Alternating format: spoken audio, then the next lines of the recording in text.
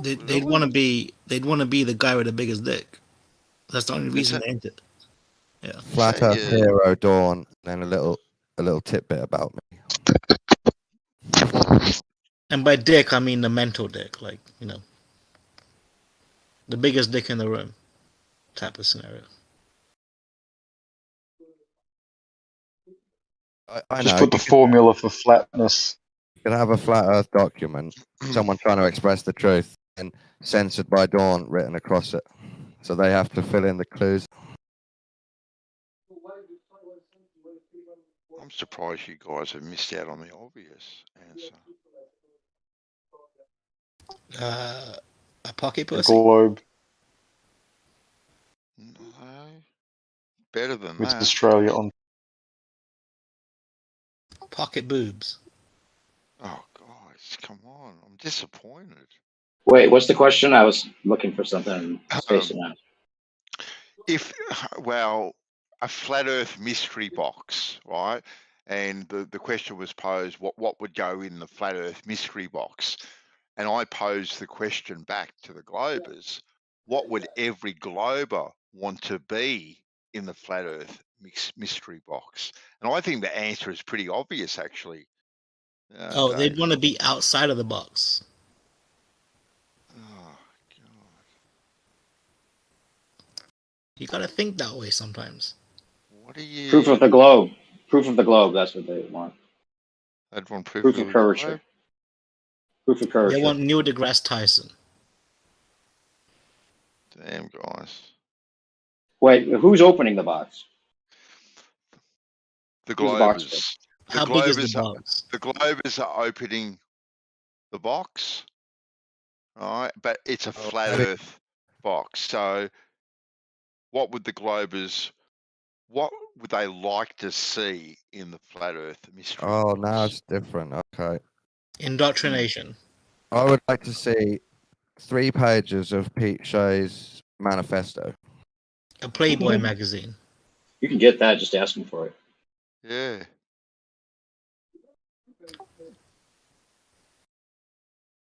They'll give you 100. Am I the only one that sees the obvious answer? Yes. Well, what do all you Globies ask for all the time? Proof. God almighty. There's one thing that you guys ask for constantly. A working model. Well, there you go. Boom.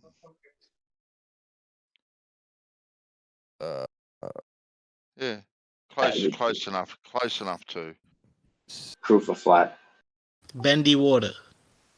Well, I would have thought probably a map.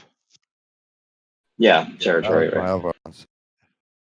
A model, yeah. Right. That would be a good mystery, Banso. If you had to buy 10 of the mystery boxes and each one you filled in a space of the true Earth map. We only put the last piece in one of the million boxes. There you go. So the last piece is always kept secret, like the whole McDonald's. Yeah, like the middle or something. The middle is just still a mystery. There we go, JJ. JJ was onto it too. Shout out.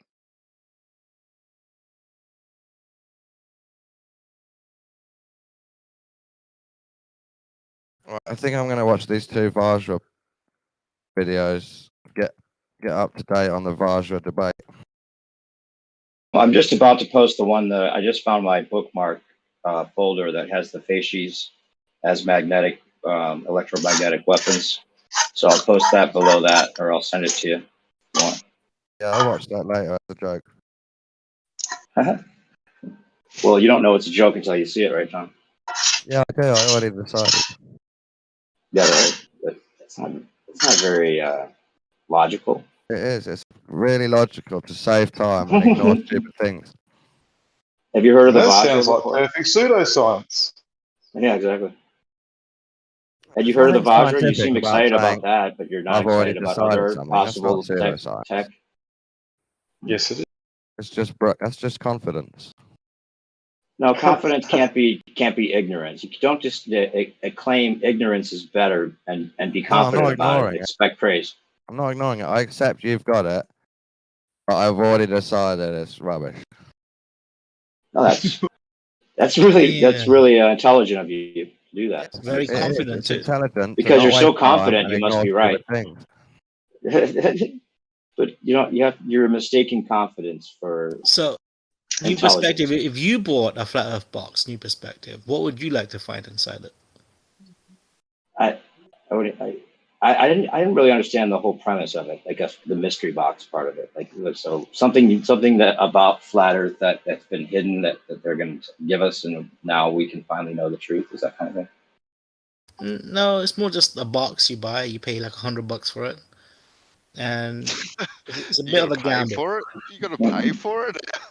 Yeah, but I better know what's inside if I'm paying for it, right? Yeah. That's the point of the mystery box. Is you don't. It's a mystery. I thought this. Does it have to cost $100? How are we going to get rich if it's free? So wait, inside it has something to do with flat Earth. Is that what you're saying? Something like that we didn't know about flat Earth? No, not just one thing. It'll be a collection of things. Yeah, I think a map or some kind of model or whatever that would be good to see. That even if the ballers want it too, we want something that looks like it works. Yeah. Mm-hmm. I still think pocket pussy is the best thing to be in there. I'd like to have maps of all the outer ponds too. That would be cool. Yes. Yes. That would be cool.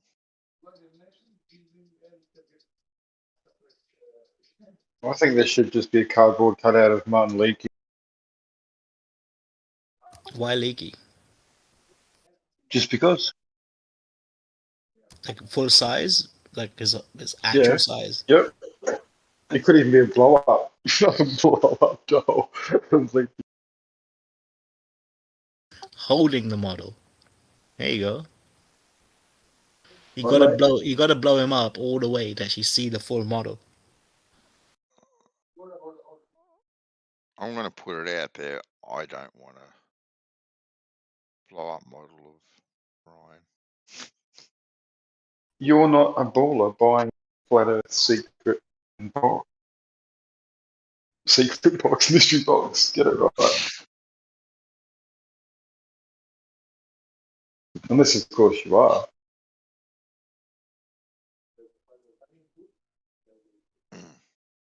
What's happened to that one dude? The father of Flat Earth, or what the fuck that guy's name is? Mark Sargent. Oh, He's dead. Around, isn't he? Isn't he still around? I haven't heard about him for fucking years. Like probably about a year. Okay. Have you heard anything about him? No, I just did an interview with Jaren. I think. Didn't I see just an interview with Jaren? Don't know. I've never followed him actually myself.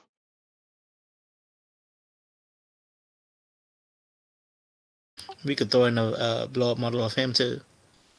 You know, those who don't want the Leaky could have the Sergeant model.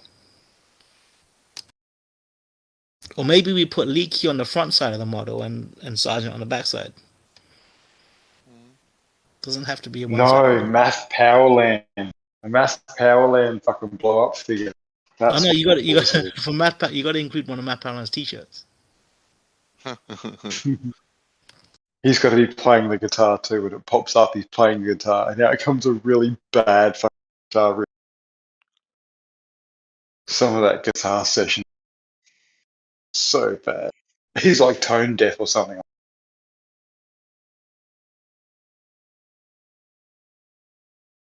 Hopefully, it got better. Awesome artist. Floor pieces he hotel room and shit.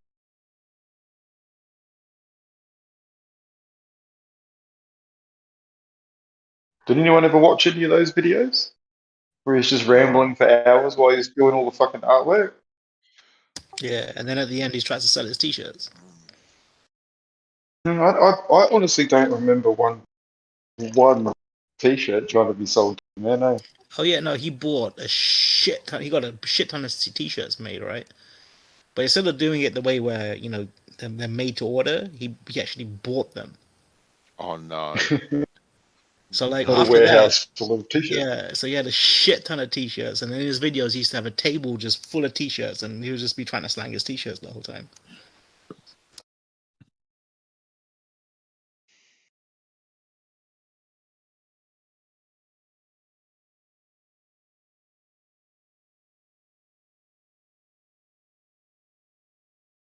That might have been before the drop.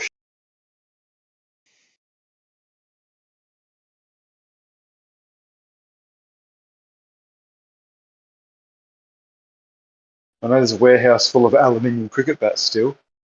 Dennis Lilly's fucking idea didn't fucking work out. Not too crash hot. Wow. I blame the bloody pommies for that one. Bad sportsmen they are. Do you remember the noise? It made a Mm, distinct beautiful. noise.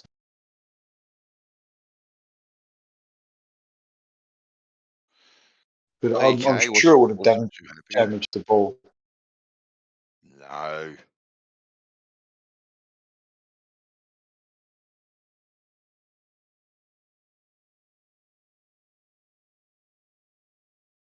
Either way, there's a warehouse full of them.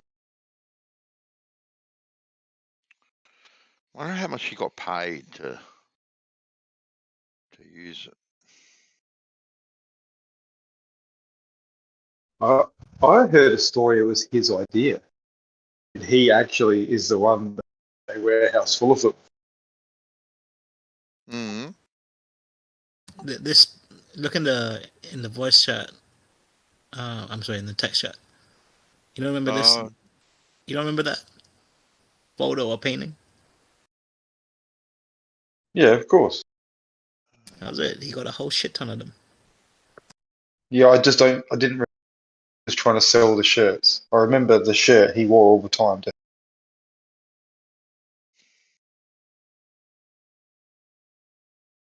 was a long time. It was like at the start of it.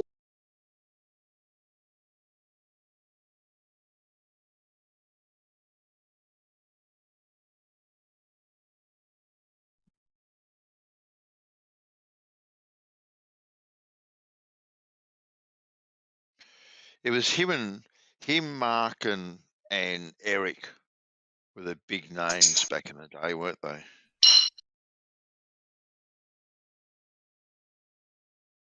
I think Mark came after. I do remember Eric and Math being definitely in the place. And there was someone else. So you guys will definitely appreciate. Dodo. Oh, that's funny.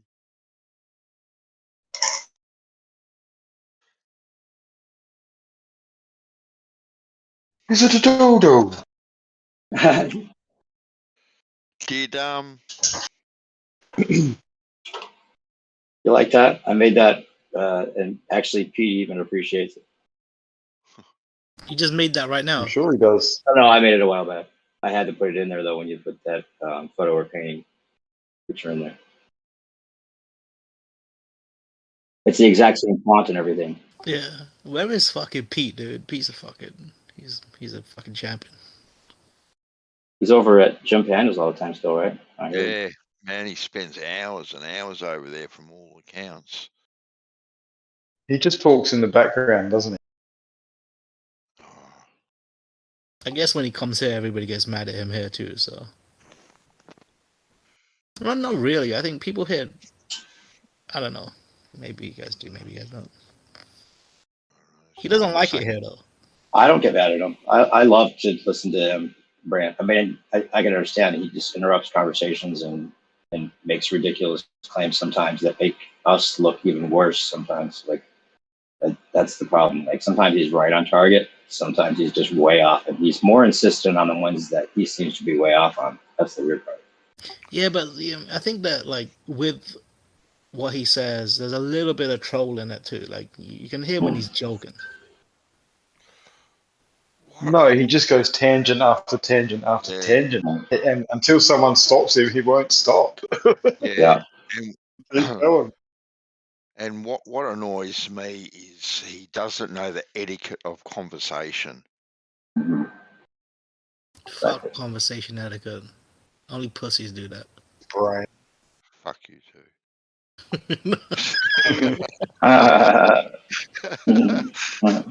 God damn, the real Bansel's coming out now.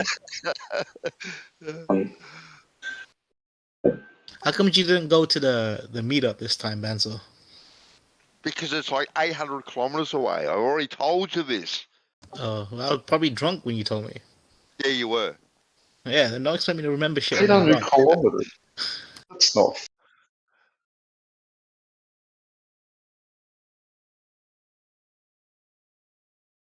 Mel Rich was gonna pick you up, dude. But I guess you didn't. I'm a bit annoyed at them. What? As far as I'm concerned, Woz is kind of twisting things a little bit. He probably doesn't mean it badly in his heart, but it's a tactic he's using at the moment since he's become a mod. I don't like it. It does my head in. I'm a model. There's like a say if we were all chilling out of here, it'd be different, right? And I respect Geo's format as I do Gems, even though I just vomited in my mouth a little bit then. But you know, you try to be respectful. What did it taste like? Oh, it's just this thing like Salty? no Gems is almost say with Lewis and Gem and Woz and the rig and Kosho like curved. They think they've won. It's I don't so think strange. they It's think they've literally won, like Mel. another dimension over there. I swear. I think it's different. I think that there's no losing for them. But right. okay, There was one so before it started. What is okay then? So they've won. Yeah. Okay. What is wrong with them thinking that they've won? Nothing. Okay then. Okay then. Cool. Excellent. But if they're just saying that they win and they're not actually winning, then it's not as annoying. You can just let them do it because a lot of them probably know it's not a spang ball and they're just arguing outside. So they're never going to give in. Do you think they've won? No. Okay then. So obviously, like that was a bit of a rhetorical question, but I'd give them a participation trophy, definitely. So that's why people call me crazy for even going over to talk to them in the first place. Well, yeah, but they've gone this far with it. If they were ever to admit that you were right, then they'd have to admit you were right about other things. So it's like they have to keep the stringent, like you're not right and making fun of you. Otherwise, that's like they become the ranty. They become the ranty for their side if they give a little, even if they just give a little. I think Mel. I think crazy, Mel. You know, I'll put my hand up about that, but it's you're crazy because you have come in here, right, with a chip on your shoulder and absolutely unleashed on people for no rhyme nor reason, if you know what I mean. And it's like, what the fuck? Like, no one's done anything, and you're just unloading your bullshit that you're bringing from another place here. So you've done it to me too, Mel. So in a roundabout way, they have won when it affects you that much that you come here, right, and just unleash on people that haven't done to you what you've experienced somewhere else. So, you know, I plus if they're paid to do what they're doing, then it's a losing battle anyway. Look, it doesn't matter at the end of the day, Dave, if they are paid or not. Like if you're going to put yourself Well, if they're paid to in an lie, it environment- matters. Well, If you don't feel like they're being honest. I get triggered then when I see all of them over here, right, on their best behaviour. yeah. Sometimes having the red carpet rolled out to them. I've spoken to Gio about this as well. And then they'll go back to Gems and kind of, I've heard Kosho do it. Like he'll be out here hours and then he'll go back to Gems and be kind of like, you know? And then I'm like, what's going on here, dude?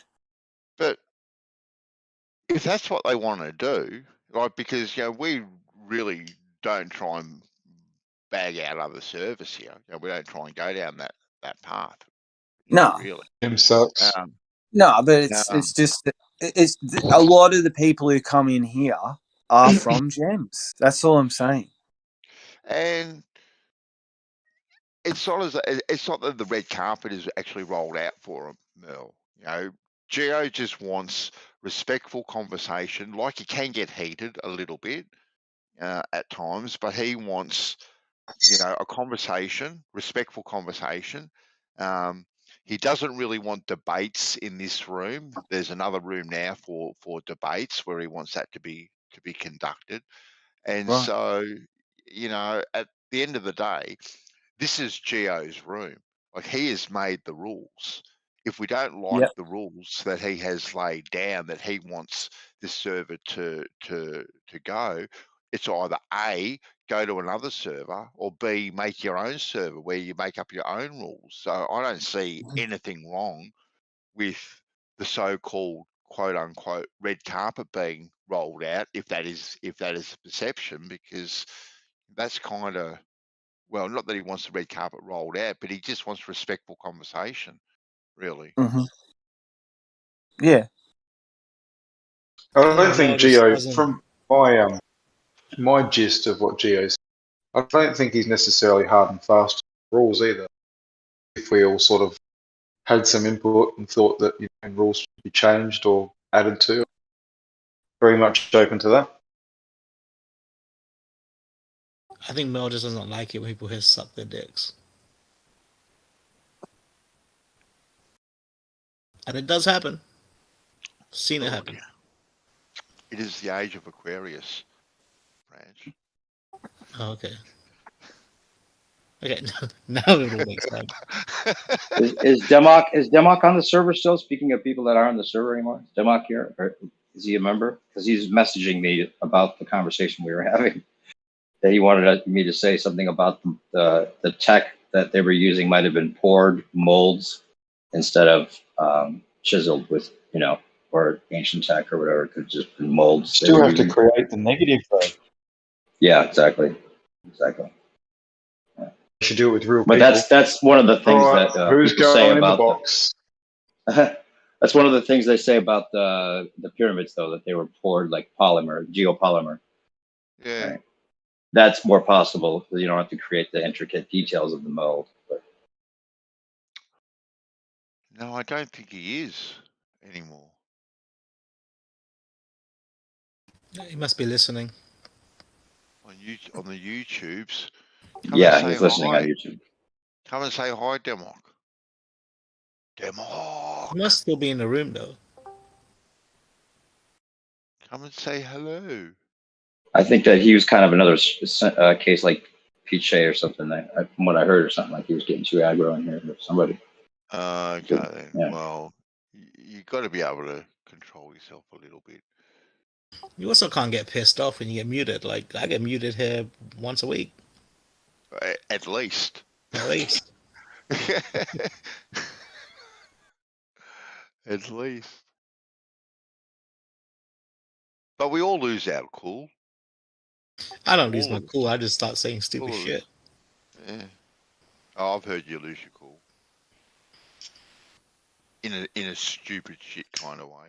Yeah, I don't really get mad. Like,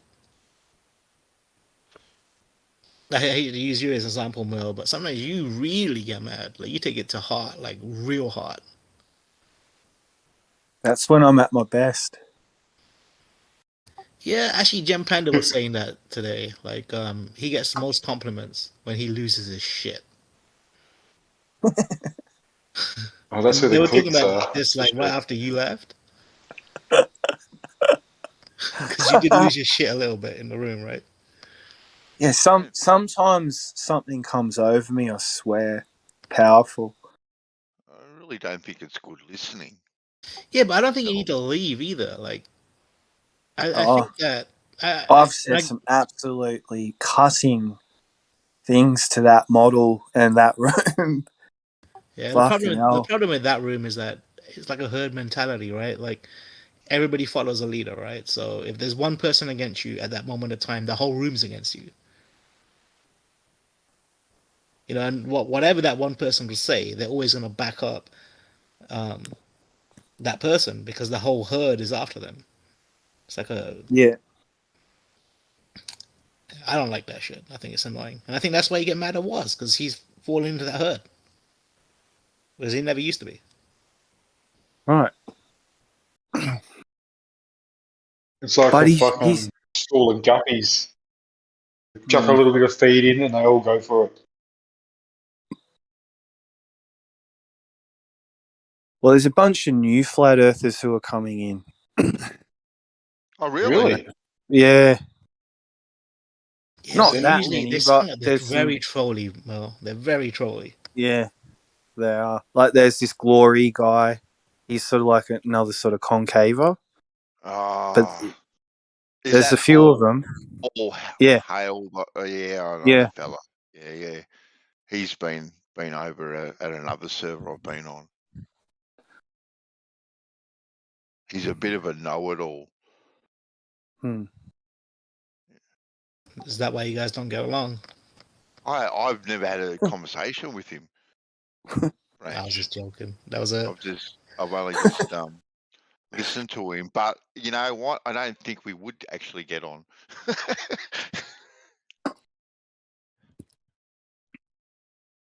What happened to that one dude? I want to see the curvature of his water. What happened to that one dude, Banswell, your buddy? The one who has that Japanese girlfriend? Or Chinese girlfriend? He was here today, Aaron. Oh, okay. Yeah. He's having a baby, so he's probably not going to be around much. It's due tomorrow or the next day. Men can't have babies. I'm sorry. What a time to have it.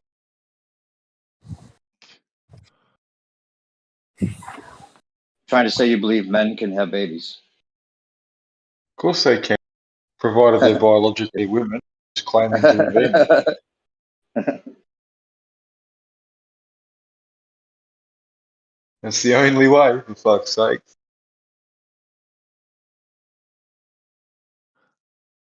Wait, Rich and Waz are having a baby? Possibly. Damn. Technology today is fucking amazing. A bum baby. That's a blind mullet. Try and breastfeed those. Is it possible to scientifically distinguish between male and female? Yes. Really? One has a dick and one has a vagina. Really? Here we go.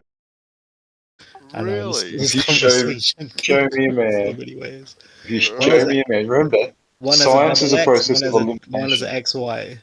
But Branch, I'm a woman trapped in a man's body. Like, I'm all female. What the hell?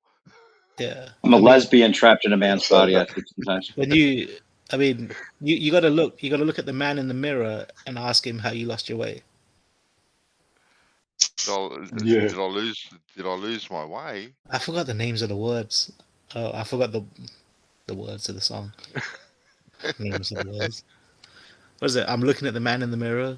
I'm asking him how to change my way. The man in the mirror. Him to change his ways. Ooh, ooh, ooh.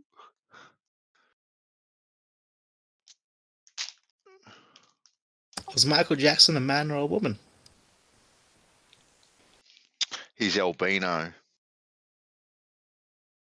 So albinos have no That sex. doesn't change your fucking sex. Albino is now a sex. Has he got a white pecker or a fucking white box? What's he got?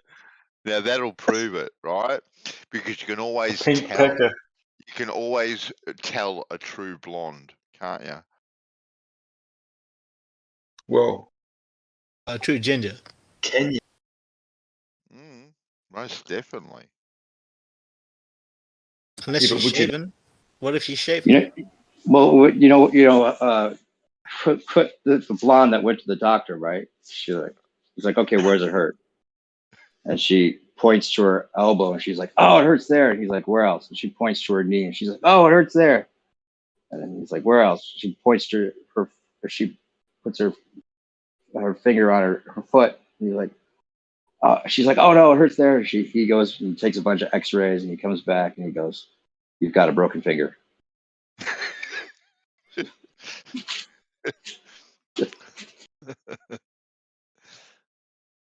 What was your joke? You were leading into a joke, right? Blonde joke. I've forgotten now. I've lost my way. It was Banson was talking about. Banson was talking about pubic hair. Banson, enlighten us, Banson, about pubic hair. Oh yeah, that's right. Pubic hair is the way to tell. It's either light or it ain't. Yep. But what if it's ginger? Well then she'd be ginger, wouldn't she? Well, no, I think I've had I had a girlfriend that was blonde. It was kind of reddish down there. Kind of. Well, she'd be strawberry blonde then. Yeah, exactly. Was it that time of the month? But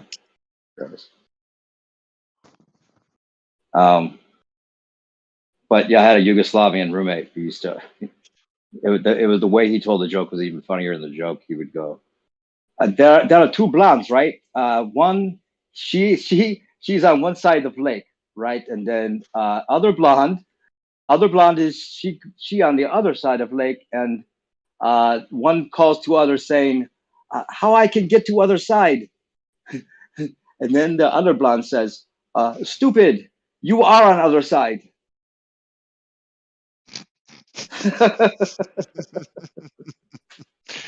Oh no. This is the way he told it. It was funnier than the actual joke. But it is funny, actually. Some accents are very funny. Yeah. How I can get to other side. The order of words sometimes makes it funny. How I can get. Like what's the difference between a smart blonde and Bigfoot? Bigfoot has been sighted. Nice. How does a blonde turn the light on in the morning? She opens the car door.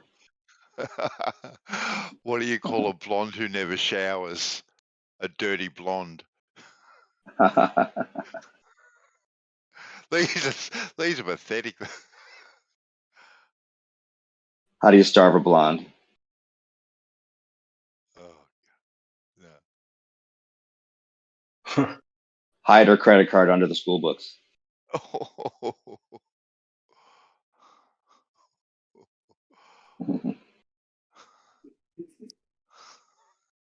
Go ahead. What about, did you hear about the blonde who tried to blow up her car tires? She burned her lips on the exhaust pipe. They go from bad to worse. What do you call a dead blonde? That's pretty bad. What do you call it? What do you call a dead blonde in a closet? The 1985 hide and go seek champion.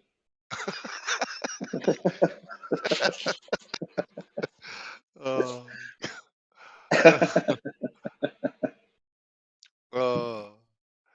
Measuring the distance to the stars. JJ throwing down some truth bombs. Boom.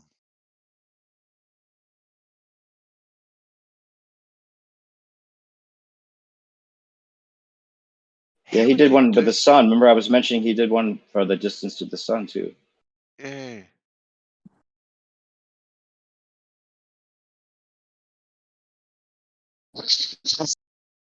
Like I can kind of get the whole sun thing with crepuscular rays and whatnot, but to stars, I don't quite.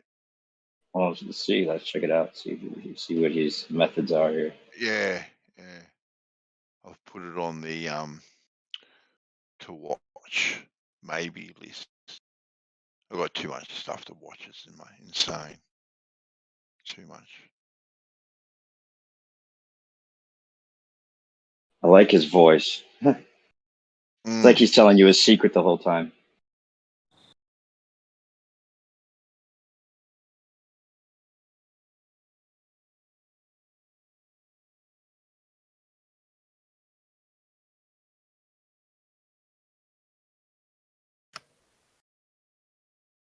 I told Paul Voigt before some questions shouldn't have been allowed into the discussion in the first place. Oh, like what questions? Sky questions. Sorry? Sky? Yeah. Okay then. Well, speculation not allowed, is that what you're saying? It's a different subject. Well, kind of yes and no. It's not the Earth. No, I'm not saying it is the Earth. It is the sky. So the question is, what is the Earth, or what is the shape of the Earth? Yeah, but it's kind of all-encompassing, really. It's like where we live. It is kind of included. Maybe not questions, but sky is evidence, maybe is what you're saying, right? It's another conversation. Well, it sometimes you have to combine them. I think that's what you can't describe a human shape without describing the floor, for example. You can't describe a human walking without describing the floor. Yeah, if we can't use the sky, okay, well, let's use the Earth. Okay, so we've gone down 8 miles. Okay, well, how deep is it? Is it 9 miles? Is it 10 miles? Is it 20 miles? Is it infinite? 7. Well, you see what I mean? Like, you know, some, you know, even questions like that, like, should we get into what's, you know, under our feet too? Can you measure? Well, I think maybe using the sky should always have stayed. Well, using the sky as your primary evidence is definitely, you know, a red herring. Including it as a you know part of the speculation, that's another thing. Yeah, well, that's for the question E to navigate around the questioner.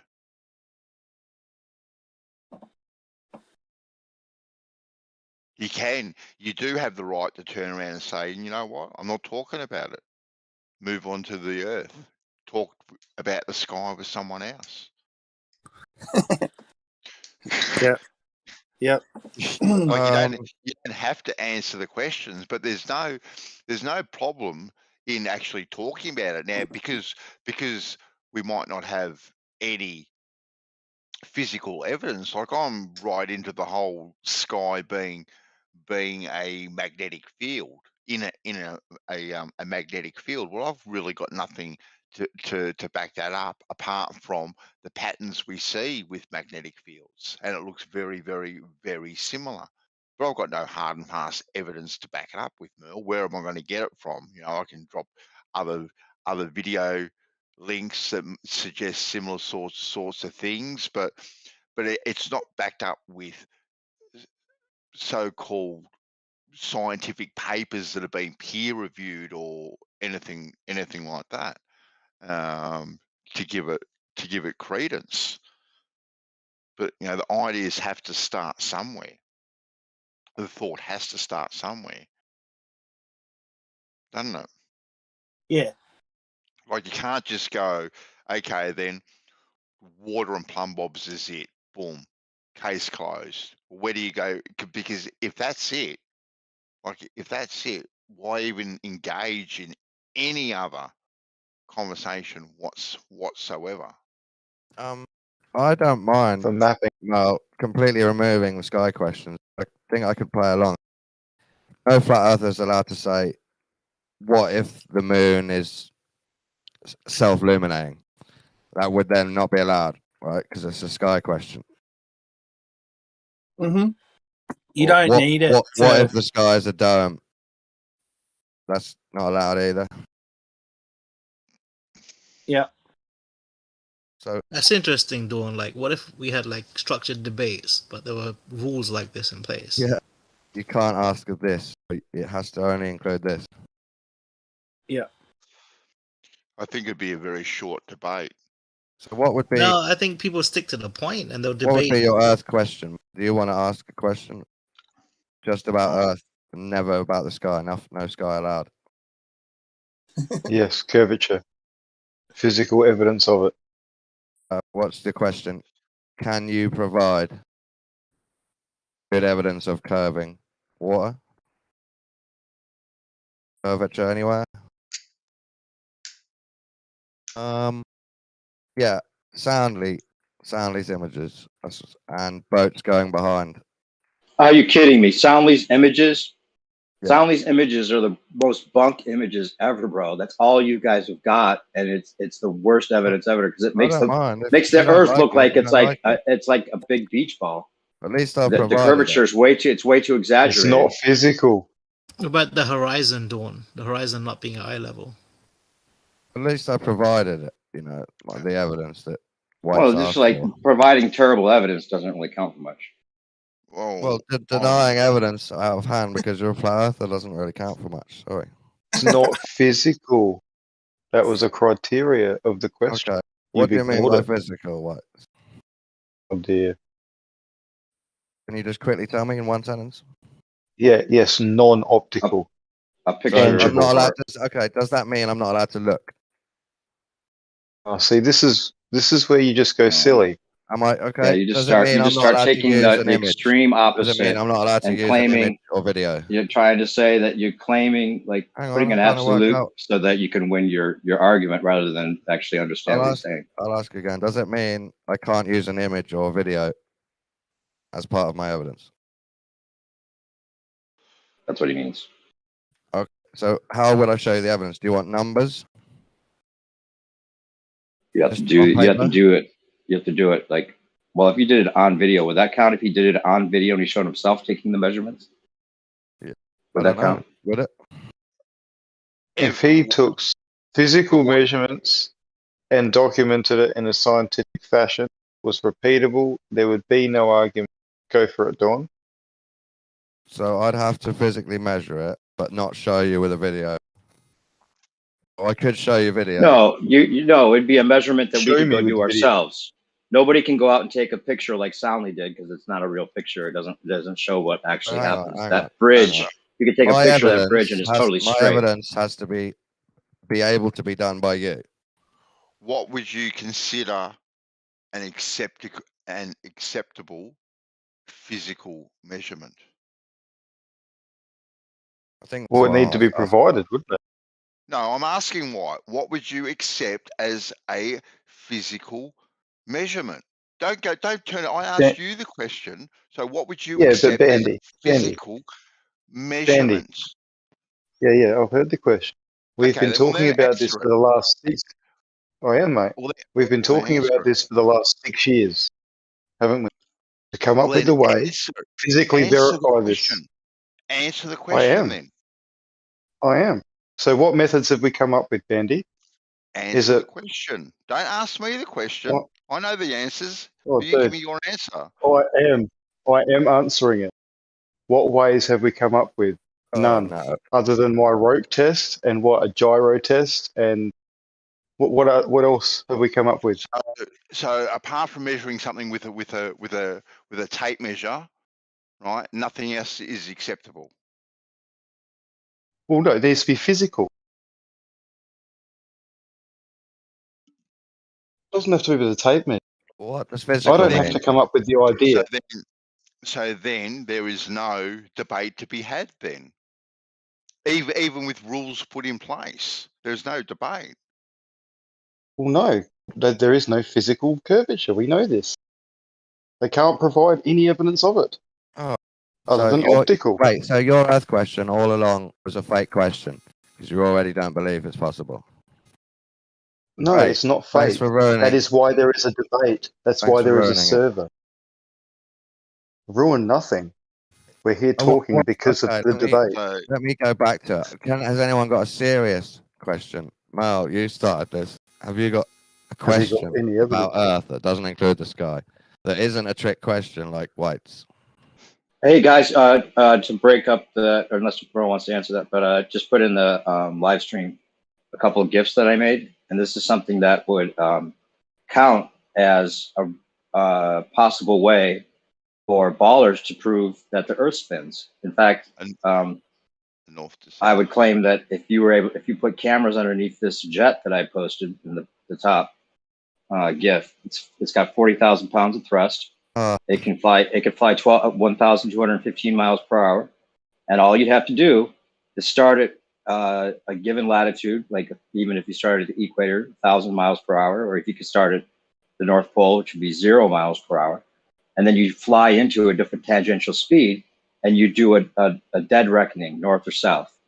And if you were to do a dead reckoning with one of these jets that can fly anywhere and do whatever it wants, you put cameras underneath it, you should be able to show a west to east rotation of Earth below it. And you would be forcing the jet not to correct for Coriolis, not that it does anyway. But you can't tell me that this thing can fly 1,200 miles per hour and it can fly, it has 40,000 pounds of thrust, it can hover in midair, and it can't show west to east rotation of Earth below it. That's what the Coriolis effect is. That's what the Coriolis displacement is.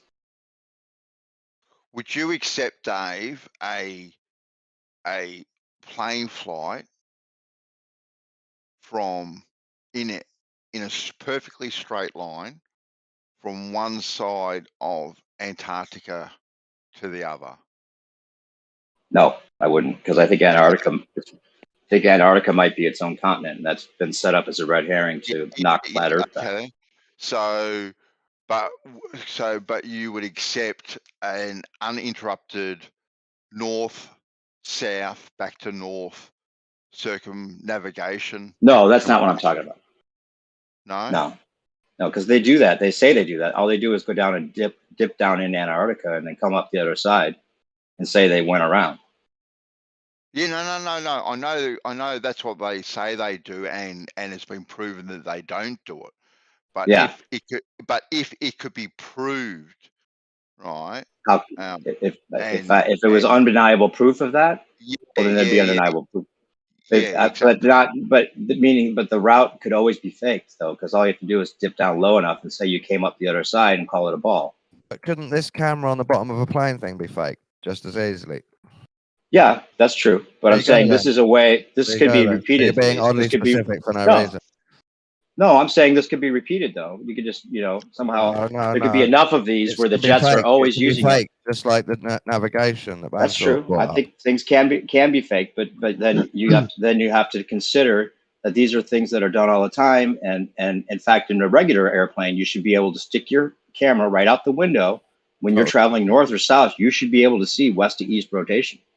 Circumnavigation. That's the reason we know it's not rotating. Your thing isn't done all the time. This is a way of putting the ballers on. This is a way of putting ballers against the fence because they have to admit that it's not completely in sync. You're saying there's even with airplanes, even with regular airplanes, you should have west to east rotation underneath the plane. It's not in sync. They have to claim they can claim conservation of momentum at a certain latitude, but once that flies into a different tangential speed. They have to explain it away and say that the winds caused the plane to always maintain the illusion of a stationary Earth. Now that's an extreme claim. How would you believe it's not even correct? If it relies on believing where a plane went, how would you believe this over the other thing? I'm not looking for a belief. I'm just looking for this is a way that we could add to the evidence on one side or the other. Seeing as so broken. Seeing as Merle kind of started this conversation, Merle, what would you accept yourself as undeniable evidence that would show you what you think isn't there?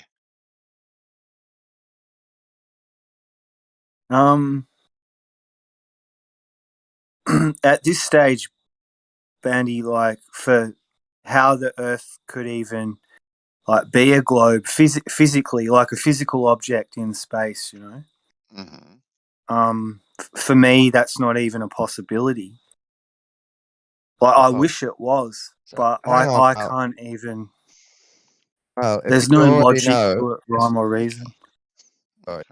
There you go. He doesn't know the evidence. If you It already would know need to be it's not a presented globe, to him to what's wrong with people asking investigate. questions about the sky? Why do Well, you want to? Why do you want to control what's asked if you already know about Earth? Because basically, everything on Earth, all the evidence, all the information, all the whole story, the human story, is based around the globe. So to question it, you're instantly red carded for even, and that should be a red flag to everybody. Reality is based on the globe as much as reality is based on Christianity. There's not much there really to. There's not really much there to support an alternative. No, but we're not asking. The question's not. So I think the answer was nothing. That way. Convince him. Nothing. It's kind of just so it's a ball mill. Is there, like, I know that you can't imagine, you know, this big blue testicle hanging in nothing, right, and doing whatever it's doing. I get that, right? But there is nothing that could, if you were to see it, you would go, fuck me. Nah, not at this stage. Fair enough. Okay. What do you need to see, Bandy? What would convince you, mate? What would I say? I reckon. Hold on, 2 secs. I'm being distracted. I reckon if I personally was in this little fighter jet thing myself, and I could fly north to south and back up to north again myself in the plane, I reckon that might. Yeah. You reckon it's the ground bit underneath. Yeah, and I reckon I could tell if I'm turning left or right or doing any sort of dodgy maneuvers, doing, you know, quickly going to Antarctica and then quickly doing a quick right hand turn and going somewhere else. I reckon I'd have the nous about me to be able to work that out.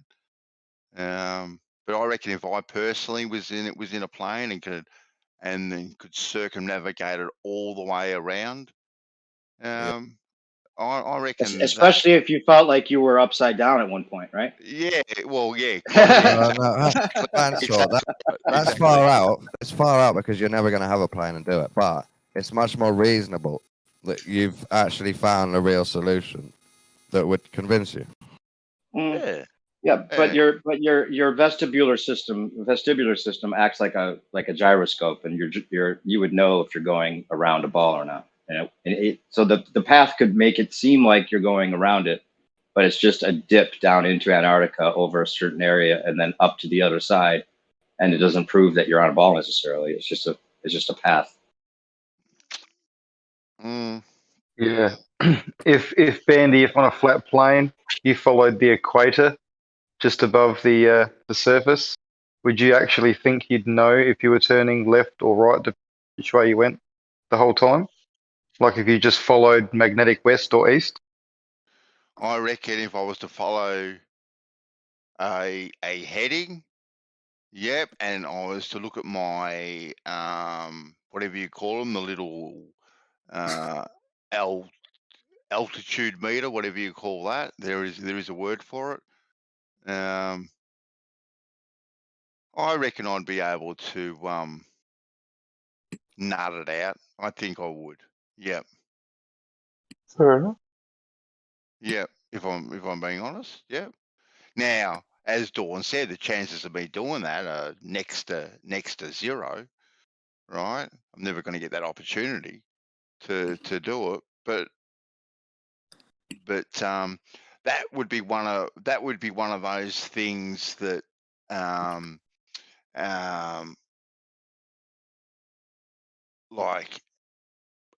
if I haven't experienced it, it's not real. Like I had this conversation with Bob, the other day, talking about China, and I threw in his face, well, does China exist? Well, he hasn't been there. He wouldn't even say the word China. He just called it a country, right? Wouldn't even say the word China. Which, okay, then you haven't been there, you haven't experienced it. It's a bit like a Slick James type of way of logic. I don't have no beliefs. Exactly. I only have experiences. So if I could get one of those experiences for myself, yeah, I reckon that would go a long way. Definitely, that would go a long way. Let's say, Bansor, if you had the money and you had a plan and you could learn to fly that, you wouldn't only do it once, would you? You could do it a few times and make sure you're not going round left.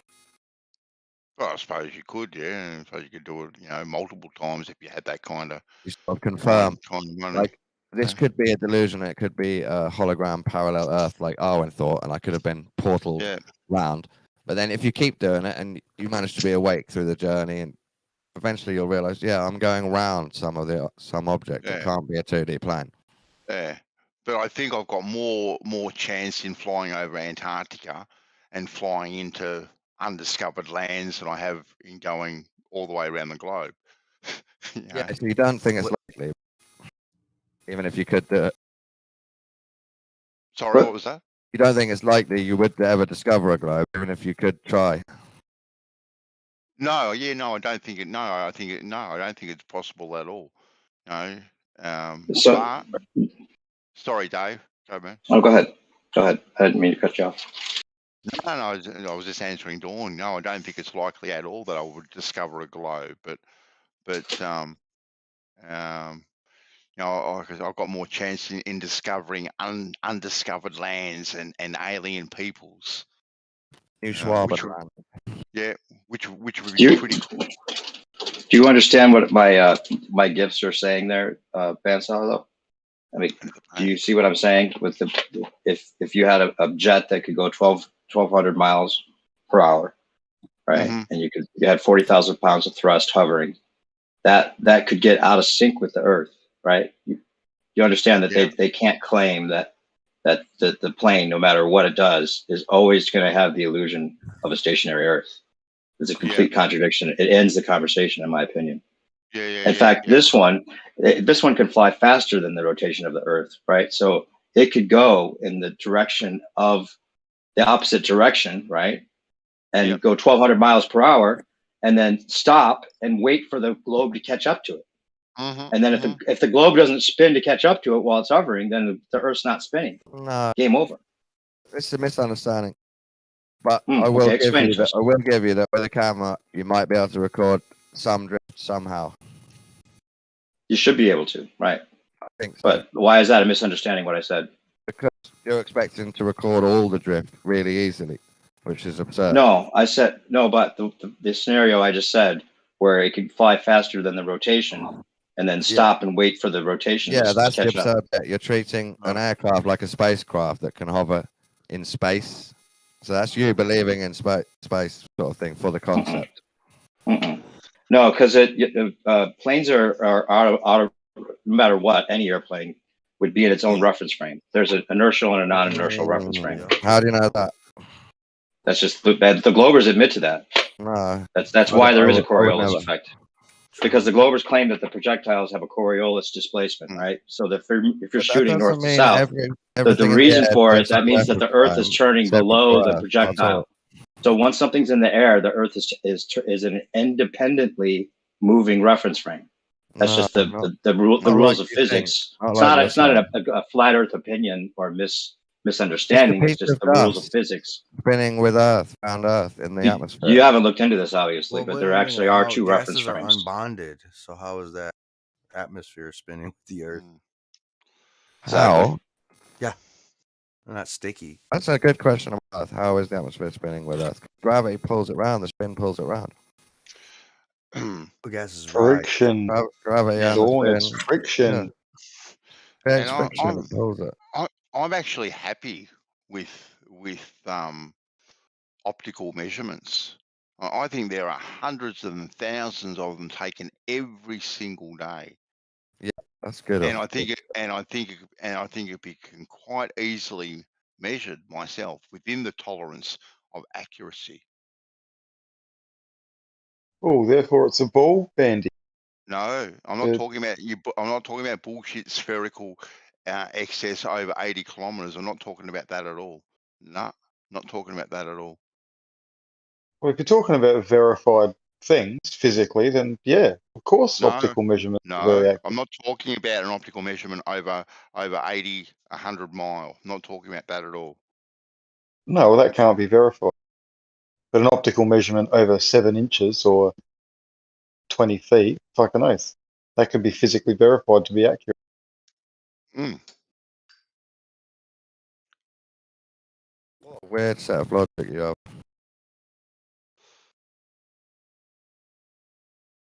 Just got to understand there's a calibration tool. To calibrate a tool to make sure it's precise, it needs to be verified that it can do the job. You can't then extrapolate that tool and calibrate it for a certain thing out to infinity, assume it's still accurate. It would need to be verified as such. I'm not talking about extrapolating it over infinity. I was At all. talking to Dawn. Oh, okay. Yeah, well, tell us what you're talking about. No, I'm talking about doing a leapfrog measurement from one point to another, moving your datum point. It's done every single day with a very high degree of accuracy, well within the 8 inches per mile squared, well within it.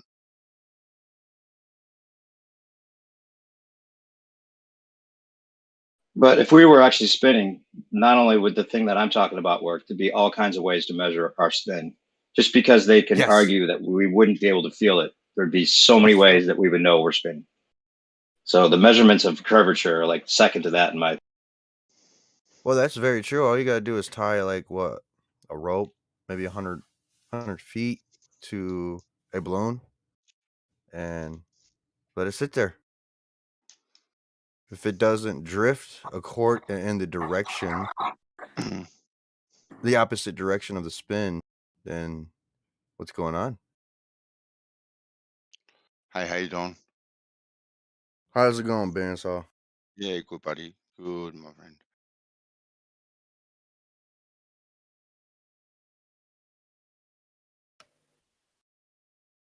Yeah, that's why I use the jet in this example, because if they want to claim conservation of momentum, which is a law of physics, it doesn't work the way they hope it works. They exaggerate it so that they can just claim that it lasts forever or whatever else. But just because that is part of the law of physics, you can say, well, this jet flies faster than the spin, has 40,000 pounds of thrust. It can hover in midair, and it can fly over different tangential speeds. So this conservation of momentum, then you have to claim that somehow the winds and the atmosphere have forced this powerful jet to slow down or speed up to match the tangential speed to maintain the illusion of no Earth movement ever. Not any kind of hint of Earth movement under a jet that goes wherever it wants. Flies in a straight line, flies backwards, does circles, goes into the jet stream, out of the jet stream. But somehow, when it pops back into a different tangential speed than it started out as, it's always going to have the illusion of a completely stationary Earth. No way. Yeah. Not possible. They have to claim magic winds. Yeah, magic gases actually. Yeah, winds. Yep. Right. Magic. I still reckon shooting a cannon up, perfectly plumb, a heavy cannon perfectly plumb as far as you can set a charge. I still reckon that would be the best, because if it doesn't, land back in the barrel, there's fucking something, and if it's rotating, it should obviously land in a certain position versus fucking where it goes. Because like you're talking with the jet, the cannon can actually accelerate up at such a speed, it should actually overwhelm observation momentum pretty much. No. Yeah, but they'll say that it does, but they have that one video where the ping pong ball pops out of the train as it's going and it goes right back into the cup. And that it's impressive example of conservation of momentum, but it doesn't apply in the same way. Yeah, as soon as it went up, in fact, high enough, it's in a greater circle. So it's not even at the surface of the Earth, which is a different diameter or circumference. Yeah, exactly my point. Diameter that is, yeah, so it would definitely do that. It should do that. But their claim, again, is totally contradictory to science, and they stick with it because they have to. Did it land back in his barrel, Don? Yeah, it landed right next to him almost. Really? They hurried up, ran right underneath their truck or their car or whatever, and bam, you can hear it hit back down on the ground. It took about 1 point something seconds or something on there. I can't remember. It was a while ago to watch it. Okay. But it didn't like drift. How high did it go? I don't know if you can calculate the seconds. So probably you may get something feet per second. You're gonna have to calculate it. You'll probably get it. How high?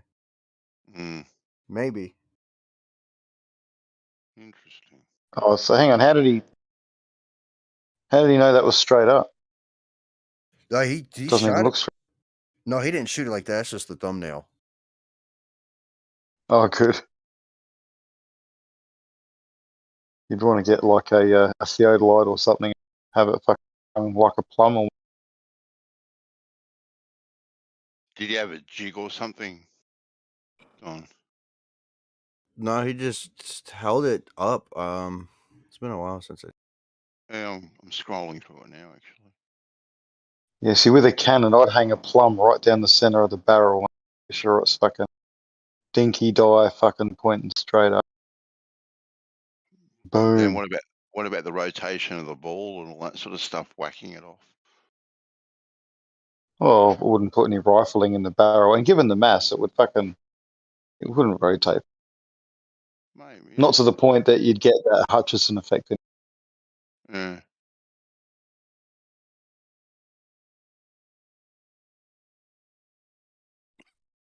You know what's so telling? Last thing I'll say about, I gotta go, but the last thing I'll say about that jet idea is it's interesting when you propose this idea to a baller, how confident they are that the jet will never be able to see anything but a stationary Earth. You know, like you could say, look, it could fly, you know, wherever it wants, do whatever it wants, and it's always going to have the illusion of a stationary Earth. How could you be so sure? I mean, it's pretty magical, right? It's the same reason they'll say the ball will always land back in its hole in the cannon and all that sort of shit. Yeah, exactly. All right, good night, guys. As the resident caller, what were you saying? Sorry? As the resident baller, what would we say? Okay, so did you see my 2 gifts that I put in the live stream? Who were you? New perspective. There's 2 gifts with a jet, the F-35B that has 40,000 pounds of thrust. Can hover in midair with 40,000 pounds of thrust. I don't know if I talked to you. You might have been somebody I talked to about this at some point. And it flies faster than they say that the Earth rotates. It goes like 1,200 miles per hour. So the idea is that if this jet could fly a dead reckoning north or south, and refuse any kind of adjustment that the plane is trying to make, you know, and just would the Earth rotate independently west to east underneath it, and it would be able to put cameras underneath it as it flies over different tangential speeds, to fly around the globe, do circles, go into the jet stream, out of the jet stream, just to get out of sync, so that it doesn't always have the illusion of a stationary Earth relative to its own speed. Is that possible, you think? With some cameras underneath this, you could prove the Earth spins. I think that based on the fact that it's flying in air? No, because you're always going to be making more adjustments based upon the atmosphere that you're flying through. So you're kind of screwed.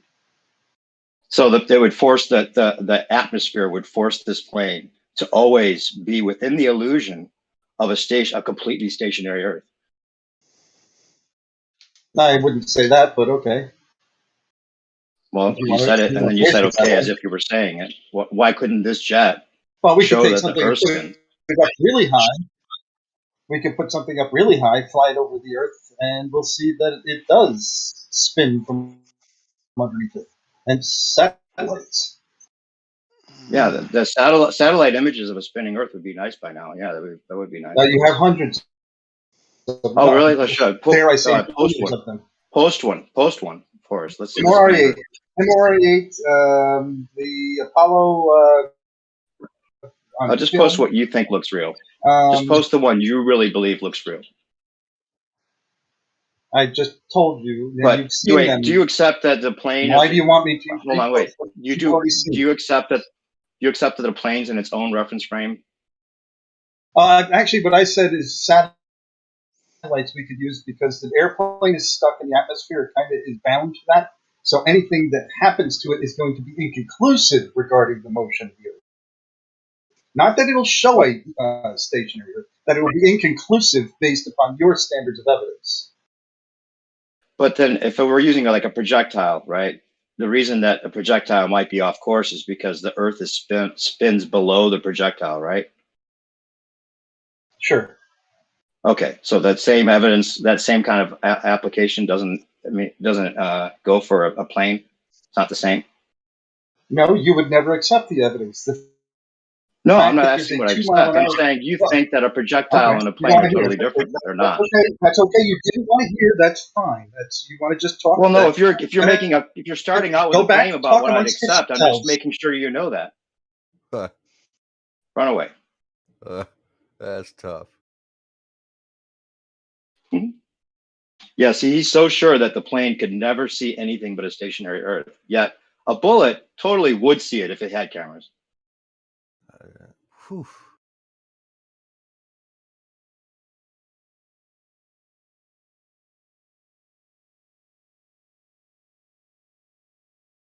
Anyway, I gotta go to bed, guys. Sorry, Moyak, I didn't mean to cut you off. All right, Dave. Catch you later, man. The fuck you didn't. So with the example the ballers give of the guy bouncing on the trampoline in the back of a truck, getting towed along, he just bounced up and down. It doesn't fly off the back or anything like that. If the person bounced on the trampoline and didn't fall back to the trampoline and somehow could just stay in that position, is it actually like honestly suggested that person would just continue going along in that position above the trampoline because they're in lockstep with the atmosphere and the atmosphere is in lockstep with the fucking, or is it appreciated that person would eventually drift out of sync with the trampoline?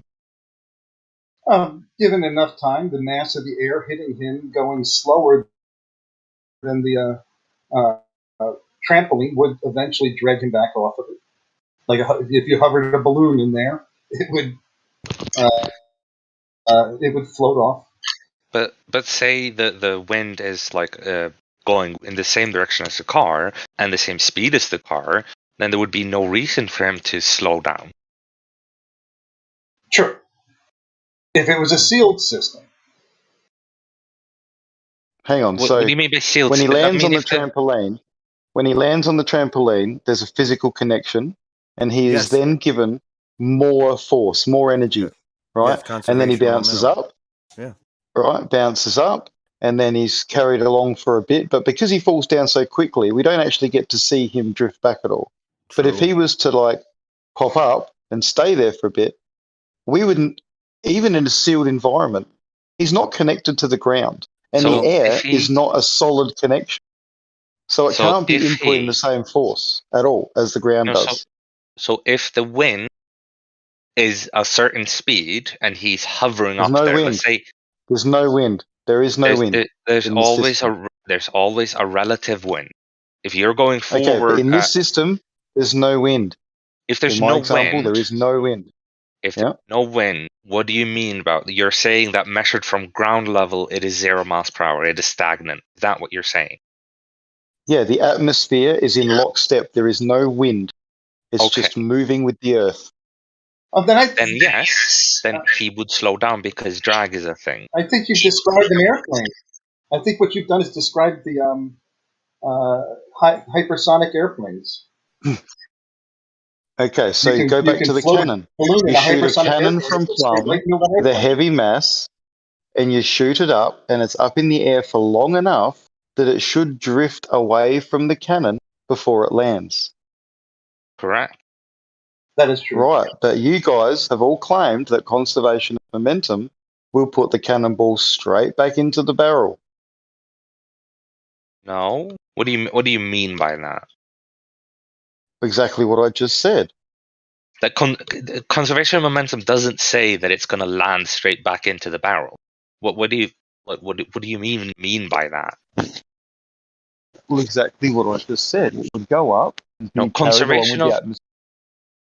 Okay, go ahead. Sir. Well, yeah, if the atmosphere is moving with the earth, yeah, it'll go back in. Well, apparently it's Velcroed. So yeah, pretty it would much. apparently. Sticky gases. So what? So does it land in the barrel, guys, or does it land away from the barrel based on rotation? If you It shoot it doesn't high land enough, it'll miss away the barrel. based on. It doesn't land away based on or because of rotation. It lands away because you've expanded energy with the gunpowder that forces it with a speed out the other end. You still No, get. no, hold on. Okay, go ahead. Stop. I mean, he's talking about the example where you they have a little tiny model train that shoots a ping pong ball straight up in the air while it's moving, Oh, okay. and it drops back in. And that, over a high enough distance, will, because of centrifugal force and radiuses and stuff like that, will deviate from the barrel given enough height. Yeah. And that's actually the other way around from what he stated. If you shoot it high enough, and let's say you somehow manage to get it straight up, then it would fall away because of conservation of angular momentum. That would be the reason that it doesn't land back cannon. Fantastic. So all the experiments where they shoot things up and it lands either back in the barrel or straight back down, how would you account for that on a rotating Earth? Because it doesn't shoot high enough to where the deviation is noticeable enough to where it would fall out the barrel. Of course. You don't understand gradual change? What, an extra meter? Do you not understand gradual change? Is that not an How high does it need to go? How high do you think is high enough? Have you ever heard of gradual change? What do you reckon's the right height? Well, 300 feet in the vacuum chamber drop tower seems to be, if I remember correctly, about 3 inches of deviation, or 3 centimeters. I can't remember if it was inches or centimeters. Can you tell me exactly what amount of money a little becomes a lot? What exact amount of money makes a little become a lot? That's the question you're asking. You're asking about a gradual change, and you're telling me what's the exact moment. Gets shot up, that's a straw man. You said if it gets shot up, it would land away from the cannon. I said, okay, if there's footage of these things landing back near the cannon, what would you say given we're on a rotating Earth? Then you said, oh, it wouldn't go up high enough, or it didn't go up high enough. So I asked, how high is high enough? Because a minute ago you said on a rotating Earth, it would just land away from it without any caveat to being certain height. No, so because he was describing something different than you were describing. You weren't clear with your question, and he wasn't clear with his answer. No, you cleared my question up, and he agreed with your clarification, and then went on to describe what he did. You cleared it up perfectly fine. Yo. Then we came to agreement. Hello? Yeah.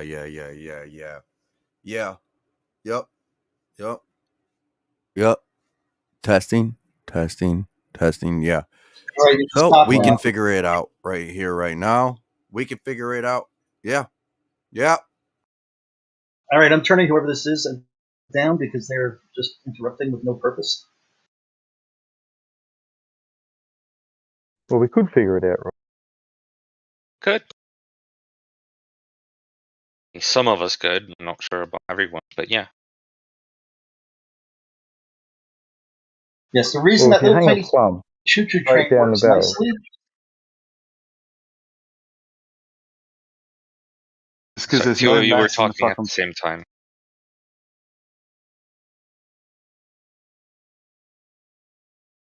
What did you say, Mark? Two people were talking at the same time. Oh, okay. Yeah, the reason that the little choo-choo train works is because the elevation that's shooting up is only about 3 inches. So any what do you call it?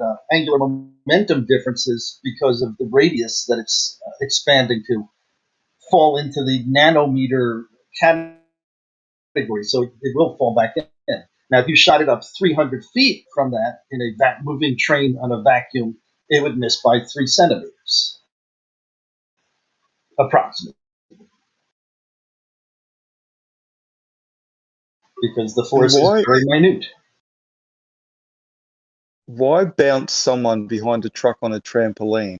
Claim that it means anything.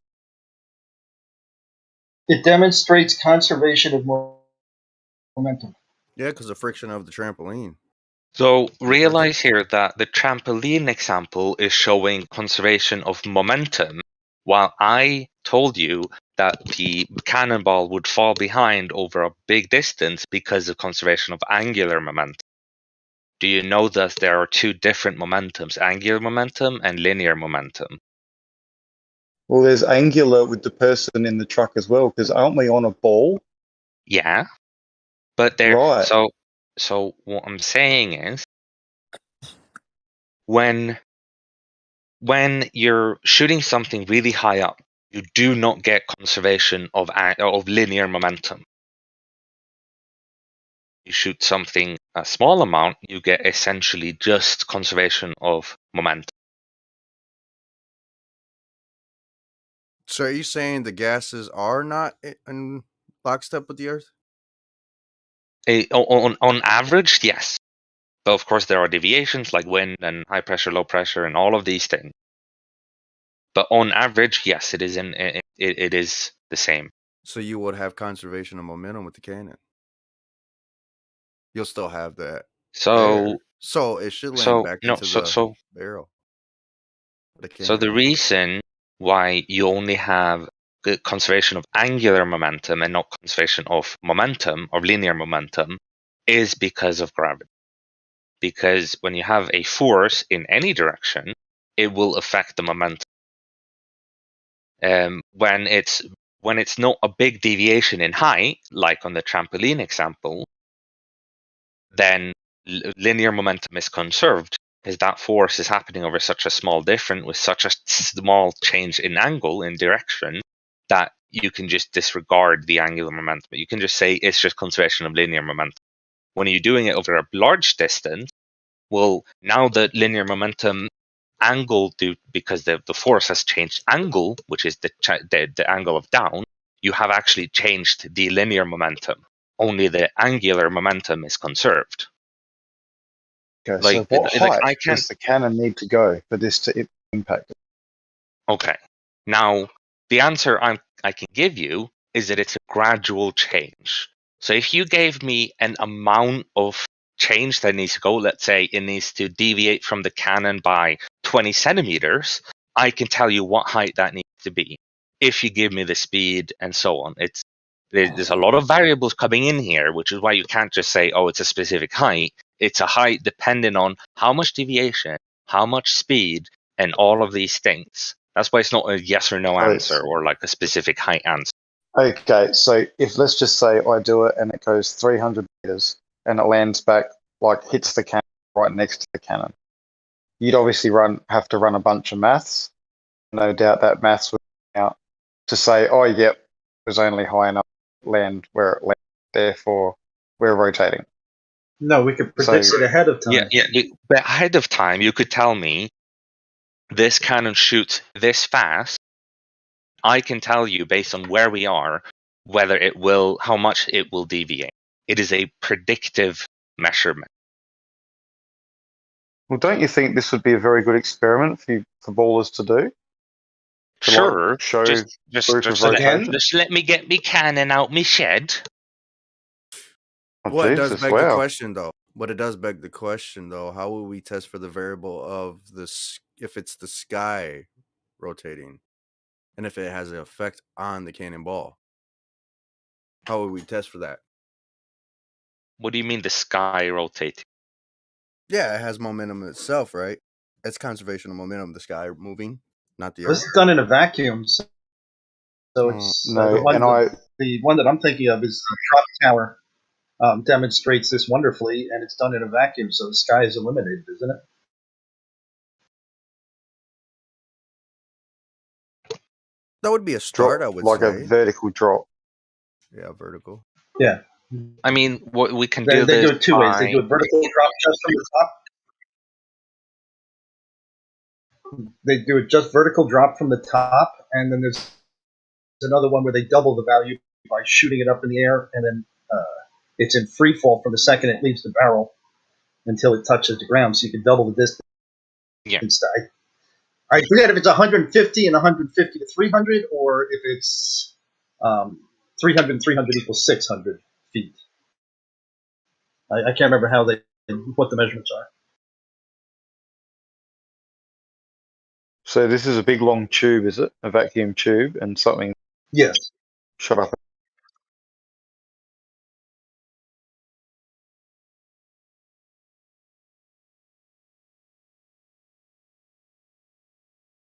Drop tower. I forget what the hell the name of it is. Dig around. Biggest vacuum drop tower or something like that.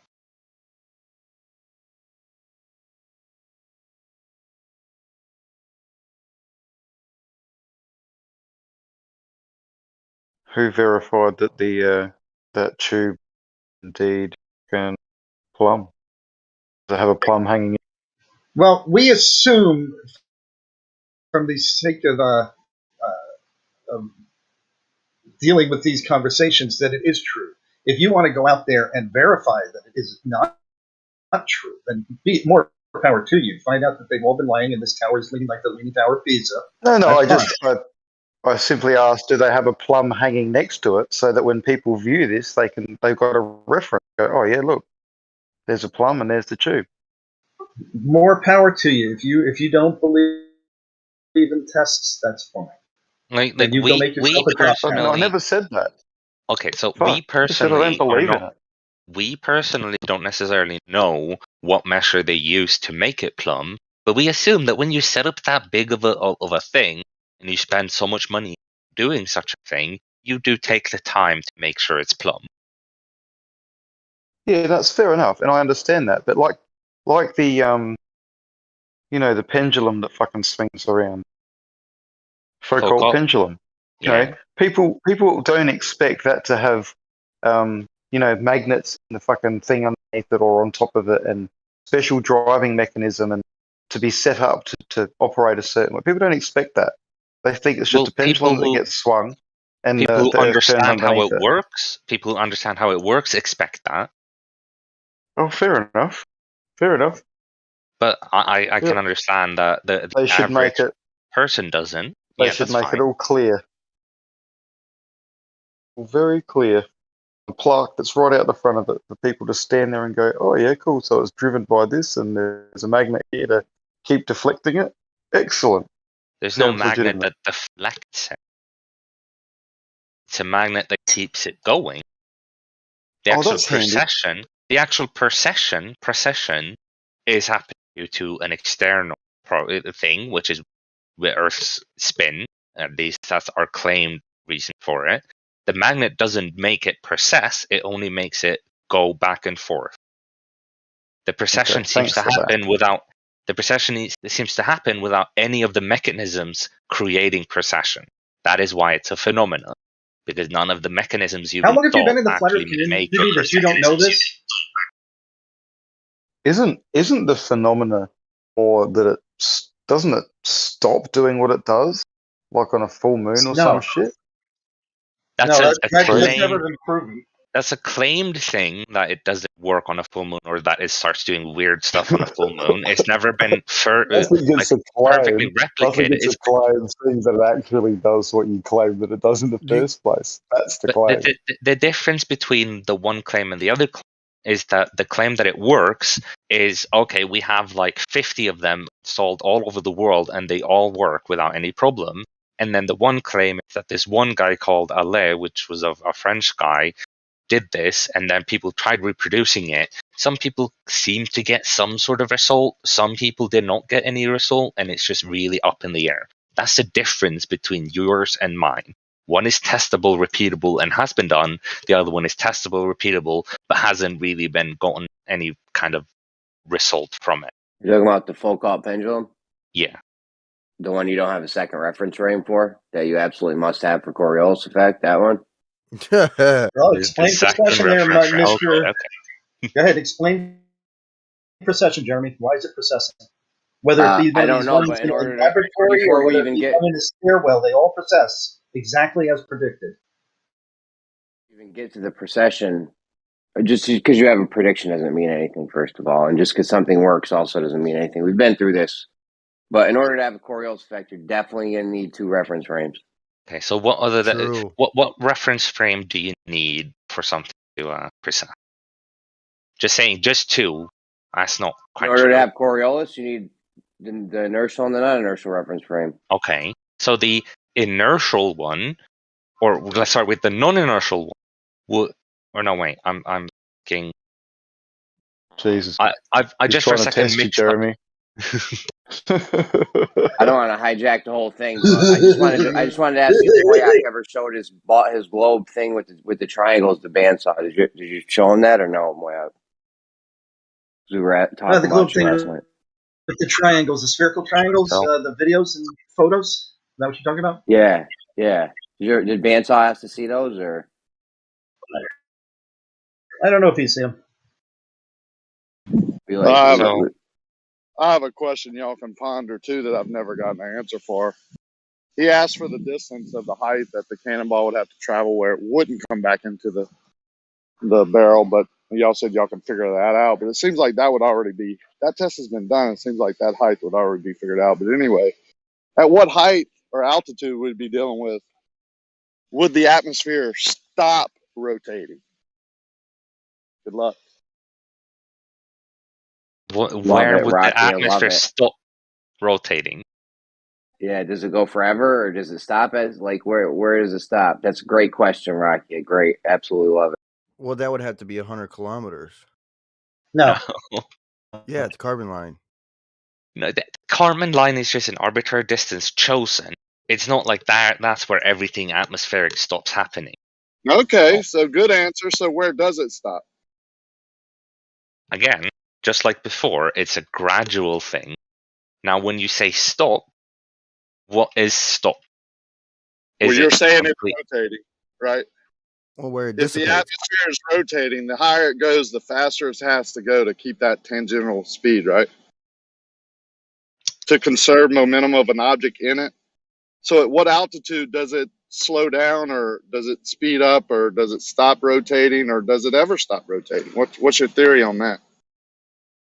So the place where it would stop rotating in quotation marks would be when there's not enough air there to maintain essentially the interaction of spin, where the interaction of the heat, as in the average kinetic of the molecules up there, wouldn't be on average moving in the same direction. They would be too chaotic. Okay, so the higher you go up, the less dense the air is, the less rotation of that atmosphere you're going to have, correct? Not less rotation, but rather the less you have, the more chaotic it can be. And at some point, the temperature takes over as the dominant movement, so to speak. Sure, where's that at?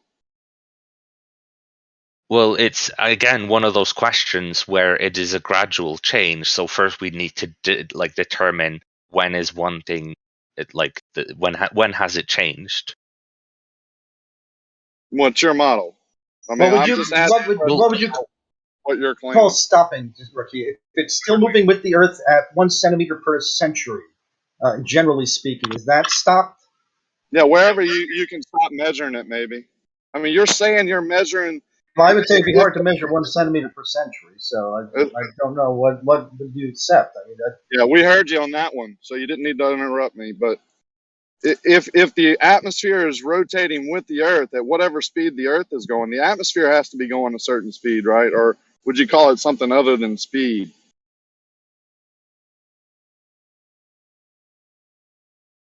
I mean, the air is moving, right? That's what's conserving the momentum. Like Velcro, man. Lockstep. So in my mind, the higher you go up, the faster it would have to be spinning just to keep up. But if you're saying it's lagging behind or slowing down, do we measure that anywhere? in the different layers, it does lag behind. I don't know when it happens past like or up around the Kármán line. I don't know exactly what's happening to the speed, but generally speaking, it does tend to start lagging behind. Okay, well, if it does start lagging behind, then in theory, right, and just common sense, it would have to almost stop or really slow down significantly enough where you could, 1,000 miles an hour to 1 mile an hour, you could, you'd have to be able to measure that, right? And if that guy is going to answer that the heat takes over, that's the first time I've ever heard that. Maybe he can maybe further explain that. Because thermal happens. I'm trying to think what would you reference it to with that. Anyway, anybody wants to carry on? I don't know what you would reference it to and how you would measure it. Once you get to being just fucking random particles bouncing around up there, it's kind of going to be hard to measure. I don't know. Then how do you know it's doing it? Based upon the previous measurements where you could measure it. What measurements? When have you Things ever like measured we can see that the atmosphere goes slower as we go up. There's actually a point where they actually say that it's going faster as you go up. Yeah, I don't know how. I don't know. Winds, like. Do you have that article handy? I'd like to see how you're misinterpreting it. I mean, just from a very quick Googling, that's a result I got that I posted in chat, where it picks up speed up until about 14 kilometers of height, and then it starts decreasing, and all of this gradually, and then it gets to a new point at about 25,000 kilometers, where something new happens and the wind speed starts picking up again. Now, the exact conditions and why this happens, that's something you'd have to research, but that's wind given. Speed.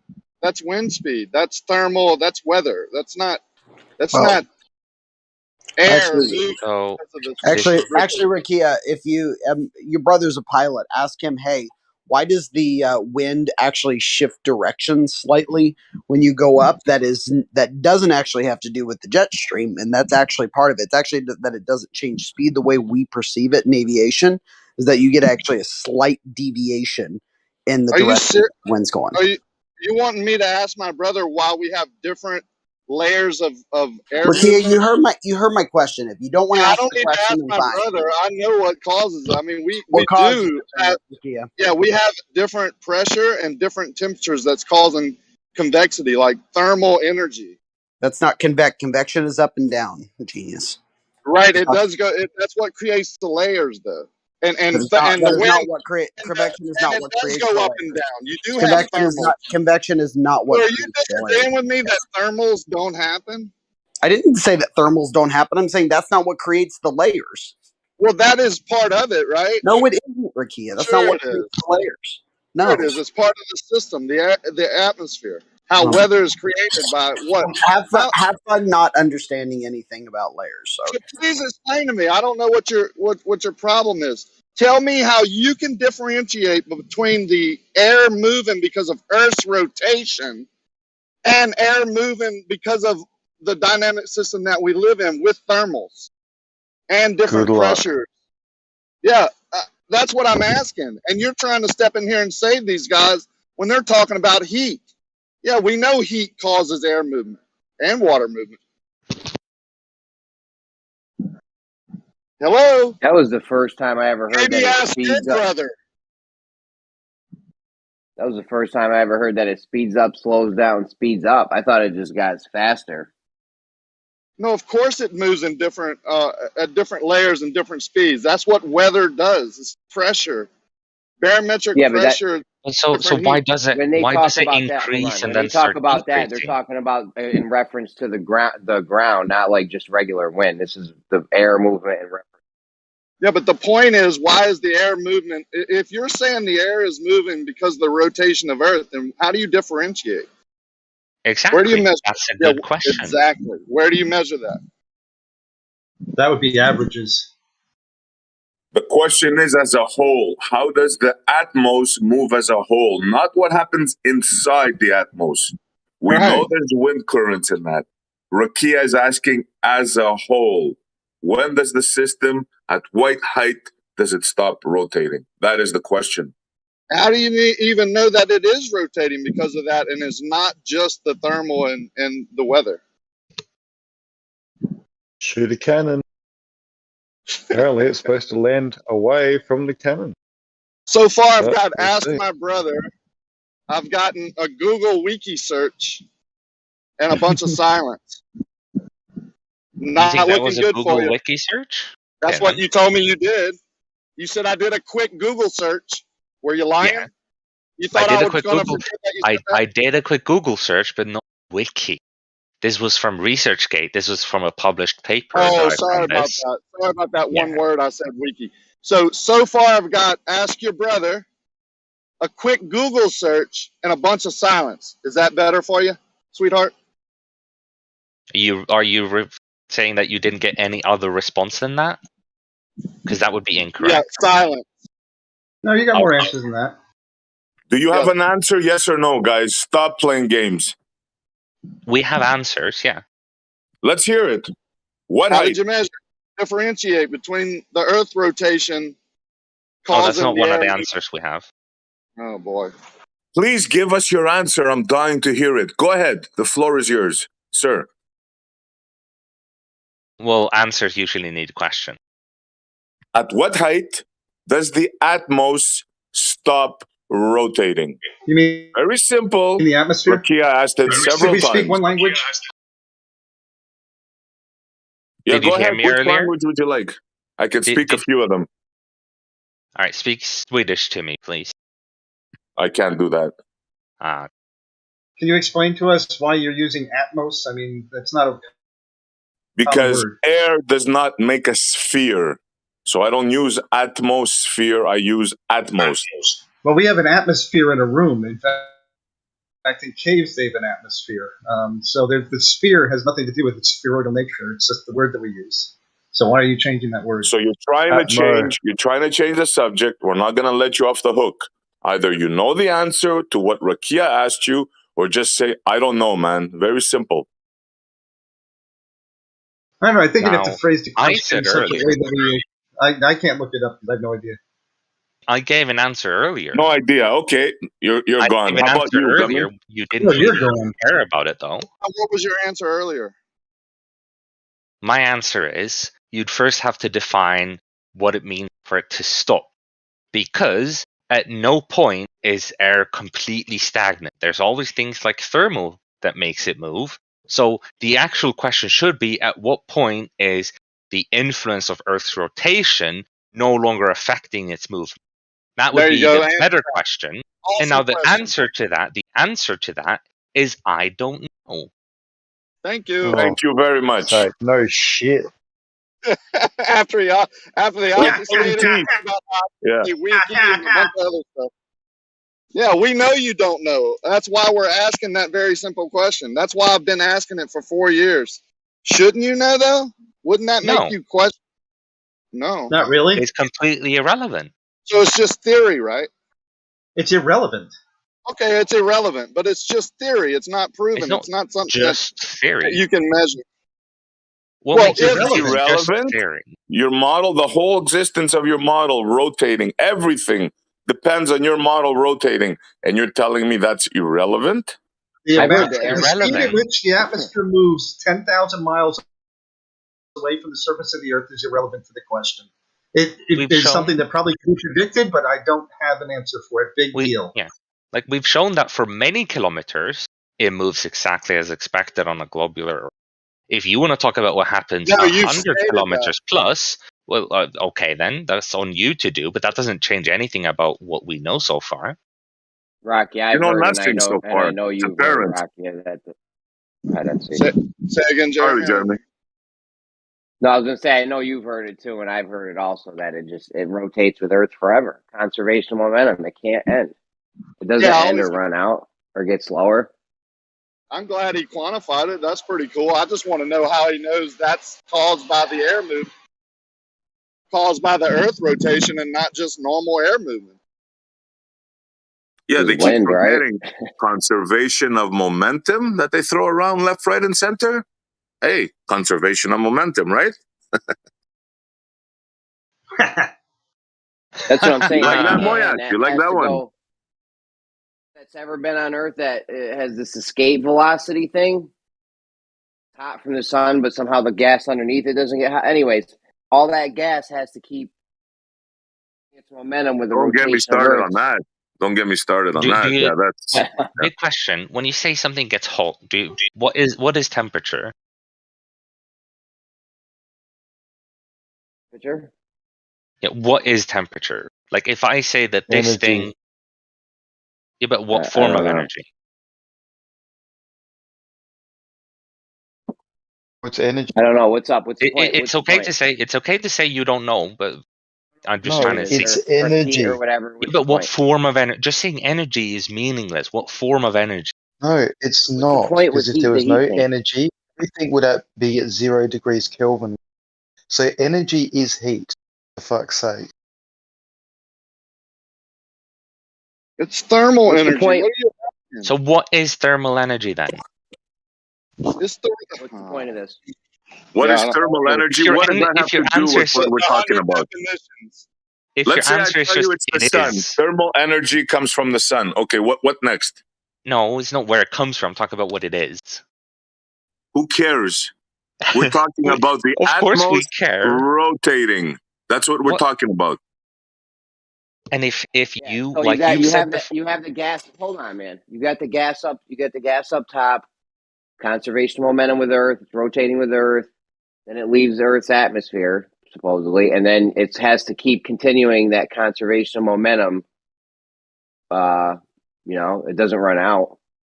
All the gas that's ever left Earth has to be rotating, with it. It's conservation momentum. No, there's other things that are interacting with it. So I mean, very much there at true. some point something is going to happen. It's going to collide with something.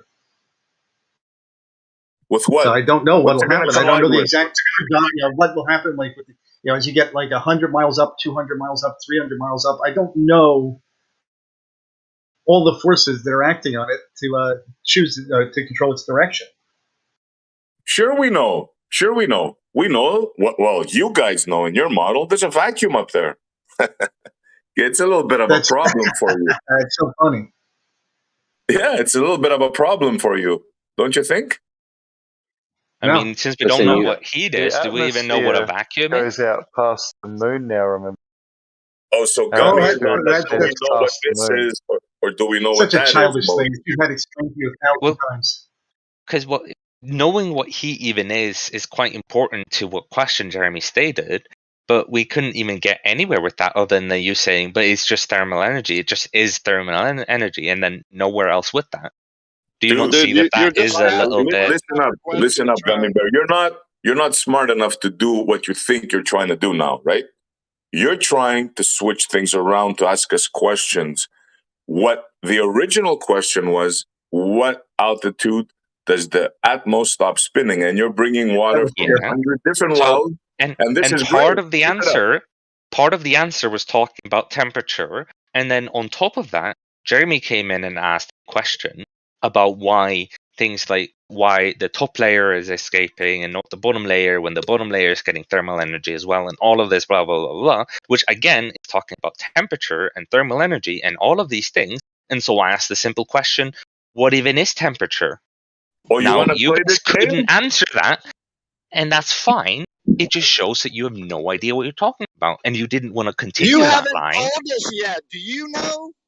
Yes, I am aware. Okay, go ahead. In your answer, tell us what temperature is in thermal energy. Go ahead. Temperature is the average kinetic energy of the system. Yeah, that's what they said. Energy But release. none of them said that. Yes, he So- did. I'm The one guy said energy. Okay, now just again, like I said before, just saying energy is meaningless. You gotta say kinetic energy. I quantify that it's kinetic energy, Yeah. which means things are moving. Okay, you quantified it. Okay, so what? What happens now? Now we quantified energy. How does that relate to the Atmos? Please go ahead. Okay. Now let's say we Things move Remember at the 0 question. degrees Kelvin. The height. No, they don't. Go on. Well, I'm being interrupted every time I speak. So you can I say just go want on you as to much make as you sure want. that you relate it to the height of the Atmos and when it stops spinning, sir. Please go ahead. So do you want me to ignore the thing that Jeremy brought up? Just ignore him as if he's not part of the conversation and just go back to the one Dude, would question? you carry on? This is getting weird. That you're No, I'm obfuscating. asking a question. Just do whatever you want to do. If you want to answer Jeremy as you answer SC, go for it. Can you do it? Or can you just stop obfuscating? It's so stupid. It makes you look terrible, man. Are you sure I'm the one obfuscating and he's not being... Yes, you. Okay, answer Jeremy's question and then get back to mine. I want to see what else you're going to ask. Maybe we can define the term it or of after. Go ahead, answer Jeremy. Okay. Now, Jeremy, even if, let's say you heat stuff at the bottom, like right close to the ground, you heat the air really high. All that means is that the air down here has really high average kinetic velocity. But the thing is, we have a bunch of air around that air, and so it's not just going to fly out into nowhere, it's going to bump into the air next to it. Bro, I didn't say anything Yeah. like what you're saying. This is some kind of weird hold on. straw man. I No. was referring to the I'm the sunlight. So far you haven't I didn't say anything about the shit you're saying. Okay. Now if you don't see the connection, that's fine, but I'm getting there. Connection to what? Oh, the shit I didn't say? So, okay. Do you know what you said earlier? My God, dude. Go on, dude.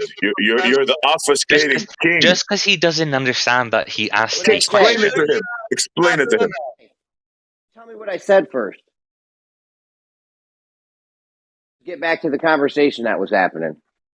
Okay, I'm going to ignore you, Jeremy, and the question you stated because you don't seem to remember it yourself. Let's just pretend that didn't happen. Maybe kicked. You're lucky I'm not a mod now, dude. You're very lucky.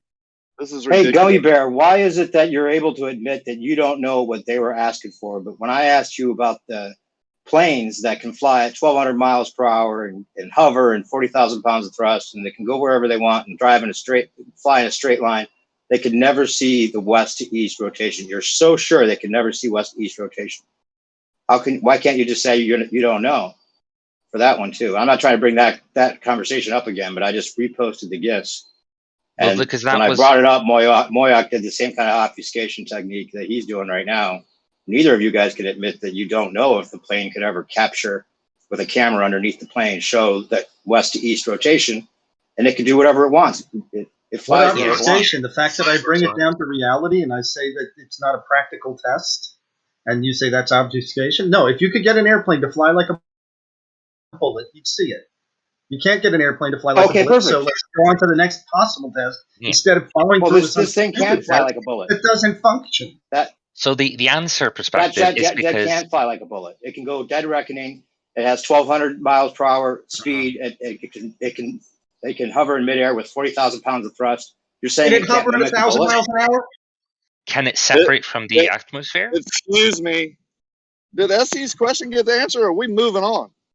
Yeah, I don't mean to do that. I'm not trying to move it on, but I think that I was trying to stop Gummy Bear from just keep drilling Jeremy over stuff that makes no sense to even ask. The whole argument makes no sense. It's totally irrelevant. I agree, because the Earth doesn't spin and the atmosphere isn't being pulled around by the Earth. The Earth is stationary and the air above us is moved by all the things we know makes air move. which you are stating, kinetic energy is created by thermals. I mean, the release of, so it would happen over a flat plane then, right?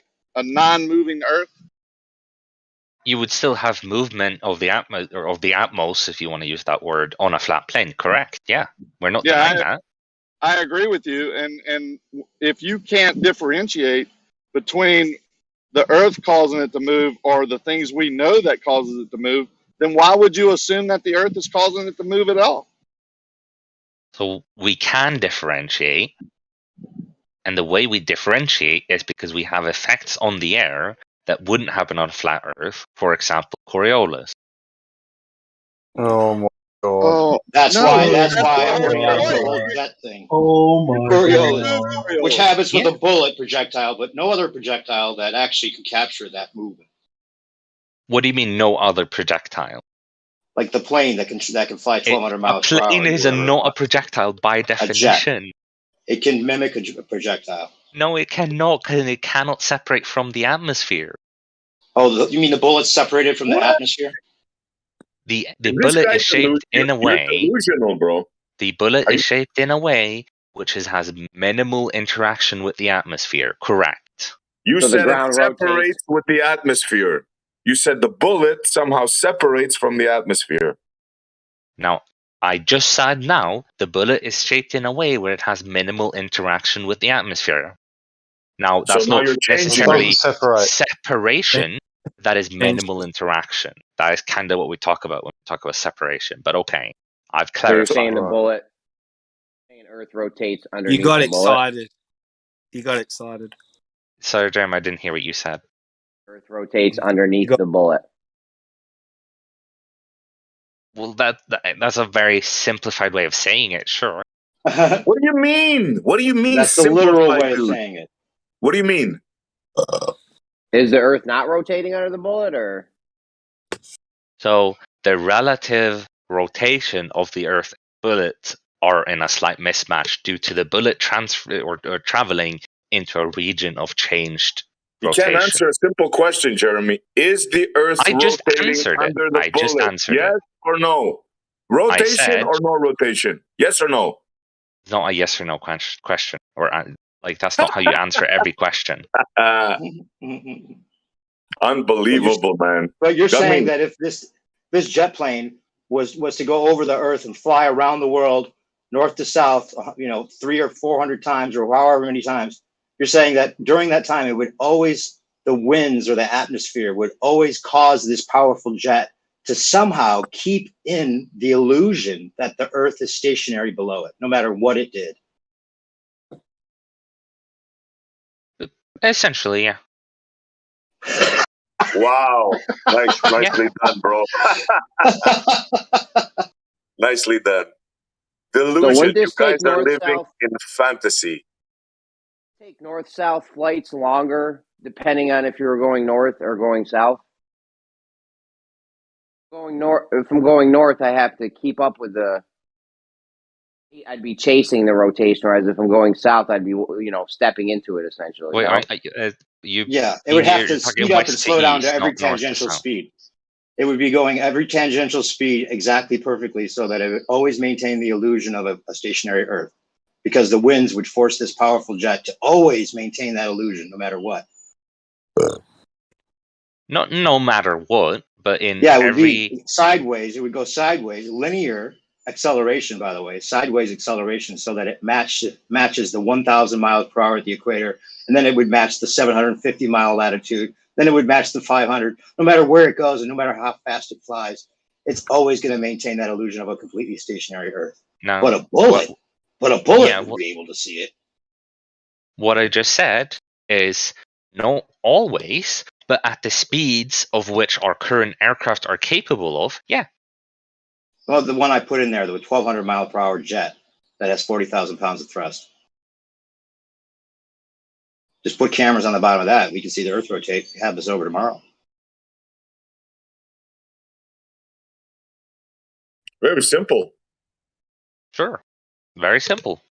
Okay, so you agree, because most ballers, in fact, you were last time I asked No, you this, I'm not you kept saying, saying, and in fact, you just said that no matter what it did, it would always maintain that illusion. but now you're going back on that and saying, oh, you would be able to see the rotation. So the thing I said yes to is whoever went in and said very simple. I said yes, very simple. But your thing. What? Yes to what? What were you saying yes to? To the cameras on the bottom. No, someone came in and said very simple, and I said That was yes, me. very simple. That was me. Yeah. That was me. Okay, so what did he mean by very simple when you said yes? It was more of a doesn't matter, sarcastic yes to his yes, very simple. Oh no, you said I said if you play, everyone was here. It doesn't matter. It doesn't. Now you're agreeing that you could see the Earth rotate with the camera. No, I did. That's not what I said yes to. Okay, so what are you saying? Are you saying that this plane could fly around the world north to south as many times as possible, and it would always speed up to the tangential speed sideways, and would always maintain the illusion of a stationary Earth in respect to its own motion? Is that what you're saying? Completely in respect to its own motion? Or, yeah, it would be completely stationary. Just like anytime we're in a plane, the Earth is completely stationary in respect to our north to south movement. So doing that alone, no. You'd have to take the wind direction into account as well. Well, yeah, but I'm saying, so you're saying the winds would cause this jet to always be either slowed down or sped up, no matter which tangential speed it goes to. And it would perfectly always see a stationary Earth relative to its own motion. You're saying that the winds make it do that? Kind of. I wouldn't say that encapsulates the entire picture. Okay, what else besides the winds? I think one of the things, the difference between the Coriolis effect in that situation, where the airplane will sense a crosswind as your tangential speed decreases. There's a crosswind that also assists you in decreasing your tangential speed. So essentially, what you would see is a 2 mile an hour wind crosswind on average as you were flying across the Earth, and as are you sure only 2 miles an hour? Sense that if you were able to measure it from the ground, you would not see that same 2 mile an hour wind from any point on the ground. Yep. So the plane will let me sense give you a scenario.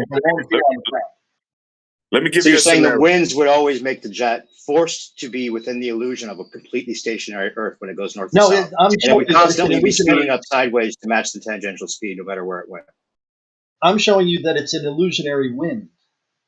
That the wind would not be measured from the ground. No, if you actually listen to the words I said instead of cackling like a child, you'd actually understand what I was saying. But you're talking nonsense. Cackle like a child. Okay, please explain illusionary wind. Oh, I want to hear what he's saying. Please explain illusionary wind. Let me try and simplify. Let me try and simplify. You have an aircraft that's flying, let's just say, perfectly north. Now you see a little bit of a deviation sideways. You look at the wind speed, you see, oh, okay, I have a wind that's going to the east at 2 miles per hour. And that's why I'm being pushed to the side. All good so far. But let's say someone's right below that plane on the ground measuring the airspeed. They might be having 0 miles per hour wind, even though that airplane was measuring 2 miles per hour side wind. So because it's higher up, it's illusionary? No, I'm not saying it's because it's higher up. We're talking about the... Sorry. Like if he had a balloon floating over his head, the balloon would be stationary, just floating in the column of air. So we know there's no wind reference to the ground. Yet the airplane is sensing the wind. Because it's an illusionary force. It's an illusionary wind. Oh, you mean the wind that caused has by to the do with Coriolis effect? It's caused by the fact that the illusionary wind is the Coriolis wind. Is that what you're saying? This is unbelievable. Illusionary wind. Wow, guys. Wow. And fictional force of the illusionary wind. I like that. Well, instead of laughing, address the point. Now, I don't know how you test this, but I'm just saying, if I'm correct, that if I put up a balloon and it was stationary, we could, at the height of that airplane, we know that airplane is that, therefore, and that airplane, as it crosses that balloon, says, no, there's a 2 mile an hour wind, crosswind. Now, what are you going to do? What is that caused by? What's that wind caused by? What's the reason for that wind? This is how you would define it, you moron. The cause... What? Depends on how you define it. I'm a moron because I don't know how to define illusionary wind. This is too good. No, I'm We talking It's all to fair Pseudo enough. FC force. Montreal and his fucking stupidity. Hold on, Moyak. Hold on, Moyak. But I just want to make sure you're saying that you think that the winds, this illusionary wind at 2 miles per hour or whatever it is going to cause a jet that has this kind of power to always, even if the pilot is trying to resist those winds and trying to go in a straight line, dead reckoning, and it has that powerful jet, and it wants to go wherever. It goes into the jet stream, out of the jet stream, goes into any speed, and it can never see a rotation below it. An airplane in a 2 mile an hour crosswind, if it doesn't adjust for it, will eventually start moving 2 miles an hour to the side. So it's forced to, is what you're saying. No, we adjust for it. That's why you can't. No, what if he decides not to adjust for it? Never adjust your controls again. But there's this 2 What mile if an the hour pilot decides not to adjust for it? that is greater than you would see with the balloons on the ground. Like I measure the speed of my balloon on the ground, and I say, okay, that balloon is moving 22 miles an hour west. And I see the airplane going, and it says, no, I see a crosswind of only 20 miles an hour, because so now you measure the difference, you can see that there's 2 miles an hour that's not accounted for on average. So you can Moyak, what instrument? In actuality. What instrument would you use to? What instrument will you use to detect this illusionary wind? You would have to do the cross comparison between the airplane and probably a series of balloons where you actually monitor the speed and then compare what the airplane says it has to do in order to follow a straight line. So you take regardless of all that, regardless of GPS is accurate. But regardless of that, you're saying these illusionary winds is the reason that this jet would always be forced to speed up sideways or slow down sideways to match the tangential speed of wherever it goes, so that it would always have the illusion of a stationary Earth. It could never see any rotation, no matter what it did. If we determine that, well, it doesn't show a stationary Earth. It shows that it will. In respect to its own motion. Stationary in respect to its own direction, north to south. Yeah, it would never go sideways underneath it, west to east. You would never see that. It would always have the illusion of a stationary Earth in respect to its own north to south travel, no matter how far it flew. No matter how many tangential speeds it flies over, no matter how fast it goes, the winds are always going to make it completely match that tangential speed. So it seems like the Earth is not rotating. Is that what you're saying?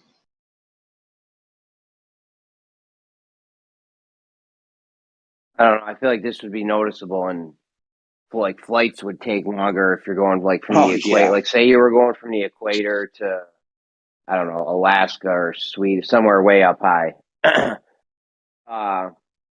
In one instance, you're going to be trying to catch up. You know, you're going to be you'd be chasing your target essentially in the plane. And on another instance, it would shoot right into you, and you could just like go straight down and lead it, and it would spin right into you essentially. Anyway, I just jumped back in. I don't need to bring it back to the airplane thing, but Moyak's deafened himself now, so that says all I need to hear. Guys, Moyak has this good triangle thing. Well, he ran away like a little girl because of, there's no answer to this. He knows he has to make up stuff. He knows it. And so does Gummy Bear. That's why he's silent now. Yo, you guys got to get your audio straight over there, SE. You come in mad loud, like Bev will be like low, his mic will be like low, and then you come in mad loud, like I can't even find a middle ground when I'm watching the videos. Yeah, I hear it. That. Yeah, Bev comes in really low. I know, man. And you come in dumb loud, like like happy medium. Yeah.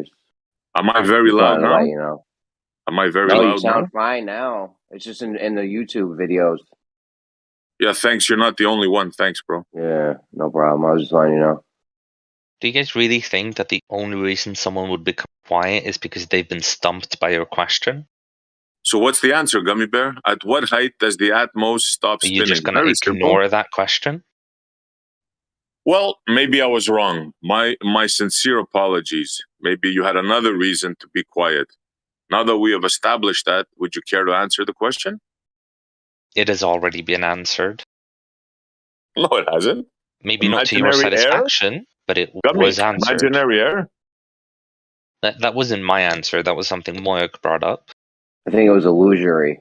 Or something. Illusionary area, yeah. So come on, Gummy. Let's have it. I've already given you my answer. I don't like. Why should I have to repeat myself? I don't believe you gave a satisfactory answer. Okay. You said Well, I don't know. That's maybe on you. That's on Did you say you I that don't know? you don't care about my answer. Did you say that you don't know? I said that part of it I don't know. I clarified which part I was unaware of. Yeah. Okay, so you don't know. Fine, I'll accept that answer. If that's how you want to just summarize my position, then that's fine. Well, correct me if I'm wrong, sir. You have a chance now. I told you that I gave a clarification on which parts I don't know. There are some parts that I do know, and I clarified those, but some parts I don't know. You know how you can have incomplete amounts of information? That doesn't mean that you don't know anything. It just means you know some parts and not others.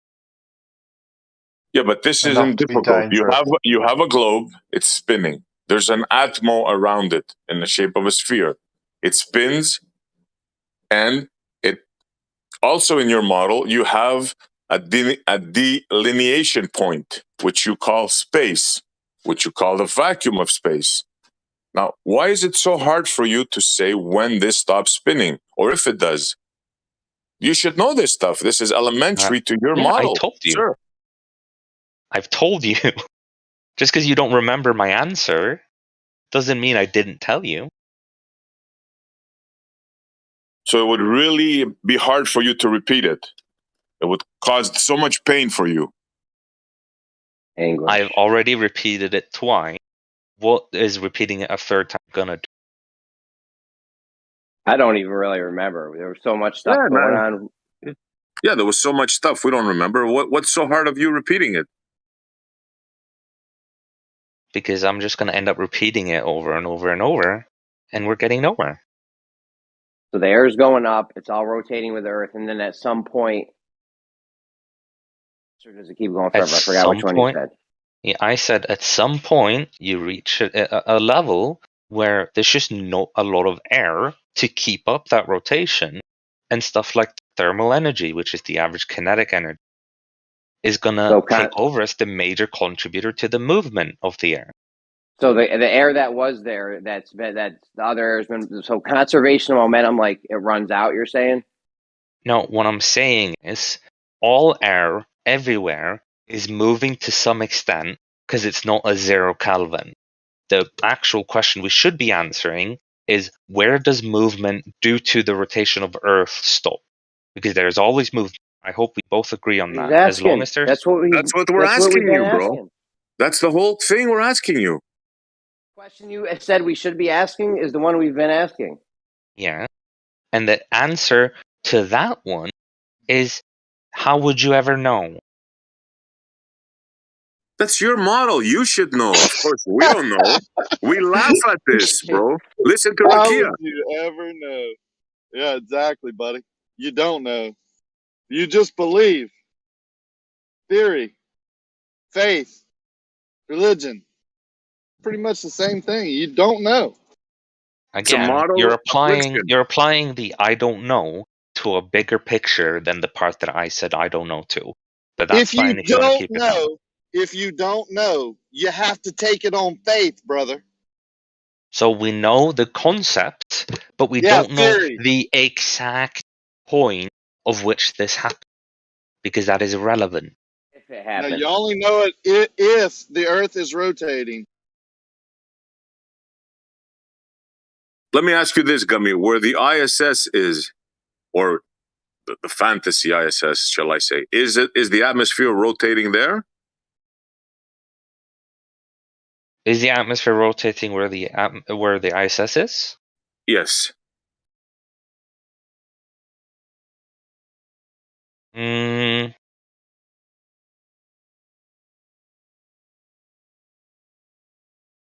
Google it.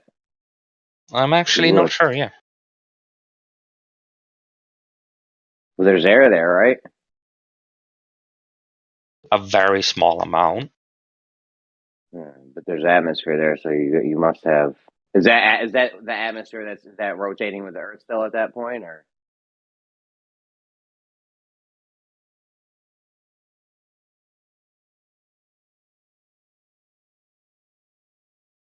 Yo, you know what's fucked up is Earth gets hit with 25 million meteoroids, and micrometeoroids every day. 25 million, which isn't a problem for us because they burn up in the atmosphere, which the Globers will be quick to tell you. However, what's not okay is for the stuff that's above that, like the ISS, the thousands and thousands of satellites that are going through a shooting gallery every day that somehow manages to be fine at the end of every day. That's another good point. 25 million a day, moving at absurd speeds, crazy speeds, space speeds. Yeah, all a fantasy, all in their minds. As you can tell, you ask them a few simple questions, they buckle and they mute and they go crazy. Yeah. I wanted Moyak to show you guys these triangles he's got on his globe. I'd like to see that as well. Yeah. Yeah, he's got more than globe 180, I thing. imagine. More than 180, Yeah, Jeremy. yeah. Yeah. Of course it is. Well, it's three different triangles, but Did he tell you with what he measured the angles with? Did you ask him that? yeah, he did. He used a protractor. He's using straight lines. He used a protractor. Nice. Yeah. It's straight lines. He had a little globe. I think it was like his wife's globe or something. Stuck little toothpicks to it, coming straight up out of it. Yeah, we got these guys dancing, man. They're it's Yeah, become a comedy now. True. That's true, yeah.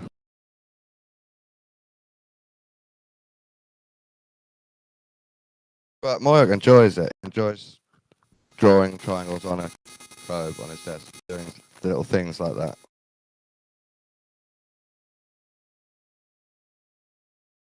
I mean, I heard before that the atmosphere speeds up as you get higher. You'd expect to see drag and have it slow down, but somehow it speeds up.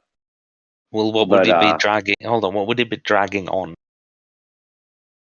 Well, I don't know. These other particles that the air is bouncing off of that's stopping it from rotating with the Earth forever. Well, if the air is bouncing Maybe off the other moon, air, the sun, I don't know. If the air is bouncing off other air, then that energy is retained within the air. So there's no drag on air by air. So the atmosphere is Do you not rotating. realize So that's a bit of a nonsense? Excuse you used earlier about the air is bumping in other air, so it wouldn't be rotating forever is nonsense now because of what you just said just now, right? No, that's a different scenario. You told me earlier the air would be stopping because it wouldn't be rotating with Earth forever because it's interacting with other air molecules and bouncing off them. Correct. Rotating forever. But you're saying, wouldn't there be drag? You're saying, hold on. But you said, wouldn't there be drag to the air moving around up there? And I asked, drag on what? And you're essentially saying from other all air. the air that's interacting with the other air that's causing the air not to rotate indefinitely for all of infinity with Earth, like you proclaimed earlier. When all of the air is moving together, what is there to drag on? So all the air is moving with Earth for all of infinity. Earlier you said wouldn't be because it would be interacting with these other molecules that would be giving us drag. How is this my fault for you not understanding the difference in the two scenarios? Tell me I don't understand. You're trying to have it both ways. You can't. So it is not both ways. It is two different scenarios in which... It can't be both ways. They're not the identical scenarios, so it can be. One scenario you have gas molecules interacting with other gas molecules, causing the air not to drag, air not to rotate with Earth indefinitely. In this scenario, I have the air molecules that Earth's spinning with interacting with other air molecules, which would cause drag because it's not all spinning together.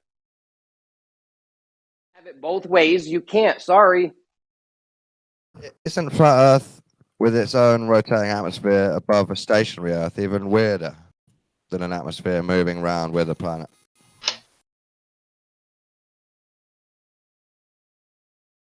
Gummy, what I was going to say earlier was you have the sun heating up the Go ahead, Don. Yeah, the flat Earth rotating atmosphere. Totally absurd and unprovable. Anyways, what I was going to say earlier, Gummy, was you guys in your model, you got the heat, that sun. You've got the sun heating up the top layer of atmosphere so much that it causes those particles up top to get so hot they reach orbital. They reach Escape velocity. Yeah. Escape velocity. Yeah. But if the sun was interacting with gas molecules like that, or as the sun passes through them, or as the sun interacts with them, our atmosphere would be very hot up top, and then it would get colder as you went down. Whole story I don't buy either about the escape velocity of gas molecules and shit. Have you ever heard of the thermosphere?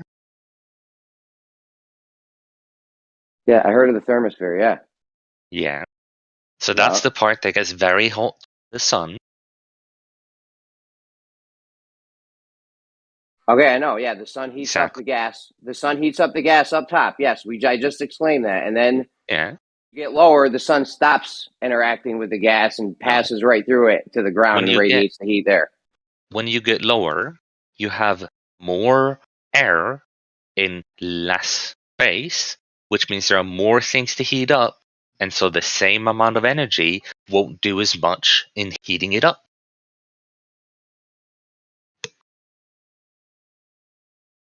If you heat up a pebble with 100 joules of energy, it'll have a high temperature.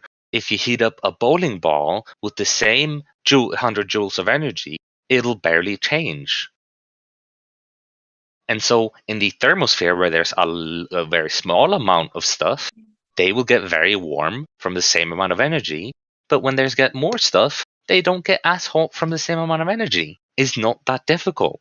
Oh, you're saying the things in the thermosphere get hotter easier? Because on one hand, they are smaller. I'm sorry, that was a clarification question. Yeah, essentially, yeah. So what kind of stuff is in the thermosphere?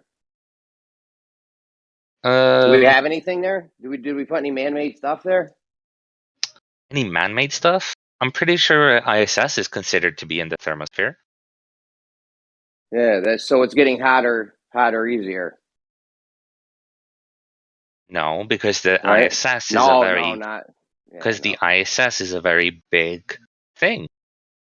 So that heat is being spread over a lot of things again, which was the problem further down. So it doesn't have that same problem. Things is the ISS one thing, or is it like a million things? I mean, it's compromised of a bunch of things. You can consider it one thing or compromised of a bunch of things. That's more of a definition problem. Well, that depends on how far down we want to go in category. We want to talk about how many modules, how many atoms, what is talk about? I don't know. You're telling me stuff gets hotter easily in the thermosphere, and then we got stuff in the thermosphere that manages to not get hot. So it's size dependent. You're telling me if we put something really small up there, it'll get really hot, but if we put something really big up there, it won't. Exactly.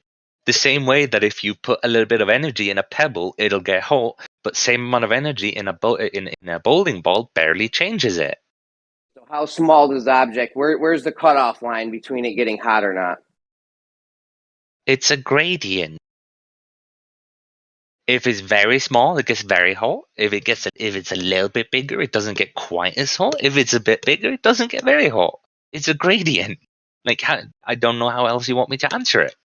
How big and how something the size of a screwdriver or wrench? Is that big or is that small? That's very big. Very big screwdriver, very big. Yeah, even one of those little tiny screwdrivers? Yeah. Very big? Because it has a lot of molecules in a compact place. It has the density of whatever it's made of, which probably is some sort of metal.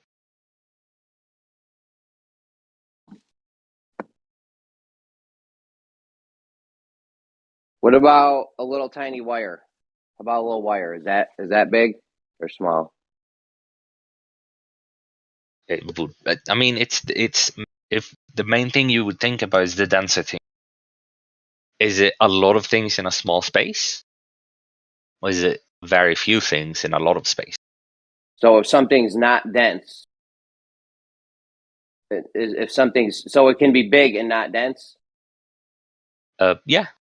If you say you get a really big but thin sheet and you put it up there, that'll get really hot. Yeah. A thin sheet would get really hot.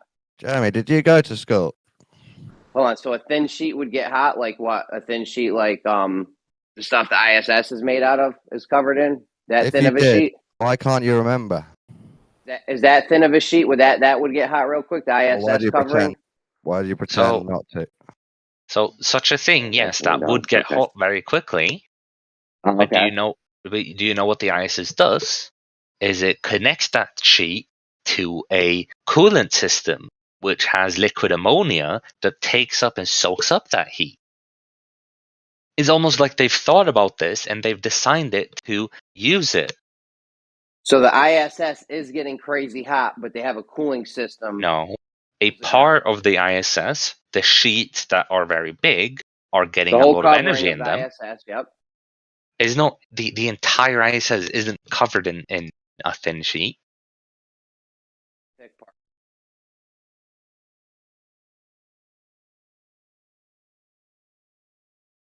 I've never heard of the ISS being covered in a thin sheet. I know that they have solar arrays, which are essentially thin sheets. Well, that's a whole nother problem for you, is the solar panels, but sure, the ISS covering a little thin sheet. Didn't you ever see the covering where the guy had the little meteorite hit it, he claimed? Or something broke through the little sheet? Little thin sheet? If it's up there, they will have worked out how to make it survive up there, right? Yeah. So what are the questions I don't know. for? I don't know what you're talking about, Jeremy. I'm sorry. Okay, you claim you got this thing inside this place that's gets objects hot easy, but the object doesn't appear to be getting hot easy. I mean, we have solar panels up there that are black and cased in glass. Do you know what happens if you put something in direct sunlight? Have it be a glass box with black underneath. It gets crazy hot, like super hot, hotter than everything else around it. And do you know what a solar array does? Instead of absorbing that energy, a solar array creates electricity for the ISS. Yes, I know what it does. Do you know what the box does? No, let me black finish. Box does. I asked you a question. You're going to ask me another question Because you didn't let me finish. Why don't you answer mine and then ask yours? Because you didn't let me finish.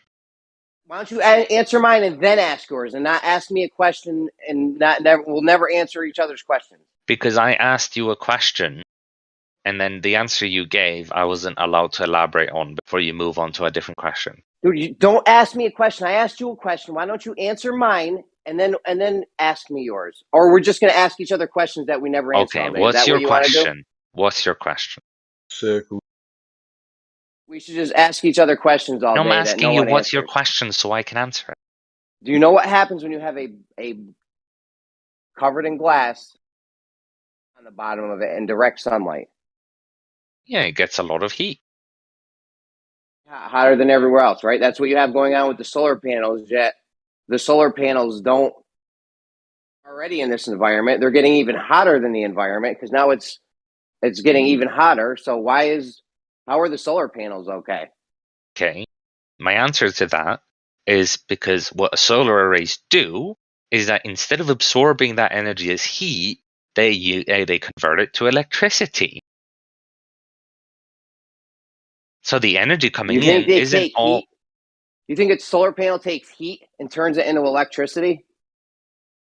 No.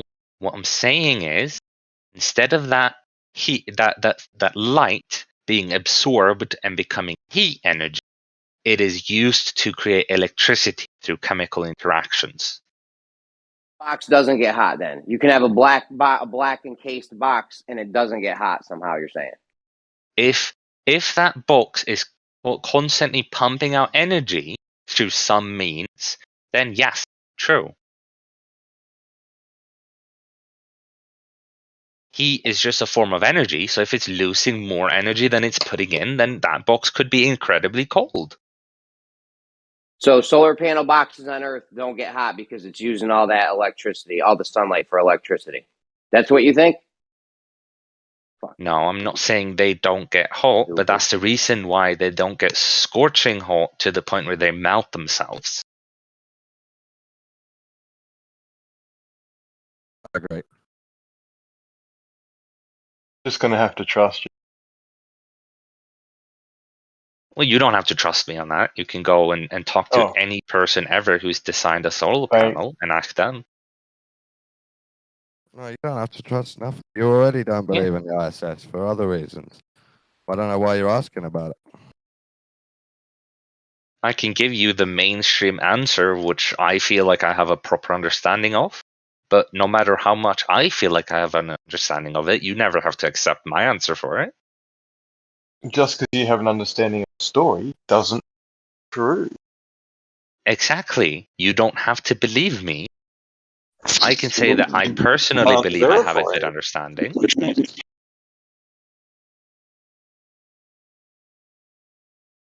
Like that's as far as anyone can ever go, is to say that they themselves have a good understanding of it.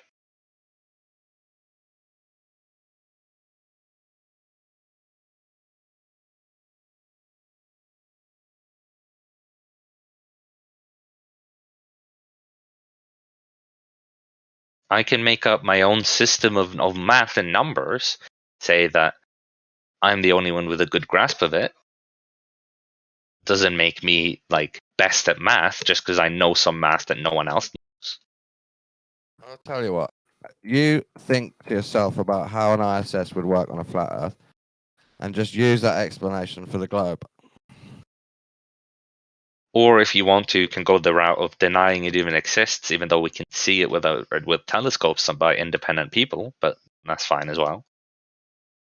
It's all your own prerogative. You do whatever you decide to. So is the ISS experiencing Coriolis?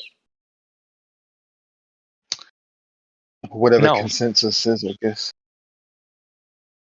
It would No not be Coriolis experiencing for the Coriolis. ISS? No, you said? No, because it's in orbit. Why would it be experiencing Coriolis?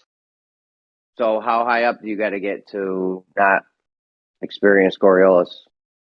It's not So you that do it's know when high enough. It's not that it's high enough. It's that it's in orbit. when the air stops rotating with the Earth. If the Is ISS doesn't have any Coriolis effect out of Earth's atmosphere and not side of the air that's rotating with the Earth. Is the air outside the ISS also in an orbit? No. And therefore, no. The ISS is in orbit. It's not experiencing Coriolis. That's my answer. Because if something moves fast enough, no Coriolis, you're saying?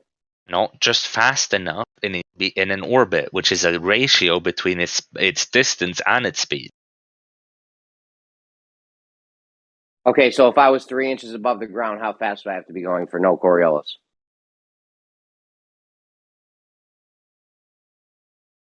Well, let's hear the ratio. What's the ratio? Or did you just make that shit up? I feel like you just made it up. I would say. What's the ISS ratio? correct. Not you, The Don. ISS Gummy correct. Bear, what's the ratio? And that's how it stays in All orbit. this shit is made up. What orbit is. What's the ratio, Gummy Bear?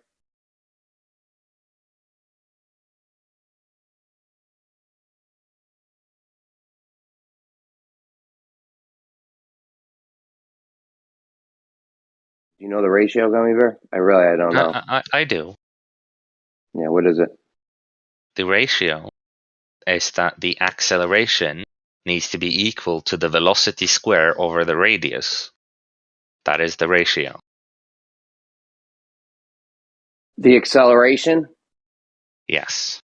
The acceleration. How much is the ISS accelerating? Like 8.9 meters per second.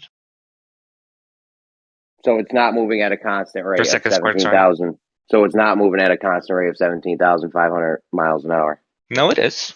The acceleration is. So it's moving at a constant speed and it's accelerating. Correct. That's weird. Because it's weird. changing direction. Were you correct? You said correct, Correct. to that? Correct. Do you know that something can It's be moving at at a constant speed and accelerating. And you said yes. correct. Because if you change direction, even if you're at the same speed, you have now accelerated. I'd like to change my answer. I agree with Gummy Bear. It's in its own orbit, independent of the axis rotation of Earth. So this is a bad time to agree it only with has Gummy its Bear. own He Coriolis from the rotation of itself. Nothing to do with Earth. Bad time to agree with Gummy Bear. He just told me that something's moving at a constant speed and it's accelerating. I wouldn't agree with him right at this moment. Stop saying correct to goofy stuff. That is not. That is. You can call it goofy if you want, but it's every Glober should agree with this. What do you mean by that, Gummy Bear? Is it constantly accelerating forever? So it is constantly accelerating towards the center of its orbit, but because the direction of acceleration is always away from the direction of movement, it's not increasing in speed. It's just changing the direction, which is acceleration. Okay, so why don't you run your math? Run your math. Tell me if I'm 3 feet off the ground. Stay 3 feet off the ground. How fast do I have to go for there to be no Coriolis? They need to develop their. If it's a simple understanding formula and definition ratio, of speed. simple formula and ratio, doesn't matter where you are. It's all about how fast you're going according to Earth's rotation or whatever your formula was. Let's hear how fast do I got to go if I'm, say, 30 feet above the ground to not have Coriolis effect. This is going to be funny. Okay. So would you like it in meters per second? Yeah, that's good. That's good. Meters per second. This is going to be weird because the other day, 8,000. Kosha was telling us, did the math for how much Coriolis light had on Earth. So 7,900 meters per second. So how do you figure out the Coriolis for light? If you're going that fast, there's no Coriolis. The Coriolis for light. I actually don't quite know what you mean by that. You mean as if light's something traveling, was moving? Yeah. And something's rotating under it. There's Coriolis. Kosho did the math on it to figure out what the Coriolis of light was. But you're telling me if you're going at 7,500 meters a second, slower than light, there's no Coriolis. You guys gotta get your shit straight, man. Why would there be no Coriolis? Moving in the inertial frame with the ground spinning on. Did the ground stop spinning underneath you when you go that fast? No. Still spinning under you. I'd still be deviating from the ground. Straight line path, but no Coriolis. It doesn't even make sense, dude. Come on, man. Because it would be in an orbit. His motion would be dictated by the orbit. You shit. This don't even make sense, Gummy. I'm sorry. That's fair. Not like it doesn't make sense to me because I don't understand. I do understand Coriolis very well, and what you're saying is just doesn't make sense. So would you feel better if I said that that's what maximizes Coriolis? Hang on. Does it make sense or doesn't it? Does it not make sense to you? It doesn't make sense to me, and wouldn't make sense to anyone that understands Coriolis. That's understandable. If it doesn't make sense to you, I totally understand that. So let me say this instead then, Jeremy. We can also say that when it's in an orbit, it has maximized its Coriolis. That is also a true statement. Now there's the most Coriolis. You've maximized Coriolis when you're orbiting. Before you told me there was none. Now you're telling me it's maxed out. It's almost like, depending on which reference frame you choose, you either get 0 or all the maximum you could get. Two opposite ends of the spectrum, right? One, if something has no Coriolis effect, maxed out on Coriolis that's effect. a weird way of saying it, going by. You're going to break it's almost like depending on the reference frame you choose. Now the ISS does have Coriolis effect. What do you mean reference frame you choose? There's two reference frames. Yeah. Which one are you looking at it from? You don't get to choose one. Well, you need to choose which one you're representing everything from. Coriolis is in relation to them both. The deviation from the non-inertial to the inertial with something traveling over it.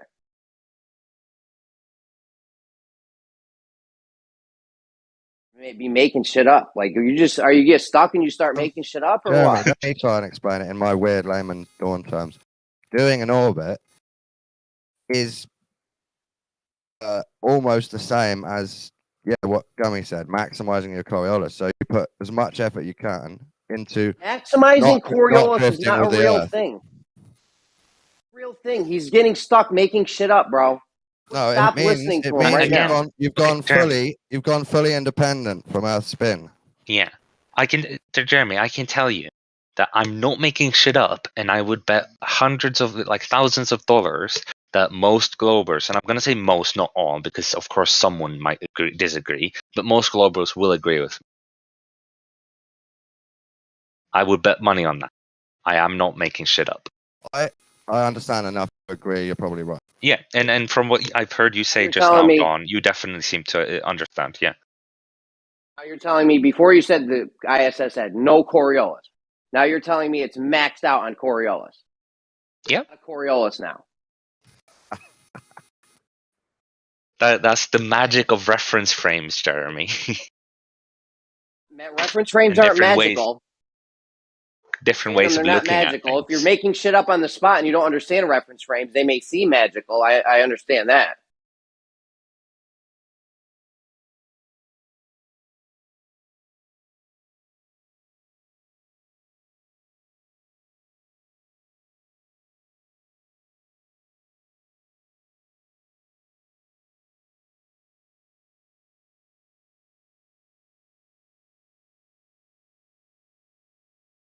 I really didn't think you would. I'm getting more respect for you. I thought you weren't as knowledgeable as you seem to be. So I got to give you props for that. Well, I'm playing devil's advocate. So I've been saying lots of weird stuff. I've been agreeing to feminism. I've been basically, I'm not saying it's definitely true, and I definitely understand it as a fact. Orbital mechanics, yes. I'm saying it works as a theory and a model, even to a layman, if they're trying to conceptualize spheres falling around spheres with gravity existing, and an ISS, so a craft blasted into an orbit. It doesn't actually make sense. You blast it up there with a rocket, and then you disconnect it, and it falls around Earth forever. And It's everything. quite Yeah, mental, you but have I do believe explanation. it. It doesn't make sense. The same shit. But I guess where we differ, Gummy, is I don't think there's loads of nerdy astronauts on board the ISS doing those. That's fine. You at least seem to understand the concept I was bringing forward on a we were actually talking about it earlier, how the atmosphere goes round with the Earth. I imagine it. Don, why don't you explain, if you understand this so well, why don't you explain to us how at one point ISS had 0 Coriolis, but now it's maxed out on Coriolis and has a lot of Coriolis? Well, one way of looking at it is it's got no Coriolis. Yeah, so it's independent from Earth's spin. It's doing its own circle around Earth. Yeah, that would mean Earth's not rotating underneath the ISS. No, Earth, it does rotate underneath sometimes, I think. You get drift, sometimes. Looking at the stream. You heard that? The Earth moves. Rotates sometimes under the ISS, not all the time. In different motions, you'll get drift, I'm sure. That's why you sometimes see different parts of Earth, right? Sometimes Earth is rotating under the ISS, sometimes it's not. Okay, now what? And it's, if you think about it the other way, it's max Coriolis because it's found a completely independent spin that it carries on doing. So when the Earth isn't... I can't explain it past from a different reference frame. Yeah, that's fine. But Don, that's essentially what you're doing. You're doing when the Earth isn't rotating under... Let me just get it straight. When the Earth isn't rotating under the ISS, there's no Coriolis, right? Is that what you're saying?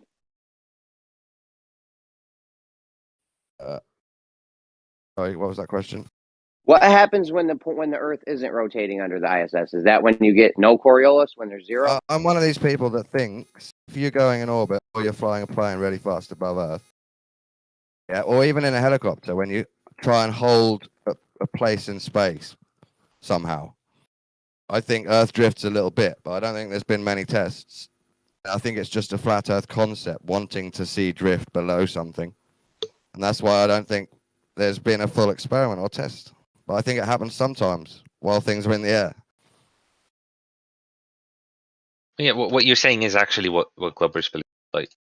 Like a helicopter will like essentially not experience any pain due to like angular conservation of angular momentum and all of that. Go around But with on the very technical sense, anytime it lifts, it'll have a minuscule change due to it.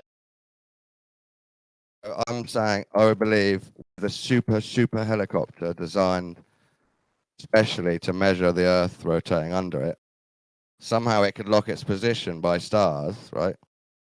And hover there and wait for Earth to rotate under it. I think that's possible. I just think nobody's going to do it just for flat Earth. Yeah.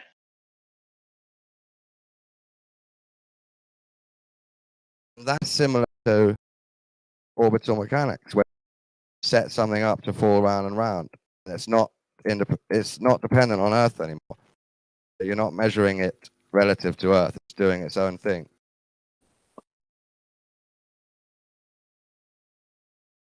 You can still measure it to Earth, but it's not related to the axis of Earth rotating anymore. So you could, if it's going around in a weird orbit that's off angle to the axis of Earth, north and south pole, sometimes it would be like Coriolis would go up and down, wouldn't it? If you tried to measure it like a nerd all the way around. The things you're saying makes me think you don't know what Coriolis is. No, I'm just expanding it, like to try and get you to see it in a different way, maybe. Coriolis. So if you set up the orbit, Don, hold on, Gummy. What's Coriolis, Don? You can Google it, the actual definition. What do you think it is? I think it's when something's spinning round and you try and measure something else that's off it. You can measure effects, deviation. Sure, deviation from the different reference frames. Sure. Yeah. Then you think the ISS has none of that? I think depending on how you think of it, I think it would go up and down and be none or all. Depending how you think of it is a ridiculous phrase. I'm sorry, but that's what a reference frame think of it as Earth's rotating, and like you guys always like to do this thing where you go, it's in the context of this, or depends how you think about it when it's not necessary at all. So if think about Coriolis other than the Earth. So if the orbit was from north to south, so it would cross over the North Pole, then the South Pole, North Pole. So so it's essentially aligned in the same axis as the rotation.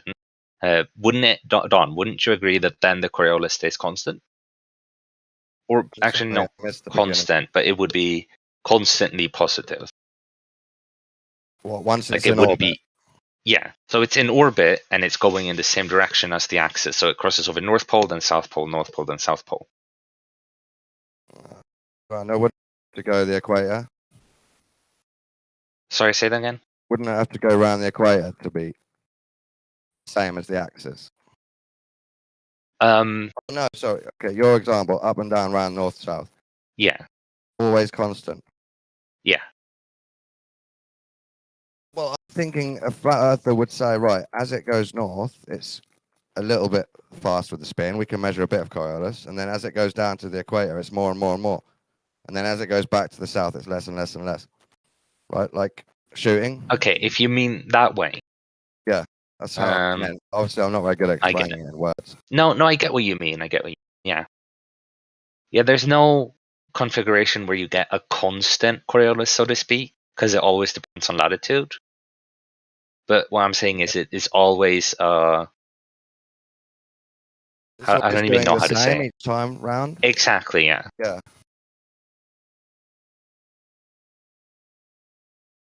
So depending on what you're measuring it to and what the angle is, you're going to get different types of amount. Exactly. Yeah, that's what my point was. And you seem to But have let's done it say perfectly. So that's if we try and think like a flat Earth, they're trying to measure it against the rotation of Earth. So they want to know, does Earth rotate under it? Does it match Earth rotation? The answer is it doesn't match Earth rotation, does it? So Earth must be rotating under it. Yeah, correct. And whether they call that Coriolis or not, I guess is up to them. Exactly, yeah. But technically that would be Coriolis to us if you use it in that way. Or at least to most of us. It's constantly deviating. Yeah. Isn't it for 1 second not deviating? That doesn't count it then, does it? Mm.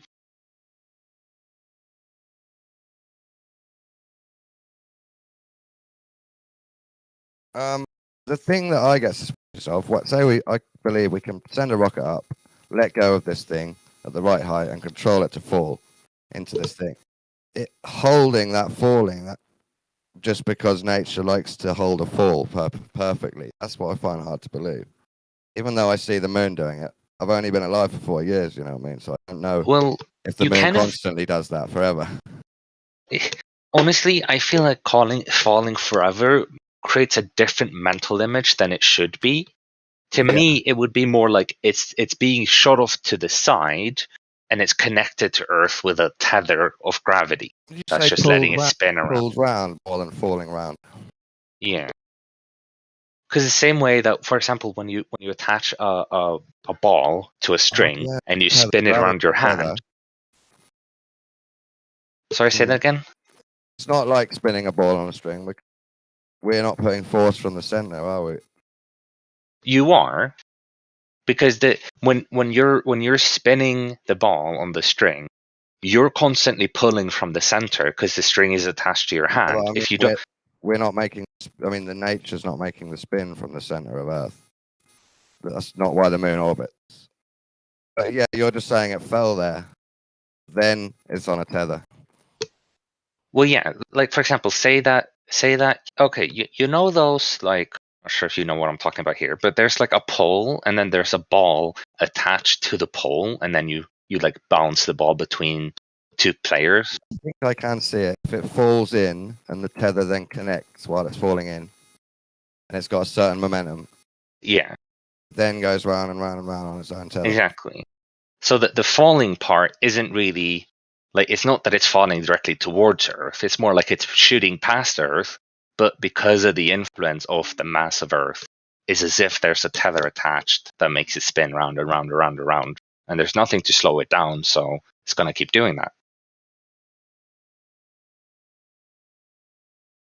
Yeah, I'm totally behind gravity.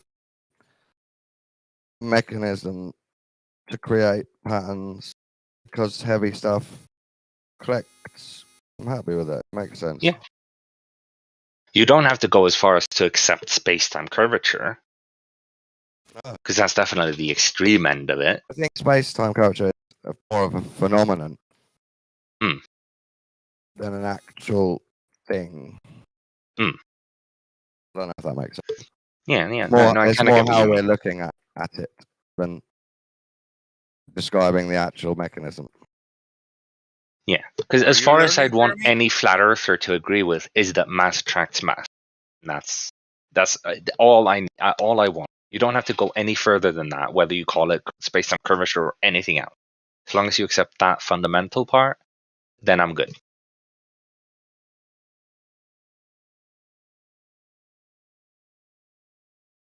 If you read the proper definition of Coriolis, it says fictitious force, doesn't it, in it? Yeah. But it's because that's a concept, it's a theory. I explain relative movement. Yeah. It's really annoying that it's called a fictitious force, because I think that the perfect word for it is inertial force, which is kind of a word a lot of people, not a lot, but some people do use it. Like, it's even on the Wikipedia page that it's referred to as an inertial force as well. But I feel like that captures it way better than calling it fictitious. I think it's a force. I think it's what was I going to say? Relative movement. Yeah. Relative movement relative to rotation. Yeah, but the thing is that anything that makes something seem like it's accelerating is almost by definition a force, because force causes acceleration. And so that's why we kind of would still call it a force, but we kind of put in the caveat that it's not a force caused by some sort of interaction. It's just a force, as in like an acceleration that happens because of a reference frame. And that's why what does inertial mean as a word? So inertial means that it's essentially, if it's inertial, it's not accelerating. So it's like a non-changing reference system. So it's like apparent acceleration. Wait, relative acceleration. It kind of, yeah. You can almost look at it that way, yeah. Because if it means non-accelerating, it would be non-accelerating force. And your definition was the force is accelerating. Accelerating things is a force. Yeah.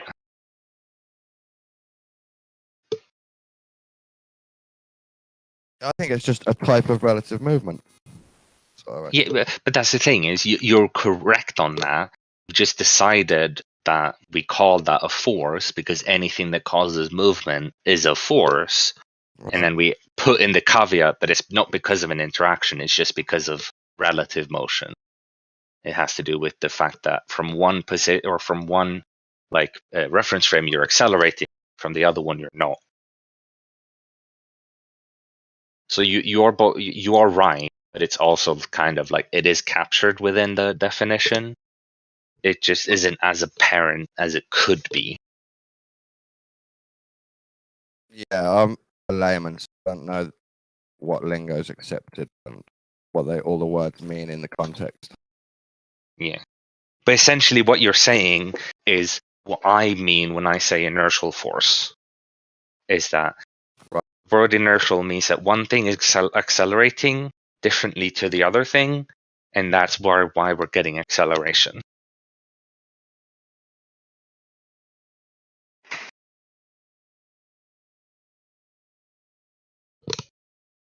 Which is essentially, of course, the same as saying relative movement in a way.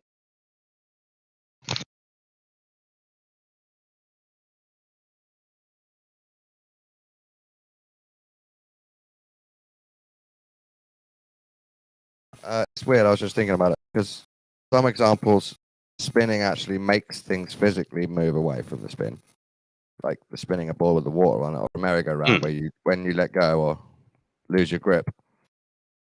But some Coriolis just apparent movement because of the reference frames. Well, so the thing is when you're spinning, the spin isn't actually making the bullet move. Is it the shooting the bullet's making the bullet move and the Earth's moving under it? Yeah, but the thing is when you spin something and it makes it move out, that's actually like it at the same time is not actually making it go out in that way. What you're actually doing is you're giving it linear speed, so it wants to just shoot out straight forward, but then you keep it attached in whatever way, and the fact that you're keeping it attached means you need to continuously pull on it. Not what makes it feel like it's pushing out is because in order to keep moving it back to you, because it just wants to shoot straight. It wants to move straight, not in a circle. It wants to just move straight, continue its motion. So the fact that you're pulling it back into this motion of a circle, that is what makes it feel like it wants to go out, because technically it does. It wants to keep moving in the same direction it's moving. Wouldn't you agree some examples of Coriolis are actual relative movement, and some examples of Coriolis are apparent relative movement? I'm not quite sure what you mean by that.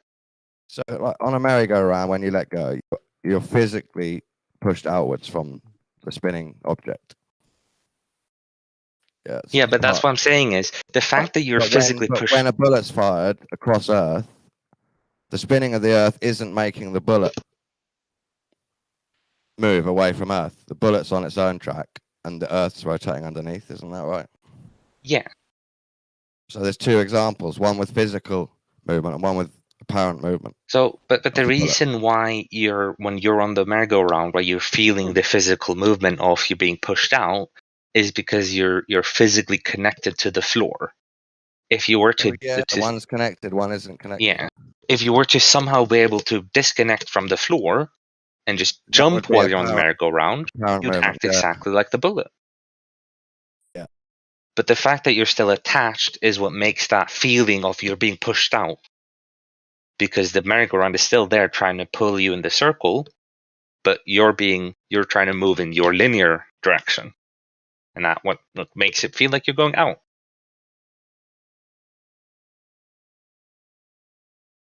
Yeah, I get that now.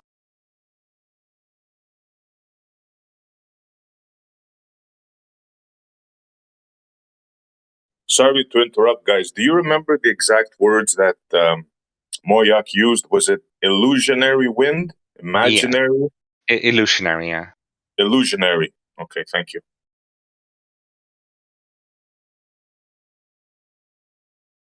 Oh, you're gonna have fun with that one, huh? Oh, I'm making a meme right now as we speak. Listen, come back sometime. I gotta have Moyak show you these triangles, 3 triangles things he's got going on. I'm dying to see that, Jeremy, bro. I'm dying. Yeah. But yo, you could run a stream back. Live stream off. What's the red dot mean? That means it's off, all right? Oh, he already said it. Yeah. If we're on YouTube though, you can run the stream back. Right. I don't know if the stream's live though or not because there's a red dot on the top. So I don't know if Geo shut it off or it crashed or what happened.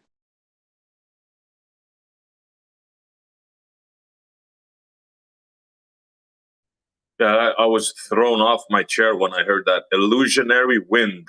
Wow, that was something. That was a good one. Yeah. The thing is with this Coriolis thing, like if you're going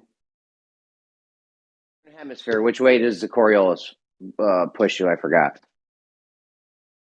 Does it push you? The physical Earth rotates. What is it? Counterclockwise? It doesn't really push you. The Coriolis effect has a specific directionality to it. Yes. In the northern to southern hemisphere. Yes. Can I ask about the illusionary wind thing? So should ask Moyak. No, I want to ask you because why? you're the one Why who's are you gonna ask criticizing him? Because you're criticizing the term. So I want to ask something relating to it. It's funny to me. Yeah. But can I ask you? It's not a criticism. It's just funny. Well, when you're going in a car and you put your hand out, illusionary has a meaning. That's why it's funny. Okay. You know, right? Illusionary has a meaning, right, Gummy Bear? Sure. You know what it means, illusionary. I mean that it's just an illusion, not real. All right, then why would I talk about something that is an illusion as a real thing, or why would I argue about it? It's just funny. And that's why I'm actually giving you a context in which. Let's hear the context. I can't wait to hear this. So when you're walking to your car and you don't really feel any wind, there's no wind. Then you get in your car and you start driving, and you put your hand out the window. Now it feels like your hand's being pushed along, like the wind. There's a bunch of air pushing your hand. It's almost like there's an illusionary wind. It's not there when you step out your car. What? But while you're driving, it seems like there's a wind. It's you mean an there is actually illusionary a wind? The real wind? No, because when you're outside the car standing still, you feel no air movement. It's completely still. But while you're driving and you put your hand out the window, oh no, you're feeling wind. It's almost like there's an illusionary wind. No, that's not wind you're feeling. You're feeling you rushing by the atmos. That's not the same thing. A wind is when you're stationary and you feel a wind. That's a wind. But that's almost like you could call it an illusionary wind. Because it feels just like a wind. It feels just like a wind is, but it's not a wind. No, it's your car traveling causing that. It's nothing illusionary about it. And that's the exact thing that when Moya was talking about the plane, That's the exact same thing. It is a wind that is felt only because the airplane is moving, not because there's an actual wind. It is the exact same That's not. thing. No, nice try, but that's not No, what he was saying. it No. is. I promise you it is. If he So was you here, know he'd what's agree in his with me. mind. You know what's in his head. Ask him. Yes. It is. If he was here, he'd agree with me. I'd bet $1,000 on that. Sure. Yeah, literally, I would. So okay, so how So does it hang on. cause the movement of the plane to change then? I've got a Because concept. Yeah, you're in a car with an open top, Okay. and you're a dog, and you're in the illusionary wind and the real wind at the same time. Boom. Yeah. Wow. So how does it make the airplane change direction? Well, when you put your hand out the window, it still makes it push back, even though it's just an illusionary wind. It still makes your hand want to go back. You might want to use a better term for that. Relative wind is the term used in aviation. I know, but it's because a person used the word illusionary wind, and I'm just continuing it because it's funny. Because it is still kind of accurate. so this illusionary wind causes what? Who was it that was asking? He was asking. So this illusionary wind therefore negates the movement of the ground somehow. That was the original question. No, it doesn't negate the movement of the ground. It changes the speed of the airplane. So is the ground moving underneath the plane?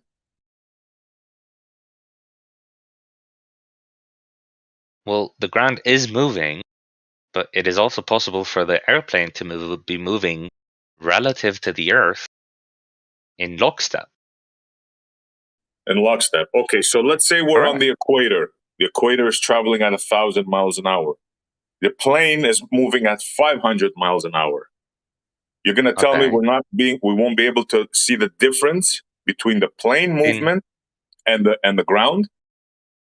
In what direction and in relation to what? That's not quite enough information you've given me. Sure, no problem. Your Earth rotates at 1,000 miles an hour at the equator, correct? Yeah. Now, the Atmos is velcroed along, moving along with your Earth at the equator at 1,000 miles an hour, correct? It's a little bit less correct, but it's kind of correct. What do you mean, kind of correct? Well, first of all, first of all, it's not velcroed along, and second of all, it wouldn't be moving at exactly 1,000 miles per hour. The higher up you would go, it would be moving a little bit faster, and a little bit faster. At ground level, sure, it would be moving at pretty much 1,000 miles per hour. Yeah. Okay, so now the plane in that Atmos, it's traveling in the opposite direction. Okay. Right? You're going to tell me now the plane is traveling at 500 miles an hour relative to the spinning Atmos and the Earth, which is together. You're going to tell me you don't notice any movement of the ground going at 500 miles an hour difference to your plane? Of course you are. You're going to be moving at 500 miles an hour over the ground. The ground is going to be scrolling beneath you at 500 miles per hour. Really? It's almost like you could say that you're stationary and the ground is moving beneath you at 500 miles per hour. It's almost like there's two different reference frames which you can look at it from. Okay, so he asked you to put a camera. He asked you to put a camera on the plane and show this. But you seem to have been having a problem with that. No. You're saying he was saying only a bullet. No, that's not. He was saying only a bullet can. The question he was asking wasn't whether you'd see the ground scrolling backwards as you're flying forwards. He was asking whether you would see it scrolling sideways at you as Whichever you're way, moving. yeah, of course. Whichever way you're moving against the motion, yes. No, so he's saying it's not whichever direction you're moving against. A different. So if let's say in his scenario, you'd be moving like straight north, and the ground would still be moving left to right. That's okay. his So how would example. your plane adjust for that movement? How would you be going straight then? Well, you'd have side wind. The wind would cause you to stay, because don't forget, let's say you start off at 0, right, at your pole in the north, you have no rotation there. And as you travel downwards in your mythical ball, it slowly goes up. Like around Canada, they say it's 800, and then in the equator, it's 1,000. Yeah. So how does the plane differentiate between these speeds? What happens if it's flying north and south? Well, because it's getting sidewind. That's making Sidewind? it go. Yeah, so you know how in the car, when you hold your hand out and you're accelerating, the air is making you want to slow down. If it's the other way around, where the wind is moving faster than the So car, well, then drag. it's trying to make you speed up. That same Drag thing works. happening. Pretty You're much saying drag. Yeah. Drag, okay. So you're saying the wind makes the plane fly slower, faster, left, right. It's the wind that does that. Well, again, the same discussion we had earlier. Would you call what happens when you stick your hand out the car? Would you call that wind, or is it drag? You can call it whatever you want. You're trying to make up a mythical force. That is what's happening. Yeah. So this mythical wind is actually what's keeping the plane straight, and at the same time preventing you from seeing a 500-mile-an-hour difference between your reference frame, let's put it that way so you can understand, and the ground. It's the wind. It's not the wind preventing you from seeing that. It's the wind preventing that from happening in any other direction than the direction of movement. Makes absolutely no sense. Does anybody get what he's saying here, or is it just me? Even you get it. You're just pretending not to. So you get it what he's saying too, Don? Yeah, simple.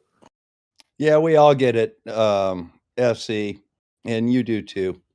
Okay, 5 minutes ago, Don told me sometimes the clouds are, or sometimes the Earth is rotating under the ISS, sometimes it isn't. Another day, Bob, you told me clouds are made of water vapor, so you guys don't fucking get it. Well, clouds are made of water vapor, and no, they're not. That's dumb. I have no idea what you're talking about with the ISS. So with all we were saying is that because the ISS is moving in an orbit, at some points it might be matching the speed of the rotation, at some point it isn't, and therefore you can kind of, if you want to, look at it as sometimes Coriolis isn't happening and sometimes it is, because sometimes it is moving in lockstep with the rotation and sometimes it isn't. But it is a kind of unnecessary thing to talk about. But it does happen if you look at it that way. Okay, let me drive home your fantasy now. Same scenario. We're traveling east to west against the 1,000-mile-an-hour wind. Okay. Right? And the plane can only go 500 miles an hour. How is it moving forward? Because in relation to the ground, it is moving 500 miles. What do you mean in relate? You said that the atmosphere, the atmos, and the ground move relatively together at 1,000 miles an hour. So you have east-west direction, wind, 1,000 miles an hour, and you have west-east direction of the plane. How does the plane that travels only 500 miles an hour go ahead in a headwind that's 1,000 miles an hour? It's not 1,000-mile-an-hour wind for one thing. And well, the atmos this is is how traveling planes fly. at They just 1,000 fly miles, through the right? atmosphere that's moving. That's what they do. Because again, how fast is the airplane moving on the ground if the ground is moving 1,000 miles an hour?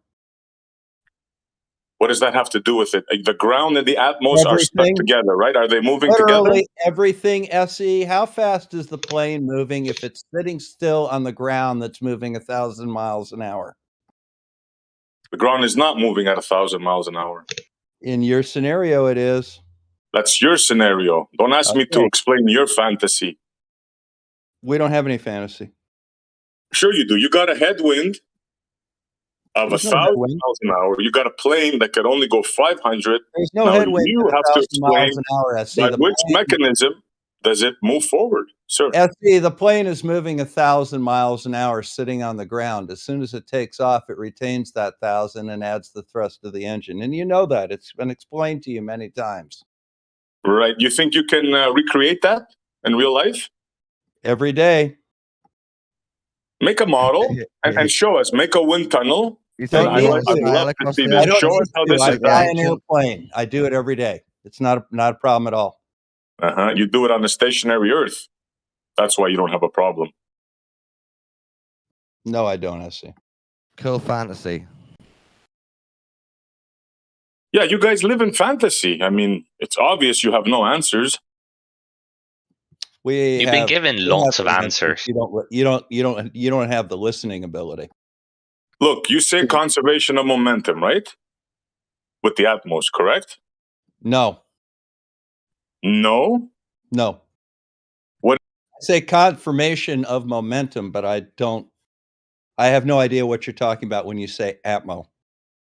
Conservation, not confirmation. Conservation of momentum. Conservation of momentum. I have no idea what the word Atmo means, though. Sure you do.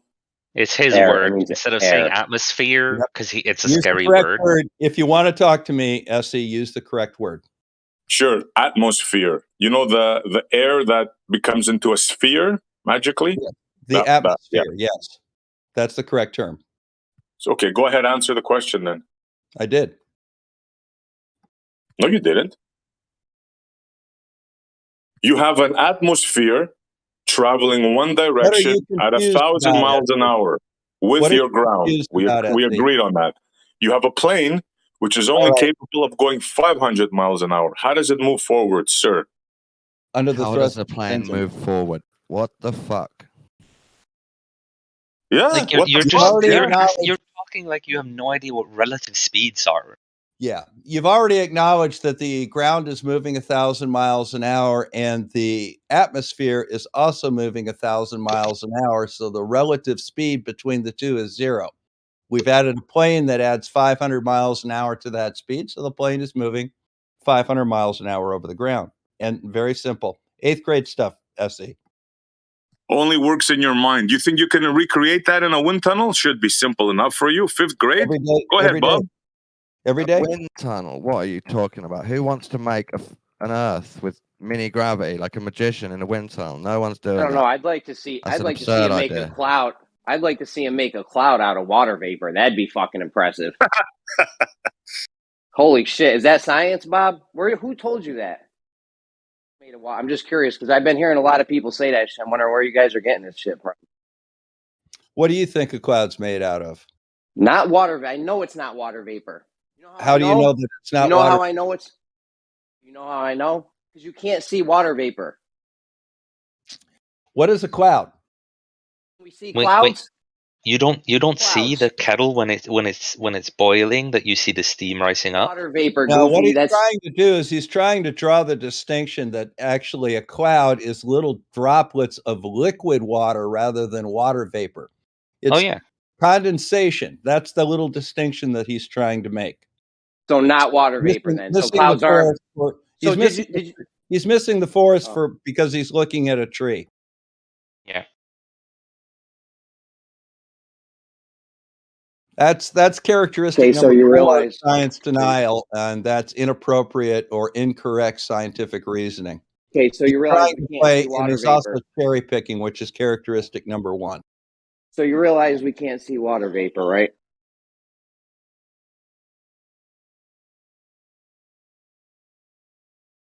So, Bob, how's your channel going with you having banned everybody? How are you guys getting along talking to each other? Oh, it's going great. Thanks. Not so great since you're here, right? No, I tend to go to a lot of different places, and I've actually taken a break for a couple of weeks.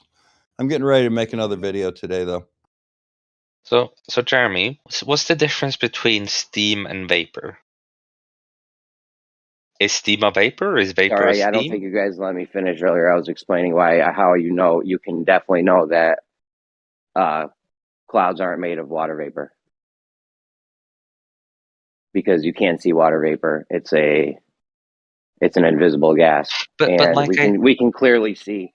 And we can clearly see clouds. But Jeremy, I can see the steam coming out of my kettle when it's boiling. Right. That's not the stuff you see. That's not water vapor, bro. So what is it? It's tiny water droplets. You can't see water vapor. Do you understand? This is very simple. Bob should have known this. Well, and you've decided maybe just the bit you can see. Is that what you've decided? So the steam coming out of your kettle is what you see is actually not steam, it's just water droplets? It's not water vapor. I think Jeremy's right on this Because one, you can, right? I am right. Of course I'm right. These guys are fucking ridiculous, dude. Yeah, but it's technical semantics. It's not a good Like one. the water vapor when the water vapor leaves like the what you call when you're boiling water, the thing you use to boil water. Well, that thing when the water vapor leaves it, Kettle. it gets colder when it mixes with the rest of the air, and then the water condenses, and then it forms droplets. Then you can see it. Isn't that what happens? Like if you try to see the water vapor as it leaves the surface, you can't. It just becomes visible a little bit above the surface where the You water can't see starts to water condense. vapor. Listen, this is Yeah, fifth grade that's stuff. what I'm You saying. can't see. I know this is fifth grade stuff. Bob should have known this. You can't see water vapor. That's how you know clouds aren't made of water vapor, because you can see a cloud. This is like second grade shit, dude. Okay. So Are are you made out of saying water vapor that condenses. so are you saying then are you saying that there is no water vapor in that steam? That Yo, you see show me where it says a cloud's made of water vapor. Does anyone have that? A reference? I got. No, we're NASA not going saying- to play with your little distinction games because it's just not relevant. So- but thank you for playing, Distinction Jeremy. game. We're talking about what something's made of, Bob. Well, I'm No, getting we're at not. bacon We're as not. well. We're talking and about I'm you not- trying to cherry pick We're just semantics. we're gonna distinct between what it is made of and what it isn't made of. You don't like Yeah, that? so- I know you so wouldn't like that Jeremy- because you No, we're said it not. was made out of some dumb shit that it's Well, not made out of. Jeremy, what I'm trying to get the distinction of is that sure, what you see physically is the water droplets condensing, but within that there is still water vapor. Cool. So if I have an aluminum can sitting on my table, water vapor in it, I can say that can's made out of water vapor because there's water vapor surrounding it. This is dumb. This is like so stupid. It's water vapor. You guys part are the of smartest process dumb of clouds, people I ever Jeremy. seen. Jeremy, is water vapor involved with the process of clouds? So anything that's involved in the process of making something, I can say that is made of. It's made of that thing. Is that what we're gonna do now? Just say yes or no. Just answer, and then you can ask your question. There's an anvil, dude. This Just is say yes, ridiculous. Dawn. Of course, it's involved. Okay, how about this then? You get your cup of coffee, and then you put sugar in it. Putting sugar in it changes nothing about what you see, but there is still now sugar in the coffee. I would say that coffee is made of sugar because there is sugar in that coffee. It is also made of coffee grounds and boiled water. Listen, but just because you tell don't me where see you the guys- sugar, just because you don't see the sugar doesn't mean it's not made of it. It's still in there. You just don't you see guys, it. Okay, who told you guys the cloud's made of water vapor? Who told you that? Who told you coffee is not made of what you don't Forget see? about the coffees. Forget about the coffee. Who told you a cloud's made of water vapor? That's all. I'm just wondering where you got this from because I know where I got my stuff My from. grandpa said that. Okay, So now I know where I trust got him. my thing from. Okay. I know who told me what clouds are made out of. I got places like NOAA, NASA, all kinds of scientific places. I'm just wondering who told you guys the thing you're saying. Your grandpa? I googled the first define cloud, and the first definition says visible mass of condensed water vapor floating in the atmosphere. So I Yes, guess you know what condensed water? You know what yes, condensed yeah, water vapor is? Yeah, it's the water droplets you're referring to. I know, I'm aware of that. Yeah. But Or condensed water vapor, which is liquid. But the thing is, Which water vapor isn't liquid, right? the thing is, if you had a cloud of just water vapor, right, it would condense and form water droplets. So you would have both. Like I don't think you can have one without the other. So it's just as like it's basically the same thing. You won't have a cloud of water vapor at high in the sky that is not condensing, and you're not gonna have for a cloud. And you're not gonna have a bunch of water drops suspended in the air without the air in between them being humid or having water vapor. So I think you can't have one without the other. Then it becomes just a semantical discussion, I think. Exactly. That is what this is all. So like that doesn't sound like either of you guys is wrong. It just sound like this discussion is sort of pointless. Since I think Jeremy at least would like to move on because Moyak is here and Jeremy is biting at the bits for his triangles. Well, the bottom line is that water vapor is a necessary antecedent to a cloud. You can't have a cloud without water vapor, period. So whatever something is made of, so you're saying, so I could say something's made out of molten aluminum because the thing's made out of aluminum. Move on, Jeremy. Clouds aren't made of water vapor, dude. That's dumb. Move on. Water vapor. Of course you want to move on. Of course you want to move on. Okay, no, Jeremy, if you throw a vat of molten aluminum into the air, then yes, for a moment it is partly molten aluminum, partly solidified aluminum. You are correct on that. Okay, since we might be agreeing on what a cloud is made of. Can we move on? Is it made of water vapor? Do you think a cloud's made of water vapor? And water. All right, this is a pedantic argument. So I can say doesn't get us any further. We said it's both. Made of water. I can say an ice cube's made of water vapor. You guys would be cool with that? That's water vapor. It's a pedantic argument that gets us nowhere. That's a difference. There is no water vapor in the ice. There is water vapor in the clouds. You don't have suspended droplets of water without water vapor in between them. You can't have dry air and suspended water droplets. You can definitely have water vapor in the. You can definitely have water vapor inside ice. You never seen air bubbles inside ice?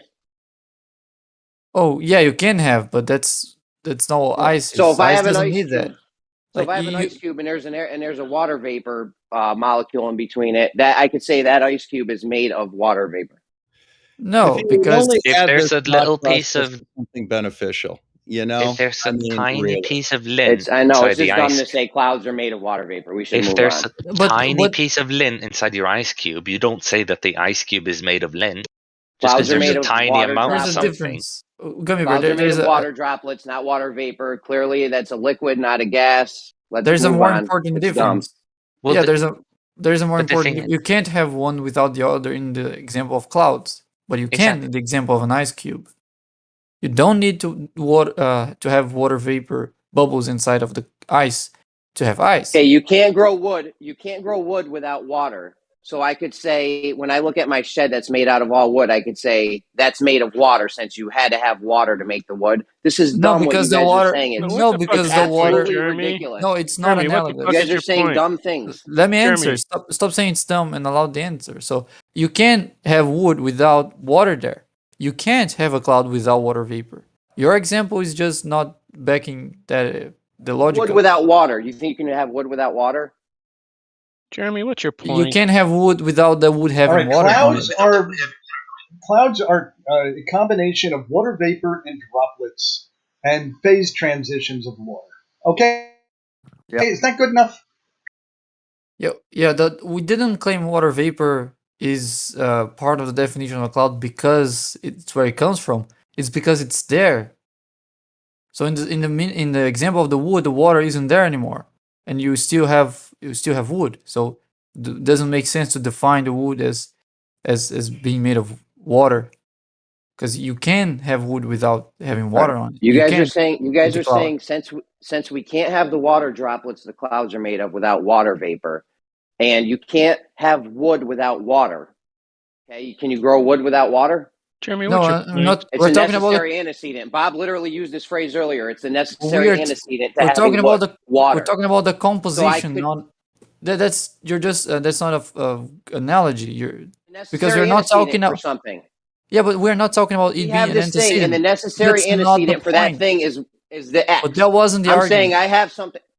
That was not the argument. The argument was not that. I'll go when you're done. Go ahead, bro. Right. The argument was not that water vapor is an antecedent to the water droplets.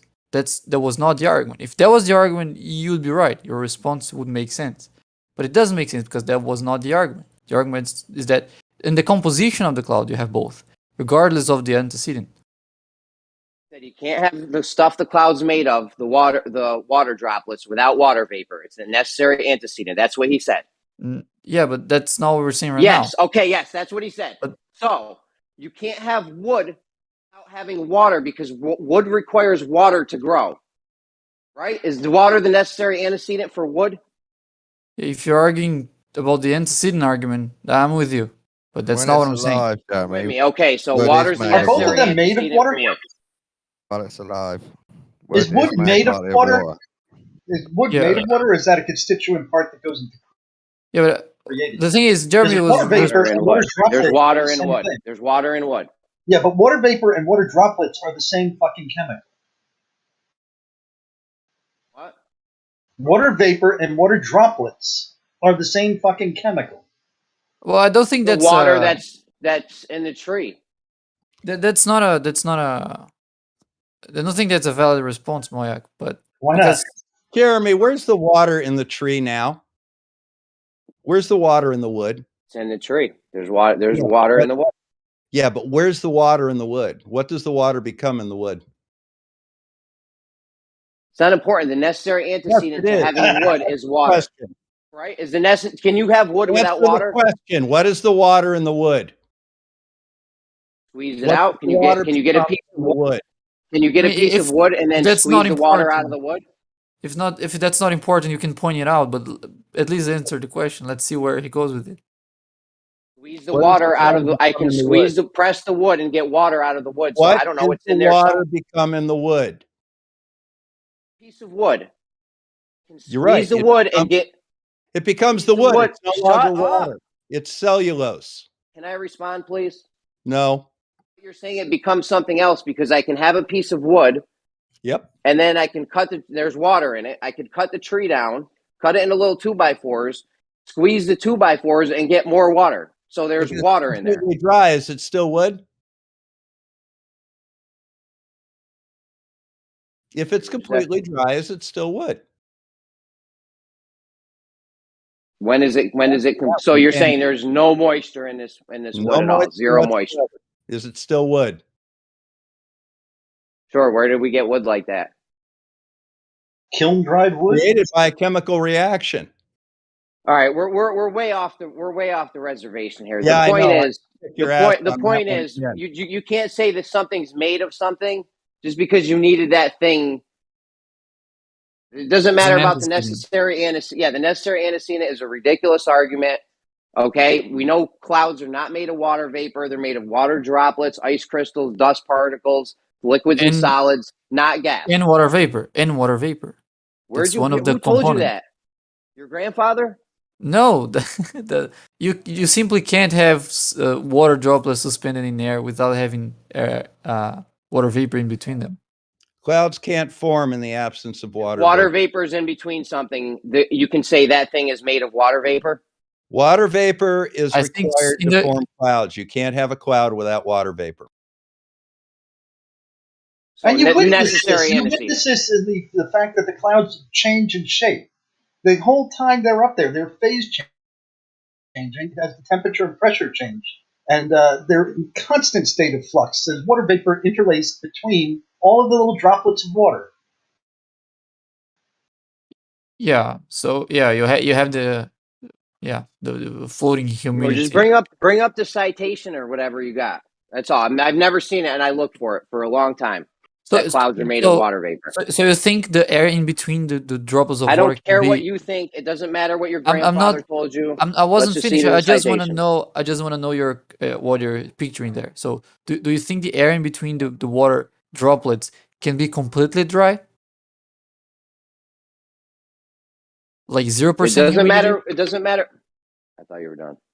Yeah, I want to know the answer for that question. Oh boy. Can you answer that question? Then you can say whether or not you think it's relevant. Sure. I don't care. It doesn't matter what I think. I don't care. All I want to see is where you guys are hearing this stuff.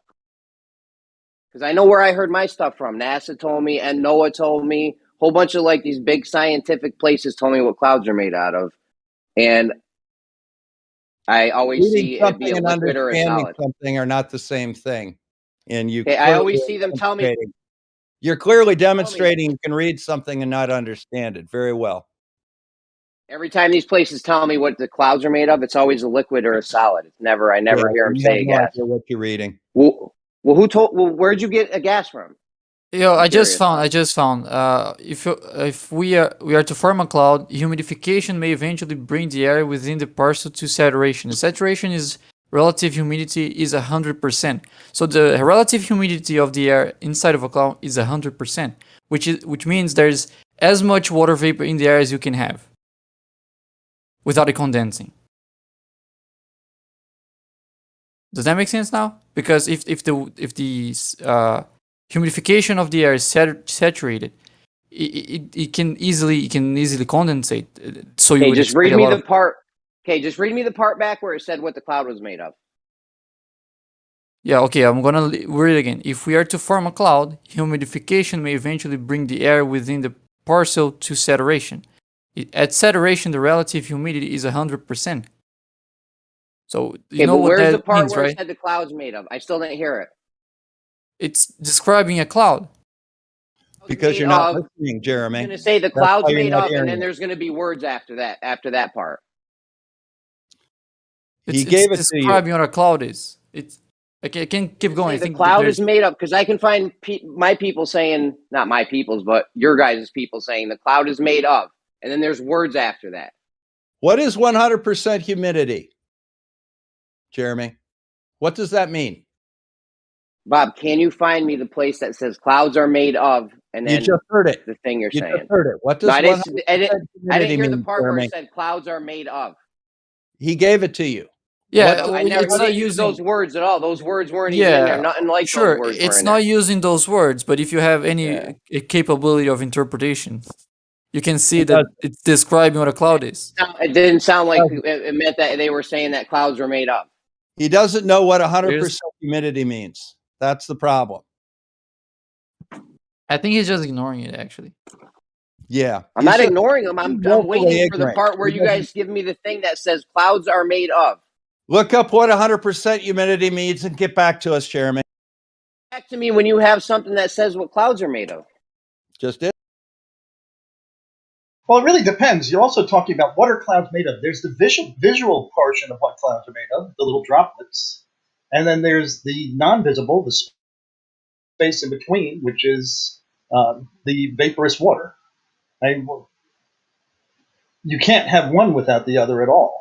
Exactly, and regardless of it being an antecedent, you're always gonna have humidity in between the water droplets because you only have the water droplets because the humidity is saturated.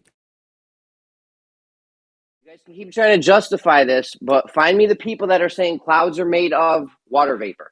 Yeah, you might not find this exact phrasing of it, but if you Why? just It look should up, be easy. What are clouds made of? because it's I found described, it's been described very in details, but when it's describing in details and it's not using the words being made of, you're just rejecting the description. And it backs up exactly what we're saying. It's just not using the words it is made of it because it doesn't And have do you to. think that the area a cloud lives in, Jeremy? I'm trying to figure out what you think you win by this pedantic argument. He's not Because going to if answer. we're in an area that has water vapor and water droplets, so what do you win by getting your definition to say that there's no water? Are you saying there is no water vapor? What?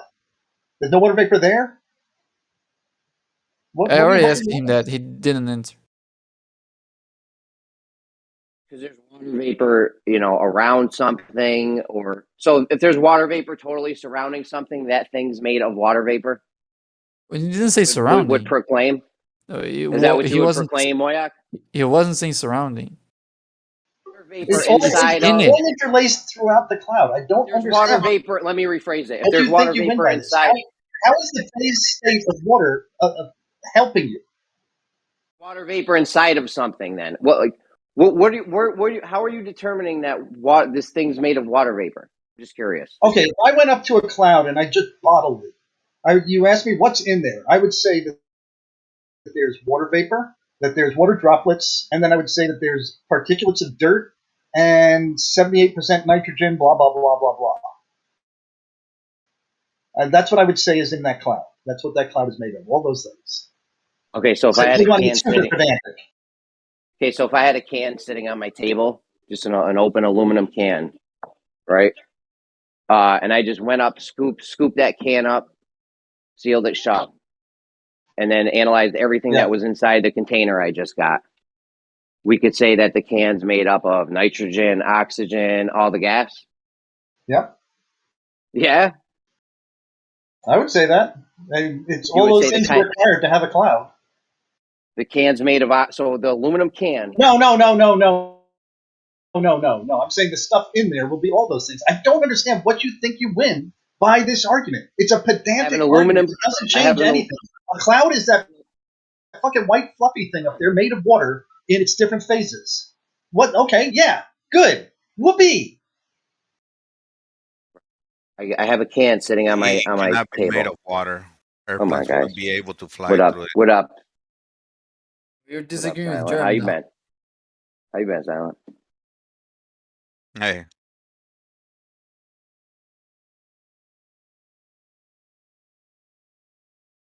This is arguing for purely argument's sake. It doesn't gain you anything. Are you saying that clouds, when they're in the water phase, should be falling? What? Trying to get the shit straight. Listen, if I have an aluminum can, I crack a Coke can open, I drink all the Coke, I fucking put it on my table, and that's now there's just an empty can sitting on my table. I bag that shit, put a box around it, and I'm going to analyze everything that's in that box. I could say that can is made of nitrogen, oxygen, all the chemicals in the air. Yeah. If you want to, I mean, really, again, I don't know what you're trying to gain by this. What are you hoping to say? Is that are clouds too heavy to stay up there and they're magical? Is it what? What is the argument beyond the pedanticness of whether there's water droplets and water vapor coexisting at a location? So you're telling me I go scoop my can up, there's water vapor inside the air, some of the air, there's water vapor in that. I could say the can's made of water vapor. The aluminum can. So you don't like the fact that some people call clouds water vapor. Okay. I'll say on a pedantic level, you're probably right. So what? Trying to get the shit straight, man. People got to know what clouds are made out of. We got, all these guys with science in their name. Well, I think my definition. Hold on a second. We got all these guys with science in their name running around telling people wrong shit. I think that my definition of it's all those things. It's air, whatever, blah blah blah, and tiny droplets of water and water vapor. And then phase state changes, or changes of phase. Why do you have any disagreement with that statement?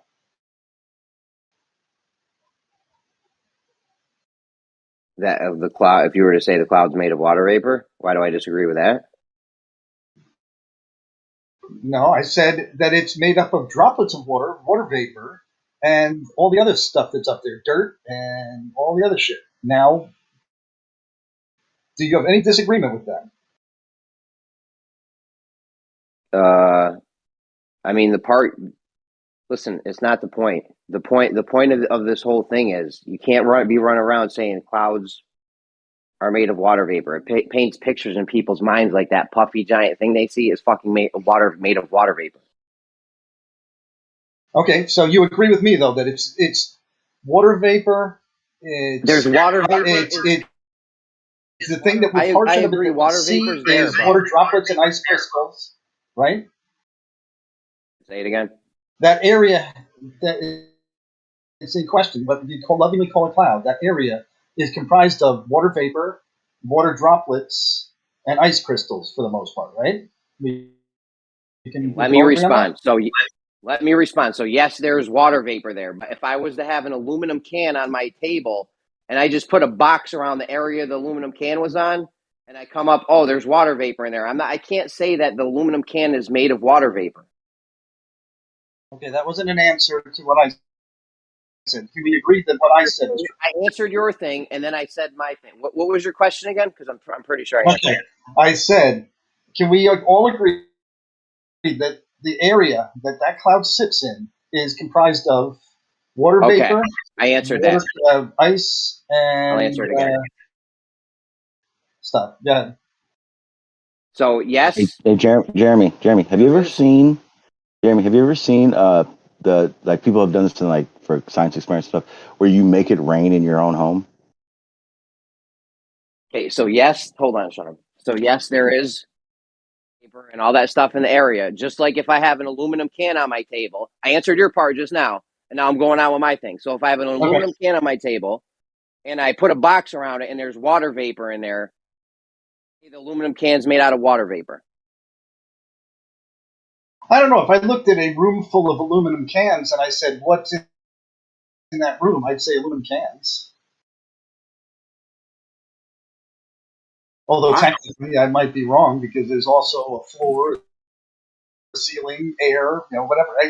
I don't get the argument where you're going with it. It doesn't get increased clarification on it. You can't say just because there's water vapor near something or some other thing near something that thing is made of that thing. Like I just explained with the aluminum can, if I put a box around an aluminum can and I want to analyze everything in that box now, you can't say the can is made of, you can't say the can's made of fucking oxygen or water vapor or something. Would you say Earth is made of water? Hang on, Don. Partly Hang on, made of Don. water. Wait, hang on. Jeremy, have you ever seen those experiments where people make it rain in their home? What about the human body? Nope. Is that partly made of water? No, okay. So you're able to literally make the condensation, the moisture, the vapor in the air together, and it forms a cloud. Like you can do this in your own home. So the accumulation of these molecules, accumulation of these vapors, evaporation, etc. When they get together, they form this clump. This is exactly how it rains. It becomes a molecule. They all get together, and then it starts raining. Clouds are essentially made of vapor. It's accumulation of vapor, and after a certain amount of accumulation, it gets formed together, and it rains. I'll give you, Jeremy, before I go out, that even though clouds are partly made of water vapor, the main visual part of a cloud is particles, droplets, not vapor. It's only particles. No way. You I would can't never see give you vapor that. at all. That's true. Is there evaporation? Do we know this is real, Jeremy? We know this happens.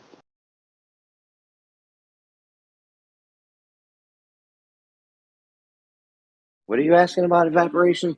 Yeah, we know this happens, right? You put a glass of water on a thing over a long period of time, it goes lower and lower. This is some Water digital vapors. jujitsu. Yeah, that's literally that's water vapors. That's a gas, right? It forms of small bits of molecules. The molecules get together, forms rain. Sure. Okay, then what part of what makes up a cloud is confusing?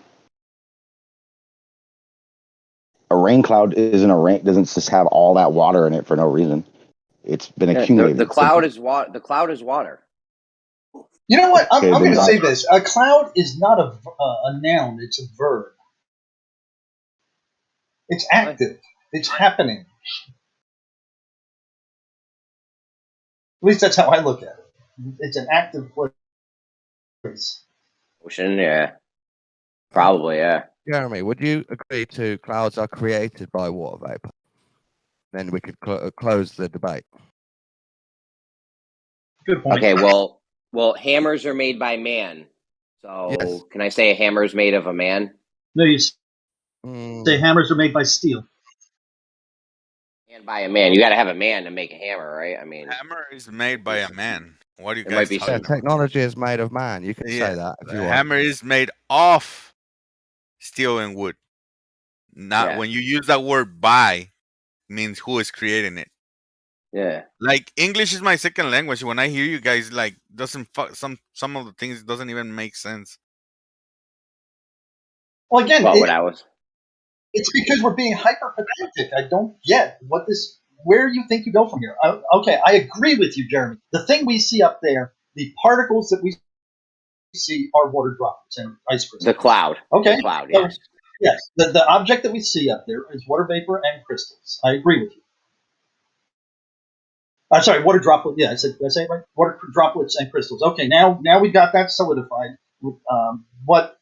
Where do we go from here?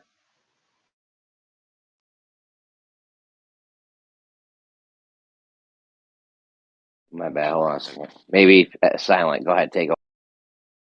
No, I'm good. I was just I got the kid. I got the clarify that. kids. Let's agree to It's try silent. not to say. We'll try not to say clouds are made of water vapor ever again. It's I silent. don't know. I Actually, got the kids on right now. I'll something be back in 5 minutes. on silent on something you just said that I think is important. Do you think, like, when you're listening to these conversations, do you think that we're, like, I think Moyak just said it, we're being pedantic, like we're being overcritical on how we discuss these things? Overcritical, you said? Yeah. Like, for instance, this conversation, like, we're having to be so specific on exactly what we're saying to have the conversation. When in reality, if we were just having the conversation, we wouldn't be so hyper specific about these things. Well, it makes sense that these conversations go like this because Jeremy has one idea in his head that he wants to express. So when he hears words that you guys are saying, that he doesn't agree, so he wants, like, to be really clear what you guys are talking about, right?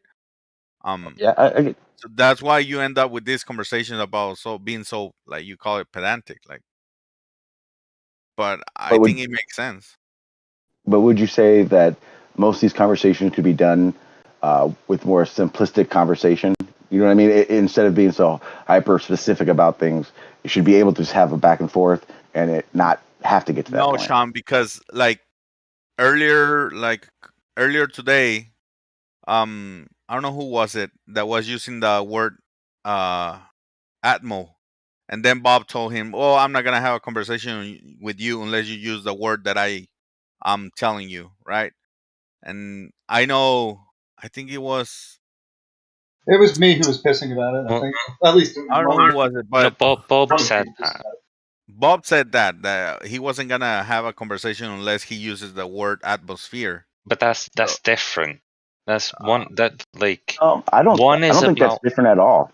I don't think it's different because at the same time, if Bob uses atmosphere and whoever he's talking to uses Atmos plane or whatever they're saying, we're talking about the same thing. But the person who's made it atmosphere not okay is being hyper specific about what they're saying. I think the difference, though, is that I think he's trying, when he says Atmo, it's a method of breaking down the conversation. First off, he knows that it's going to get a rise out of people. It's not adding anything to the conversation. He's doing it strictly to try and annoy people. No, that's an ad hom. That's an ad hom. Relax. And No, he's not even here to defend himself. I agree with Moyak because it goes both ways. Of course you would.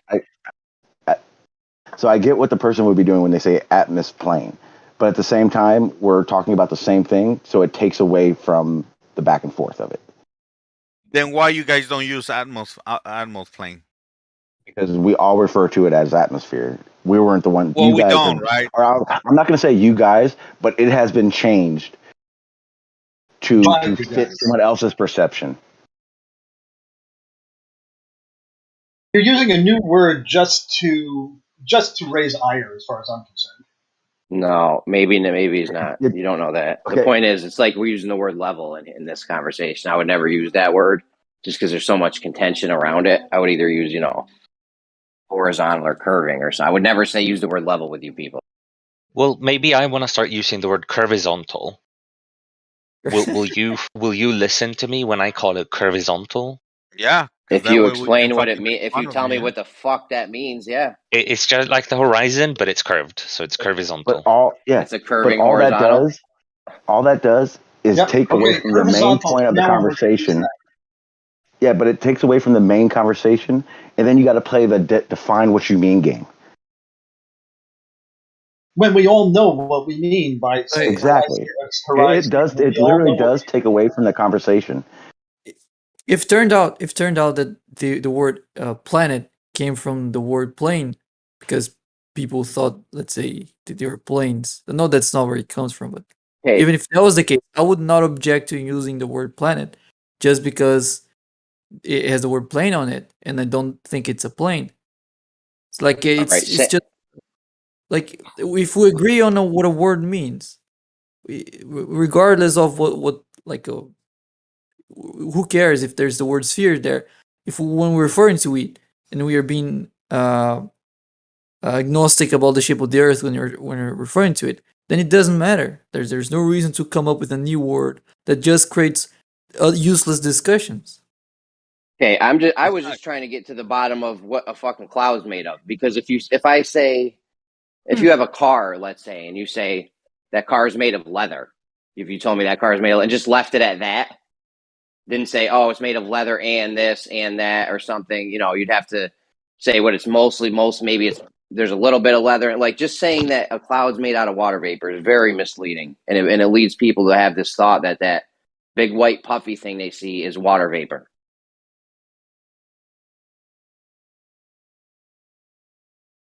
You wouldn't say your car is made out of leather or rubber, would you? Jeremy, made out of rubber. Jeremy, when your window fogs up in your car, do you see all that water vapor in the air, or did you see it once it's condensed against your window? You don't see water vapor; it's invisible. See, this is a classic science But it's still denial there. tactic. They're trying to make it an all or nothing. Clouds are made up of water vapor and water droplets. Because we say water vapor, they somehow think that it's exclusively water droplets. Not true. It's a distinction without relevance. It's amazing they even continue to allow it to go. Don't come in here and talk about people are science deniers and all that You ad are a hom shit science you denier, just did, please. Jeremy. Bro, it's my turn to talk. Relax. Finish your ad homs in silence. You are still a science denier. I'm definitely not. Stop ad homing me. Why? Why are you doing that? I love science, bro. It's I not an fucking ad love hom, science. it's a statement of fact. It's an You ad are hom. a I love science science. denier. I absolutely love science. I have a thriving passion. Then quit Science, Bob. misusing it. How did I misuse it? Just explained it. Did you listen? I heard you ad hom the shit out of me. How did I misuse science, though? What was my What hypothesis? did I say about the composition of clouds and your I don't know. approach to that? You're implying that there was somehow science involved with something we were just talking about. What was the hypothesis? Clouds Variable or anything science. Clouds consist of water vapor and water droplets. When we discuss clouds and discuss it relative to water vapor, you somehow think that it has to be one or the other. It doesn't. Not You're a missing the point, requirement of Bob. science. You're claiming that he's denying science, and he's asking you in this conversation, where is science being applied, or are you one of those who thinks that It's an by irrelevant saying Bob question. clouds are made of steep vapor, that's science? Yeah, it's an irrelevant question, so it's not responded to. So you think that's science? I still think it's an irrelevant question, like Bob said. I mean, I don't get. Well, he's calling me a It's like, science when this comes denier, up, so I'm trying to figure out where the when this science comes up, was. when this comes up, it's usually an argument that's going on, and we're discussing, why are clouds at a certain level, and then somebody will, start, being, trying to get, grill on it, and somebody will say, well, that's just water vapor up there. Now you'll go and say, well, that's not water vapor, it's water droplets, and it's like, okay, so again, you've now derailed the conversation for something that we're essentially both agreeing on something, and we're both agreeing on it. And you've had this explained to you 1,000 times. You're just the thing is, quibbling over the use of words. I know the thing is, I got people like NASA and NOAA and all kinds of big time people telling me what clouds are made of. In the meantime, I've got just some guys on the internet telling me no, they're made of something else. Like, I feel some sort of way about this. Like, should I trust just some random dudes on the internet, or should I trust like NASA and NOAA and all these big time places when they tell me what clouds are made out of? What do you guys think? How do you decide who to trust? What is your methodology for who to trust?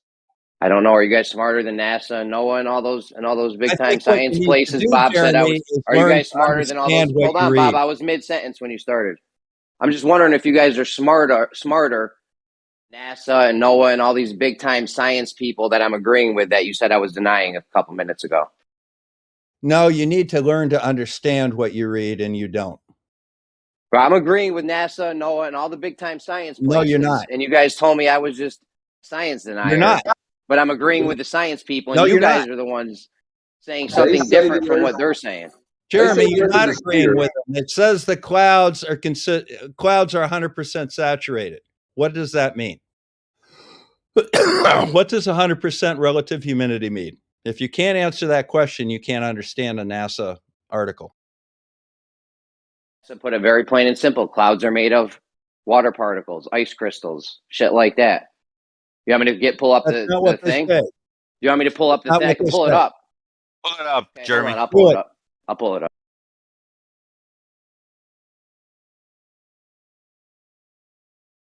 On the flip side of this, Bob, why argue the point with them since we kind of all agree the visible aspect of it are particles? Yeah, there's no point in arguing with him because he's just too obtuse. No, I got my citation right here. Look, it's from NASA. You guys are gonna fucking love it. You're gonna love it, NASA. You have to agree with these people. They can't be wrong. Be wrong, right? I'm posting in a live stream. That's another classic example of science denial. If it's NASA, it can't be wrong. If you Well, you acknowledge guys that you're can't disagree. You guys can't disagree with that. Here, let me read it real quick. A cloud is made of water drops, crystals floating in the sky. The .gov. There you go. Where's the one saying that they're made of water vapor? Just show me one, and I'll back up, and I'll concede you guys were right. That's all you gotta do is just tell me. You guys, so far I got NASA on one hand telling me what clouds are made of, and then I got just some dudes on the internet. Something else. Where the problem is? Yeah, you're basically being bullied. All right. So, Jeremy, here, I'm going to go ahead and shove this right up your tail end. He's trying to bully you. Go ahead Jeremy. and read the actual article that you cited. This Pull that cunt. up. Pull it up.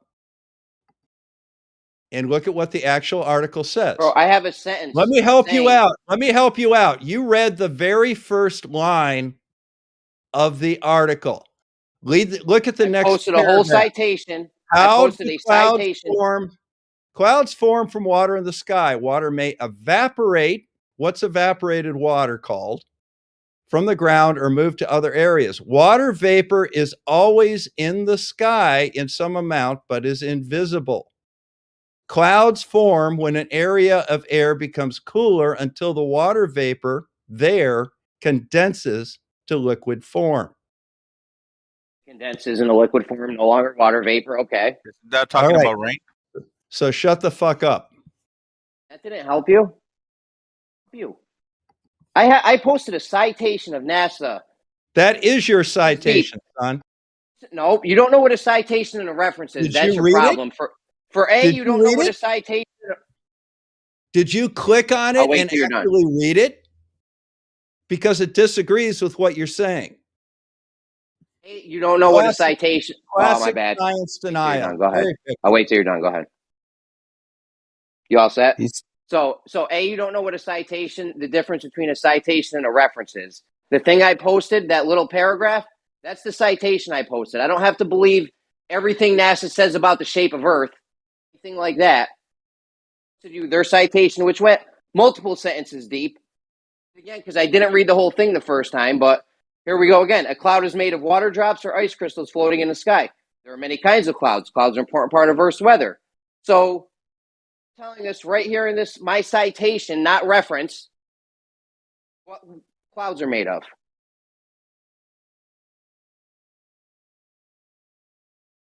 Because I cite NASA on this, I got to believe everything they say everywhere about anything else. Or nothing fallacy. You tried to use this on that. You tried to use that exact shit on us earlier, Bob. The fallacy, the fallacy you got science wrong denial. that somebody wasn't using, you just did it. Classic science denial. His reference Denying disagrees nothing. with him. So he just sits down and says, well, I just meant the first paragraph or the first sentence. I don't have to Yes, agree the with part NASA I on the cited. shape of the Earth, but you do have to agree with them on the cause of clouds if you're citing them as a reference source for the cause of clouds. The cause of clouds. We're talking about what a cloud is made of. Clearly state what a cloud is made of right there.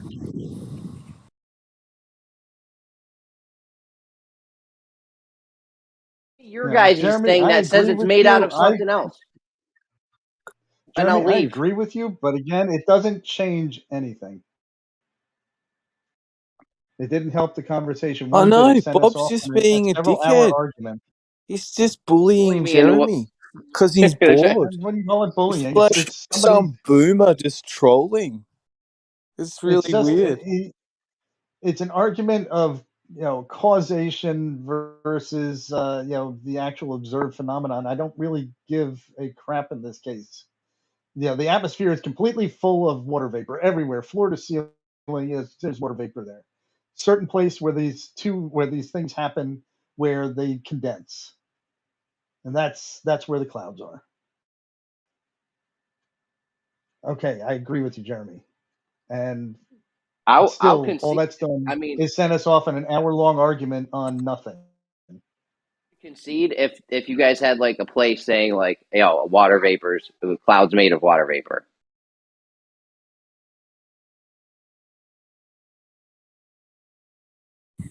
But like I said, I got NASA, NOAA, all these big time people, all these science people telling me that what a cloud's made of, and then I got just guys on the internet that have science in their name telling me what a cloud's made out of. That have no, they have no like, I don't know who these people are. I could put science in my name right now and tell you some crazy shit. You're a science denier. Looking And at then the call you a paragraph science denier, yeah. about Then call you a. midway and how do clouds form, the point where air is said to be saturated with water vapor, that's the point where clouds form. So I mean, you could argue it either way. It doesn't mean anything. It doesn't carry the conversation. In fact, I think we should just drop the In my conversation. mind, Bob just needs to relax. me, right, Merle? Trying to bully me into what clouds are made out of. Yeah. Come on, Bob. Moyak, seriously though, I wanted you to show Bandsaw the thing you did with the globe and the triangles and shit. And that, I think a lot of people need to see that because these three triangles, from what you showed me, it did look like they added up to over 180 degrees. Those angles, not one triangle, but all the angles and shit. And I feel like that wouldn't happen on a flat Earth, but it would happen on a sphere because they'd all be parallel with each other and shit. So on a flat Earth, I mean, it's if plumb lines are parallel on a flat Earth. I don't know. They probably are, but I don't know because we got a whole bunch of weird optical effects.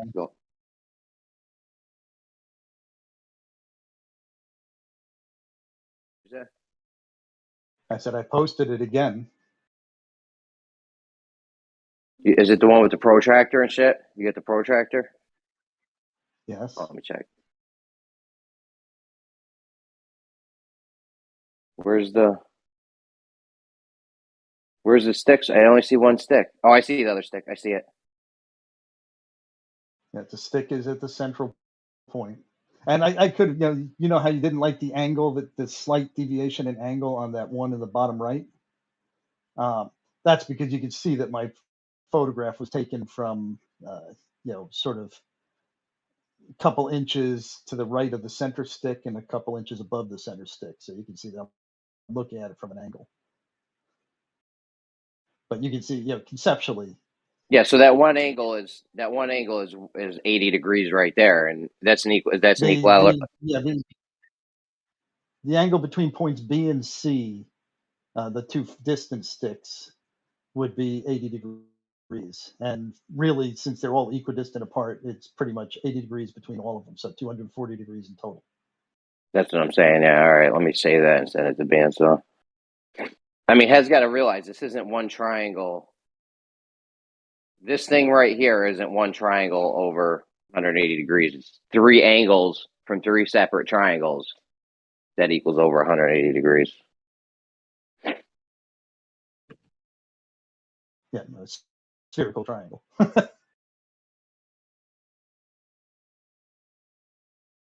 No. This isn't a spherical triangle. This is It something forms else. a spherical triangle. It forms a spherical triangle. I mean, yeah, there would be one on the ground, yeah, but this is not what we're measuring. We're measuring three different 3 different plain regular triangles. Yeah, if I drove between those points and left the breadcrumb trail between them, it would form a spherical triangle.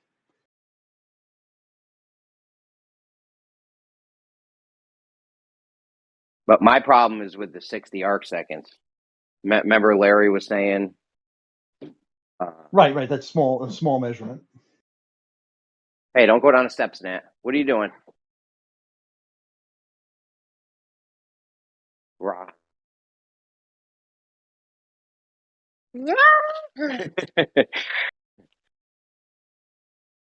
Whoop. Wee.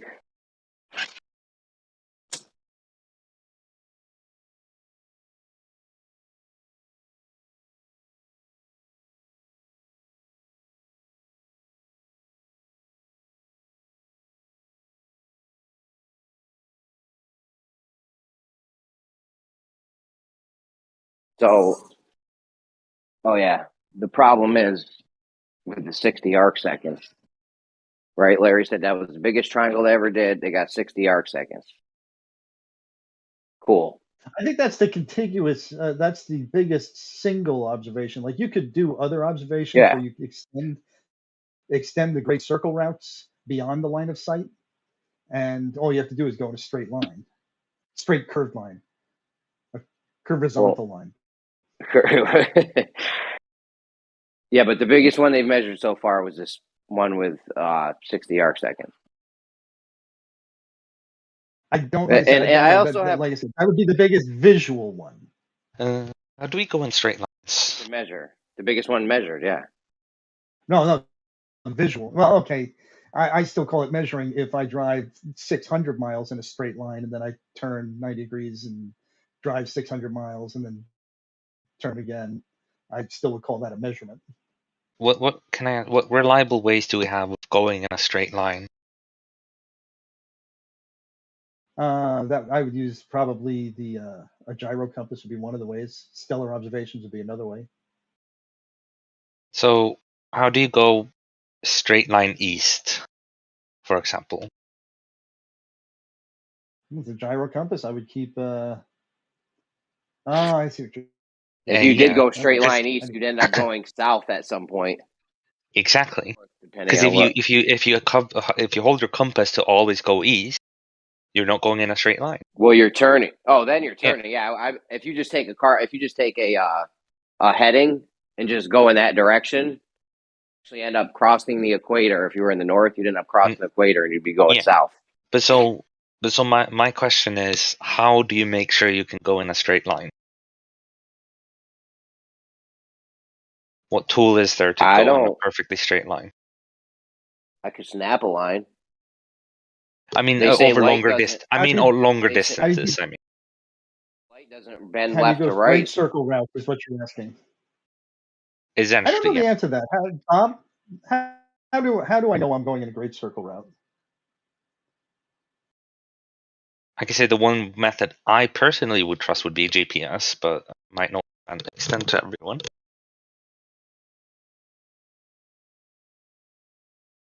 How do you know you're going a great circle route? Yeah. Yeah. How do you well, make sure you go? All you have to do is just take a string and stretch it between the 2 points on the sphere. Well, yeah, but we're talking about longer distances where you can't like have a physical thing you're carrying with you, like a string. The Haversine equation and formula will do that for you. What's that? So in a practical sense, how do I determine that? I mean, like in an airplane, I guess I would just have a bunch of waypoints stretched out. Yeah, you could have waypoints. That would be one way, or the other way is that when you lay in your course, it'll actually give you the headings, and they change continuously. From a surveying standpoint, what I guess you would do is you would go, you would measure the furthest distance you could visually, and then make sure that you go 180 degrees the opposite that way. You look back, make sure that you're going straight, and you keep going straight. Yeah. The other way you can so far, for example, when Muslims are trying to find the Qibla, the direction to Mecca, what they do is they wait until the 2 days a year, or the 2 times a year that the sun is directly over Mecca. And then if they're in the same hemisphere centered on Mecca, they face the sun, and that's the great circle distance or direction to Mecca. Or if they're in the opposite hemisphere, they wait until the noon sun the next day and then face in the direction of their shadow, and that'll take them in the great circle. That's been known since probably the 8th century. 7th, Yeah, but 8th. just so far, the biggest spherical triangle or whatever they've ever measured was 60 arc seconds over 180. That was a weighted average, right, with anomalies. Well, I got that's the total I've been trying to spherical get you axis to over the specifically say triangle. that Yeah. there's other, and like I said, that one is only speaking of a biggest visual measurement. You could do these all the way across America from corner to corner. You can get 90 degrees of spherical excess on a spherical triangle. I demonstrated 80. Yeah. Well, I Sure. mean, MC tunes, you just go right down the, you start at the North Pole, go down the prime meridian to the equator, make a right turn out to 90 degrees west, go straight back up to the pole, 270 degrees. Has anyone ever actually done that? What do you think, Jeremy? I don't know. I don't Well, know. It Actually, sounds like you're about to in make all an assertion seriousness, that you're not going to be able to prove, Bob. That's what it seems to me. yeah, in all seriousness, I don't think that I don't think that was ever done as a specific test, all the way to the pole and back. But I could be wrong. It just seems like a pointless test. Who would spend does the money that make doing it wrong?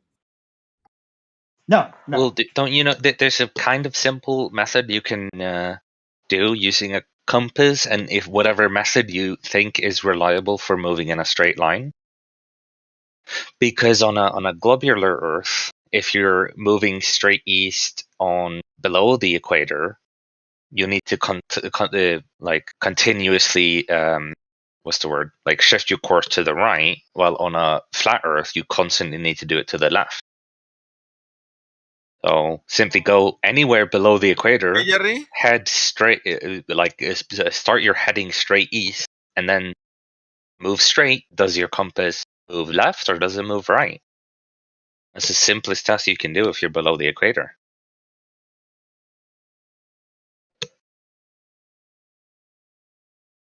And of course, all it relies on is you being able to move in a straight line, which, I mean, that is a bit of a feat in some ways, but yeah. If you gave me level ground, I feel like I could snap a line indefinitely.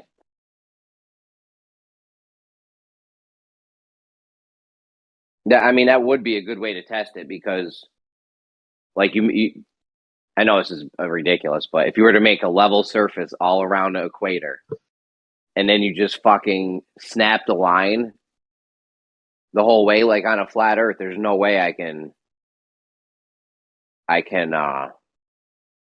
come back to see where I started. Whereas on a globe, I might not be perfect, but on a globe, I would end up coming back and seeing my starting position. I would pass my starting position at some point. Right? But on a flat Earth, there's no way that would ever happen. Like, if I snap a straight line, I'm never going to come back and see the fucking point where I started. Like, that shit's behind me all day. Yep. Pac-Man. Pac-Man. They could get you with the Pac-Man Pac-Man map. They get you with the Pac-Man map, yeah. Oh, shit. That's what I'm saying. On an equinox, why don't you guys just prove that the sun moves I in? didn't see you there, bro.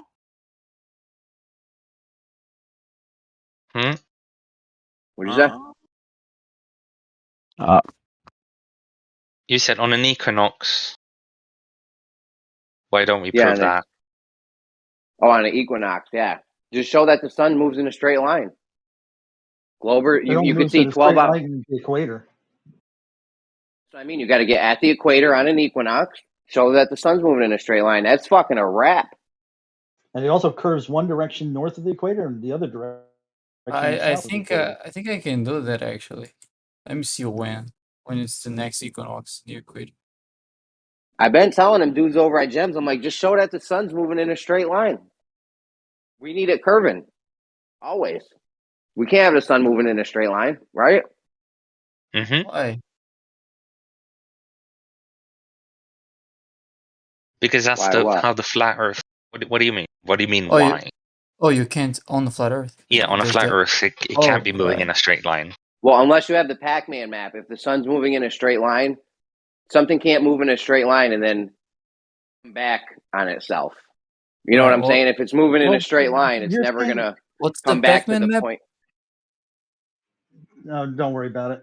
Is it It's just is it You're the saying that you don't. cylindrical projections?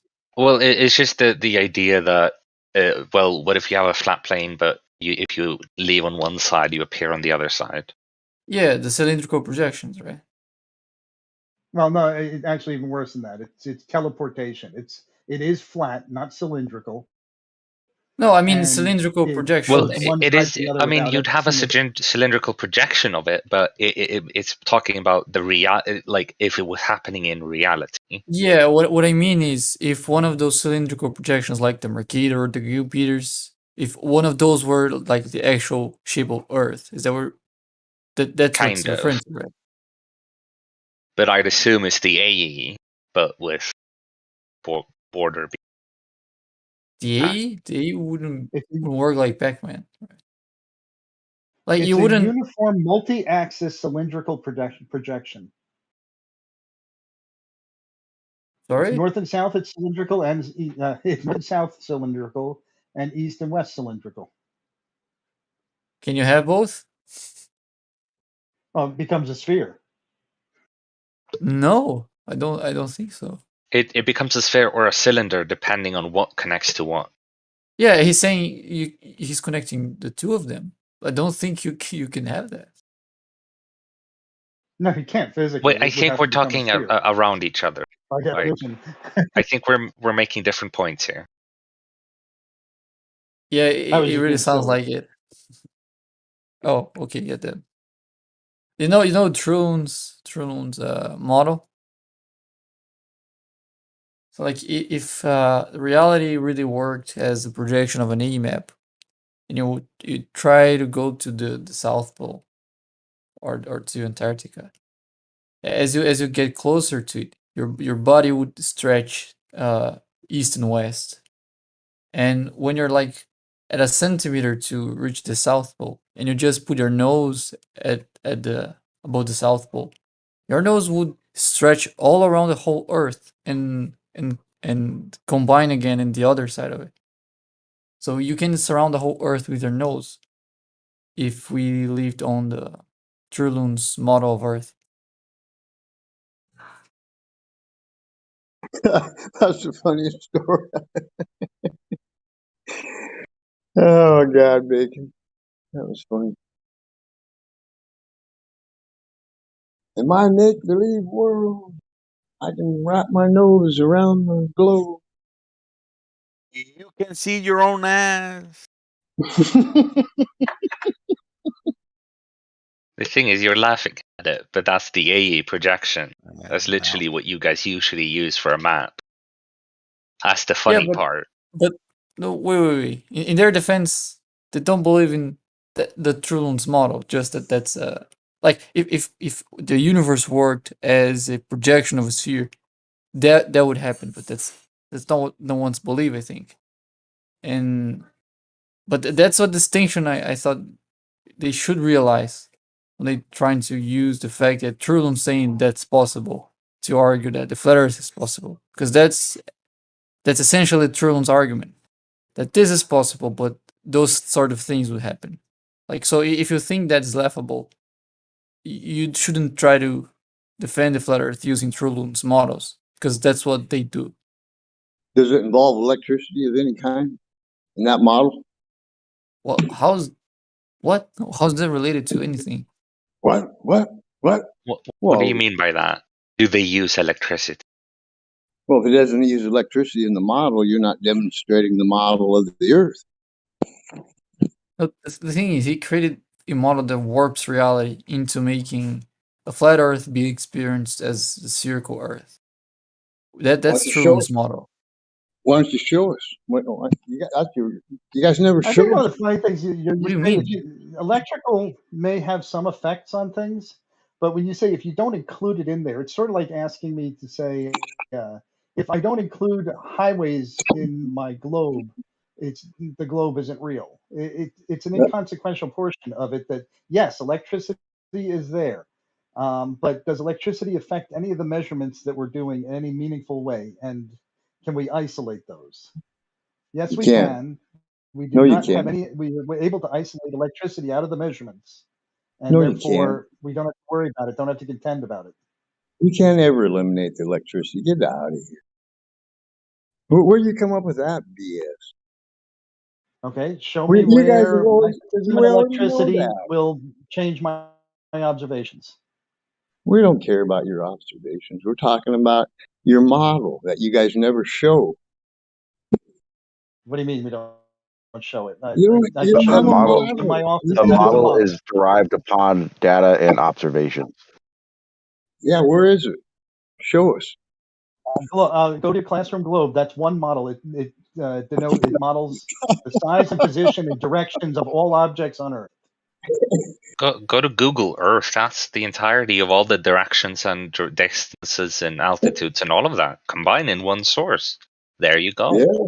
Yeah, it comes down flat. Isn't that crazy? I Google map and then It it doesn't. comes out and lays out flat. Huh? That's cooler than hell. It only does with projections, and that's the whole thing that Bacon just demonstrated. Is that if projections happen in real life, then your nose stretches around the Earth. If you do that, that's the thing about his argument. Is it shows how silly it is to think that somehow the distances and directions we given by, for example, Google Earth or any other measurement or anything. If you want to have them be real and flat Earth at the same time, you need to accept this kind of bullshit. The only way out of it is if the distances and directions that you're given are wrong. Bullshit. I mean, my God, you guys are hilarious.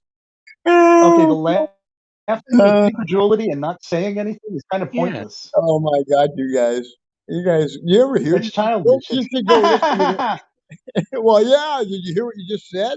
So I mean, okay. So I'm that's saying, hilarious. let me summarize in a very concise manner. Either the distances and directions of places on Earth are wrong, as in they're given to us on our GPS devices, Google Earth, any of that, or they are correct, and then you'd need it to be this weird magical projection Earth for it to be flat Earth still. Those are the two options. Either it's wrong, or if they are correct, the only way it can then be flat is with magical projection Earth, where you could have things like your nose stretching around the world. That's the silliness of the flat Earth. You need to either deny all the measurements or accept silliness like that. Or you can prove the measurements wrong. You can False prove, dichotomy. you can prove that England is Dear not friend. X number of miles away. You can prove that That's a England, false France, dichotomy, and what all you those just said. places are not the same distances away that we show on the globe, and then you would have something to laugh about. You don't have anything to laugh about because you have nothing except for your snicker of incredulity. I just want to point out that what just Gummy Bear said is a false dichotomy. No kidding. Either or. Yeah, So, it doesn't work like hold that, on, buddy. Silent. So what's the other option? I Or don't other know. options? That You would don't be a know. claim of knowing everything that there's out there. Okay, And so you know. I'm okay by saying I don't know. Yeah. You know for sure that it's a false But you do, dichotomy. right? Hold But you on, do. let me finish my sentence. You know for sure it's a false dichotomy, but you have no idea what other options there could be. Yeah, because I don't know all the Okay, options good. That's out there. all I needed to know from you. Good one, Silent. Yeah, Gummy Bear, but you do know, right? You don't need to know all the options, but if you want to call it a false dichotomy, if you want to call it a false dichotomy, you need to at least have one more option. So you do know that those are the only options? Yes. All right, that's all I need to know from you. Logic dictates that those are the only two options. And if you have a third option, you need to give it to me, or at least give the argument for why there could be a third option. Not just saying it's a false dichotomy, bringing up no evidence of such. Just calling it one doesn't make it one. What you gotta understand is that the edge is just a mathematical artifact. A mathematical. What do you mean by that? A mathematical artifact? Means that it's only necessitated by the model, right? It's not a consequence of physical measurement. Oh Because we could only describe Earth as it needs to be in order to explain known phenomena. And Right? the So known everything, phenomena are the distances and distances and directions measured, and the only way to write that on a flat map is using projections where you get stretching and warping. so you just curve the paths. So you're saying they are actually curved in real life, even though they are not? Like you're not being consistent. Well, you can't use a straight ruler on a globe either, pal. Correct. That's why we measure in other ways than just a straight ruler. Right, so if you get to use a straight ruler on a globe, then a flat Earth should be able to use bendy rulers on Earth too. That's non sequitur completely. No, it's completely logical. It's Actually, not. I can use a straight ruler on a globe.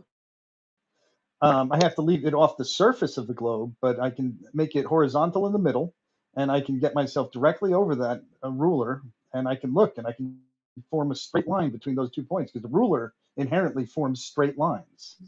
So all I have to do is elevate the points above the Earth at the other ends, and I start to see spherosity. But that's not what he's claiming, that because we can use a flat line on a globe Earth, therefore he can use curved lines on a flat Earth when he makes the map, even though reality doesn't conform with the way he's using curved lines on a map.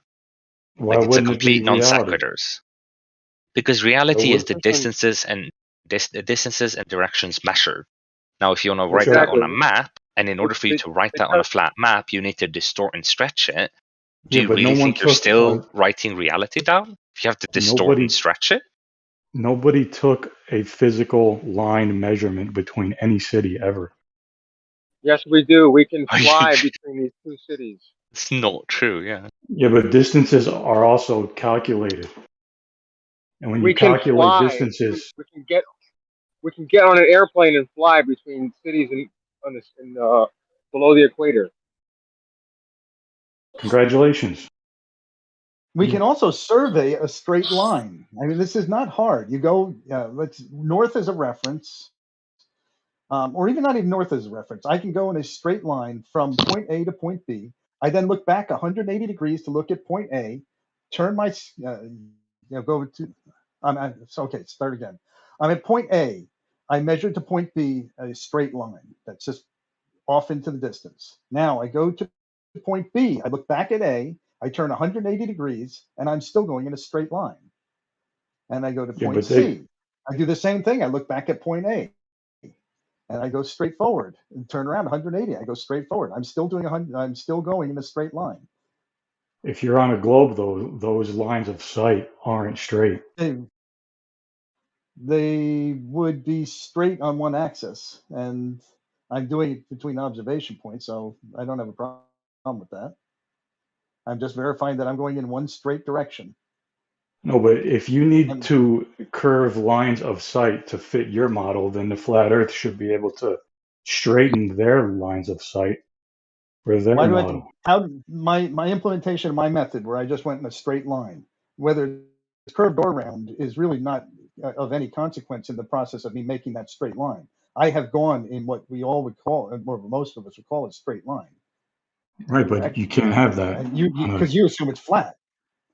And if in my curved world, I'm straight, I'm curving around the surface, but I'm still going straight on one axis.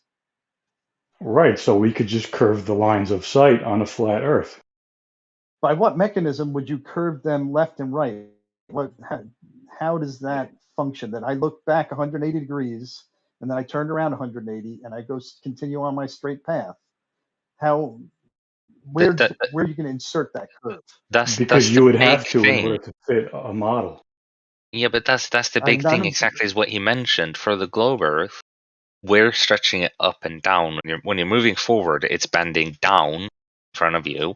You guys, in order for reality to be flat, you need to stretch it left, right, and all of Okay. these directions.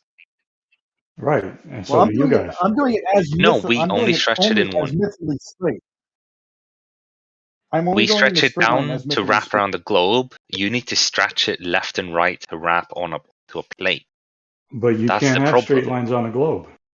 See, what you're doing is you're fitting all the phenomena within a model, and that model comes from the stars, which assumes that the light from the stars reaches Earth in a straight line. But No, it you're comes from ignoring what purely I've just said. terrestrial-based measurements. Right here, I've Talking shown you about terrestrial-based measurements. distances and direction. That's all.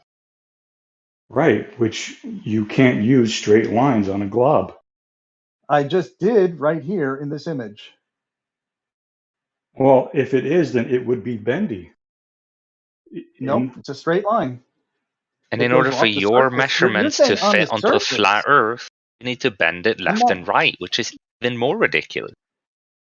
No, you I'm not bound. just invert it. I'm not bound That's to not how keeping things my work. measurements struck to the surface of the Earth. I can measure a straight line that deviates from the surface, as you can see with this image that I posted of the globe.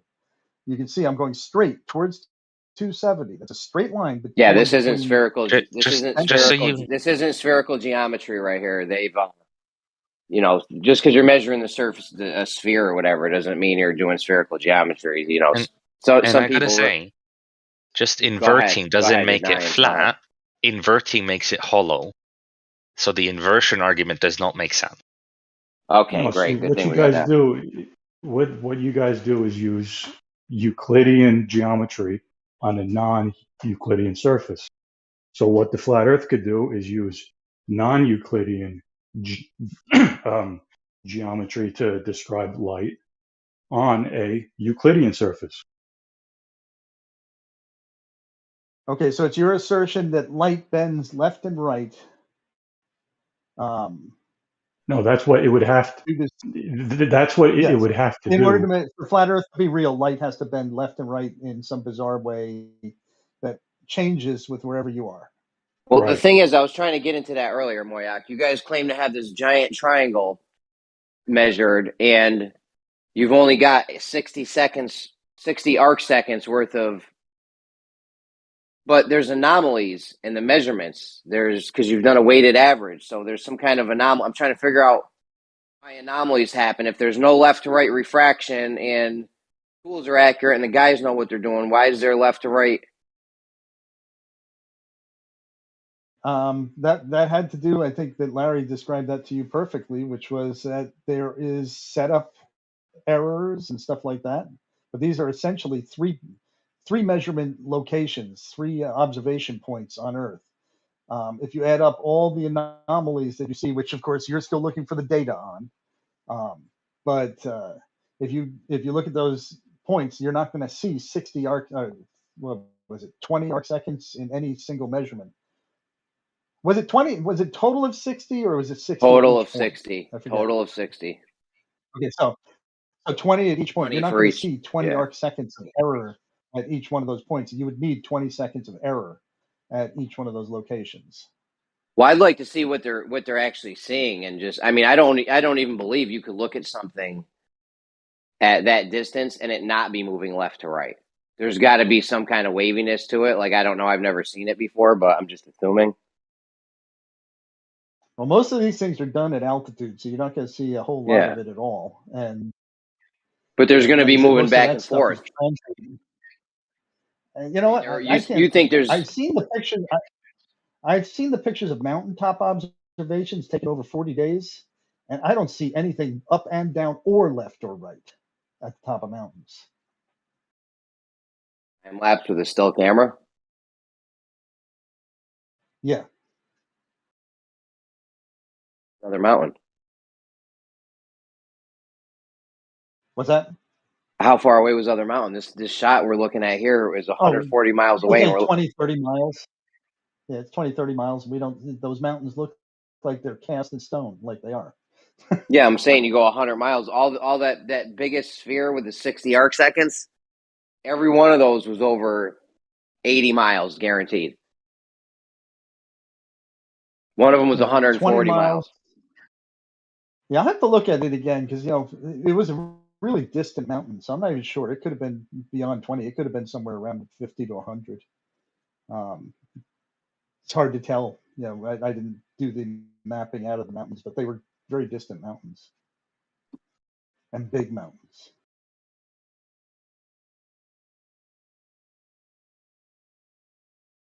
The I mean, big we've thing never. is I you guess can the argue. assertion You is can that argue. suddenly, go ahead.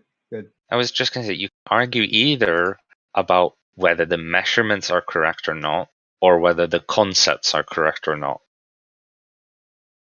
And I lost my train of thought. One sec. I'm fine with the concept. Moyak's showing it on his little globe right there. The concept is, you know, sure, more than 180 degrees in these three different triangles we measure on a sphere. When you take the azimuthal angles to them, I'm cool with that. Now the next question is, does that actually happen or not? Well, yeah. And so what I was trying to say earlier You is said that yeah, but with all the things that we're given, well, all the distances and directions that we're given from any source, I'm not just talking Google Earth, any source, they all seem to conform to the fact that there's more room than there could fit on a flat Earth unless you get a bunch of weird distortion and shit, which we know doesn't happen in reality. as you said, well, yeah, like it was no big thing, but it's never been, the only time it's ever been measured, the biggest one was 60 arc seconds. But I'm not just talking about, because And we've that never even measurement, seen actual measurements from this either. well, that measurement is just a measurement of the spherical excess in a specific triangle or spherical triangle. Be So more we're talking correct. about spherical I'm excess. talking about, yeah, that's what Something else? that one Oh, is. okay, go ahead. You're talking about something else. Go ahead. No, I'm just talking about the fact that if we talk about all the distances and directions of things, like city to city, airport to airport, all of these things combine to only work on a globe Earth unless it's a flat Earth with some sort of actual real distortion happening in real time. So something else, not the thing we were talking about with the triangles and the spherical. You're talking about something else. Jeremy, how Was would completely you included. Totally Jeremy, different how would thing. you Totally find the different thing. distance on those two examples that are in chat right now? There's a great circle between, what is it, Sydney and Santiago? I can't look at chat right now. Sorry, guys.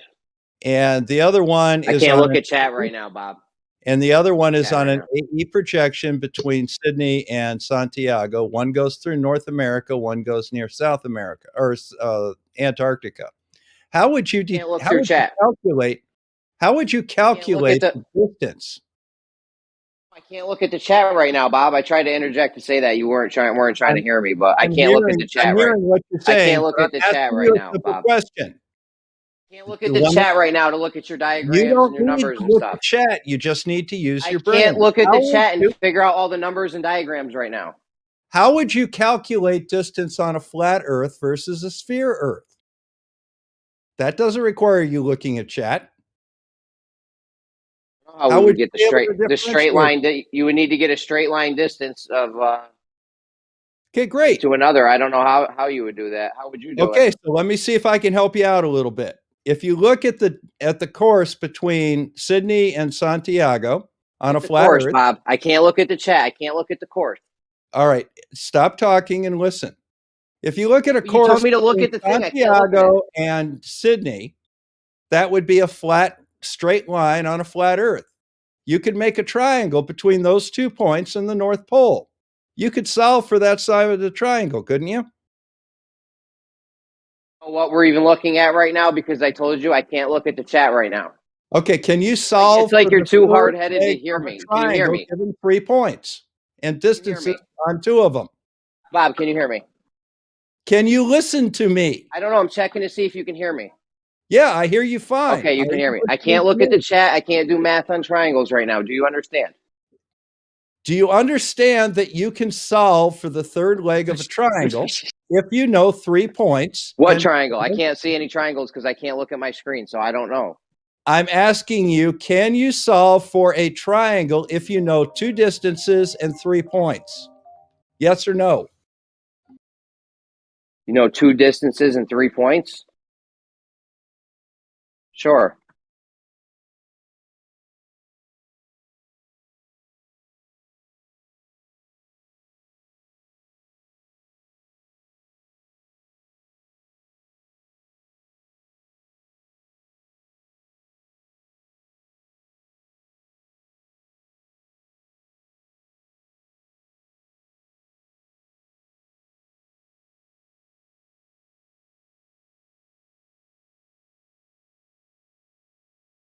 I said, yeah, Bob.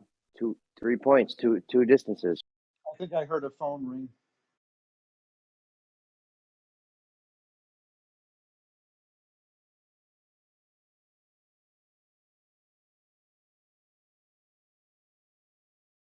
Is there any I subject was going on putting now? his argument for him. I don't know what it was.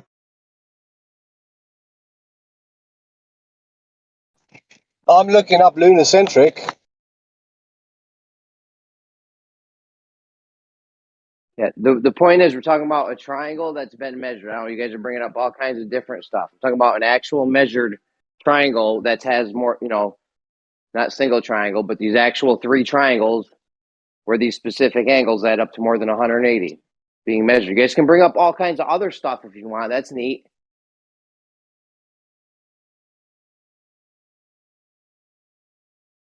Yeah, I think you're not measuring 3 triangles necessarily. What you're doing is you're measuring one triangle, but it turns out that you must have a different plane on each one is one of the conclusions based Yeah, upon the observation. it's 3 different triangles. If No, it was one it wouldn't be triangle, 3 different on a plane. It wouldn't be 3 different triangles. So what you're doing is you're excluding the idea of it being a plane. if it was the same triangle, if it was one triangle, it would have the same 3 points, right? If it was on a flat Earth, you would have the same. You would have different. No. Well, we're in the air. It has the We're in same 3 free. Hold points. on a second. We're in free space above the curving surface. So, say if it wasn't the same triangle, they'd have different. If it was the same triangle, they'd have the same points you were measuring to, right? Yeah, Yes. Yeah, but we don't do that. We don't do that. So it's because no, we currently don't do that. You That's do. the whole point. Is you do measure to the same 3 points. The difference is boy. because you're measuring the azimuth angles. How high you are doesn't matter. So you're telling me you're making a line from 3 points that have line of sight on each other, straight line, and coming up with more than 180. I already explained that to you, Jeremy.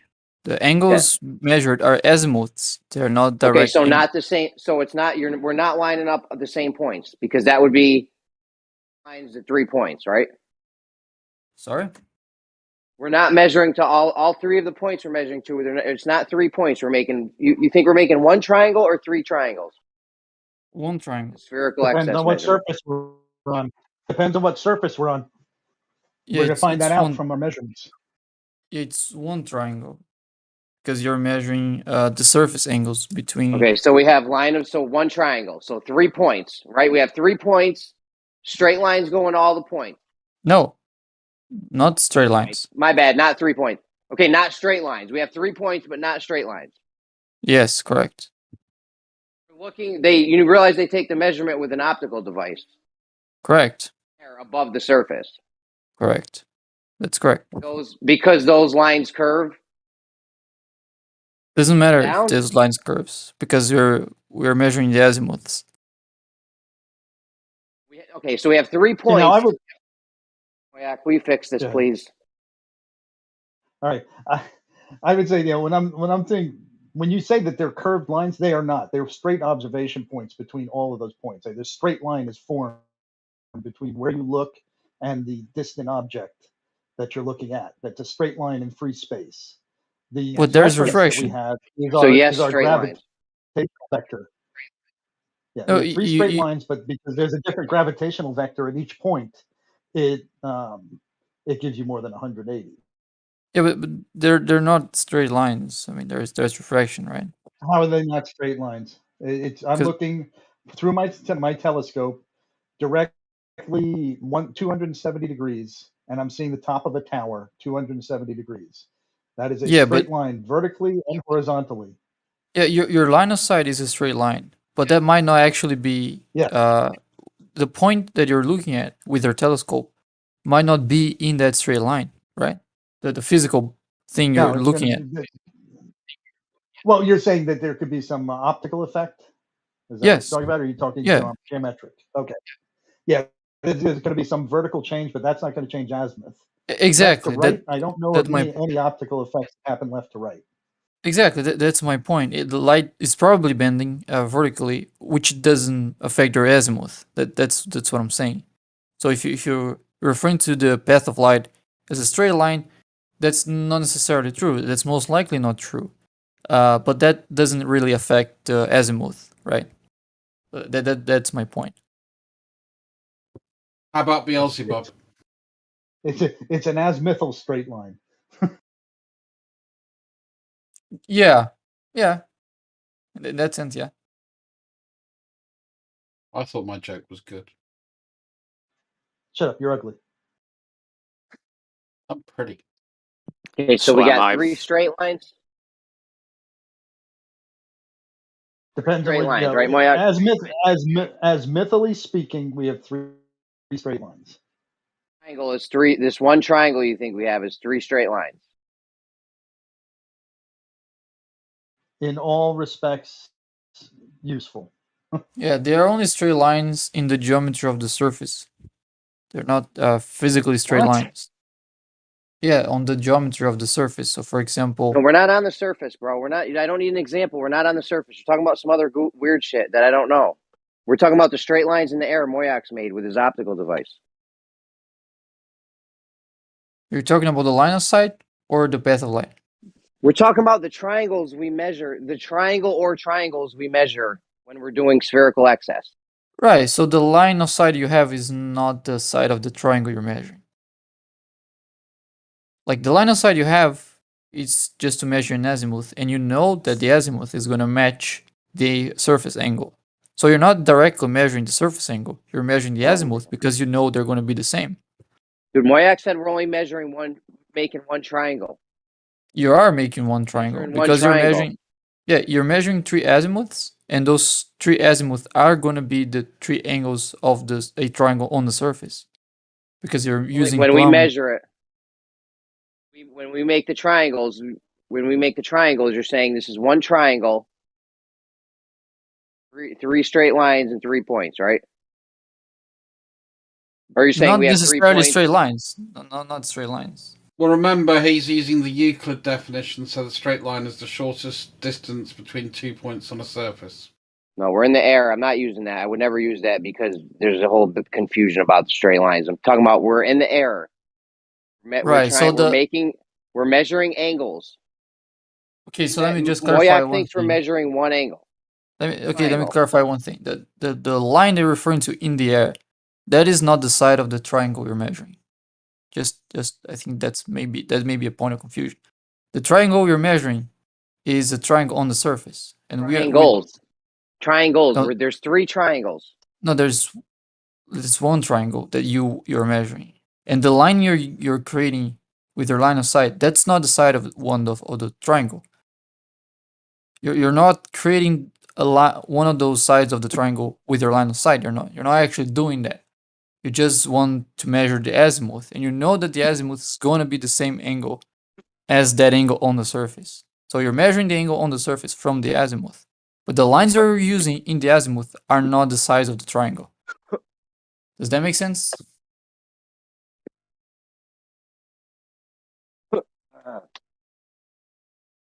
And I think we should start off by saying, Jeremy, do you know what an azimuth is? That's a good point. So do you, Jeremy? I know what an azimuth is. I was having a coughing fit just now while you were talking, though. No. I wasn't trying to do gotcha. I mean, I'm serious. I mean, I always get a little bit confused because I always think of an azimuth as, from an astronomical perspective, which is slightly different from a surveying perspective. Yeah, the azimuth would be the horizontal angle or something. So it's an angle measured using plumb line as your axis of rotation. So if you can only rotate around plumb, and you're using that to measure an angle between 2 targets, the angle is going to be horizontal, right? It's going to be an azimuth or an azimuthal angle, correct? Does that make sense? Yeah, so it's like a horizontal direction. It's like a horizontal angle or a direction of a compass bearing. Exactly. So yeah. So when you're measuring the horizontal angle, you're not measuring between the sides of a triangle on a surface. You're measuring between sides on a horizontal plane. But you know that that angle is going to be the same as the angle on the surface. So when you're taking a measure, this will clear it up. When you're taking the measurement, you make a triangle. You're on the top of one mountaintop. You make a triangle. There's 3 points. You move to a different mountaintop, now looking at 2 different points. So it's a different triangle. And you do that 3 times. So you're taking 3 angles from 3 different triangles. Yeah. Okay. Yeah. We're getting the angle from those triangles, correct? But yeah, 3 angles, 3 different triangles. This is Yes. going to be crucial when you're trying to explain this I to agree with people, that. because Yeah, when you I say get it that, to yeah. people, it sounds like dumb when you say that there's a triangle with more than 180 degrees in it. But there is. So when you each one of those 3 angles that you got from each one of those 3 triangles, they match the angle on the surface. So using those 3, which are the only ones we care about. So when we're measuring the angle between those triangles on air that you just described, we don't measure how long the sides are. We don't measure any other angle. We just measure that one angle. So we get 3 angles, and we know that those 3 angles match the angle on the surface. So we are also measuring a single triangle on the surface that has those 3 angles. And that's going to give you the axis. So you do measure a triangle with more than 180 degrees. That's the one on the surface. Okay. Maybe this is where your problem is. Not you personally, but I mean, yes, you and everyone else on your whole side is. You're saying that you need to call it a spherical triangle. You're going to have an argument every time because you're going to lose on. Say spherical triangle. Okay. Just so it's clear, like I would never use the word level in this arena because I already know. If you start talking about triangles got more than 180 degrees, you're going to get roasted on it every time. I guess the question I have for you, Jeremy, is are all horizontals in a flat Earth, the assumption, are all horizontals the same? I mean, maybe when you start it out, but by the time you're looking over a distance, no, because you've got refraction. Things are going up, things are going down. You might look at one mountaintop. That's at one point. You might be looking at one mountaintop that you might be looking at one mountaintop where the crosshairs line up on your horizontal, but then on another place, there's maybe the same mountaintop supposed to do the same thing, but it doesn't because there's different refraction over there. Okay, let me rephrase it. Do you think that all plums are the same? Because basically these are all plumb measurements. So they're all done with a little water level could on be, each site.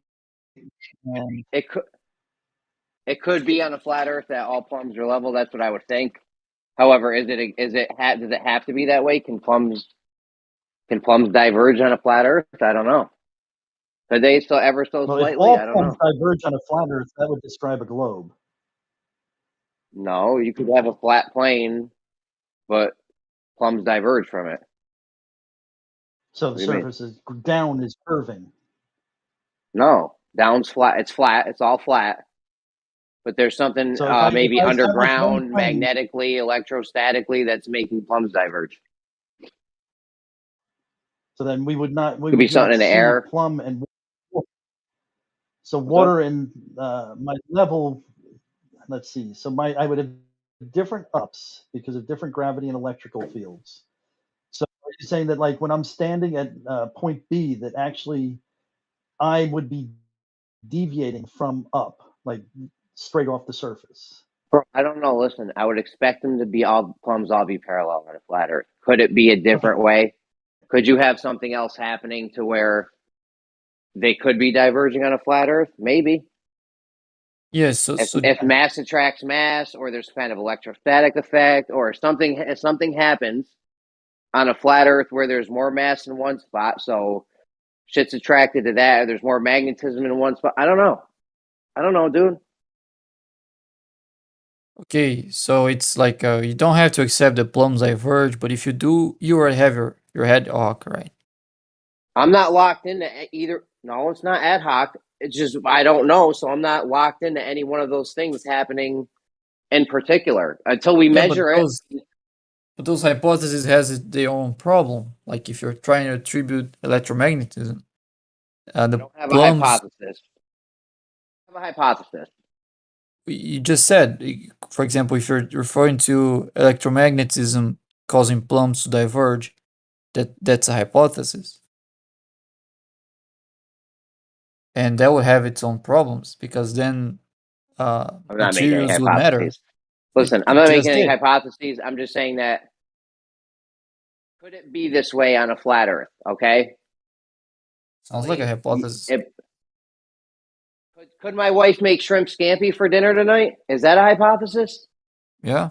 Why wouldn't that be? All right. Well, anyways, let's skip that. Fine. I have a hypothesis in air quotes. The point is, this could be happening on flat Earth. Right. How can we rule that out? How can we falsify if this is happening on flat Earth? Why don't you tell me your science on how we falsify it?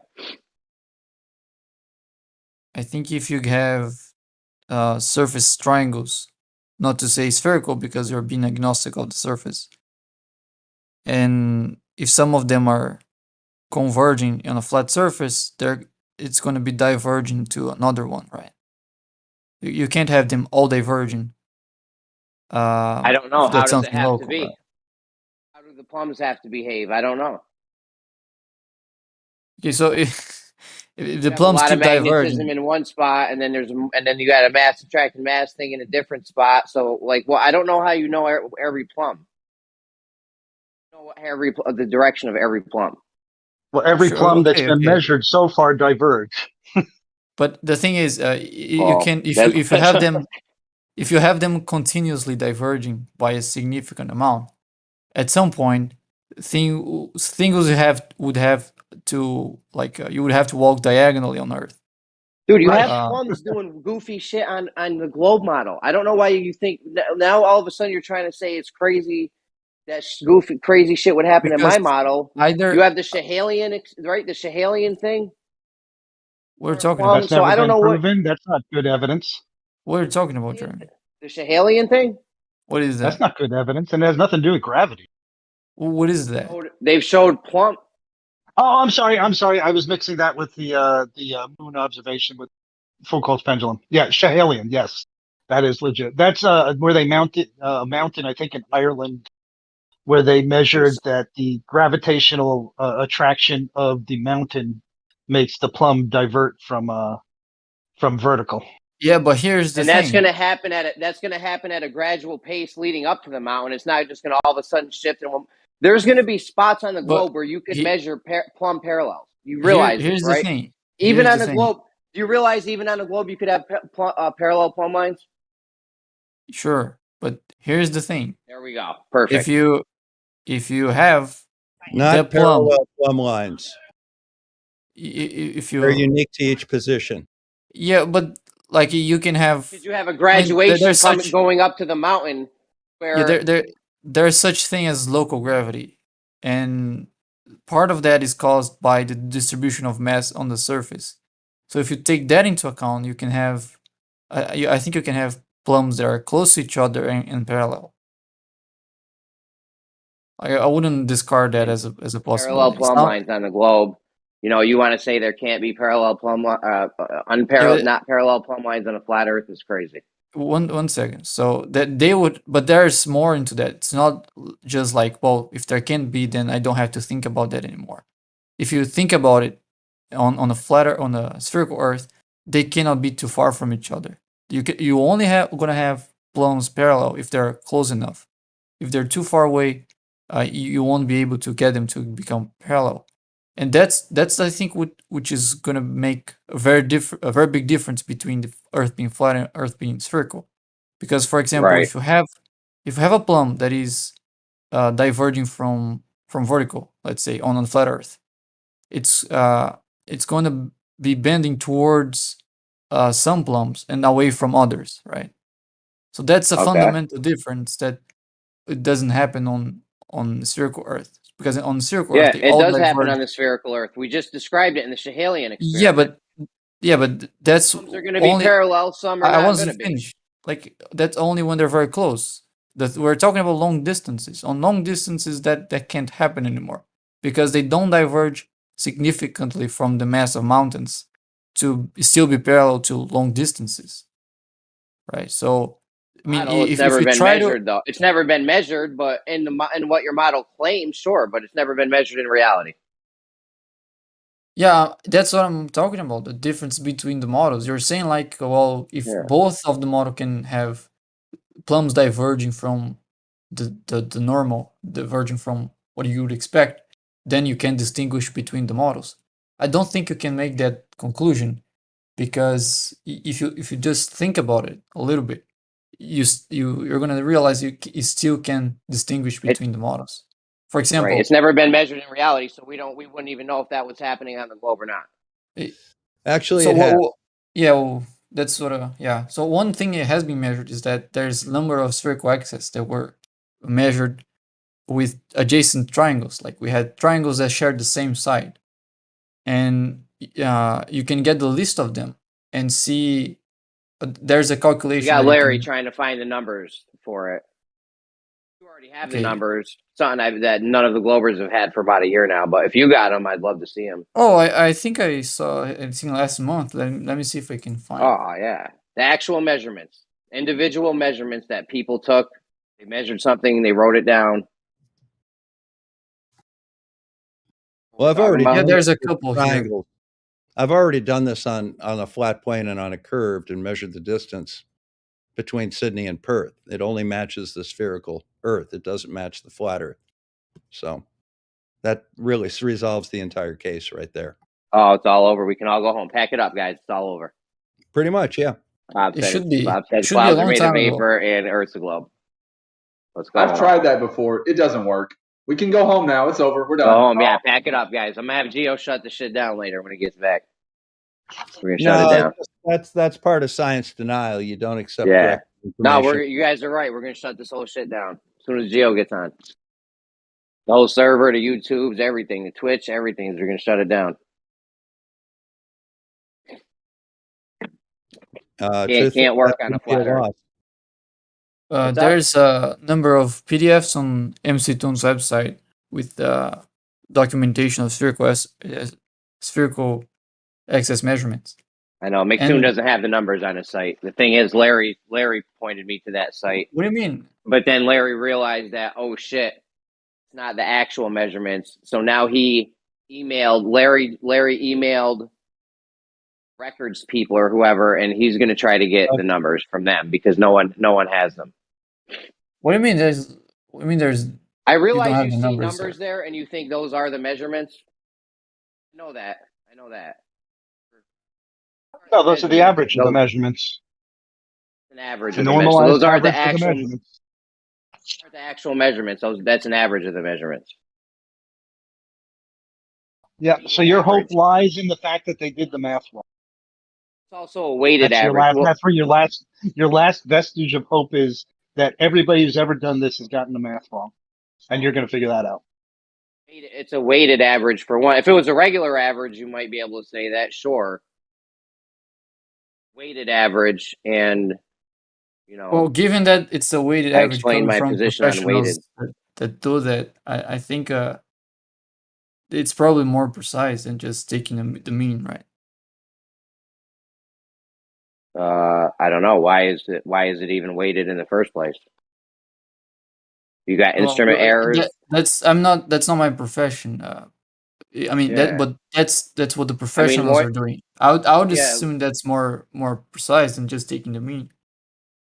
But the thing is, Moyak tried to explain it to me, but Larry and Moyak tried to explain it to me, but if the guys are all professionals, instruments are all accurate, left to right refraction, I don't get why there would be this big anomaly you would need to throw out completely and not include in your measurements.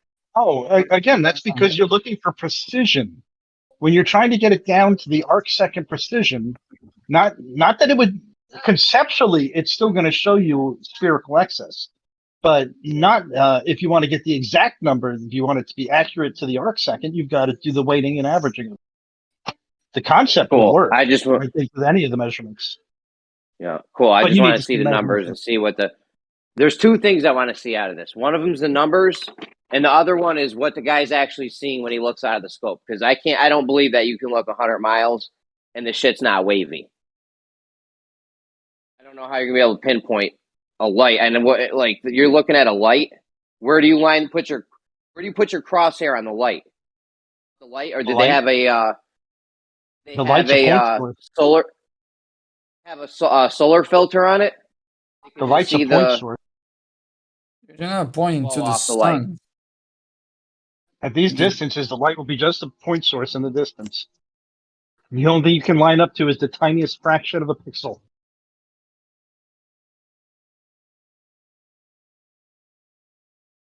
Oh, how big is it compared to the crosshair?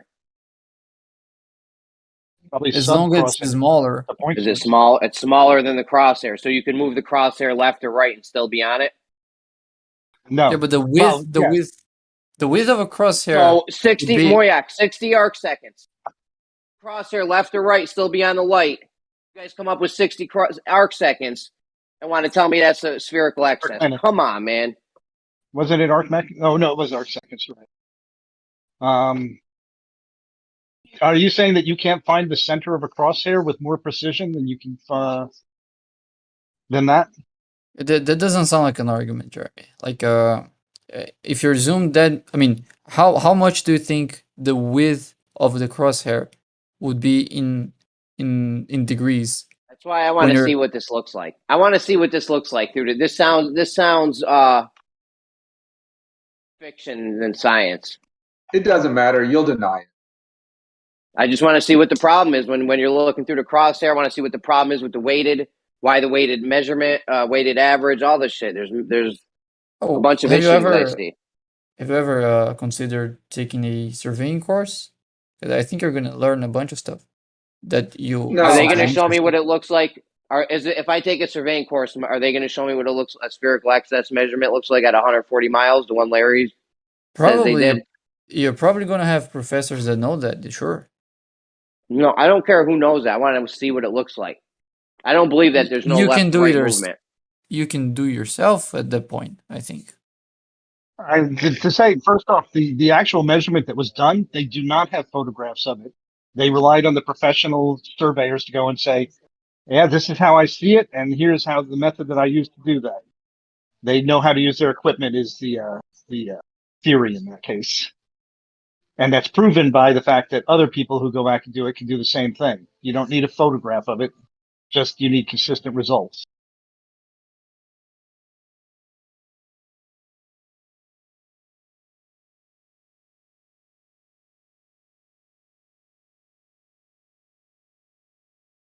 I mean, can you see something from 140 miles away and it's not moving left to right? Is that even possible? Depends on how much you zoom in. A light? Yes, you can see a light at 140 miles. Yeah, without it moving left, there's no left to right movement on it at all. It's still sat there, not moving left to right at all.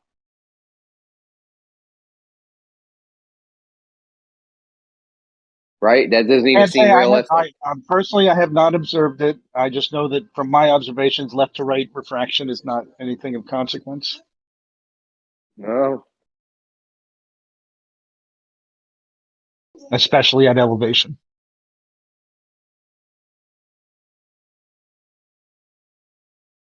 I don't know. I don't think you can look through that much distance and not see that shit wavering back and forth left to right a little bit.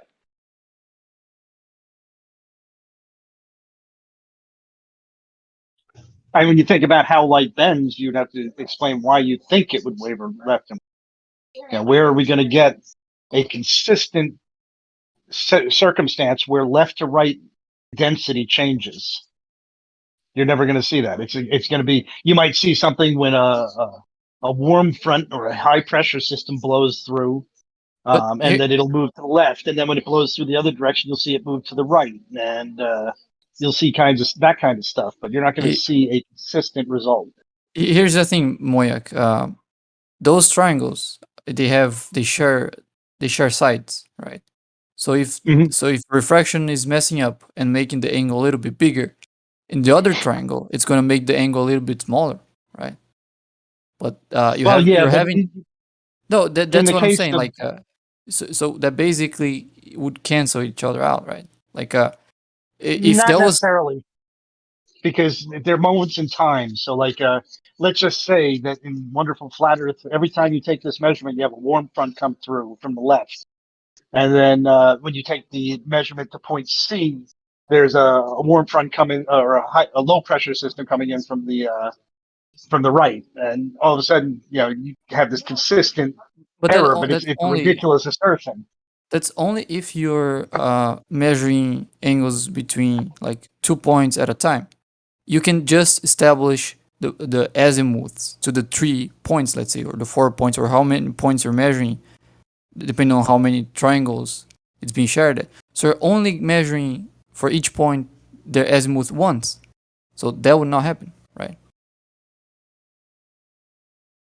They take like 70 measurements when they do these things. Yeah, what I'm saying, yeah, but they're going to use the average, right? Yeah. So they're only if they're getting, for example, their point. Let's say they point their autolev or theodolite to the first target, and then they establish the azimuth of that point, or they establish that as the 0. Let's say, then they move to the second one and get the azimuth of that, and then they move to the third one and get the azimuth of that. They're not measuring the angles between pairs of them, and then you can take the average of each one of those azimuths, and that problem goes away because I you're not agree. measuring the. But Yeah. Jeremy, I think, is asserting that you have an instantaneous thing that always happens to mess up measurements to make it look like it's a sphere. But that No, couldn't I'm just happen. saying. I can't Are argue you that, but middling? Listen, when when the guy lines the crosshairs up, be on something. Okay, if the thing's wavering back and forth, where does he put the crosshair? Again, if that was the issue causing the excess, that could make some triangles have less than 180 degrees. But what happens is not only all of them have access, but if you can also get the radius from the axis, and all of them give you a You're getting way very ahead. close You're getting way value ahead to of the radius. yourself. Why? Ahead of yourself. We have a lens, and we with crosshairs on it. We're trying to line it up on something, but the thing's moving back left to right. Mm-hmm. Where do you put the crosshair? You put the crosshair. Yeah, as long as they're not moving that much, you put that on the middle, right? That's what I would do. You middle it out, so you got to eyeball the middle of this thing. Well, you could make the argument that if you looked at it, it's not.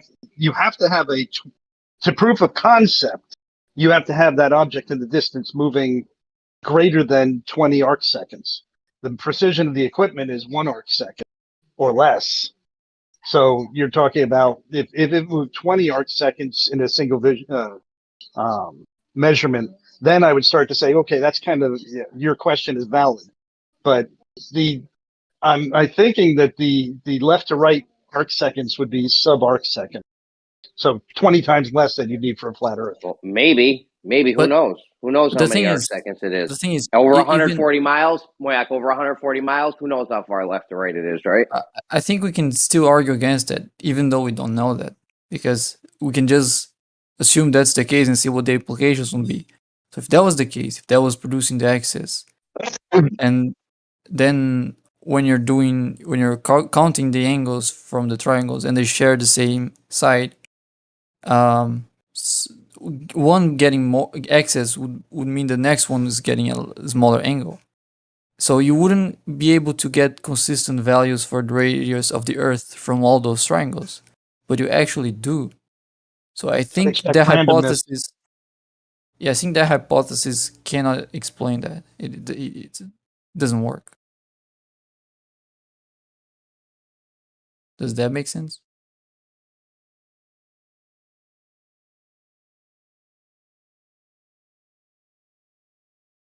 Like you're getting the points shifted to the left or the right, and at the same time, all triangles are still giving you access, and they're all pointing to the same radius. That doesn't sound like that doesn't sound like a valid excuse for it.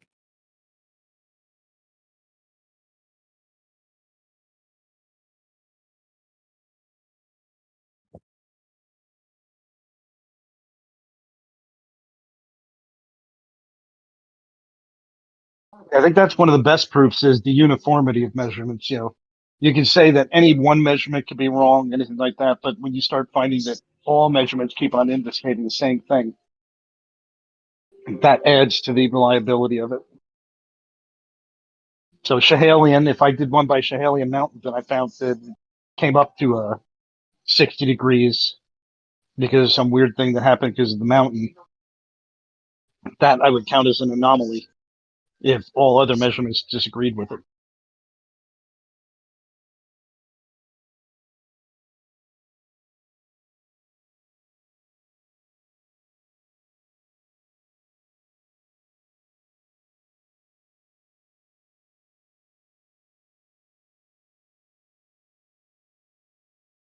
Flatterer seems to reside in the realm of odd measurements, outliers, not in uniformity of measurement. Yep.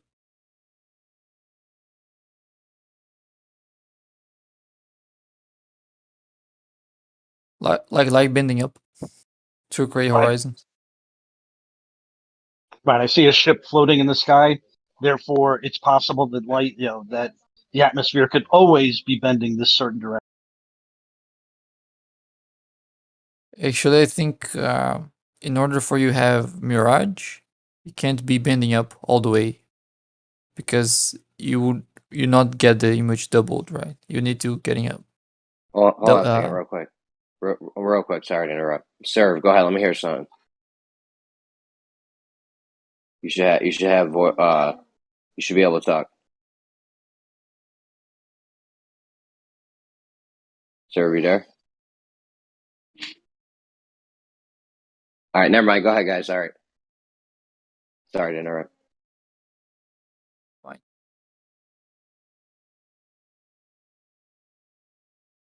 Now, don't you find it strange, Jeremy, that you guys are relegated to only finding the oddball measurements? And it's a dynamic world. We know that.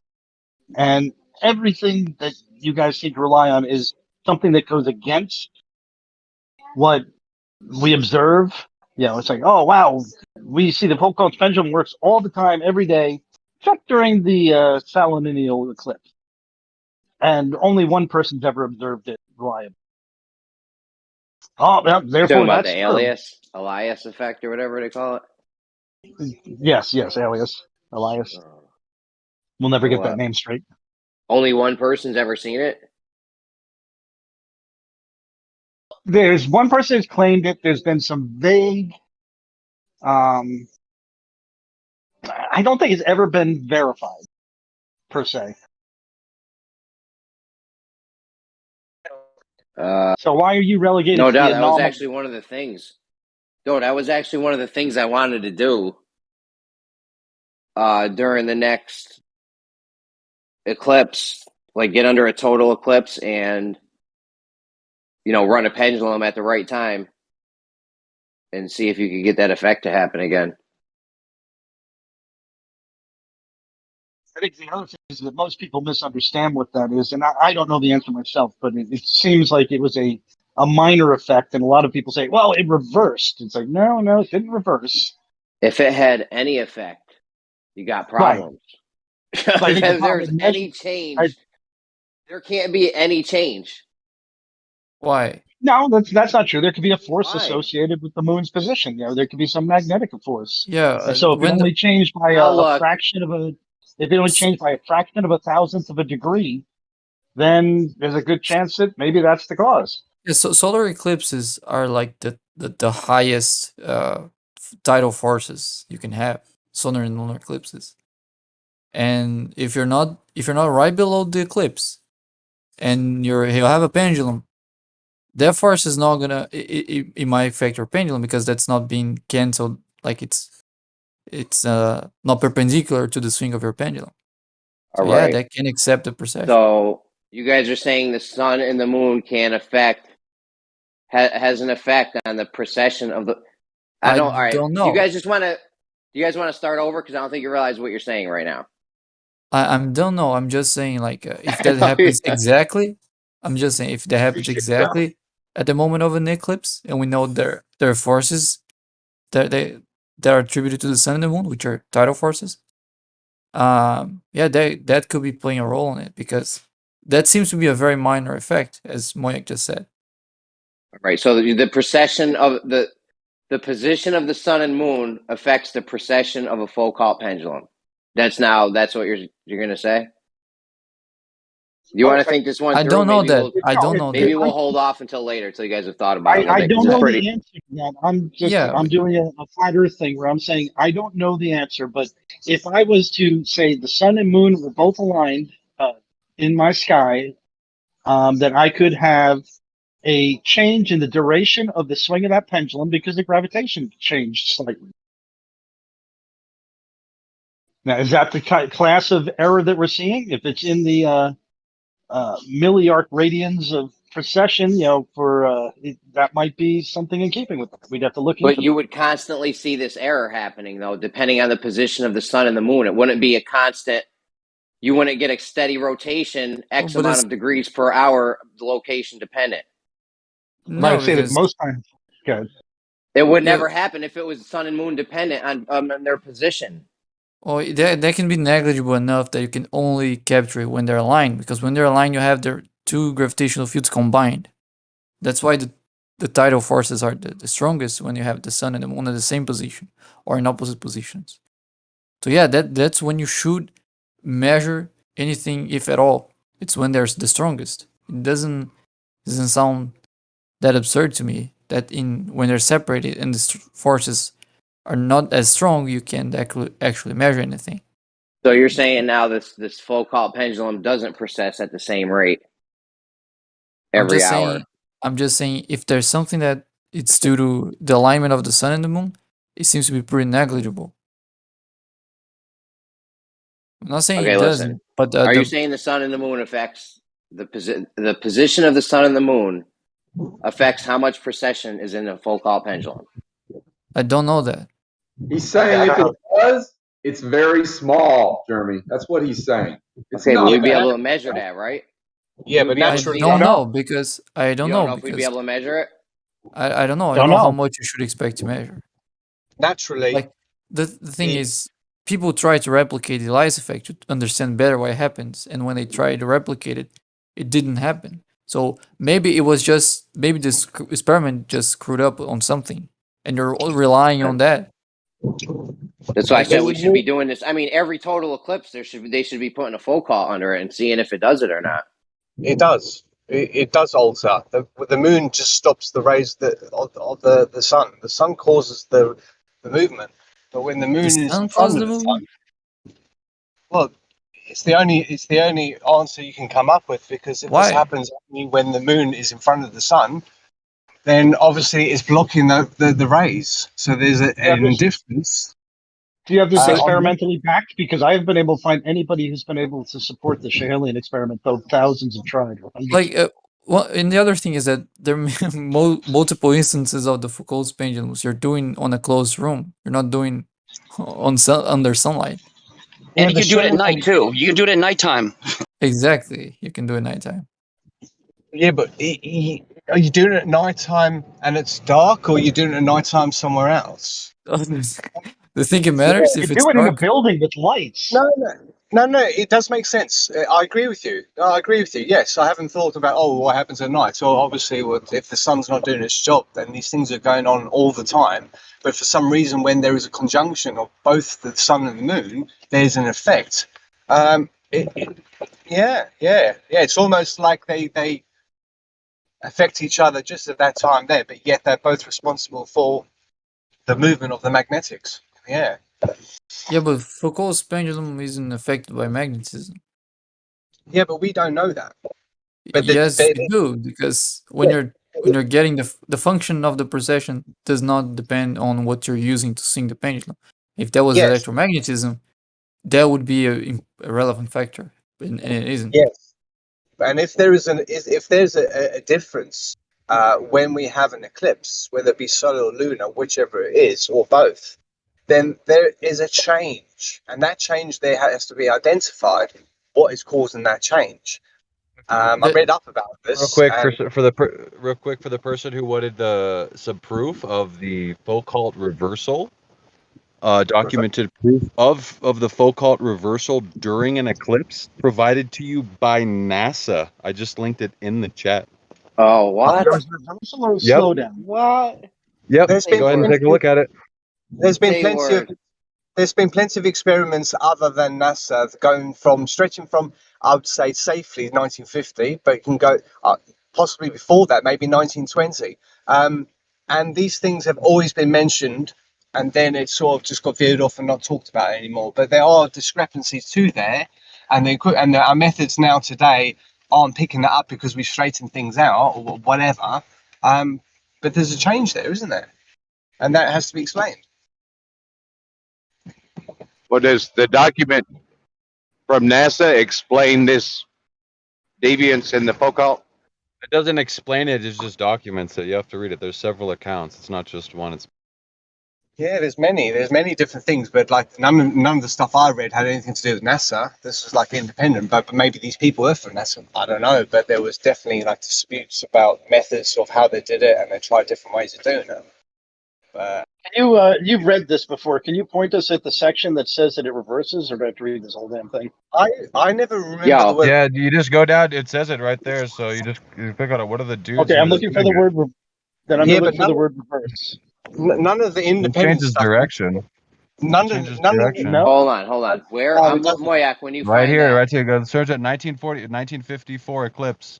Right there, data point. He recorded the direction of rotation in degrees at his Paris laboratory. This energetic show of human endurance happened to overlap with the 1954 solar eclipse. During the eclipse, the pendulum took an unexpected turn, changing its angle of rotation by 13 points. So it didn't reverse, but it changed its degree.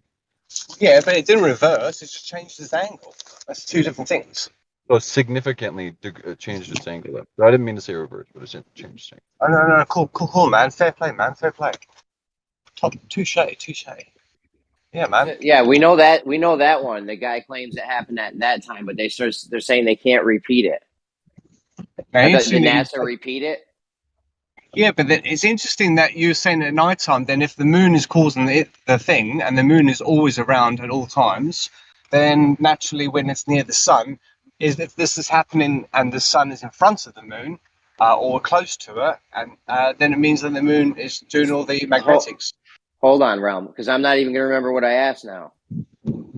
Okay, don't even remember what let I me asked. just Does anyone remember what I said? rewind. Let me just rewind a little bit. So the claim was that this article mentioned multiple instances in which the pendulum flips the direction of the precession, and that it's actually mentioned only once, and it's not even flip the rotation. It's just it changes the rate in which it's. Yeah, we've got it. We've already got it. We've assessed it now. Thank you. I know. Were they able to repeat this? 1950s guy. Oh no. When was Alias first done? Who did this? Is this Alias himself? Or yes, okay. This is Alias's claim that it changed by 13.5 degrees. I don't see NASA saying that it changed by 13.5. It's saying that was his experiment where he saw that. Now I'm trying to find out what they're finding. Hold on. I see it mentioned again, so extremes.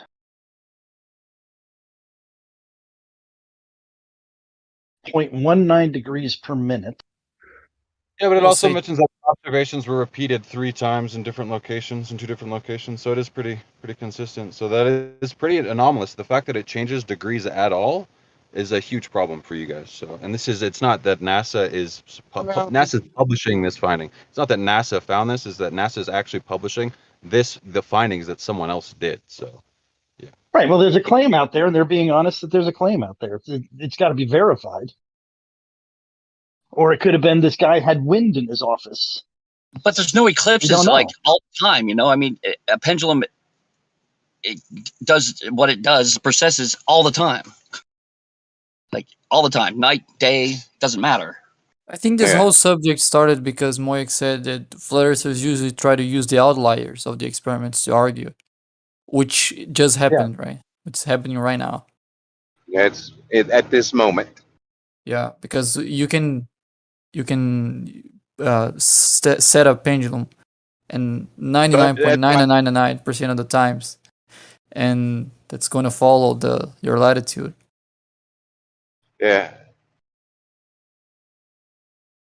Yeah, I think it's important to understand this document and what it's talking about exactly to determine whether or not it's something significant or not significant. Well, I read up to the 13 part where degrees. 13 degrees sounds significant to me. I'll concede to that. Oh yeah. But Of course, I think that might be an extended number because it was showing 0.19 degrees per minute. Was it? So I think that might be an it's extended huge period. though. Yeah, whatever, the per minute or per hour or however you want to phrase it. The eclipse doesn't last that long. So it's like, he's extending it out and saying if this was 24 hours, it would be 13.5 degrees. Yeah, that's fine. I understand that. But even the seconds, the second deviation is huge, right? Yeah, but it'd still show you where you are on the Earth, If it adds up to that many degrees over 24 hours, like you're not going to have a consistent. An eclipse doesn't last for 24 if you're on hours, a latitude, hold on, Tony. If you're on a latitude, you need the deviation to be constant. It has to be constant. Well, the eclipse would have to be constant then, wouldn't it? Involved. So you're saying that the percent? I thought the precessions were supposed to be X amount of degrees per hour, every hour, latitude dependent. You're saying it doesn't happen like that now. Let's just put in there, like I said, I'm not saying that there is, but I'm saying that doesn't include if there is other forces. So let's just put in there for an example. If there's a breeze in the room, it will change. That's another force. Of course. If the guy walked through the room to take the measurement, walked up particularly aggressively to it, it might have a 0.19 degree change. I don't know. Okay, but this sun and moon this is all thing, speculation until somebody can reproduce it in a reliable fashion. I know, but if this sun and moon thing, I agree, it does need to be replicated. I don't know. It said in this article somewhere that NASA put a team of people on it. Yes, What'd they come what up were with? the findings? But eclipses only last for 8 minutes, No, see, here's the thing. If the scientists were interested in this anomaly, I would think that they would repeat it more than a couple of times see. And they've not been able to replicate. When was the last time somebody tried? Is there a video of it, or you're not going to see a video? Interesting. 0.19 degrees per minute. Yeah, so we're not. What do you mean we're not going to see a video of it? How'd they measure it? 0.19 degrees per minute. What are you going to see? Just like I'm going to see how they measured it. Just like you're not going to get a video of them having the Eliza effect going on, right? Like you're not going to get a video of that. No one's not going to get a video. We're going to have a video. So they're claiming it's off that much. They must have measured it. So we're going to get the video of them measuring it.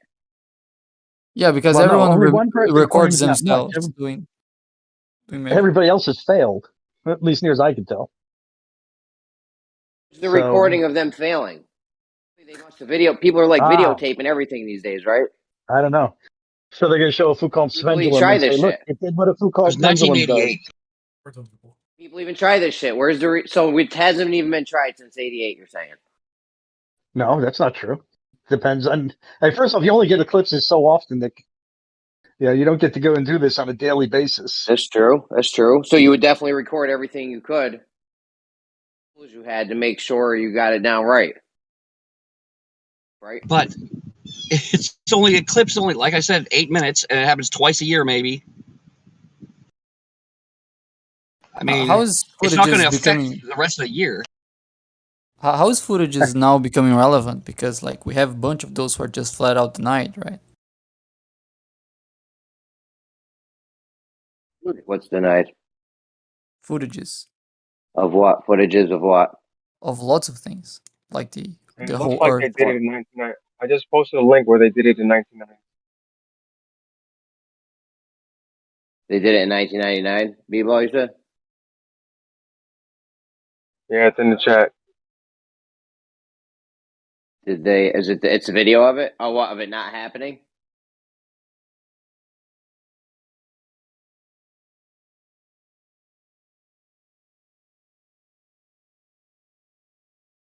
Like a protractor set up or something. Yeah, this is going to be a real fine measurement.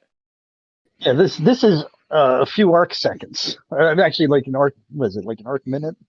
No, it's quite a few arc minutes.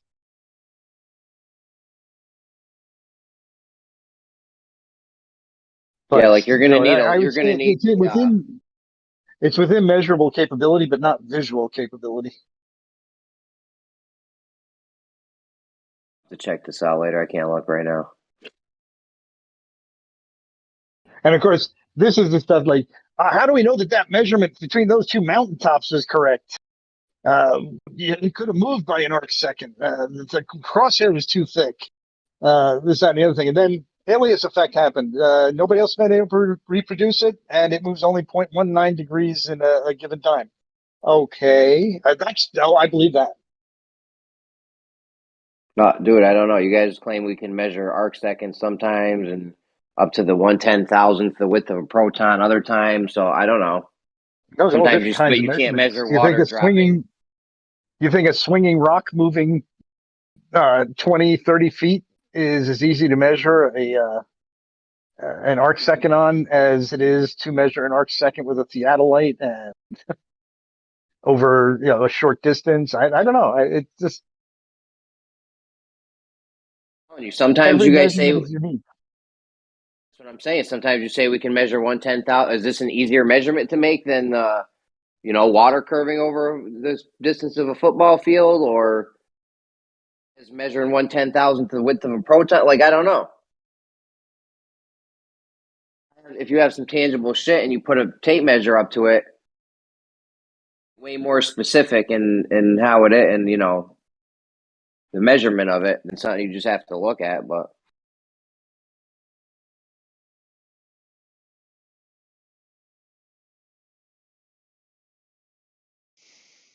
Was Alias still alive in 1988? Elias? I don't know who I was the guess guy. Was he just some kooky guy, somebody's grandfather, or was it Maurice Elias.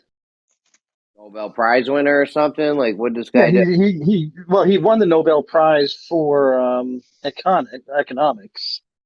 Oh, Yeah, it's sort of that's like a interesting. janitor talking about physics. You have an Yeah, I Paige. said that word, economist talking about physics is almost as good as a janitor talking about physics. I don't know that he doesn't have a PhD in physics, but they don't mention it. I don't think so. Yeah, bro. So, Jeremy, you're going to measure the curvature of the Earth in 6 days? Hey, it looks like they did that experiment in 2009 as well. And what did they find? I'm gonna post it in the chat. I can't look at the whole thing, but looks like they did it in 2009.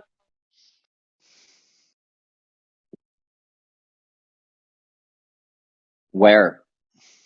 I'd have to imagine that. I mean, I don't know where Elias Alias was when he did his shit. Maybe was he like directly in the path of totality, or was he like off to the side, or like what? I don't know. I don't know. It's one of these interesting things. Like the other thing is when we say that it processes at a even rate, it really depends on the granularity that you're measuring things. I don't think that people monitor Foucault's pendulums on the sub degrees rate on a regular basis. No, Most of because there's these no things are need to. demonstrated. It's a Yeah, demonstration. but if something caused it to change degrees, okay, that went away, and then Earth's rotation picked back up, it would now be ahead of where it was before, or behind of where it was before, depending on the angle change. Right. It's a 150-year-old piece of equipment. I mean, it's really not designed to demonstrate the fine movements of the Earth's rotation. It's more of a demonstration. That's why it's in places like, museums and stuff. You could do it yourself, for fuck's Okay, sake. if it's as Alias suggested, which I don't know how he got his 13.5 degrees because of the short duration of He of probably an eclipse. stretched it out, did the math. But yeah, so if he was trying to stretch it out to 24 hours, then there's nothing that'll show up on normal Foucault's pendulums at museums. But if he was stretching out over just the period of the eclipse, then all Foucault's pendulums around the world that are running at the time of an eclipse should show a 13-degree error.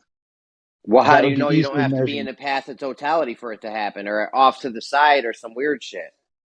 Totality lasts like 2 minutes. I think the longest one is like 3 minutes. All right.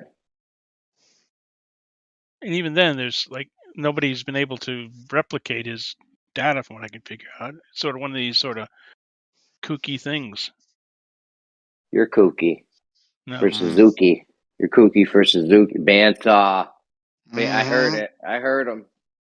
No, it's just one of these crazy things that janitors pick up on because they can say, "Nuh-uh, look at this little, look at this." With you, bro. Because Look- you are like a rocket scientist yourself, NASA. Huh? Janitor who's been mopping the floor with you more for than years. Jeremy. You have not been. All you're doing is Mopping the floor with you. You're a poorly excuse, really, of a human being, NASA. Whatever. You can call me I whatever lose you want. more Ben. and more and more respect for you every time I hear you opening your mouth. Fine, bandsaw. I It's really similar. do. It's similar with you. Anyway, have a nice day. Okay, so this was not a Foucault's pendulum measurement, the one that was just posted. This is torsion balances, apparently.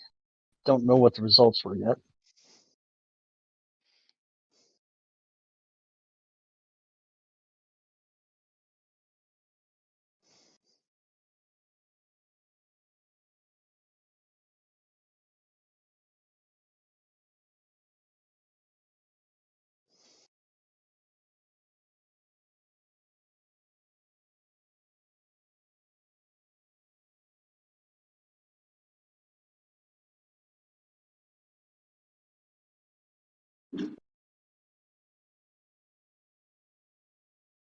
Okay, they claim to have had a positive result with two not in line with the eclipse.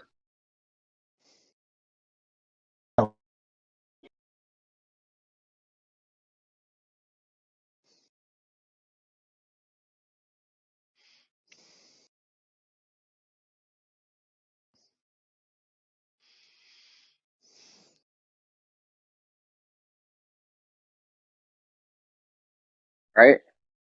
Did you guys hear me? No. Just now. Yeah, earlier when I was talking about, I don't know if I was on mute. I talk a lot when I'm on mute on accident. But shouldn't the position of the sun and moon affect Cavendish?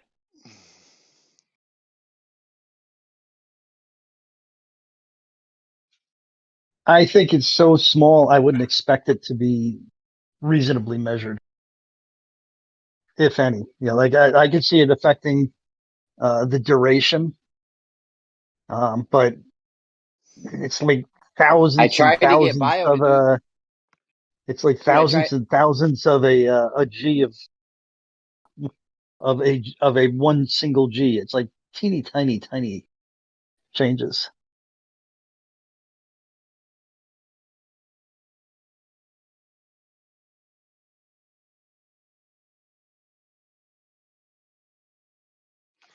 Then why is the latitude so easily measured then? I don't know. That'd be for flat earthers to explain. We've got an answer for that. Sorry, you've got an answer. Yes, because the Earth is rotating, and there are Coriolis effects or rotating body effects on the Foucault's pendulum, and depending on where you are on that rotating body, your precession rate will change in keeping with the size of the arc of that rotation. So this is due to Coriolis. Loosely termed I'm loosely calling Coriolis rotational body effects. Okay. I don't know if it'd be technically Coriolis.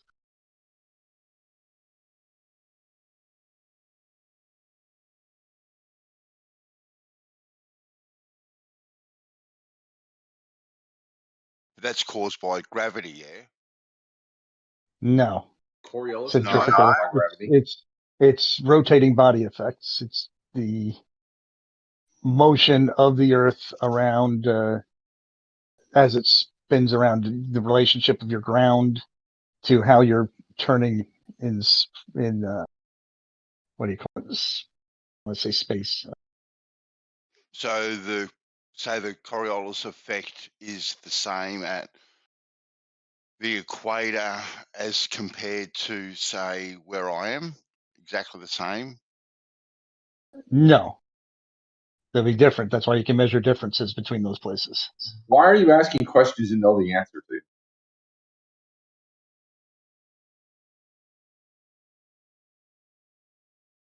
Maybe I don't.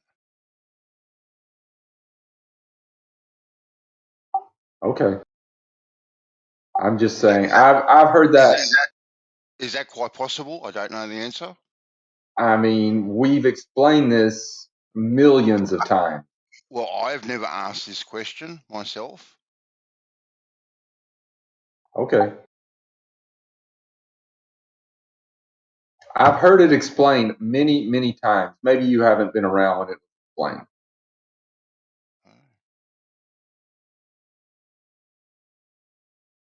I don't know the reason for why Jesus walked on water either. I'm sure that's been explained many, many a time to No, millions never. and millions of people. Never with more than it was magic.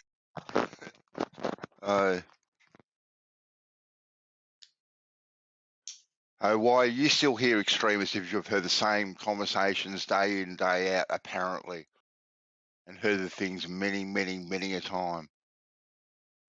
I like Jeremy's voice. It's very soothing. Oh, okay. Then you're here for the soothing dell tones of Jeremy's voice. Interesting. Got some weird kind of sinus thing, congestion thing going on right now. I don't know how sexy I'm sounding. Too soothing at the moment, that's for sure. Not sexy, soothing. I want to make sure there's no misunderstanding here. It's like waves lapping on a shore kind of thing. Soothing in a tingling kind of a way, huh? I'm just here wondering when they're gonna stop begging the question.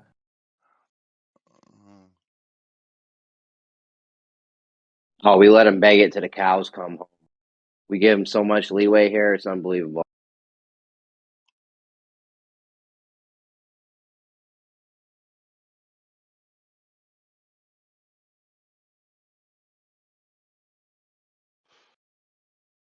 They're made up of mostly fallacies. This whole Foucault thing is a fallacy. It's affirming the consequence.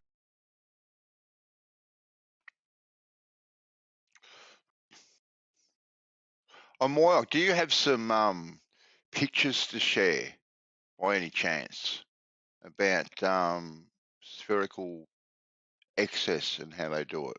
Jeremy said you might have some. I got them. I got them for you. Hold on, I'm posting in the chat right now. Look. Oh, cool. Thanks, Jeremy. This is Moyak. We're gonna get his fingerprints off. We're gonna get his fingerprints off the thing and start planting them at crime scenes. But anyways, I'm gonna put your fingerprint right on a crime scene, bro. That's dangerous putting your fingerprints on the internet these days, like a picture of your hand. Be careful, Moyak. Anyways, there's one. I mean, that's pretty much three. That's an equilateral triangle right there. So it's all the sticks are the same distance.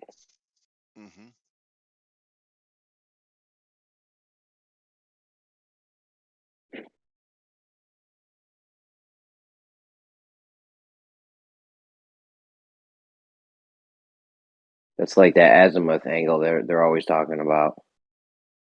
That's a weird fucking angle right there, though.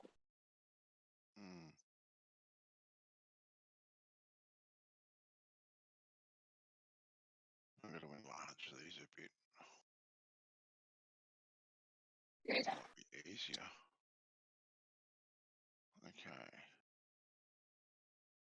Okay. Yo, that triangle right there is going to probably be around.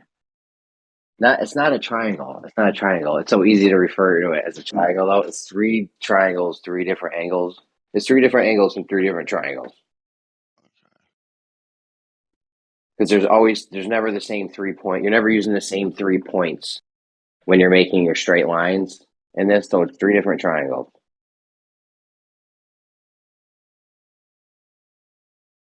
It sounds stupid if you just say a triangle and then more than 180 degrees. Like, it's not. Why won't you answer me when I'm muted? Oh, I didn't know you were. I didn't know you were. Oh, I hate that shit. Why is he fucking talking over me? Were you getting loud with yourself? Yeah. Okay. What I'm saying is that if we assume a flat Earth, it would be a triangle.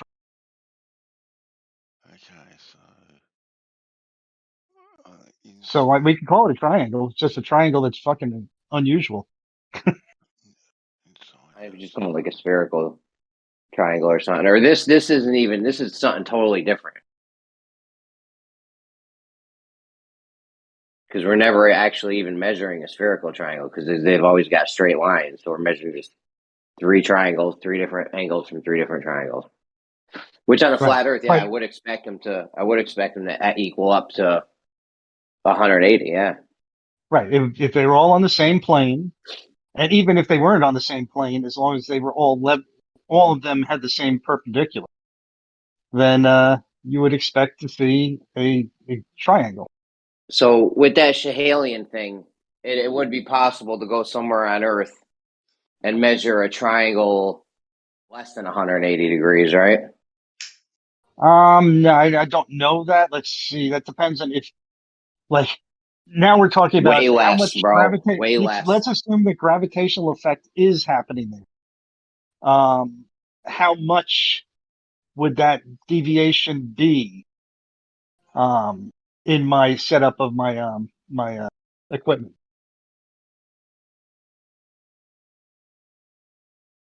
Probably pretty minuscule. One of the points, like 60 arc seconds minuscule? No, like that would be thousands of times greater. Than... If you did it on the side, if you use one of your points, they're doing these on mountains too. On the sides of mountains and shit. No, at the tops of mountains. So down would be down. Down would be down. Unless there's the peak, and then sometimes you have mountains where there's like a lot more shit to the left of you than the right?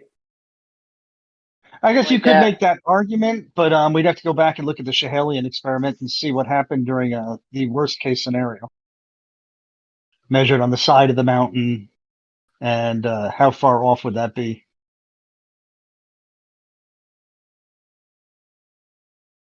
You could have fucking... Oh, dude, the Schehalian experiment blows the spherical excess thing out of the water. I don't know why I never put 2 and 2 together. No, you'd have to actually find out if it does. Schehalian experiment makes lines not plumb anymore. All right, so now let's take that error and let's take the worst case for the Schehalian experiment and apply those numbers to an error in me setting up my my transit. Oh, bro, you get arc minutes. Possibly, that's a claim. That's a claim. Well, we'd have to run into crunch the numbers on this, yeah. Exactly. Arc minutes.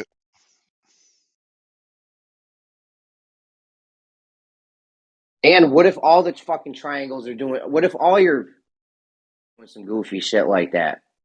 We don't know if the mass is But you picture a mountain as a cone, shaped cone, but sometimes there's a lot more material bottom left of you than the bottom right. Right, but now also remember that gravitational effects are not exactly. They have the the radius of them.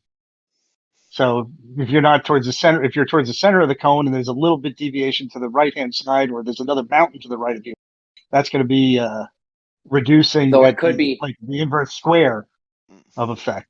So that's why Schehalian was done right on the mountain, or right at the foot of the mountain with maximum change.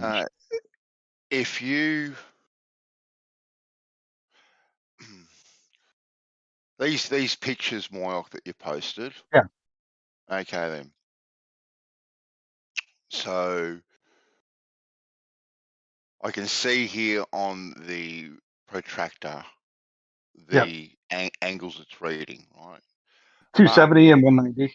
Yeah. I'm not disputing those angles, right? Now, so you're at 0.0, right? At the protractor, Okay. I'm at the center of the protractor is where I'm taking my measurements from. So where the bottom left toothpick. Yeah, 0.0 or point A, I'm going to call that. Okay, point A. Yeah. Call that. Okay, then and then we're shooting across, right? And we're reading our first measurement, which is, I don't know, 270 odd degrees. Right. Okay. Now that measurement, right, that we're trying to get is a point in 3D space, yeah? Yep. That we're trying to pick up. Yep. How do we pick up that point in 3D space?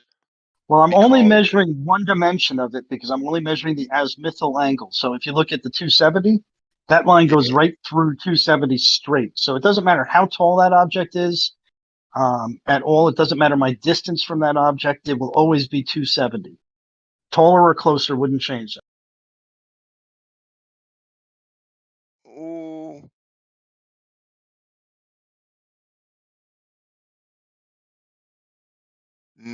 Oh, I don't know about.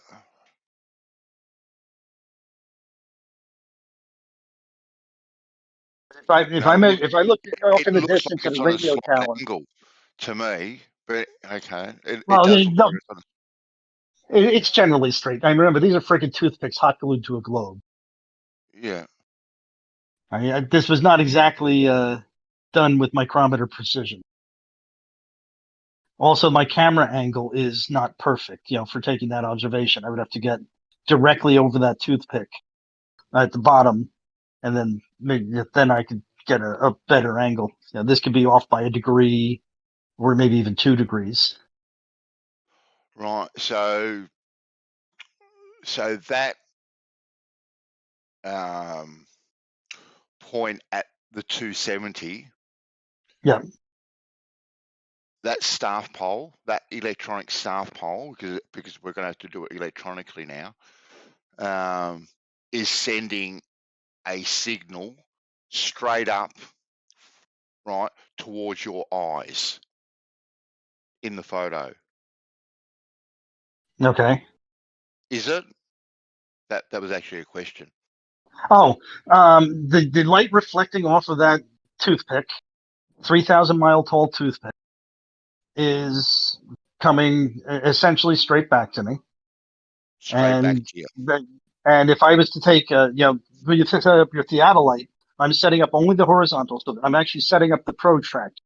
Now, if I was to put a telescope on that only moved up and down, no matter where I moved it to, it would still be pointing at 270 all the way through its arc of through that toothpick. Because I've got horizontal is already fixed. So when you think about when you look at a radio tower in the distance with a theodolite or something, you look at the bottom of it, it's at 270, and the top of it's at 270. So azimuthally, that radio tower all the way through infinity is 270. Yeah. Even if I followed it out to a star. Yeah. Yeah, so not only is it sending that signal straight up vertically, right, from point B, so straight up to the heavens, right? It's also shooting it at a 90-degree angle to itself as well, towards you. Yeah. Let's see if I can find the video. I did a video of this, which might help you out a little bit with sort of like what you would see with the observation. Yeah. Because I bring it down to the level of the equipment. I bring it down to as close as I can to the surface, and then I look out horizontally. Yeah.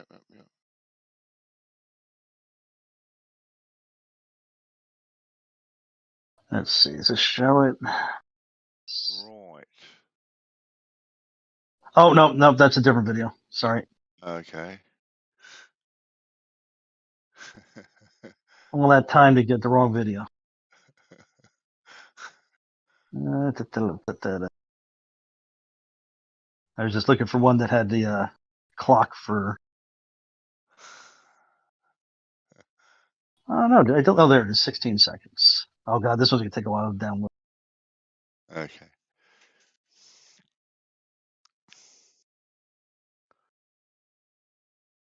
Well, 1/8 of the way. Quarter. 1/3. 34 megabytes.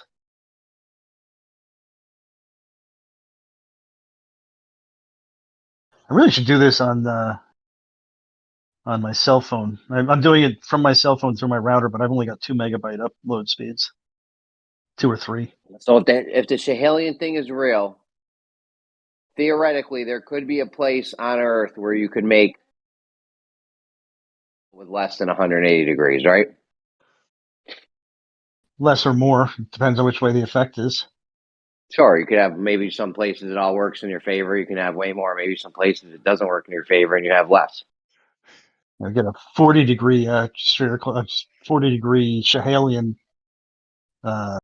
triangle.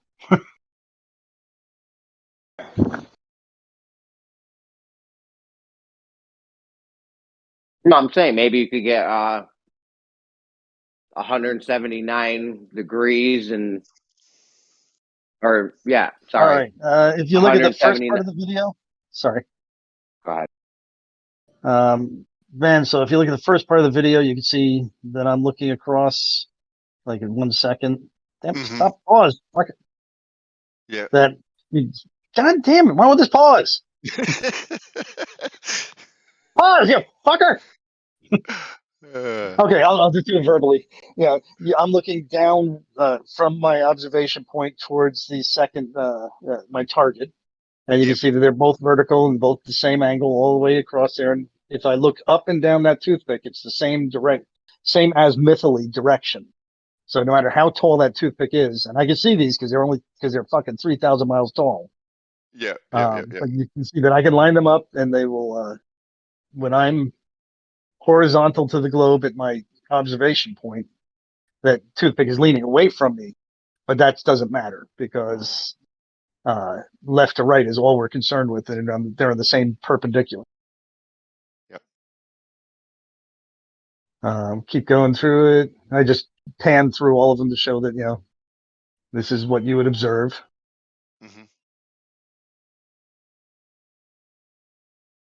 And then I don't know what that last shot is. That's just me. What the fuck am I doing there? With a video ends. I don't know what I was doing at the end of the video. Probably shutting it off. Yeah. So at the end of the day, that's 3 triangles he measured, 3 different triangles with an angle from each of them. Yep. So and now on a flat conceptually, Earth, you would expect that to all be right. No, go ahead.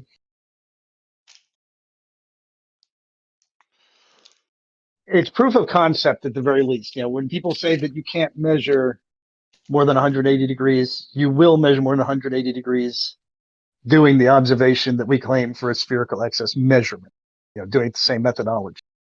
3 triangles, 1 angle from each triangle. Yes. Right. Yeah. Well, again, that I argue with you that the argument of whether it's 3 triangles really depends on whether you assume globe. Right now, all we're doing is taking angles between 3 objects, and they should equal 180. If we assume flat, and if we assume globe, they should not equal 100.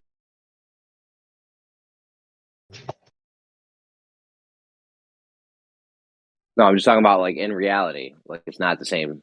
You're not measuring from all 3 points. Because if it was one triangle, but we know something about what I'm measuring it on.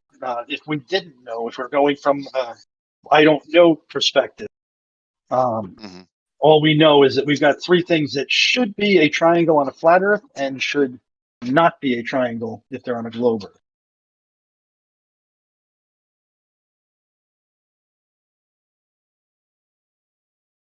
The problem for me is you're so close to it being a regular triangle or not. Even with your biggest one. Yeah.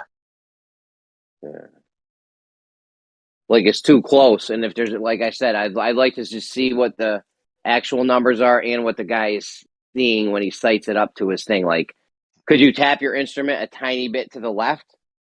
You know, minuscule. take a Well, that's human what eye to that's line. what getting that's what's getting rid of all of the why they do the measurements multiple times. It helps you eliminate the oops, I tapped it a little bit to the left that first time. That and any kind of atmospheric effects and stuff. Do it all different conditions.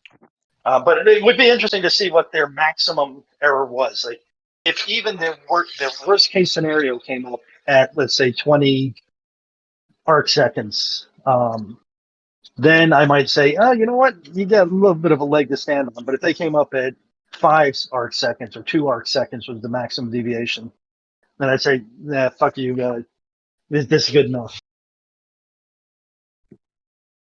If it came up at 20, but still the average was less, then I'd say it might require more testing. Mm-hmm. And if it came up at 40 or 50, then, oh shit, yeah. The measurement is just fucking broken. Methodology is just broken.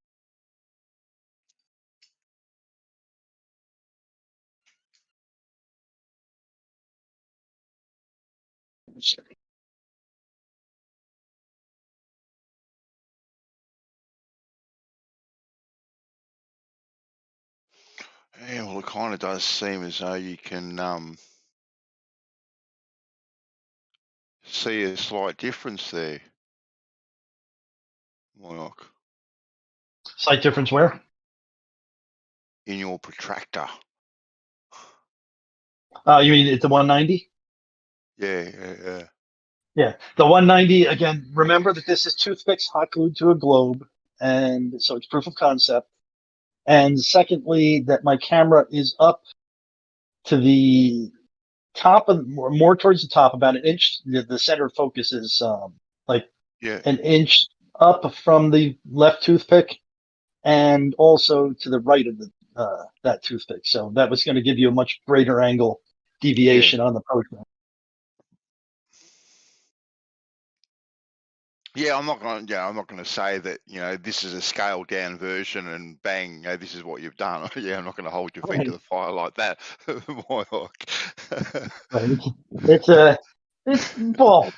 It shows you that it works, and my error there is nowhere near the 40 degrees of error that we're seeing. Was it 40? No, 20 degrees of error we were seeing there. That's maybe 1 or 2. These outliers that they discard when they're taking these measurements. Mm-hmm.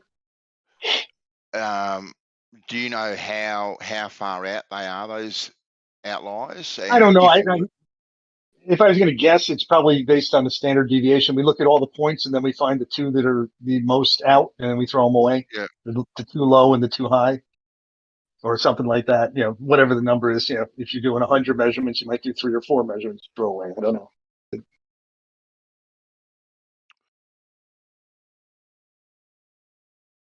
But it'd be more interesting. Yeah, sorry, mate. No, I was just going to say, like, even over that distance of 80, 100 mile, these difference in angles that they're measuring, they're less than the thickness of the crosshair. No. The crosshair is in these things. I think they get arc second precision minimum. I think that they can get better than arc second. You can split the difference in a line. If a line is 1 arc second long or thick, I can definitely I can get half arc second precision of that by just going into the middle of the line, or just making the line just touch it. So I think you can get sub arc second precision out of a 1 arc second thick hair crosshair.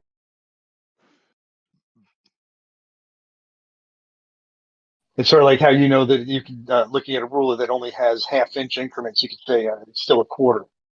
You can still measure it at a quarter. The halfway point's easy.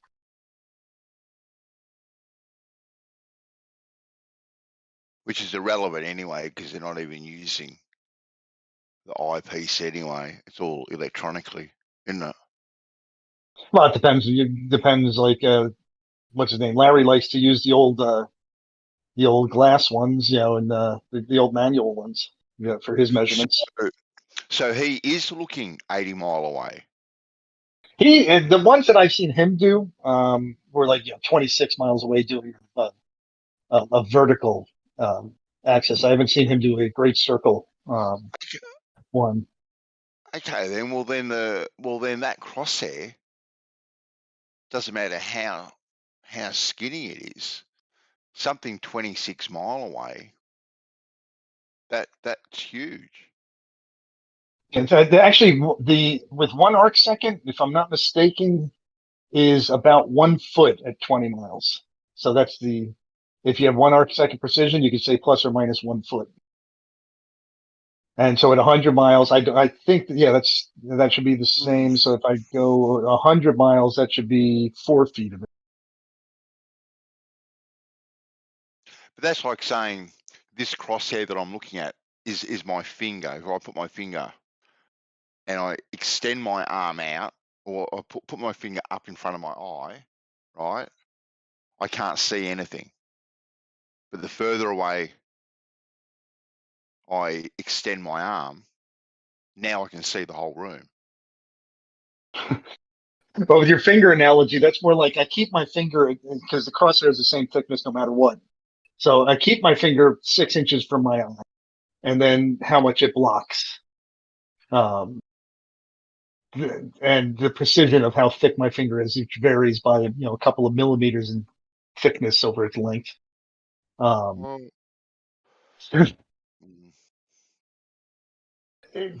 Putting something in front of your eye, and your finger still only blocks as much as it blocks. Like my finger is probably like at arm's length is probably like 5-6 degrees. So that would be a 5-6 degree error even at 1,000 miles. Anyway, that would represent a lot of space. Arc seconds are a lot smaller, and it's 3600th of that, or 1/5 of 3600.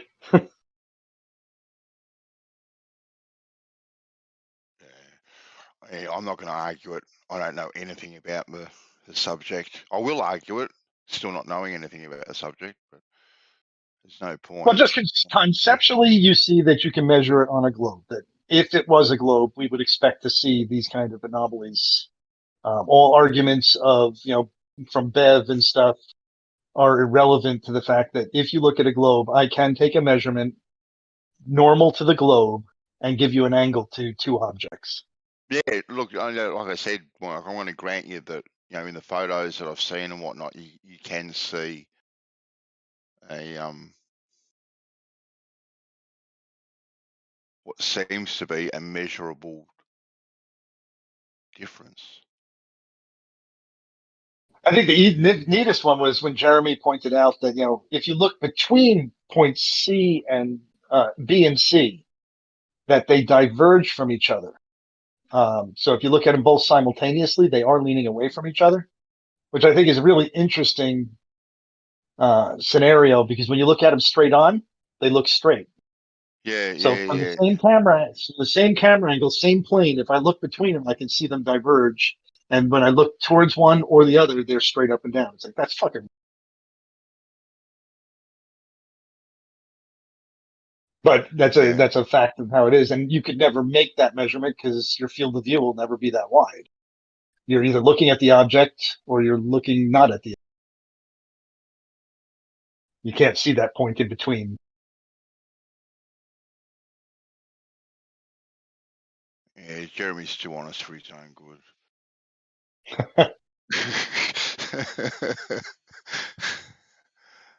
No, that's one. That comment right there is, I know it's said tongue in cheek, but I absolutely value honesty. And anytime I feel somebody's being dishonest, man, it gets my gander up. I try and keep it in check, but when I feel like you're intentionally being dishonest, that bugs me no end.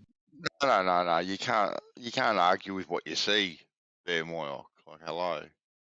Whatever. Right. Like, that's just, like you say, not an honest stance to take. I was going up through probably I don't know 10 or 12. I was quite the liar, and then at some point I decided that was a bad thing, and I put that into my moral compass pretty damn hard. Yeah.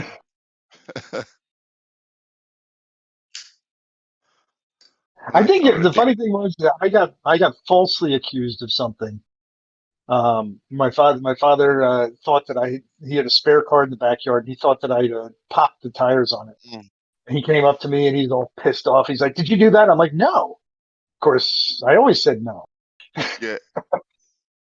So, and to be honest, it was quite within my wheelhouse to have done that. I wouldn't have, but I could see where you might conclude I would. And he came over and I had my bicycle there, and he had my new birthday light that I had on it. My father just took a 5-pound lump hammer and just smashed that light on it. Says, "Here, how do you like it?" I'm like, "But I didn't do anything. What the fuck?" Yeah, I And got then, a. Oh, sorry. Go, Mark. and then I thought to myself, I think that's when I thought to myself, like, you know what? There's no way that he could tell that I. Yeah, I remember getting asked if I did something once. Anyway, I said no. Anyway, the old man didn't believe me, but anyway, that didn't make any difference. And he quite quickly, took off his belt and gave me a hiding I'm around the looking on you. arse. And he said, he said, "I don't care if you didn't do it. This is for all the times you did do it and you didn't get caught for it."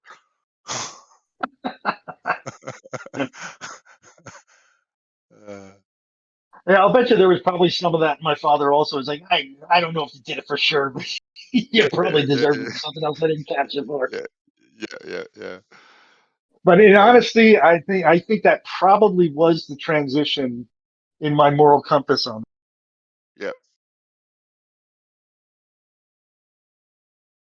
So I'd say corporal punishment might have its value. Yeah, well, they outlawed it here. I don't know about there, but they've outlawed it. I don't think there's any law that says you can't, but if you do it in public, there's a good chance somebody could rat you out and you'll have to defend yourself for some time. Mm. But I don't know on what grounds, though. They might call it child abuse and stuff, and then, like, in the end, it'll turn into nothing. Yeah. After you spend $100,000 in lawyers' fees. Ooh, yeah. Easily.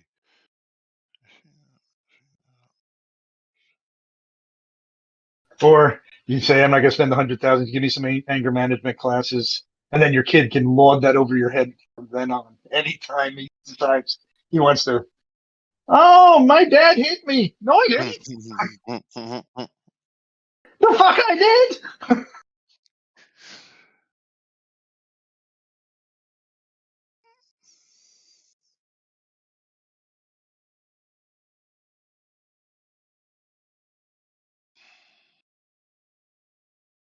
Remember another thing that I did. Just kind of funny stories as a kid. I was always kind of creative, and I was making a diving helmet for my friend's pool. So, what do you use for a diving helmet? Well, I don't know. I don't have any containers around the house big enough for my head to fit in.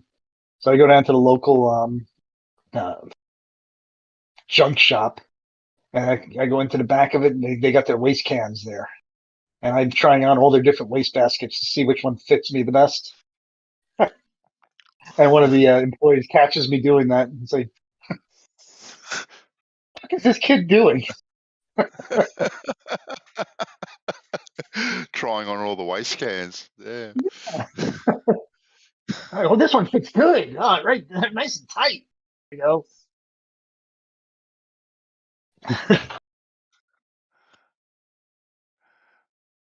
Did you build it? Is the question. Oh yeah, That was of course it did. We used a Freon tank, a bicycle pump, and you put about 120 psi in that Freon tank, and then you have your friend at the surface control the rate of flow. Yeah. And then I found out the first experiment almost ended tragically because of course, we went right to the deep end with the weights to hold us down. And so I'm carrying like, I don't know, 60 pounds of weight, floats me down to the bottom.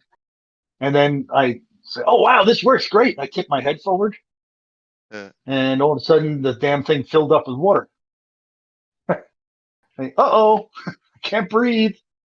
So drop the weights. Luckily, they weren't tied on. And come back up to the surface, but I can't break the surface because I've got a big vacuum inside of the helmet. And as I try and break the surface, all that water's staying in there. I'm like, oh, I'm gonna die. So then took a T-shirt and plastic coat and made a neck seal for it. And we put our windshield in it and stuff. And we dove for a couple hours with that. Only so much you can do in a pool. It's like, I think you get about 10 minutes out of a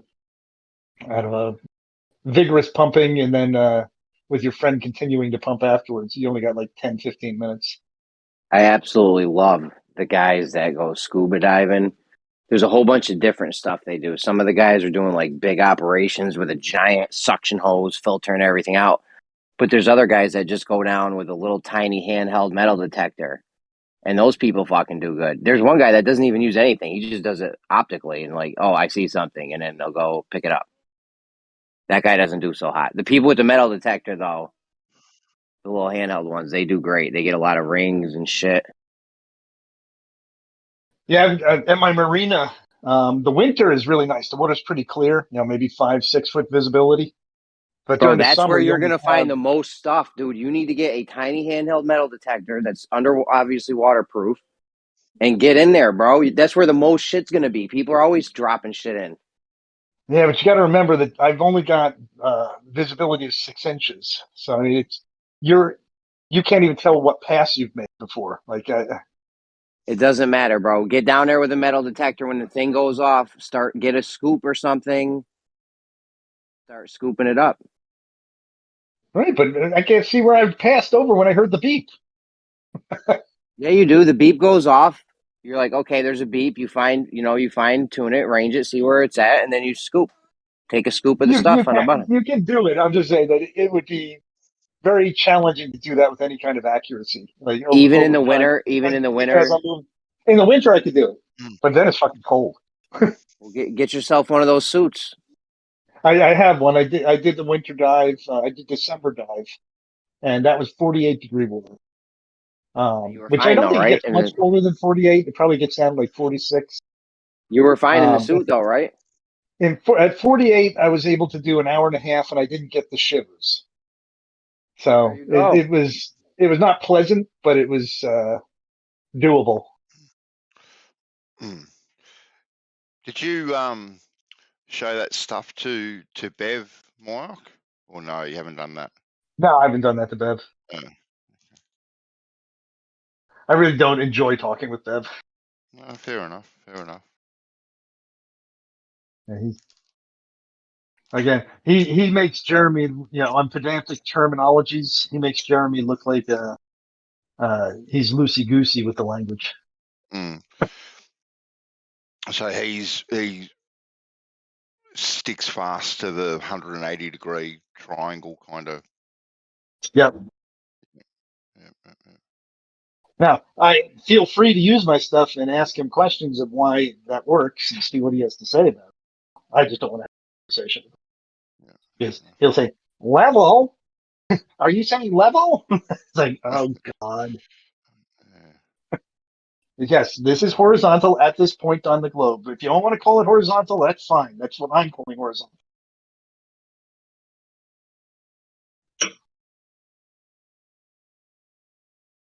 We can all see what I did with the ProTrack. Yeah, no, I'm not arguing with it, Moyock. I can see. Right. Oh no, I'm saying if I was arguing with Bev. Yeah. And these tools, these total stations, auto levels, and theodolites, I've only used them over a very short distance myself. Right. Nothing like the 80 to 100 mile. Maybe, and I'm probably stretching it here, maybe half a kilometre maybe, but I don't even think that actually. Maybe 300 meters, maybe. And Right. I think it was only that because it was just an approximation, really, just like kind of a roundabout thing. Yeah, I think I have a little transit in my garage. The last time I tried to use it though, like one of the vernier adjustments on it were seized, and I had to put undue force to get it unseized. Ooh.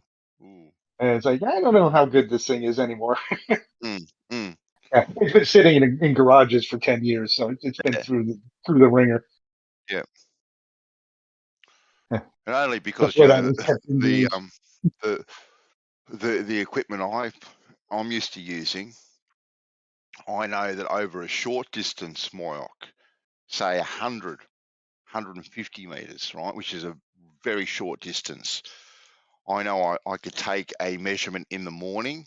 This is obviously all weather dependent, right? But I could take a measurement in the morning, say on a dewy, foggy, misty morning, and I could take a measurement, say at lunchtime, and those measurements would be dramatically out. Right. That's that. Again, down by the ground, it sucks. Mm.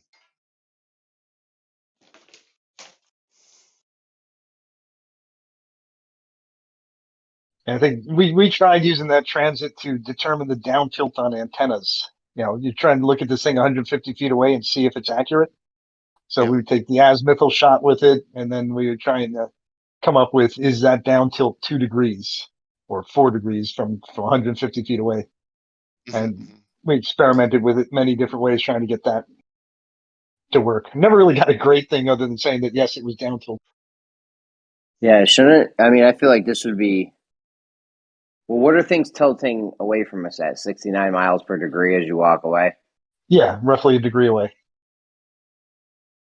So if something was, let's say we went 30 miles away from a skyscraper, it should angularly appear a half a Shorter degree. than you'd expect.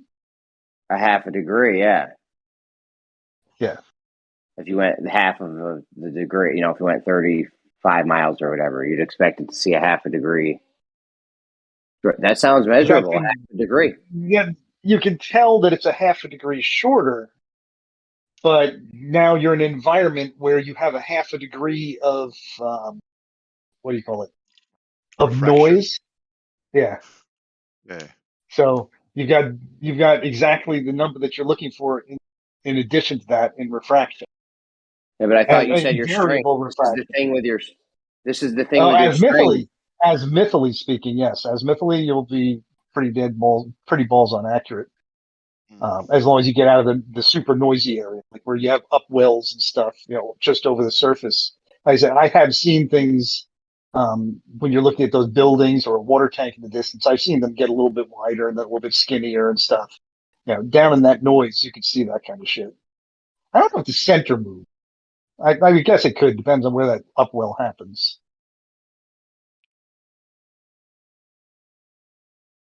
But yeah, down by the water, all bets are.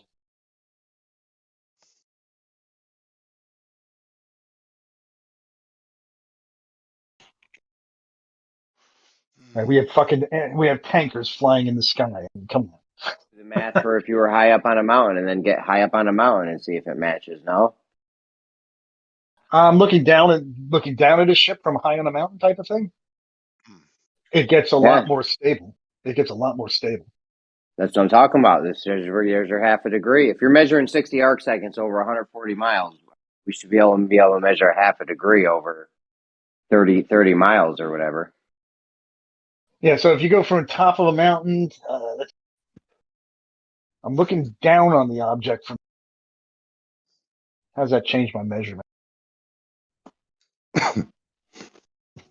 I'm guessing it would be the same. I would think that you should get a more true representation of the curvature from it at that distance. You're always going to have refraction. I mean, the 7.6R is sort of like almost the baseline where you start. After that, it can go up or down a little bit from that. So when you're taking your reading from point A, it's vitally important that your equipment be horizontal, yeah? Yes. Okay then. So now you're shooting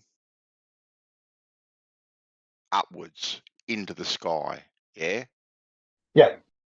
Okay then. And point B is also doing the same thing, pointing upwards and away from you. Pointing upwards in a way. I'm not sure what you mean by that. Well, Are we talking? vertically. Are we talking about just a really tall tower, like 3,000 mile tall tower, like my toothpicks? Well, basically, but it doesn't matter if it's 3 meters high or 3,000 miles. Right. It's still straight up, but it's tilting away from you straight up. Yeah. Correct. Okay. Straight on. Great And circle that, route. yeah, and that also is shooting a horizontal line straight out from it. Yeah. Yeah. Okay. Well, when you say shooting a straight line out of it, you mean the photons are leaving it and coming straight to me, roughly, right? That's what you're talking about. Well, if they're coming straight to you, they can't be because they're also being sent out horizontally. Well, they go out, and any light that leaves an object, and this seems to be evident. It leaves in all directions. Like when I light something up in the yard, it doesn't matter if I tip my head up or down or move my head up and down. If that light's still on it, that light from that object reaches me. So there's virtually infinite number of photons coming through nearly infinite number of paths to get to me. But you want to read So I'm just that. choosing one. Yeah. So you want to choose that photon that is coming horizontally out. Horizontally, the one that's coming straight back to me. I don't want to. The horizontally is kind of an iffy statement at that point. Okay. It's the directest path it can get to me. Okay.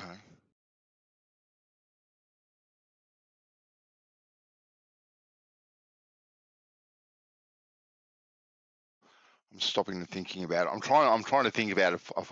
Trying to pick a flaw in, and I don't. It's going to do my head in. I don't want to do it. But looking down from a mountain and looking at an object and seeing how much it's going to.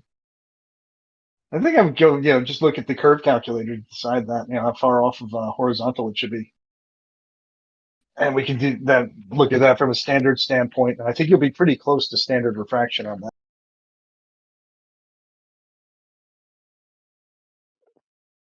Because when you get into the shitty air, it's no longer going to be moving things. The shitty air at the last, few feet before it gets to the object is going to not be able to move at that great a distance. Because that's way at the far end. If it, when you're looking across water and stuff, you're looking right through this column of dirty air and whatever else noise. So you're seeing effects that are close to you, far away from you, all adding together.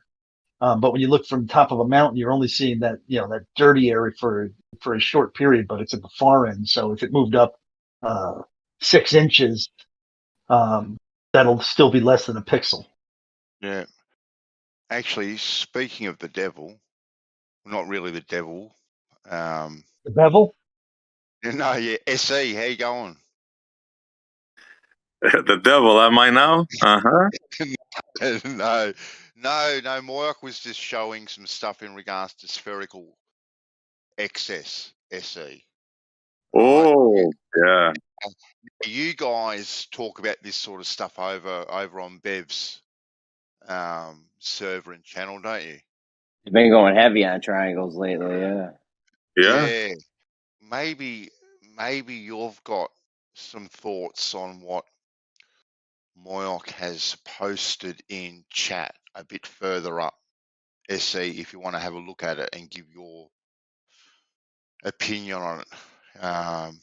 He's got a couple of small globes where he's got a protractor out, toothpicks in them, measuring angles.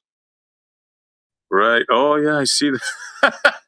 It's three triangles. Yeah. Moyak, you never cease to amaze, brother. It's three. Hold on. It's three triangles.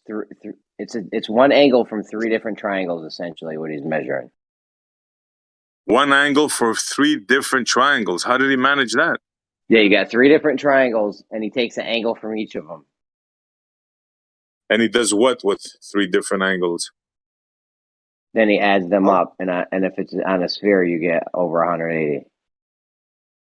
So begging the question right off the bat and taking three different angles from three different triangles. Wow. Not exactly. If you can tell me why, basically this is not saying the Earth is a globe or flat. This is saying that if I set a protractor on a globe and I put sticks of sufficient length on that globe, equidistant apart, that I will get an apparent triangle, three different angles that will equal more than 180. So not in fact, a triangle. 240. So not a triangle. Whatever you want to call it. If it was a flat surface that I was measuring it on, it would be a triangle. Three-sided shape, I'm happy with. Yeah. And Not if it was a flat surface, if we begged the question of it being flat, it would be a triangle. Only in your mind. Call it a spherical triangle, just so you know the difference. Call it a spherical triangle, but it is a type of triangle, so you won't be able to change that. Negative. A triangle is a triangle.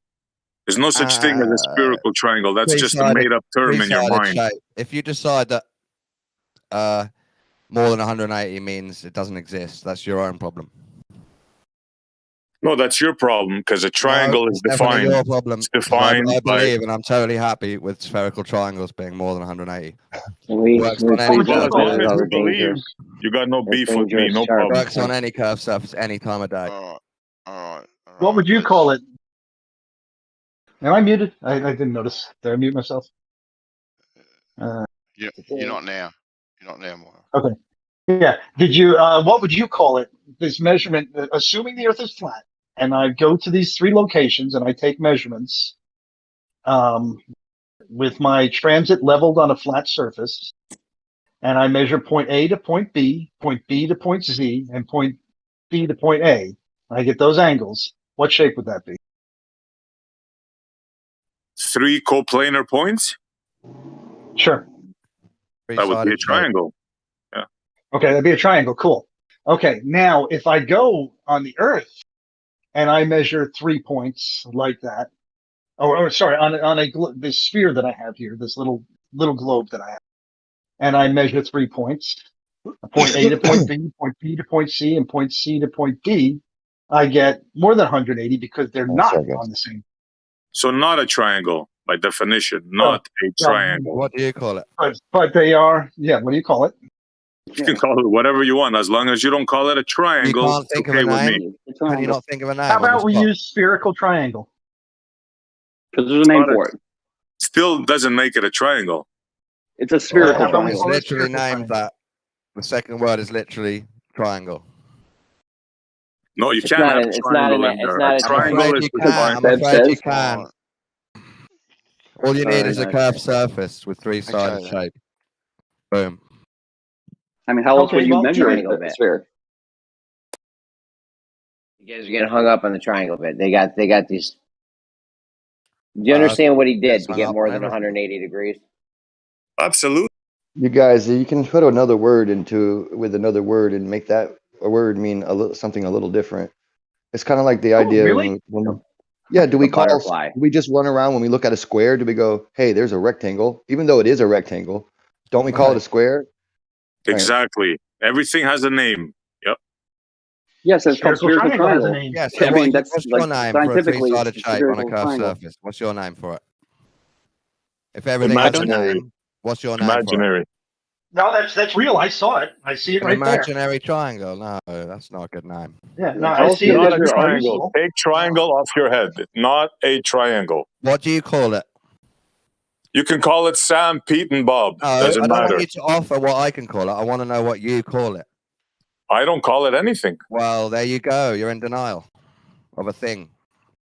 Tell your kid to create one. You just Tell made you something wanna- up and you want me to believe it. If you want to deny something and say, "Oh, I can't think of a name because I don't really want to believe it," that's your own problem.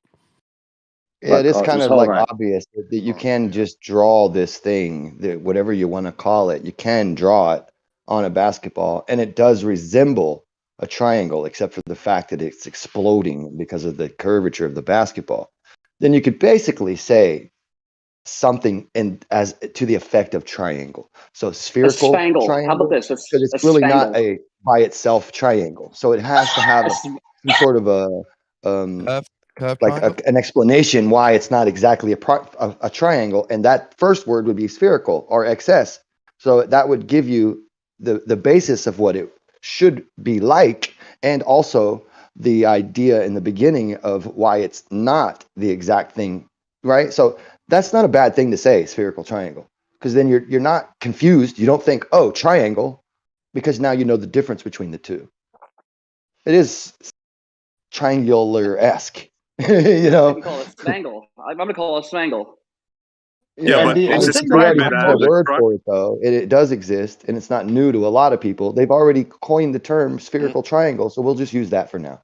I hear you, Yeah, Grim. sounds They good to can me. call it what they want. Okay, let's just say that, right? And they You wanna know what do, you and they call it? will. They say when they explain what it is, they say it's a triangle with more than 180 degrees. That's where the beef comes in. That's your Yeah, own and I It's not think, called a and I triangle. think, That's yeah, but I that's think we're why it's being not called. pedantic, right? Because we know Let's that move on. Let's yeah, the move on direct, from this, please. Let's move on. absolutely. Yeah, you know what I I'm- wanted to ask? The reason I came in, Moyak, the illusionary wind. Have you had some Yes, more I like thoughts that. on that? I like that term. Do I still have the picture handy? I'll show you what I mean by illusionary wind. I might Check have the this numbers out, all Grim. backwards. I'm I'm a waiting. little I'm bit on the edge of my seat right now. copy. And after that, if anyone wants to know why I think Peter Pan was a child abductor and Captain Hook was a good guy, ask me. All right, illusionary wind. Here is my little image. What I have is an Earth, and there's a plane that's flying north. And I want to know whether this apparent wind that they're feeling, this pattern where we notice a 2 mile an hour crosswind, is real or a fictitious force. So what I do is I take a balloon at each one of these locations and I fly it up there. And on the left-hand side of the table, you see that I have that one place it's 0 miles an hour, then 90, 100, 130, 115, 122. Those are the speeds the balloons are flying at 120,000 feet. No, sorry, at 30,000 feet. Now, my airplane, as I'm flying along that same path, right next to the balloons, the wingtips are touching those balloons as it goes by. And I noticed that I have to keep the wheel on that airplane turned to counter a 2 mile an hour force that is apparent there. So I am countering at the bottom one, I'm countering a 2 mile an hour wind. The next one at 88 mile per hour wind, and 102, 128, 13, and 124 mile an hour. So now I know the wind isn't going that fast because I have my balloons up there measuring the speed, and my airplane is seeing a wind. That's what I call an illusionary wind. So let me get this straight. I want to be perfectly clear. This illusionary wind is not affecting the balloons that are almost at the tip of your plane, like you said, but it is affecting the plane? Yes. That's your angular momentum and of your airplane that you have to counteract. Oh, yeah. You're agreeing with him, Grim? I like apparent Yeah. wind as a term. It's a Well, bit I mean, better. and not the fact that it's actually happening, but in the probability of it making sense to me. Right, Yeah, but let's conceptually. stick to Like I can't reality. say that I know for a fact, but I can say, oh, I see how it makes sense to me. Yeah. How, Grim? How can you see a wind affecting a balloon and not a plane, bro?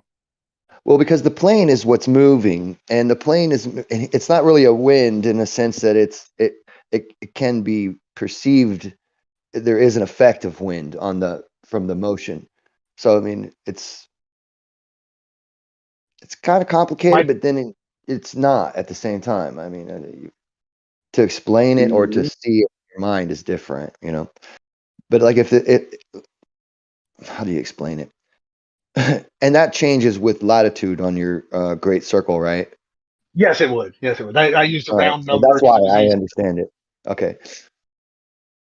So I don't even know how to explain it, but I just feel like it fits. You know what I mean? Or Yeah, maybe my the numbers wind could is be only exactly strong enough past to affect halfway. the balloon, but not the plane. That doesn't mean that it's illusionary. That means that it has a real effect on the balloon, just not the plane, since it's not powerful enough. So you're on board with this too, Lemon?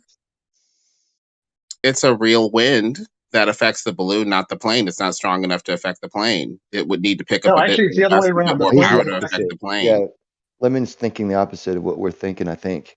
Am I right? Yeah, I think Yeah. so. The balloon would Because be all my I'm hearing reference is to how something about fast an illusionary wind, like it's like some sort of fictitious force or something. Doesn't make any Yes, sense. that's why that's why I'm saying It's this, and exactly this what is it only is. if this is true. It's just proof or just conceptual right now. But if I took these measurements with the balloon would be how fast the air is actually moving. We know how fast the air is moving. If the plane is having to counteract 2 miles an hour greater than that, then the plane is actually getting affected more than the balloon. So what's causing that plane to drift 2 miles an hour in one direction above and beyond the speed of the wind? And it And not the reverses when you balloons. come down the other direction. And not the balloons, Moyak, man. That's pretty tall order there, buddy. Yeah, Well, the normally balloons if aren't something can moving. affect a bigger and more massive plane, it would affect the balloon, one would assume. Well, no, Absolutely. the balloons So aren't your thought moving experiment around is hard to an arc. follow because it's asking us to think inconsistently in a way that But doesn't the quite make balloons are sense. part of the wind. The wind balloons are in the wind. And so is the Plane is plane. flying through the wind. So if something can blow the more massive, heavier plane, one would assume it would blow the balloon as well. Exactly. So why are we being asked to go the opposite of normal thinking? Why are we being asked to think that it would The affect balloons the That's what aren't plane, we're. not the traveling. balloon? If I'm right, that's because that's what we'd observe. We actually would go up there. We'd see a 90 mile an hour wind on the balloon, but my plane only has to, when it's coming from the west to the east, I am only having to counteract 88 miles per hour, even though I've got a 90 No, I mile an hour mean, wind. it's And then just a vice small next one amount. up is the other direction. All of a sudden, the wind's going 100 miles an hour that to the west, and I have to counteract 102 miles per hour. Cool thought experiment, bro. I guess I'd have to see the data. As far Yeah, as I can tell, if it's affecting a plane, it's going to affect the balloon too, but maybe I'm wrong. If I was a Well, flat you're earther, not I wouldn't wrong, want to Lemon. hear How all of can you that even because it's how too can you much even conceive that you're wrong? I conceit. mean, I could be. I don't think that I am, but I could be. If a wind can move a multi-ton plane, you're asked to believe that it can't move balloons. That's sheer nonsense. That's sheer I think you're missing. I think you're backwards again. dialetheism at its Ooh, finest. sheer, That's not what he's sheer like saying. wind shear. Or we're being No, asked no, to no. accept contradictions that it would move a more massive plane with more or less the same conditions, but not a small balloon. But I mean, science is a strange thing. Maybe Moyak's thought experiment has some, something I'm not seeing. I doubt it, but maybe. I think you're backwards on it though when It you're surely trying doesn't to prove anything. understand it. Can I cut in? I mean, I need to see the literature. Okay. Maybe I'm missing some sort of new phenomenon that you're talking about with illusionary wind. I go to Google, nothing. I go to YouTube, nothing. So at least with the initial Oh steps no, of I my made. That's independent my term. research, I It's a invented made that. up He term. just Yeah. made it I up. invented that Lemon. terminology. SE. He just made that up today, literally. Can I ask you a Yes. question? Wow. It's Or almost or as if lemon. he's trying on his, alternative cosmology pants today, and he's trying to, Okay, well then I need to see what's leading him to make up these terms. Like What would what's you leading you, call? Boyak, to make What would this? you I call mean, it if you stuck your head out a window and natural blowing starts to happen around your face? What would you call that? I'd call that the wind. You've been blown. Yeah, but it's not the wind. It's not the wind. It's caused by you moving with the car. Yeah, So it's you're saying illusionary it's wind. not caused by the blowing of the wind; it's by you moving through the wind. Yeah, Well, That's something right. is moving would you against call that an something. extra type of wind, or would you add a word on to explain that it's not real wind? It's a type of I apparent still wind. say it's the wind, just for simplicity's sake. I just say that it's not from the wind blowing against my face; it's from me moving through the wind. Yeah, Well, I call it illusionary wind. because Illusionary wind. That's a quick way to say it. Yeah, I'm calling it illusionary because I observe the real wind, measure it, we know what it is, and yet my plane is experiencing a greater amount of it, or in the case of going southbound, less of it. Called relative. Well, maybe you're going through a different portion of the wind. Maybe it's blowing a little higher or slower down, lower at a different elevation. It's real wind and fake wind together. So you could have two miles I like per the hour way Don difference broke it from one layer down. to another. I like the way Don broke it down to less complication and just sticking your head out of the plane. That just really works, you know. You need a term. You need a term for what happens. Yeah, it's not real wind. It's a type of natural blowing that happens when you move through the atmosphere. You're saying that it's not real because it's not from the wind doing the blowing. So you're trying to say that it's relative because it's something that's moving. You're moving instead of the wind. Wind applies to a natural thing. Doesn't I don't know describe if that's the blowing that's necessarily the happening case. from you moving through the atmosphere. It's definitely friction, and it would be right. But what's a good word for? It seems like I don't have a problem It's just now. the wind. Illusionary I mean, wind. either you're moving through Well, the it's not wind the or the wind, wind's right? moving Because against you see that. That's it. But like he's saying, let's just say there's a windless day. There's no wind. The balloons are still, right? And you're flying the plane. Now you get it? What did somebody say earlier? I like your head the out the window relative. and you stick blowing your head out the itself or window you're and you going feel through it. this wind. Right. You stick Yeah, your what head did out somebody- the window and you feel this wind. It's just friction, right? But it's not the wind blowing. It's you moving through the wind. He said So it's a earlier. relative. I didn't take say one of the those wind was days- blowing. I let's- said you're going through the wind. You're just going through the wind. So you're going through the air and you're creating what you feel as wind, but the wind isn't blowing. Your head is just passing through the still air, which feels like, because the relativity, you're the one moving now. It's leading to a similar effect. It feels exactly like the wind. It feels just like everything is the same, except the wind isn't actually blowing, you're moving instead. That's not quite true. You'd only feel it in one direction, the direction against which you're moving. You can feel the wind going with the direction that you're going or against the wind that direction that you're going. So wind that's blowing is a little different, and that it can come from many more directions than just against the movement. I changed it though. I changed it to there is no blowing wind. We're in a still environment and we're flying through. There is no wind going either way now, just for the thought experiment. Now you stick your head out, you feel wind. We all know we will feel what we think is wind, but it's really, and we would call it wind, not ever thinking about it and just treating it colloquially. I would call it wind, but I would be wrong because it's not really wind. It's air friction.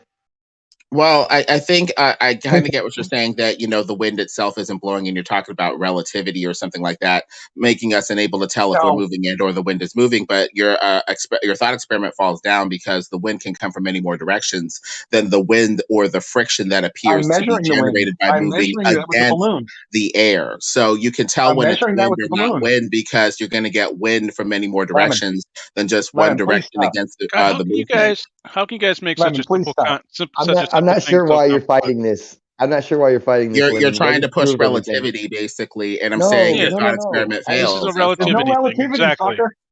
I'm sorry. We're basically talking about wind that blows versus friction, and us not being able to tell which one is which, basically. I'm telling you, we're hold on. This is my thought experiment. Fuck you all. Yeah, true. I like Grimm's addition to it. We have a 0 mile per hour wind. Now we have no wind. That balloon is staying stationary over the ground. We can all see it staying stationary. My wings of my aircraft are tipping. I'm popping the balloons with my wings as I go by from the shockwave of my wings. I'm not touching them. And I go by each one of these balloons, and I have to keep turning my wing to counteract this force, this apparent thing that's pushing me sideways, 2 miles an hour. And not in order to follow a straight line, I have to turn the wheel on my aircraft. Yeah, this force is affecting the multi-ton plane, but yet you expect us to believe it's not affecting the balloons, correct? Well, that's the whole thing. Is what is that force? This force is coming from something. This is theoretically this is an apparent force. We can see this 2 miles an hour. It's measurable. I'm showing you. I'm assuming my demonstration here is correct. So I'm going in a straight line due north, and I have a balloon sitting there stationary over the ground, and my plane, for some reason, has to turn the wheel. And you've got to explain why that is. Why am I trying to counteract We what don't appears feel to the be need Hold to on, we don't explain have to anything explain. because That's you your still need to thing. explain why it's affecting the plane, but not the balloon. We could go forward in your thought experiment. The plane It is was more moving. consistent thinking. If you could explain why it's affecting the plane, but not the balloon, why is that? Because the plane Well, is the moving. explanation we have is it's angular momentum. Right, because the Earth is actually spinning. Would that be it? Or Which the side? wind My is plane spinning was and going the Earth 1,000 miles isn't. an hour, and now it's going 2 miles an hour less than 1,000 miles. Yeah, but what is Maybe this the wind mechanism that is affecting the plane and not the balloons? You have to explain this. You can't just say there's something that it's affecting the plane and not the balloons. You can't do that. Yeah, otherwise your thought experiment is going to be really hard to go with because it's just going to seem illogical. If it can affect a much more massive plane, for what decent reason would we be asked to think in a different way and think that it's not going to affect the less massive balloon? That just doesn't make any sense. Because the balloons aren't moving. The balloons are staying still. The airplane is moving. Okay, well, I reject your thought experiment Been said because it seems plenty like it's times. leading to Of course you inconsistent do, Pete. thinking and it's a Of course little you do. ridiculous, but Of whatever. course. Maybe I Hey, missed Wait, hey, it. hold on. Master Let's go Shield. with what Master Tate Shield, real said. quick. Hold What on, made hold you on. think that you repeating the same thing I've been saying and that he's been saying over and over again was going to help? Yeah, but you're making completely irrational statements, gentlemen. Listen to what you're saying. You're saying there's a force. You're saying there's a force that can affect a plane sideways, but not the balloons right next to it. That is sheer non-logical statement. I'm not going to say it we're, again because I don't have any yet dog we're in the fight. observing it. But it's the same answer. According to me, we're observing this. So if we're observing this, it needs explanation. Where are we observing it, which Moya? falls on Give us you, some sir, examples so Moya. we can get on the same board with you. I mean, we can't even get on board with you because it seems so logical. What examples can you give where this happens?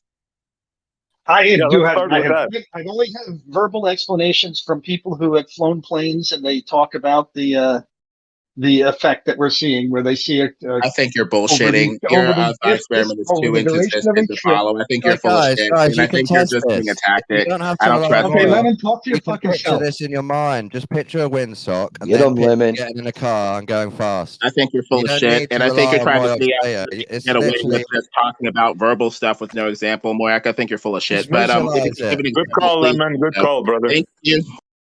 Just visualize it, guys. A windsock Yeah, I not know. But blowing, hand no wave it wind, away, and then Lemon. you get in a car and go fast. Suddenly you feel wind. Hand wave it away, Lemon. Hand wave it away, SE. That's good. Good job. We're not hand waving it away. We're asking you for the mechanism, and you're not providing it, and we're laughing at you. Yeah, That's what we do. You're The mechanism is denying called that the going Coriolis fast through effect. the atmosphere makes a type of blowing, while balloons don't blow. You're denying like a fact that can easily happen on any model. No, it's Coriolis effect. Sorry. Are you kidding me? You guys can't even agree what it is. One says Coriolis, one says wind. Make up your minds. Coriolis is angular momentum. I'm calling it wind. It's an apparent wind. So it's to the airplane. The only thing it knows is happening is that for some reason it's deviating the wrong direction, and it is correcting. You have to correct for it. So But I we just can't call even it decide. wind. You can call it whatever you want. We can't even decide if Coriolis is a real force that actually leads to real movement and real forces, or if it's just fake and apparent visually. And if it was Coriolis, Miles Mathis goes over the problem with the Coriolis effect because it would only blow southwest. It would blow against the movement and be a movement away from the spin. You would not see a Coriolis spinning with the force of the spin. That would involve extra energy to go with the spin as opposed to against it, like the water that spins toward the equator and away from the spin. And so it doesn't even make sense. You guys are trying to shoehorn evidence of spinning and movement for the Earth that could go either way. It could just be the wind itself. It could be a charge field, like he says, since he's a globe earther. But he's saying it could be something else other than the spin of the Earth, since we appear to see a Coriolis spin that goes with the general spin of the planet as opposed to against it, which is what we would normally expect. We'd expect Coriolis spin in the opposite direction, not with the spin of the Earth. Excellent. It could be a bit of both. I had no idea what the hell you just said, but it was You have to excellent. repeat yourself like three Basically, times. we're saying the spin in the wrong direction paid NASA shill. If it No, was you're not. Coriolis, the Earth is spinning toward the east or whatever, and we would see Coriolis effect in the opposite direction toward the west and south. We should not see anything spinning from Coriolis going with the Earth spin, because it would need additional energy to go with the spin, as opposed It to has just additional flying energy. away and against it. Exactly. It has additional energy. Very good. Now Running you're starting against to the get wind. on the Additional energy? If it's from Coriolis, it should just go in the opposite direction. When you spin the water ball east to west, the water goes, westward or whatever. It goes, the ball's going east, the water's going west or whatever. It's going in the opposite direction. It's not going That's not east with the Coriolis. east spin of the ball. That's not Okay, Coriolis. well, you guys are trying to use Coriolis as evidence of spin, right? So why is why are we having this direction that's going with the spin like it's picking up energy? That doesn't make sense. Well, because it does. Because you're rotating faster in the south than you are at the north. As you go south to north, you have excess energy. You curve to the right. It just doesn't make sense. From If it was equator just to the north. from a mechanical spin, the ball spinning one direction, you'd expect the water to fly in the opposite direction No, Lemon, because against the the water, spin, not the with water, it.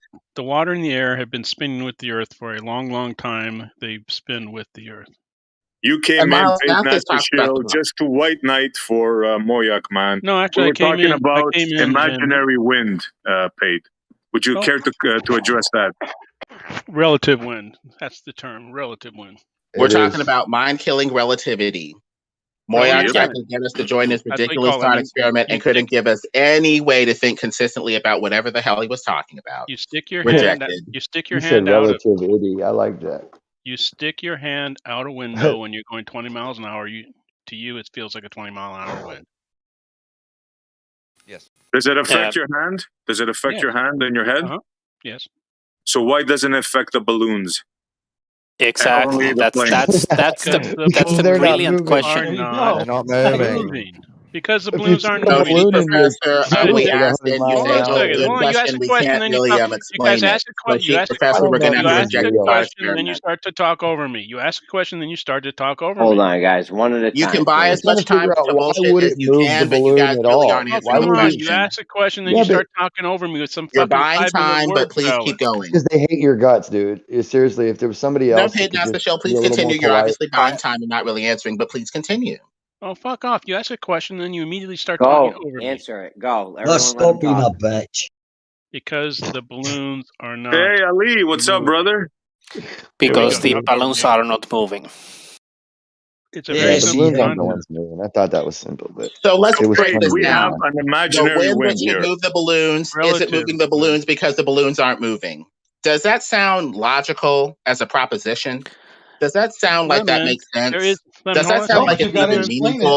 Lemon, shut the fuck up and listen for just a minute. There is no It's just wind. friction, guys.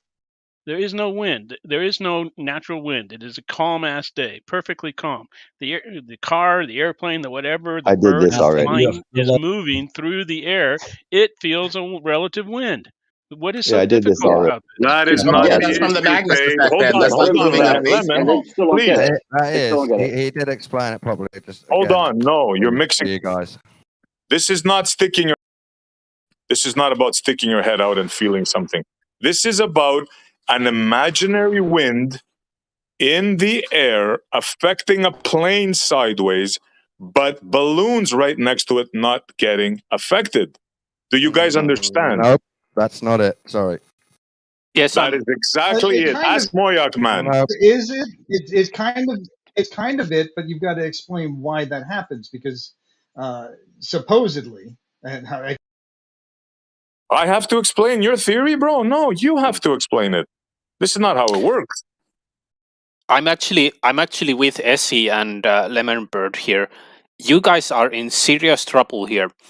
Now, I can explain this the best. Maybe like we can have the same thought experiment, but we can replace the air with a wall. Now, let's say we have the plane flying to a wall, and then balloons not flying to the wall because the balloons are not moving. That's the similarity in the thought experiment. We would expect the plane and the balloons to feel the same force from the wall. Now you guys cannot explain why, if the plane flies into the wall, the balloons are not feeling the force. Thank you, Laurie. Thank you, sir. Well, they're much more elastic, number one, and number two, you have the Magnus effect. The plane is moving through the wind and having slightly different effects than the balloon moving through the wind. Perhaps the I'd balloon like moving to through ask, the wind yeah, has but less that it disturbs, the but like fraction. throwing a football through the wind with a spiral and a spin, something more massive like the plane is going to be deviated via the Actually, Magnus effect Lemon, without You've a got the Coriolis effect fraction. The because No, of the fraction. Magnus You exposure. have to effect. get the fraction in The Magnus gravity and effect. stuff there is like no that. Magnus effect There's no Magnus effect of a on an balloon. airplane, you morons. As long as you The have fraction. something moving through another medium, there could be some sort of No. effect of the medium on It's the not moving object. through the medium. It's moving Guys, with one the at a medium. time, It's guys. not moving through the medium. It's moving with the medium. It's not moving through the medium. It's moving with the medium. Okay.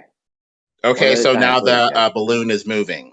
If it's moving with the medium, that means that it's moving, and so is the Well, plane. the medium's moving with the Earth too, is what he's saying. So The it's Earth isn't relative. moving. The When Earth is wind moving. moves and when Earth moves, there's different friction and different forces that come out. The wind takes longer to move than like a chunk of Earth. A chunk of Earth is more massive That's and if would, it just move started. forward, while the wind would tail the moving object back in the back and be like a trail, like a comet. And so you're Are you asking us to arguing both believe that sides, they're moving at the Lemon? same rate. I ask a No, Are you qualifying arguing question. Lemon, both sides of the that's if argument, it, Lemon, or Lemon, what? I'm that's if it ever arguing for a stopped and just firmament started back being up, needed right? to contain the earth and the wind for them to We're move past at the that. same rate like a train or a bullet or a firmamentally contained earth. Their Yeah, side but doesn't you have brought up that, so the they still have a Magnus effect problem. out of You the mind if I thin blue respond to air you, out of Lemon? nowhere. Why would you do such a The thing? Magnus effect is known. When you throw a football spiraling through the air, it's slightly deviated because of its spiral moving through the medium. The plane would be, I guess, no different with the wind moving over the massive plane versus the less massive balloon. There would be like a slight Magnus effect over here, maybe a more massive Magnus effect on this plane, especially when it turns. Yeah, but I asked them a question, and as they were about to answer, you came in with this nonsense. Why didn't you let them answer by which mechanism, what affects a plane and not a balloon? And you came in guns a-blazing on their side. Why don't you let them answer that question, Lemon? You mind? Sorry. Please continue. So, gentlemen, answer the question, please. What mechanism can make a plane move and not a balloon in mid-flight? Please, go ahead. Technically, they're both moving, right? The balloon is connected to the ground. Am I right? In your thought experiment, Moyak? Hey, can you The not hear me or balloon, something? in the case of zero wind, it's not moving. No, In the case of the balloon, is it fixed to the ground? Is it on a string Lemon, holding no, from Lemon, the you're hot ground? micing. it's Hold on, floating guys. free. Hold on a second, guys. Oh, then never mind. Moya, can I ask a question? When you say illusionary wind, do you mean the Coriolis force, or do you mean air friction because the plane's moving through the atmosphere? I am saying that it is a wind. Both. I am saying that it is a windless day. The balloon is no forward, left, right, up, down motion. It is standing still in the atmosphere at that I'm time that we're asking, taking the measurement. is your new term illusionary wind just another term for Coriolis force? Or do you mean air friction? Yeah, I think so. I think so. Well, So it's relative wind due to the Coriolis effect. Lower.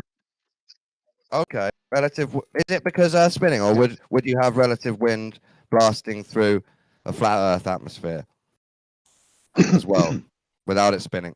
I think it's more like the wind that you feel is more along the lines of the what do you call it?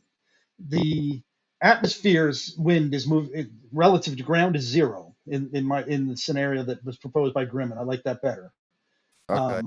So the atmosphere is moving at zero. I mean, the angular speed of the airplane is coming from a higher angular speed down by the equator and moving north. It perceives that wind to be moving sideways. So my example, Even though at all points it's my measured as example zero. of going in a car and having your hair blown isn't really the same as your concept that planes are drifting because Coriolis. Right. Okay. No, because this is absolutely not measured. Yeah, we're Okay, I seeing see with Montreal. my He's new answered that image. it's Coriolis. I have to take. Yes. I have to take and turn my rudder left to counteract this wind, or right. I thought I can never remember which direction, but I have to turn my rudder in order to keep that plane going straight. Moya, is the illusionary wind just the And yet atmosphere? there's no wind. Is that what you mean? It's actually the atmosphere standing still. Oh, The only fact way that it the makes atmosphere is standing still But then, so it's as not you relative to progress the spin, north, is it? the It would ground work on relative a to the state of flat the Earth ground. Earth then. is It's not relative to the spin if you're saying it's still. the Force isn't rotational relative. the rotational speed of the rotational speed of the ground relative to the equator is slower. The actual miles per hour traversed by that ground point in space, in 3D Okay, space, let me is qualify with slower. another question. I think So he to my Does the overcomplicates illusionary airplane things. wind, moving, does the my illusionary wind airplane moving, change depending on your oh, for direction, fuck's north or sake. south? Well, Moyak, we're not getting it. We're not when he does that. It's because we've lost you, and we're trying to get a ground of where you're trying to say, not for you to keep talking and building on top of the same thing we can't fix yet. So that's why he's stopping you. He's not trying to be rude. I promise. I could tell. Yeah, sorry for interrupting. What was my question just now? That was a good one. You were trying to discern whether or not the relative wind was due to the spin, or if it was. Oh yeah. So Moya, would you still have illusionary wind on a flat Earth, or does it depend on going north or south relative to the spin? No, on a flat Earth, one would expect a zero wind speed to result in straight ahead flight. Oh, okay. So yeah, the illusionary wind is based on the spin of Earth. You're saying? Yes. Moyak, that doesn't really It's got follow. it's I thought I tied that up with it's perceived as relative wind due to the Coriolis. Yeah, The I wind think you could did. still I be wanted to moving check if over that's the what he flat, thought. motionless Earth, Moyak. So that doesn't necessarily follow. You're saying moving wind or some sort of moving wind-like effect, therefore spinning ball Earth. That doesn't necessarily follow that, no wind effect, flat, motionless Earth. I mean, you could have the wind spinning over the flat, motionless Earth. That's where the logic breaks down. Yeah, Lemon's right. I mean, the if wind there was, should be the if there same was a effect on breakdown, the airplane as the fucking balloon. right? If the wind is moving Never mind. 0 miles per hour, I should not have to deviate from my course at all. That doesn't even follow. I can move a spoon like the plane in this analogy through the coffee. And all of a sudden there is a wind and a very appreciable effect against the medium that a more massive object might need to compensate for more than, say, a balloon. Is 2 miles per hour really going to be that much of a difference? If you have a more massive spoon or a more massive plane trying to turn versus a balloon, you might have a more appreciable effect when you're moving through this medium, like the Magnus effect that I was invoking, instead of the spinning Earth Coriolis effect. How about a flat Coriolis effect, if there is a Coriolis effect at all, from space spinning over a flat motionless Earth, assuming this is even a thing at all? I don't mind getting into the idea of spinning atmosphere above flat Earth. I think Moyak's thought experiment, though, if true, would rule that out. I can't even accept it. It's just asking me to accept contradictory, inconsistent premises. That somehow but the it's not Coriolis that effect hard. is affecting the more massive plane, but not the balloon. Yeah, but it's not a concession about your world view. It's just that if Moyak was right, it's not that hard to say. If this was correct, then that'd be right. But I mean, we don't know that it's correct. But it's not that hard to say if Moyak is correct, then this would be true. But I need more to have you're a thought accepting a experiment that's worth paradox a here. damn. You're accepting a Well, no, I'm paradox. saying- In order for your model to work here, you have to accept this paradox. A force affecting a plane but not a balloon, bro. Don't you see that? No, yeah, absolutely, I do. The balloon is not moving, right? That's the difference. The balloon is not traveling from carrying angular momentum from the equator to the north. So it's not doing. There's no way to measure a change in its angular momentum if it isn't moving. Okay, well, let's go. It's pretty simple. I can't understand how you guys don't see that part and can't concede to that being a reality. I'll explain to That's you just why. normal. No, it's not. Because you're saying a force is affecting a moving object, but that same force is not affecting a stationary object next to it. That's nonsense. Okay, here's the difference, right? The wind and the atmosphere are moving along pretty closely with the rotation of the Earth. Granted, some deviations or whatever. So imagine, take away all the deviations, and then we're just the atmosphere going around the Earth with the Earth and the ground. It's had millions of years to catch itself up. It's not like it just started yesterday and the ground is going to be moving some very drastically different speed than the air above it. We're calling it now that we've reached a balance and that it is all moving together. So the only way to measure a difference in that would be to move against it, free of Well, it. so you're And saying that one Boyack direction, is like implying, north from Boyack is right here, and please answer Boyack if I'm incorrect, that the balloon has floated away from the Earth, which was picking up this speed, the spinning speed that was appreciable. It floats in the air for a while and can now appear to be still, but the plane just came from the Earth and still has some sort of inertial 2-mile per hour spin that the balloon doesn't. Are you saying that because the plane just moved off of the Earth, it's moving, it appears to be moving faster Coriolis wise than the balloon, which has been a bit more disconnected from the Earth? Is that what you're saying? Well, it's moving in the one Yes, direction too. the plane is theoretically moving north at 500 miles an hour, is also moving east at 1,000 miles per hour to start. When it moves forward a couple of miles, it's now going slower. It has to, if you're going to maintain a straight line, it has to be going slower, right? In order to keep up with the surface of the Earth. Because on a spinning ball, even if you take your basketball and start spinning it, the top of it's moving 0 inches per hour, and the middle or the equator of it's moving at several miles per hour linear speed. But the only way to move air and rock and other matter as a package without feeling a windy effect is if you have some sort of containment. The globe model that you appear to appeal to has no container for the air No, and don't the go into rocks that. of the Earth This to is move as not a talking package. about whether So it's one would contained or not. expect to Put a feel the fucking wind sphere around it. I don't care. trailing behind No, the it's rock not a and the Earth container. It's just air without pressure is containment. necessary. Put a We glass have dome air around it. I pressure. don't give a shit. It's air pressure that's necessary, not the container, and we do see air But you're pressure. talking about a wind being felt on the No, you're plane, on moving. the outside of the No, plane, not the pressurized no, inside of the cabin. you moved way too far out of the system. All you need was air pressure. You have that. You can't deny that you have air pressure. But you can You only do have have air that. pressure if the air is You pressing just against something like a pretend container. like you don't. So Who unless, cares yet if again, there's a your globe container or model not? has a solid firmamental barrier, no go for any of this stuff. Okay, well, let's just say it has some sort of barrier that allows for air pressure, since we do have air pressure. And that's all we really need for this.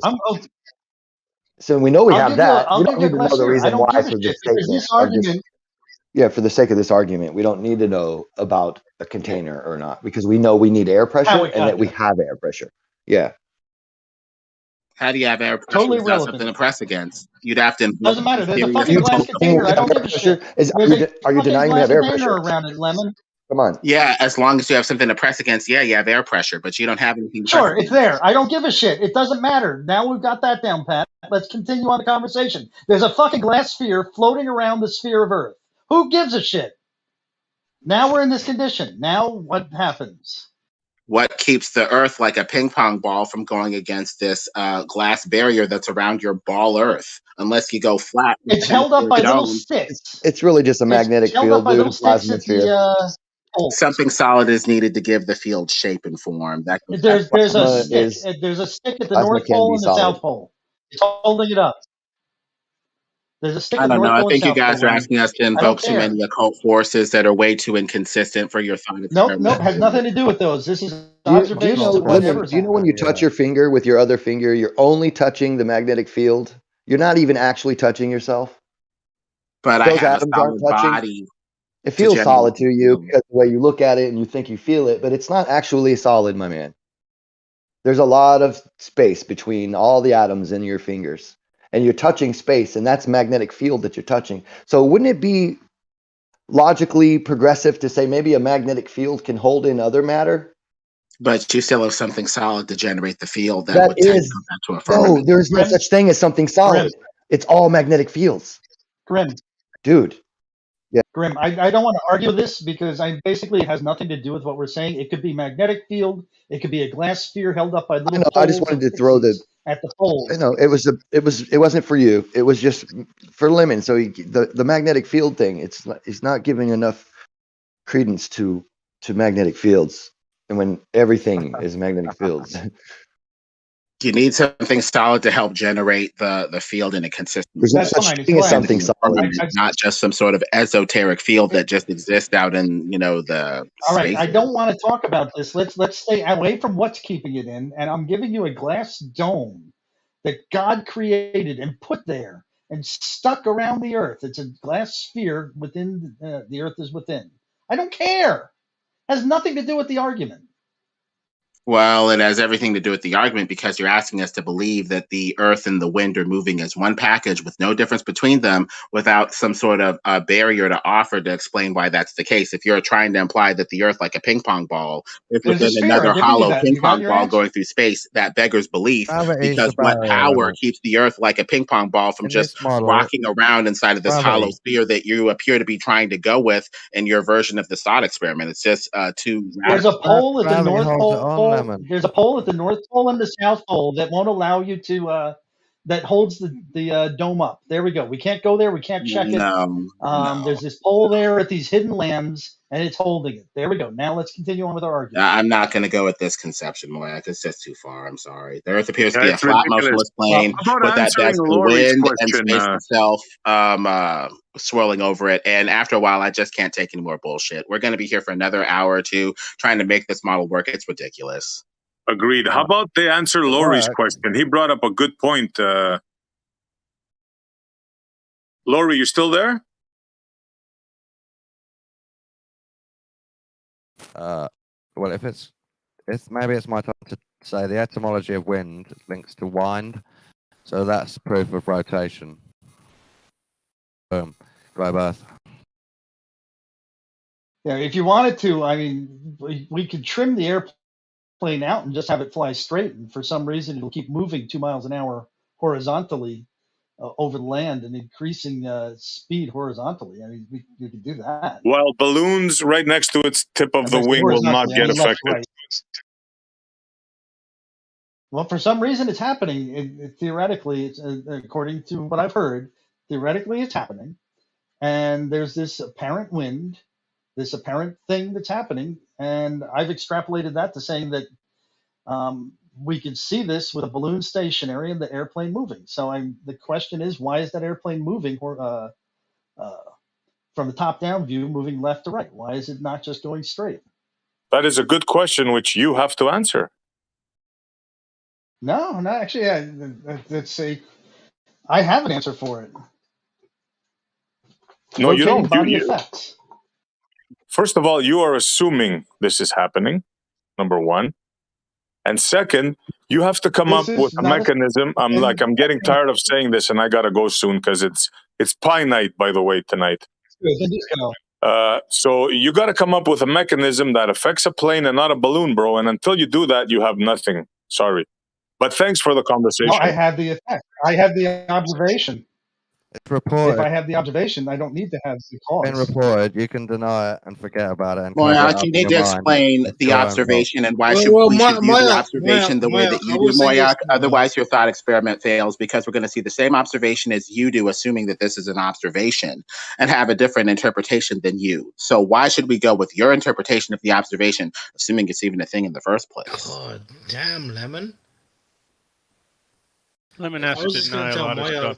Well, it's a thing, Lemon. People report it. He's not giving me anything to affirm. He needs to give me an observation where this occurs. He's not even giving me anything to affirm.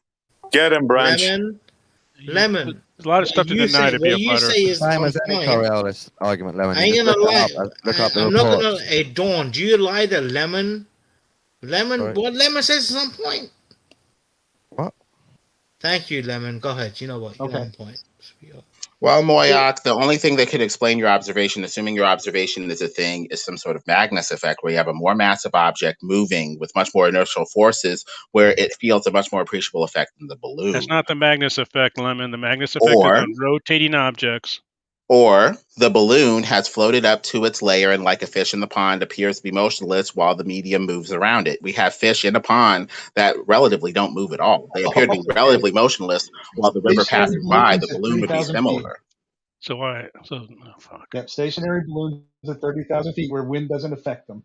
No, Lemon is still on point. Moyoc. No, he's not. Lemon is never on point. Lemon is always on point. Lemon is never on point. Lemon just Moyak makes is it up as he asking goes us along. to participate in a thought experiment, which is fine, but we have other observations that kind of go with the premise of his thought experiment. We have fish that are in a pond that appear to be relatively motionless, while the river, moves around them. The balloon would be no different. Perhaps it's the perfect, aerodynamic shape. Perhaps it's the perfect, design or whatever to seem relatively motionless while the plane is not. Therefore, when the clunky, non-aerodynamic plane goes up in the same medium, it's feeling much more appreciable forces because of its lack of aerodynamic shape or whatever. God, that's a great word salad.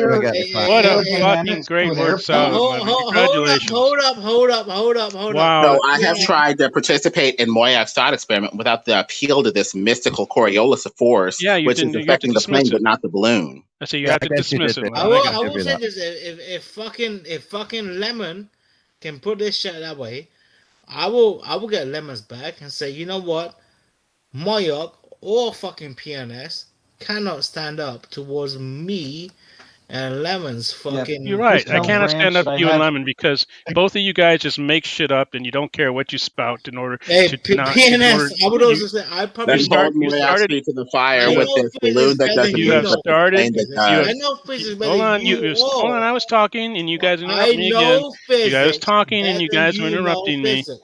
God fucking. Bring it back, guys. Bring it back. Does Paymaster Shill remind you? Remember Bert and Ernie? Never mind. I think it's just me. Hold on a second. Just you. The question is simply this: PNS. Hoogie Bert. That was funny, Glenn. Why do you think you're smarter than me, PNS? Because I am smarter than you. Okay, well, tell me why. Because you think the Earth is flat. Come on. Because I think the Earth I recommend is not engaging with Branch because he's not really engaging, dude. I understand. I just see Ernie. Why do you think you're smarter than me, PNS? Well, PMS makes it seem like a woman having her period is some sort of bad thing. So let's pick more SJW appropriate jokes, gentlemen. Thank you. It doesn't stand for pound my sister. It almost sounds like PNS wanted to say that he's smarter than me because he thinks the Earth is not a globe. But like, fucking hell, PNS. Are you fucking retarded, my brother? PNS. Well, Moyak, I guess I should assign bad mood and your thought experiment. It just doesn't seem that it's consistent enough for us to have consistent thought based off of this thought experiment. I mean, you still haven't quite explained why a balloon isn't affected, but a plane is. The only thing that we could gather is that the plane just moved off of the spinning Earth and has more of an appreciable Coriolis than the balloon, which has had time to settle or some crap. But I don't know if that necessarily follows whatever the hell you're doing. PNS. The balloon was released at an altitude. It maintains the momentum of latitude. Tell me plane one traveling thing from that south tells to me north why you're has greater not speed. smarter than me, but smarter than fucking. As if there was being blown by a crosswind. First of all, you're talking about a balloon that was released at altitude that appears to be motionless at altitude versus a plane which at latitude, a plane that changes latitude and all of a sudden feels this effect. Yep. Yeah. That's called Coriolis. That's what happens. PNS, I think that's theoretical. I don't know if that's actually the case. I think that's theoretical. First of all, not theoretical because then Bandy, I figured it out, man. You know, hurricanes, curves. We're expecting way too much. We have to say things like, "Okay, guys, only 2 at a time." You know, otherwise we're just really 1 at a time is never going to happen. But just 2 at a time, no more than 2 at a time. Go. I guess it's a possibility. I'll try to keep my mind open, like I kept my mind open to the flat Earth, but I just don't see this. I think that space is swirling over the flat motionless Earth, and that at best is leading to whatever we call Coriolis. Branch, hold on, buddy. Just let Lemon have his final statement, man. Just relax. Okay. I hear you though. Hey, I don't think it proves one thing or the other. Really, it's just a fun little thought experiment. I think the crux of the argument is Coriolis effect, therefore spinning ball. I don't know if that follows. How about Coriolis effect and spinning atmosphere? That was the Coriolis, therefore spinning ball. That is the argument. How about Coriolis spinning atmosphere, still flat, motionless Earth? Well, I mean, we could think of other things to replace it, but the other model is the one that we're looking at because it works so far. If we got another explanation that might work, that's, you know, extra physical or, you know, not supernatural in any way, we could look at it and like compare the two. But right now we only have the one that works. So that's all we're doing. Is looking at the one and guessing if there are any other ways to make this same feature observation, you know, occur. I mean, it would be great if Moyak had more than just a theoretical thought experiment framework. If he could show, hey, somebody released this balloon at altitude, it appears to be relatively motionless, but this plane has to account for a 2-mile crosswind, whereas this sensor on the plane didn't register Thank that. you, Lemon. I just don't know. But then I think the Thank you, Lemon. Thank you, Lemon, for fixing conversation that. would get way too aggressive after that. Thank We you, barely Lemon. made it Let through him it sit without down that. and shut up. Let him sit Moyak down and had shut up. chances. Why is Thank you, Branch Lemon. here? Isn't Moyak had Branch several do this at the, chances. aren't you like Yeah, the but it paid was just clown a for thought Jim Panda's experiment. place? Why are you over here, It was dude? just it was just a You don't thought get to play experiment, paid Lemon. clown over here. Lemon. It Hey, wasn't Ali. based on reality. It was a Hey, thought experiment. hold on. Lemon's Well, the thought experiment is good, gentlemen, as long Lemon as it is leads us to not thinking being Yeah, on but consistent point. ways. Somebody mute let me Branch. just That's say fucking something. ridiculous. Let me just say something though, right? So what he said is he's given a scenario, right, which isn't based on real physics or anything. He said these balloons wouldn't be affected or whatever, right? So therefore, you're trying to fit in what he said in with real physics, and it won't work. So you're actually been arguing for the last half an hour about an imaginary thing trying to fit in No, your physics. He said it's Real physics. reported out. People have Exactly. reported it in planes, and they suggest No, not it doesn't happen balloons. to balloons. Don, not balloons flying next to a fucking aeroplane they never reported, That's not okay? the point. They don't fly So next shut to up. it. Yes, it was. That was the scenario, right? And it was imaginary, as Grimm tried to keep pointing out. And then everybody was arguing, oh, the physics don't work in there. Well, of course they don't, because he made the scenario up, and a balloon wouldn't fly alongside an aeroplane and not be affected the same as an You're aeroplane. totally missing. Okay. He's not saying a balloon is hypothetically flying next That's to an what it airplane. was. No, Don, whatever. Actually, Dawn's correct. You should actually try and listen more. Well, you both are in a sense. Moyo, shut up. Just talking past each other again. But you're both touching on a true point, but one doesn't negate the other. So you're not going to find one guy's wrong and the other guy's right. No, that was the whole point. That was the whole point I was making, Grim. It was made up, right? So it didn't matter. There was no right or wrong or whatever. You couldn't prove it because it's an imaginary scenario. Right? That was it. Said it's based on real reports. And you guys have just spent half an hour. Yeah, These but the guys actual have thought just experiment spent half an hour wasn't. on something that's not even based in reality, arguing the toss about what would happen about something that's made That's up. where Ali's right. Totally Yeah, imaginary, just like a Don, made-up theory. that's what you guys have done. Hey, listen, Don, hold on one second. here's the example. You're Let me right, just give Ali, an example. Give me a second, Ali. Ali, give me no, a just second. let me just finish and then I will be finished. Go Right, ahead, it's like go ahead. what Moyock was saying. My sort of analogy would be if 1 equaled 2, then 1 plus 1 would equal 4. Now you would have to, if you agreed that 1 equaled 2, then you couldn't debunk my thing, but you've got to agree that scenario even though it's not real. You understand? And that's what it was doing, the exact same thing, but simplified. If 1 equals 2, then 1 plus 1 equals 4, right? No, that was it. I think you're Nothing like that. No, that was exactly what you said. It was a thought experiment. It was a thought experiment. It's exactly like that. Then somebody started adding in, extra evidence after the thought experiment, which turned it into a real argument because he started saying, well, no, we have pilots that are measuring this. And it's like, wait a minute, but not with the balloons. Right? So that's the issue. Exactly. And that's where Ali's right. I go with the wind speed. You guys are not right. And Ali is right. Now, if we're talking about this one point only, but you're both right if we're talking about both points. That's what I'm trying to say. You can't negate what he's saying. He's right. Because we were talking about only a thought experiment that we didn't have evidence for that thought experiment. We didn't need Yeah. it. We were saying things like, forget about the wind. There's no wind. We were eliminating complete wind. Where on the earth is there zero wind? I mean, Yeah, come on, that's that's obviously not reality. So we were, so that would be the analogy of 1 equals 2, therefore, and then we went from there, 2 plus fucking 2, you know, But and then it's so not on. totally imaginary. I'd like to ask Moyok now, has he got any, just someone saying, yeah, planes drift in this way compared to balloons, I think. Just I'm something. sorry, I meant 1 plus 1, 4. Pilots have said that they experience a 2 persistent plus wind. 2 equals 1, Grim, as well. Would you shut the fuck up?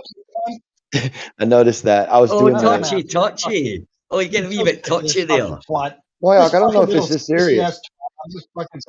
Holy I shit. mean, I Moyok don't even know if was. it's this serious. That's some tough No, guy. he's a fucking babbling idiot.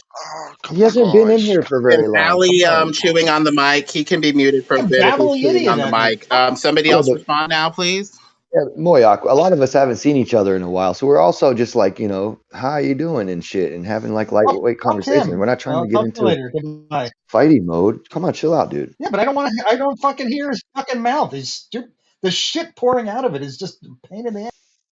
Well, Ali's a good person. Why don't He you may take off chew on over the while mic a taking little a nap? bit. He just needs to let go of the mic is all. I'm going to unmute him now. Does anybody else have anything to say? Let's be nice to each other and kind to each other. Ali, you're unmuted now.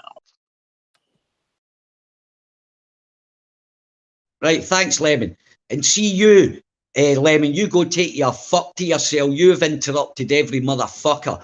And then you had a go at me. I'll tell you what. You're Right, a but I let fucking go of the prick. mic unlike you, Yeah, but please go and continue. fucking ban me if you want, you prick. That's what you are. Let's just relax. That was bang out of order. That was bang out of order what you did. Talking about me hogging the mic when you just went for about fucking 30 minutes, interrupting everybody. That was a joke. How dare Well, you? thank you, Ali. I do appreciate your support. I heart you too, bro. Just let go of the mic so other people can speak.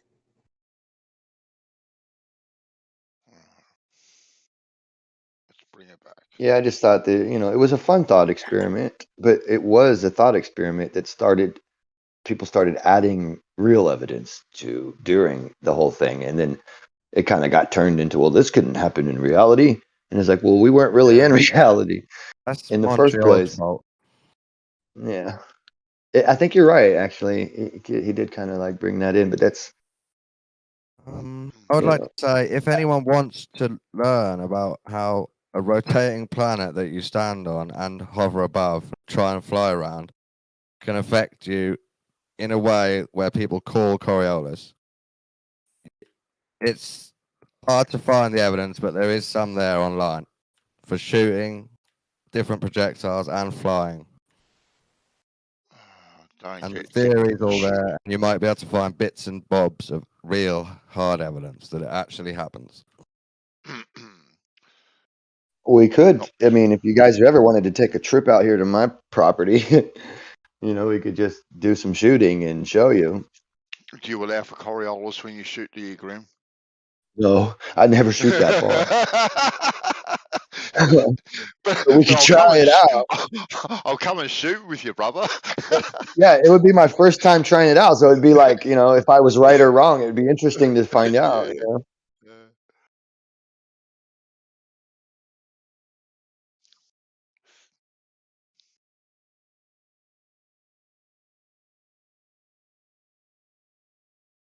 Try to keep it cool, guys. I know it gets tense sometimes, but I'm sorry, Ali, to have to mute you, but sometimes it just seems like it's 1 or 2 points that go into 3 points, and sometimes it feels like you're not quite letting go of the mic.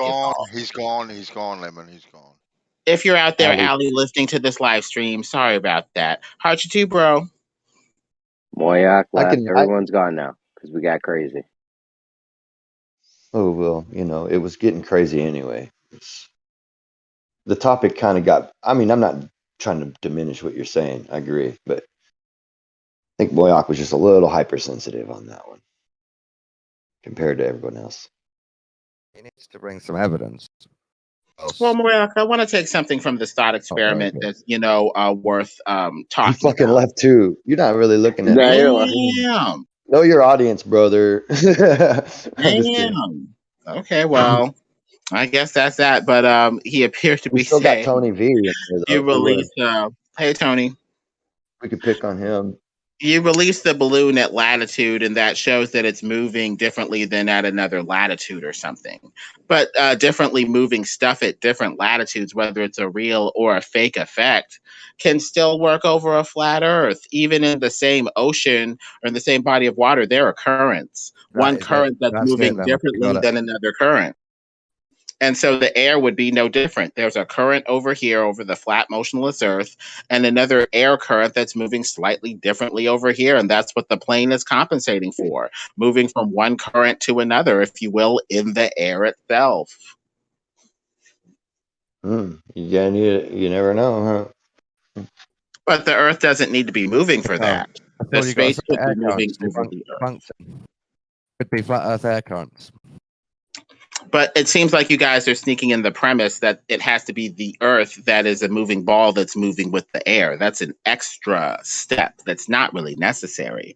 The only thing that needs to be moving is the wind or the space over the Earth itself, not necessarily the Earth itself. So you're sneaking in an extra premise. Well, you agree, though, if all of the balloons in the line all the way up there, right, in the thought experiment, if all of the balloons were not measuring a wind, that they were not receiving a wind, and there was still that deviation happening to the plane, that Coriolis would be the easiest explanation for that. I guess possibly, but possibly not too, because you have a fish in a moving river, a very fast moving river that appears to be the balloons motionless. are not moving. Not going to convert a flat Earth, though, is it? Thinking about possible Coriolis. And in the example that I'm talking about with the fish in the river, except for the flap of their fins to stay aerodynamically aligned with the current and be relatively motionless, they're not moving for the purposes of the analogy either, just like the balloon. That's why I appealed to that analogy, to show that you could have something that appears to be relatively motionless in a moving current without necessarily having a moving ball Earth or a moving substrate. All right, so let's pretend like it's not a balloon and it's 3 pinwheels on each balloon. And the pinwheels are not spinning. Therefore, we do not measure any wind current going one way or another. Because I hope you imagine that we didn't put fish-shaped balloons up there that would do that, right? Because it's a particular shape of the fish that allows for that to happen, an aerodynamics that the balloon does not have. So we can just say the balloons are there because they have equipment on them that measure the wind. We'll just say that. They're not and that the wind isn't blowing for the thought experiment, then we don't have all those explanations to work with that you're throwing around. You're asking me to appeal to a thought experiment that's effectively splitting my mind between premises that I accept and premises that I frankly reject.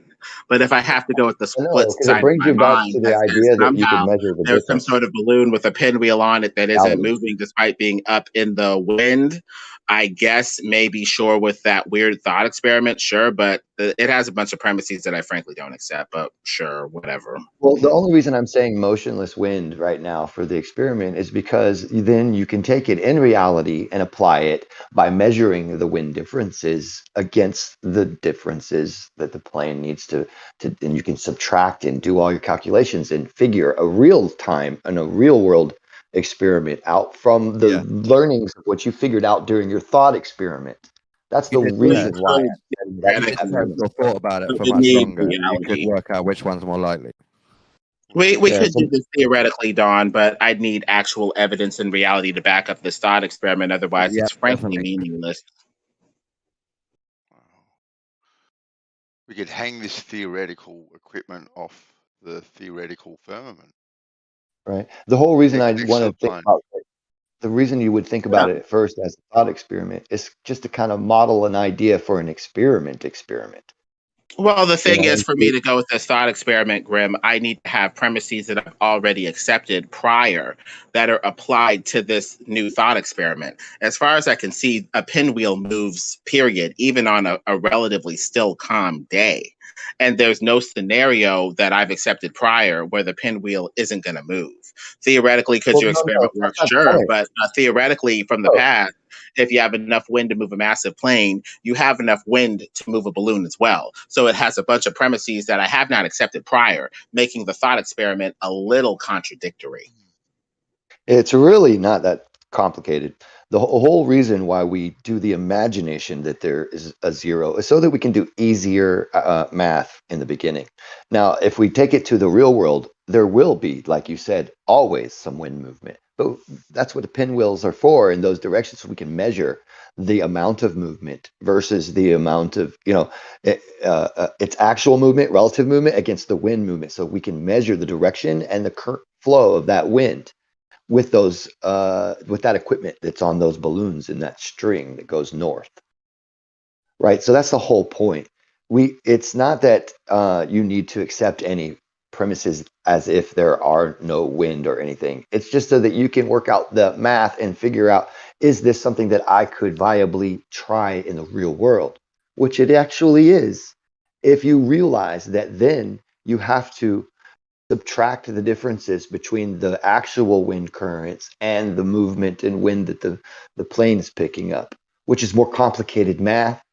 And you have to, by then, understand that you'll have an error of margin too. And you'd have to run the experiment several hundred times probably to get any kind of coherent, idea, to be able to say with any confidence, that, this is a feasible idea. So it's still, either way, it's that you're not even allowing yourself to get to the point where you can try it out to see if the shoe can fit, which makes me, it concerns me in a way where you're here to figure things out, but then you won't on certain things. Well, if we're doing a thought experiment, the thought experiment becomes meaningless if it doesn't have premises that we've already logically accepted. I've already logically accepted that wind blows a plane, and if it has enough force to blow a plane, it has enough force to blow a less massive object like a balloon. That's just a premise that I've already logically accepted. I've already logically accepted that you have a fish that is aerodynamically or whatever designed to appear motionless in the flowing river, despite the fact that there is actual flow in the river. So, based off of those premises in the thought experiment that I've already accepted, I can only think about the thought experiment on certain terms. Unfortunately, Moyak did not give me a good reason to break those terms or accept others with actual real world examples or actual precedents, experimentally or otherwise, showing that this is the case, making me go, maybe I need to drop these principles and go with this thought experiment. He didn't really give me enough to go off of. He's saying, I'm going to design this idealized thought experiment. Either you accept it or reject it there. I mean, what principles have I already accepted that let me go along with your thought experiment? As far as I can tell, there are none. So the thought experiment breaks down to Coriolis effects exist because this idealized experiment, and therefore Coriolis effect exists on a Let me spinning tell you, ball Lemon, of Earth. It makes no sense. What I've weeded out of Mark in the chat is Bob the Science Guy claims that some Oop. pilots claim that this happens. And I don't reckon these pilots have done any balloon tests. They've just flown, heard about some apparent wind, right, by flying relative to the rotation, believed in it, and then said, yes, I agree, that happens. And then Moyox come up with the idea with hypothetical balloons and added that to it. I mean, how do you know that you're not getting lies from some sort of fellow Mason or something like that? I mean, we need to see if this is actually working in reality and if there are other theories to explain some of this stuff over a flat, motionless Earth. We'll make them swear a oath that they are no Mason. I don't think they. I don't think they care. They can lie and do whatever they need. Masons wouldn't lie, Grim. Come on. Oh yeah, that's true. Well, Mason's gonna Mason, but I guess I'd have to see the actual experimental evidence. I'll try to keep an open mind. I'll try, but I've already accepted prior premises that to me make this a little questionable. What about, would you accept, Lemon, if Earth was a globe and it was rotating and the gravity was pulling the atmosphere to it, so as it rotated, the atmosphere did its best to rotate with Earth because God's great and it's cool design, would you then accept that if all that was true, some Coriolis would affect projectiles and planes a bit? It's a possibility, sure, but it would go in a whirlpool direction toward the Earth. And so you would see Coriolis always, winding inward like water around a drain toward the center of the Earth. As far as we can see, we see wind going north, south, east, west, up, down, left, right. I mean, it's not even consistent enough for us to go with that. But it's a possibility. You already believe in an ether wind going round above the flat Earth, right? Yeah, but you're talking about this wind being pulled to the center of the Earth. You don't even, you've already done the thought experiment and got an explanation. You've already added extra stuff to this wind where now it is going in a general direction toward the center of the Earth. That's like water going toward a drain toward the center of the Earth. We see wind going up, down, left, and right, which imply that this wind, whatever it is, has a level of independence independent of the Earth, which is always there. So that doesn't quite seem to work with gravity pulling it to the center of the Earth. It's more like a general wind that is free to flow in really any direction, irrespective of gravity.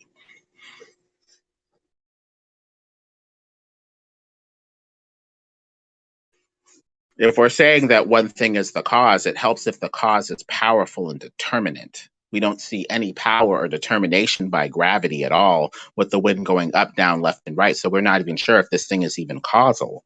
But it's just going east, isn't it? Both models, the wind.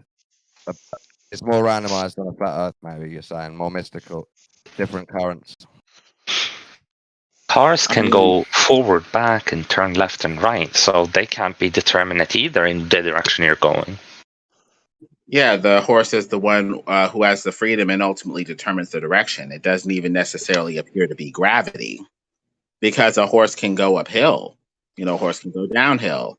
I guess if you use enough frequency and vibration, you can even fly and levitate the horse. So whatever this gravity thing appears to be, very non-determinate. Oh, fuck, Lemon. It's very much determinate in the same way that anything that you have a choice to change the inputs will have a change in the outputs. It doesn't appear to be powerful enough to be determinate. And so as a cause, it just doesn't appear to be worth exploration. Determinant. It's the same way a magnet powerful enough to cause something and for us to say, this is the cause. A powerful determinant cause would be like you drinking that purple, drink that glows radioactive and dying a couple moments later if there was nothing else from these other causes that caused you to die. One would assume that the cause is that drink with powerful enough causal power to cause you to, say, be poisoned and what if you drink the radioactive stuff and you don't die for 30 years? How about that? Is that still the cause or not? We would need some experimental literature talking about the causal chain that leads you to die within 30 years. I mean, that's a possibility too. But we need to see powerful causation here before we can go with this cockamamie. Okay, what's holding your fat ass to the chair right now, Lemon? Charge field separation. I'd go with that. Incorrect. Nice try. Charge field separation within the charge field separation within layer in the ether. You have any experiments that get that? Where's the heavy causal experimentation? We see that space appears to be a flowing, thick, treacly substance. Look at the is not this heavy causal thing. And that heavy causal only. Hey guys, one at a time though. Seriously. Oh fuck! Because I see what you're doing. Well, when we have these frameworks, proven or unproven, ether or no ether, we need a framework that's good enough to let us guide our actions and help us figure out what the case is as we go forward. If your framework is so crazy, you can't even figure out what's going on because it's all over the place. You can't even figure out what's true or not true. The ether appears to have potential to clearly guide action, be simple, and guide our actions as we go forward. No ether, Lemon. Every time. What do we do, Lemon, then, to eliminate some of those variables? Do we use a vacuum chamber? Yeah, a vacuum chamber would be like purified ether in this conception. There is right, and then Can we just ask a simple question, Lemon? Never mind. God damn it. Why are you applying different standards to your thing versus our thing? The only person with any standards that are consistent appears to be myself. Graham, what were you saying? Yeah, it's true, Lemon, Oh. because you have no standards. Your standards for proof that it disagrees with you is much higher than the stuff that you agree with. You have no proof of Aether. Every time we've gone and looked for it, we can't find it. In the meantime, we can do experiments for gravity. Big Blue just did one. For fuck's sake, Lemon. You're asking for heavy Graham, causation. When you're talking about gravity, you're asking for heavy causation. When we ask you anything about Ether, you go, well, it makes sense to me. That's well, all what you're causes giving. gravity? I mean, if you're going tit for tit, pound for pound, gravity has no color, no shape, no anything. You just inferred it as a cause. You That's inferred exactly what you cause. say about So if we're Ether. referring What's to the an color of unseen Ether? cause, then we can What's go the with color ether. of And at the Ether? very least, ether appears to have more of an implication of a flowing river that's similar to other liquids and fluids like water, whereas gravity is much more mystical. It You're doesn't even have putting a framework. It house completely whatever the hell different gravity is. standards. Ask the exact same questions you asked us about about gravity, about Ether. What's the color of Ether, for example?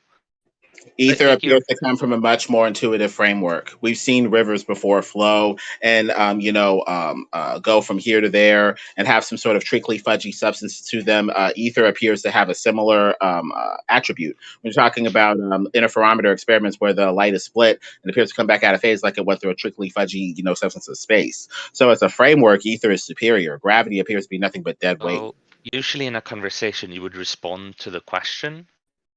I said that we prefer ether because it's a superior framework that is much more. I asked a very simple question. You asked me, Your what's the question color wasn't of important enough for me gravity? to repeat, so I'm going to assume that your question is irrelevant. Now you have the chance to repeat your question. Otherwise, I'm going to power through your non-question toward other stuff that we need to cover. What is your question? You're asking questions about gravity. I want you to ask those same questions about ether. So far, you have not shown that you can be logically So consistent. the You're being ether a is a hypocrite. superior framework than gravity. Oh, come. That is why And people infer the ether as opposed or infer some sort of electromagnetic something as opposed to just gravity. It's a superior framework. It guides better experimentation. It guides better results. It helps guide the mind. It is much less mystical, and it appears to have much more wiggle room than this gravity, whatever the hell. And gravity appears to have stolen the ether's thunder with gravity waves, like electromagnetic waves, like ether waves, that wasn't even there before in the Newtonian conception. So gravity appears to, yet again, gentlemen, be dead weight. So people are going with something more etheric, more electromagnetic, because it's a superior framework. That's the reason why they're going with the ether. Okay. And now that you've said your shit about why you love ether and all of that, give us any experimental thing that shows heavy causation for the ether doing something. You ask for gravity. It appears that we're for having ether. action at a distance. How do you have the communication of the action at a distance without some medium to transfer that action? What action of over the distance are you talking about? Yet again, theoretically, it's a superior framework because it helps explain, at least on a theoretical level, what's going on better than just gravity. What action at a distance are you talking about? You wave a magnet 50 feet away from a cathode ray TV, and you see the TV waves in the TV wave back and forth as if there's waves of this stuff is being communicated 50 feet away from the magnet to the TV. Okay. And what makes this? What makes you think that this is ether?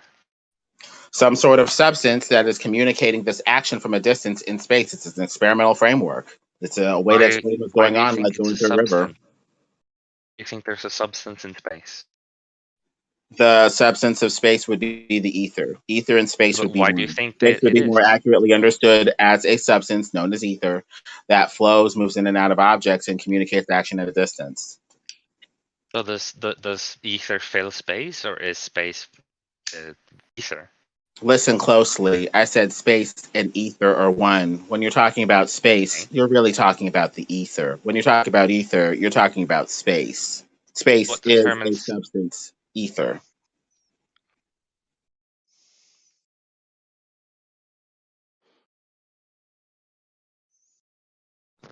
So space and ether would be one. To end the idea, the philosophical infinite regression of asking what's containing space, what's containing that, what's containing that, what's containing that. You would have to bottom it out with ether and space being united in one. I think we do know. the color of ether. It's brown. Yeah, it's definitely shit brown. Ether wind. It's like God's winding it up, winding the dynamic fluid system above the humans. He's winding it up, and that's created the wind. I'd go How with does that. how does ether taste like, Lemon? How does gravity taste like? We'll do tit for tit, pound for pound. You're going with gravity. What does gravity taste like? If you can't answer that, then I don't feel the need to answer what ether tastes like either. It tastes like the tongue is my tongue is pushed to the bottom of my mouth. That's what it tastes like. That's not a taste, that's a movement. Oh wait, you don't feel that taste? Are you inferior? You asked what it tasted like, not what it feels like. No, that's what it tastes like to me. Is that not a taste to you? Are you an inferior human who cannot sense that? I have kind of a legitimate question if you guys are done. All right, go ahead. Yeah, that's fine. So, what he's trying to say, I think, is, like how water is the medium in which a wave operates. If you're shining or waving a magnet and it's affecting something, there's something, the water has to be, some sort of medium has to be there to create the wave. I think that's what he's talking about. And my other question, let me real quick, is do you think ether would exist? Because I mean, I hear you and all that, but and I'm not saying but what about underwater? Is that or a different entirely medium, and just whatever the air, whatever we're calling air, is ether, and then that's a different medium than water? If that makes sense, I'd say that the background substrate, even with water, is ether. The water that we're used to is probably more accurately understood as a substance that's mixed into this background ether. But the ether is always there. Ether and space are one. So wherever there is quote unquote space for other objects to go in, you'd have ether in the background. So we have stuff mixing in with this background ether essentially, including the water. Lemon, can ether move? It can move, spin, twist, torque, concentrate, dissipate, move in and out of objects. So when ether moves, wouldn't that imply that space itself is moving? In a way, yes. So if something that the ether is containing, so something is inside that space, but the space moves, why doesn't the thing inside follow it? You're talking about like a portal where space is pulling the object through. Perhaps it is. Well, say you have a pool of water, and maybe the ether right where that pool of water is flowing upwards. Why isn't the water following the ether? No, it may not go with the flow of space itself. It may just move through the background space or against the flow of background space, like the fish moving against the flow of the river upstream or with the river. You can move with the flow or against it. How can it do that if it is space itself? How can it move against space itself without doing anything? Doing it. It just isn't moving with space for whatever reason. It would have to go against the river. I mean, if we have precedent for something moving against the background medium of the river, then it's not too much of a thought experiment to say something can move against the background ether.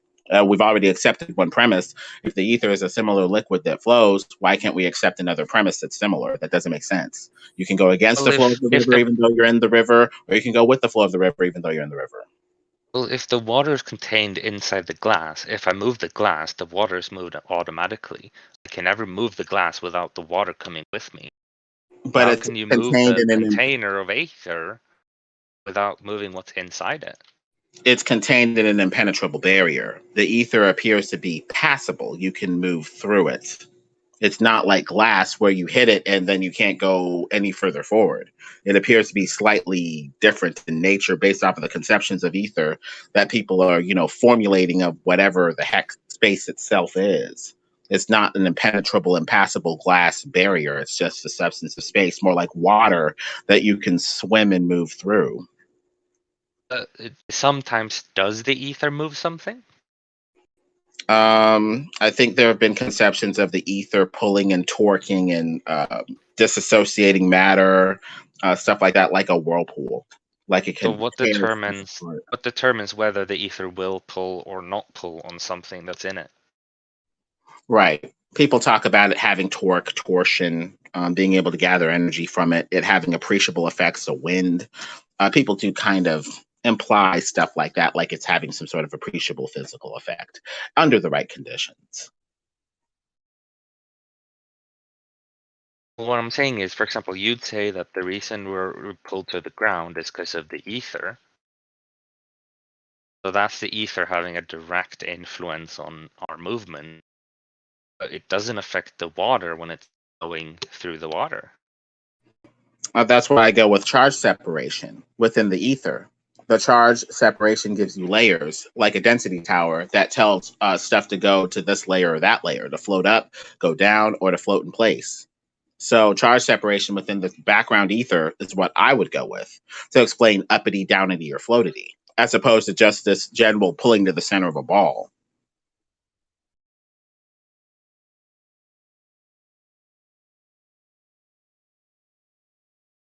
What is uppity? Going upward. Levity is lightness. Gravity is heaviness. Let's bring some levity to this ether discussion. Some lightness. Instead of levity, I would rather have brevity. So, what kind of observation makes you think that ether moves?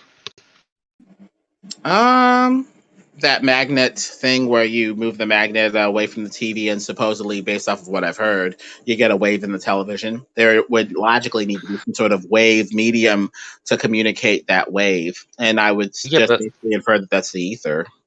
But couldn't that also just be charges and like same way that you say that gravity is charge separation? Couldn't that also be? What is I'd go with the ether as the framework to go forward with.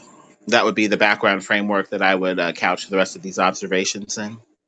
But how do you differentiate? You guys seem to be. I'm not going to drop it. You guys seem to be getting very mad about uppity and downity. You're the one who brings it Levity, up. gravity, or floatity. Right, so it seems like you don't really know why you guys are getting mad. You're I just said getting mad charge about stupid shit, separation. aren't you? You're the only one complaining right now. Let's No, can you please not steer this conversation? Hold on. I'd invite Why are somebody you else getting because this isn't mad? really going anywhere. You guys know what I think about this stuff. There's really no more ground to Exactly. cover. That's But the point. I go with Nobody in this charge room. separation branch within the ether, just like you have the medium of the water with the egg. The background medium for us would be the ether, and we would be eggs in the ether. Right, You but why change is that this medium getting slightly with mad? the addition of electromagnetic salt. All of a sudden, that egg is floating. You change the background But medium of why the is ether he slightly getting with mad charge about it? That's separation the or question. whatever. You get levity, gravity, floatity, whatever. Negativity or just a T? What is the T that you guys are getting mad about? Come on, The only guys. one we're not getting mad about is the T, ITT. All the ether It seems means to me like you guys is that no there's reason. You got no space reason to get mad moving about around Earth. anything. That's all it means. Well, why are who's you mad? actually getting mad about anything if it's not about Branch, T? who's mad? Just Everything that saying, like it seems to me like you guys are, if you want, getting mad about. When you say you're getting mad, who are you talking about? You. Me? I haven't said a single thing about him using the word uppity, gravity, any of these words. So what are you getting mad about when you talk to Mr. Spacely? Was I getting mad? I'm not sure you were listening to the conversation. I wasn't getting mad. Well, it seems to me that he's a little bit frustrated. Okay, now I mean that's how you might have seen that conversation, but it wasn't happening. So what type of Italy are you inclining? Are you Spacely type of person or? Well, we just can tell mad? from all the observations and real examples that it's gravity. How can you The tell only that it's idiot gravity, though? because of all the It experiments seems we've to done. me like I like as you Because I could make a similar Virginia. pronouncement. I could tell that it's ether because of the interferometer experiments. What differentiates gravity as this special cause? You'd be wrong because things like Michelson-Morley has already disproven ether. I asked you what's differentiating gravity as this special cause. I go with ether because it's intuitive. It imitates the liquids and the flow that we see in nature. And it just appears that we're treating space like a flowing, You space-timey know, fuck substance. up, my man. So what differentiates gravity is this special cause that's worthy of investigation. Because the ether has been disproven while the gravity has been proven. That's why it's important, because experiments have shown that it It's a is not ether, European thing of it is gravity. Is that The because way that they European that disproved you the say that, gummy bear bro? was very weak. They said Bro, that if bro. the ether existed and the Earth was moving based off of those two premises, we would expect 30 kilometers per second of ether wind going against its flow or whatever at crossways to the wind. We Hey, didn't get 30 kilometers lemon, per chill second of out, ether wind because of the lemon, second premise that was false. The Earth lemon, isn't moving. We still got an ether wind, just not enough ether wind lemon. to account for the movement around the sun. So the Well, token that lemon, you used to what, disprove the ether was questionable because you were holding lemon. on to the notion that the Earth has to move through it. If you drop that notion and have ether moving over a motionless Earth, then there's no problem. And the ether all of a sudden becomes Well, viable again. but you say this shit vaginally. So the Do you mean token that this? you Do you mean used this to Branch, in disprove come the on, another ether sense? Branch. was extremely questionable. Well, but also, are we just dancing past when you said the gravity's been proven by experiment? What was the independent variable? How did you vary or manipulate the cause of Right. Do gravity? you mean this vaginally, lemon? Or like, can Well, wait. I'll give you a No, chance we are to just going dance to around dance the past topic that. and buy yourself time, Gummy Bear, but I'd like to see some evidence of gravity, please. That's appreciable. Thank you. I'm not the one speaking, it's Branch. He's muted. He'll be muted Okay. for a while. Gummy Bear, you're buying yourself a lot of time. Can you prove gravity at all, or can I go with another framework or not? Yeah, gravity has been proven many times over. Okay, I'm gonna have to go with ether. Anybody else? Oof. Good one.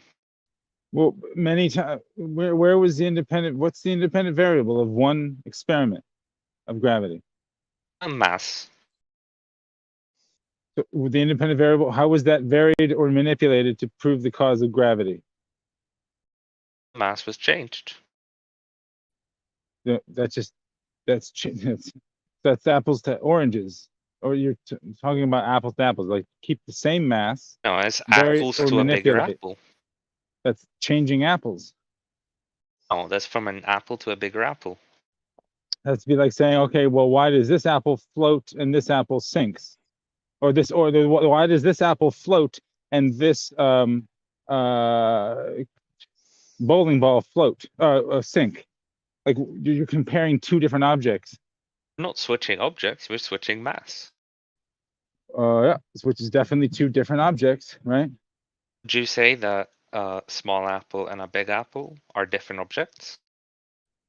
I'd say they're different objects, yeah. Would be very weird of you. A small apple and a big apple are two different objects. That's in contention. They're both apples. They're both Gonna separate act like objects. apples do. They're both apples. They're both gonna act like apples do. Are they not? Both gonna have a skin and a flesh and seeds. Sure, they're both saying this is apples, not but true? they're two different objects, right? If they happen to do two different things, you would, well, they're two different objects.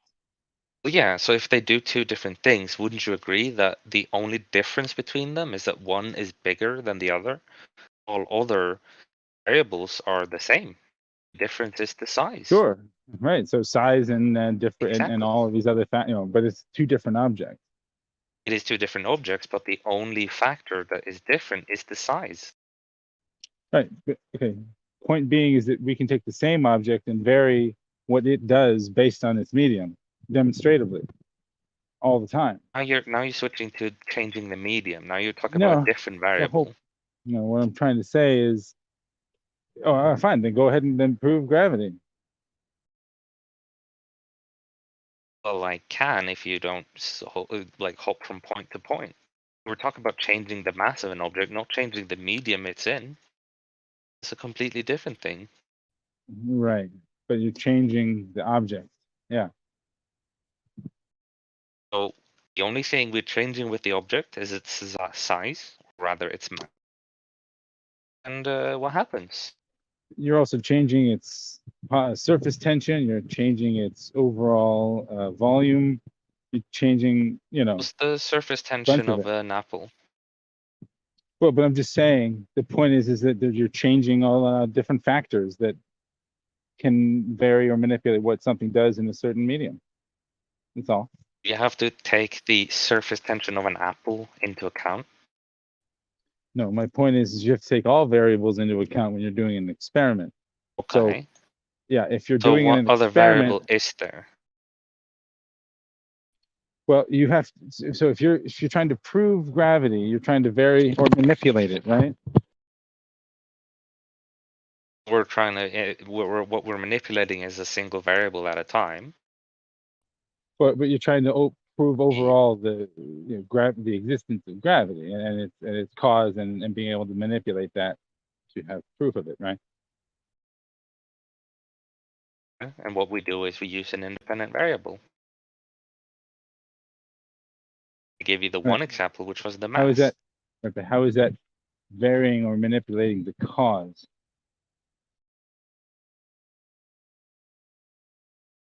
Or we're manipulating the independent variable. That's what you do in a scientific experiment. You saying that's not what you do? You saying you don't vary the independent variable? The cause is supposed to be the independent variable, right? Exactly. So are you saying So we're how do not you varying vary the or independent manipulate? variable? How did you vary or manipulate the cause? So by varying or manipulating the independent variable, said the exact same before. I mean, you seem to be implying that we're not manipulating the independent variable. What's your IV You in this? decide. What's your IV in this? Independent variable, for example, was mass. Oh, so mass is the cause then. As one of them. It's a little circular, Gummy, because what causes mass to accumulate? Gravity. What causes gravity mass? That's a little circular. No, gravity isn't the only reason for something to accumulate. Electromagnetism is another. A big And one. how do you differentiate between electromagnetism being the cause and or gravity? Is we can measure charge. We can measure the electric charge of something and therefore determine whether electromagnetism has played a part in its attraction. It is measurable. Do we measure gravity using similar methods? I mean, as far as I've heard about how gravity, quote unquote, is measured, you see whether something's weighing on a scale versus taking out, say, a meter for electromagnetism. It seems like they're given different ways of measurement that aren't quite compatible. Because I could because put one anything on has the scale and it could be electromagnetic or gravitic, but with the scale, we're only using electromagnetism, not gravity. It seems like gravity is given a bit more leeway to operate as opposed to this meter for electromagnetism. Eventually, The we'd have gravity everywhere at that point. The difference is that for electromagnetism, you have electric charge. For gravity, you have mass. Electric charge can easily be transferred. Mass cannot be easily be transferred. Just because those are the attributes doesn't change anything. Just because they have different ways of measuring doesn't change anything about them in reality. Just because people have tried to absorb inherently gravity. different. Well, people have tried to absorb gravity as an electromagnetic phenomenon and say that you get different manifestations of how massive something is, aka how much it's weighing against the scale in different fields. And so mass doesn't appear to be a thing in and of itself. That has failed. You do now. So I failed to probably be a go with predictive model. electromagnetism since electromagnetism is measurable, at least with a meter, as opposed to just putting it on a scale and saying, the pressure against the scale manifests, mass or gravity or whatever way that they choose to measure this gravity thing. Can you measure the amount of downity or uppity of something using electromagnetism? Is that what you're saying? People try to absorb gravity under electromagnetism, talking about separation of charge fields, being in this field versus this field, that sort of thing. It appears to offer That's an attempt. It's an attempt of explanation. You're talking about being able to measure it with a meter, which clearly you don't. But gravity is so circular. And since it Say is so you circular, it doesn't really offer much promise for any form of exploration. What accumulates gravity? Mass. What accumulates mass? Gravity. It's just again, so I said circular. earlier, gravity isn't the only way for something to accumulate. And we went over the problem with that because now we have to differentiate whether it's electromagnetism or gravity causing it. You said we can pull out a meter and measure electromagnetism separated from gravity, but gravity doesn't appear to be very well, defined or measured in the first place. How do On one you instance, it's weighing against the scale. On the other instance, the same mass is not weighing against the scale. So what's so it going to be? Lemon, how do you gather charge on something? Even that framework is questionable, but people talk about a general direction of flow from one side to another and utilize a general explanation of Didn't you charge, say? which isn't a thing in Didn't you itself, by the say? way, to Didn't you explain say? what's going on. But is there such a thing as a charge per se? Not really. Wouldn't you say that the way you get charge is through electromagnetic interaction? So electromagnetism requires electromagnetism to make itself have charge and interact electromagnetically. So your thing is just as circular as anything you're criticizing. So you're just as How? hypocritical State the now as you were circularity. earlier. State the circularity. Your logic is not quite jiving with what I'm So saying. tell me what How's it part of my circular? logic is incorrect. You asked a question for a question, so I'm just going to cut you off. Thanks.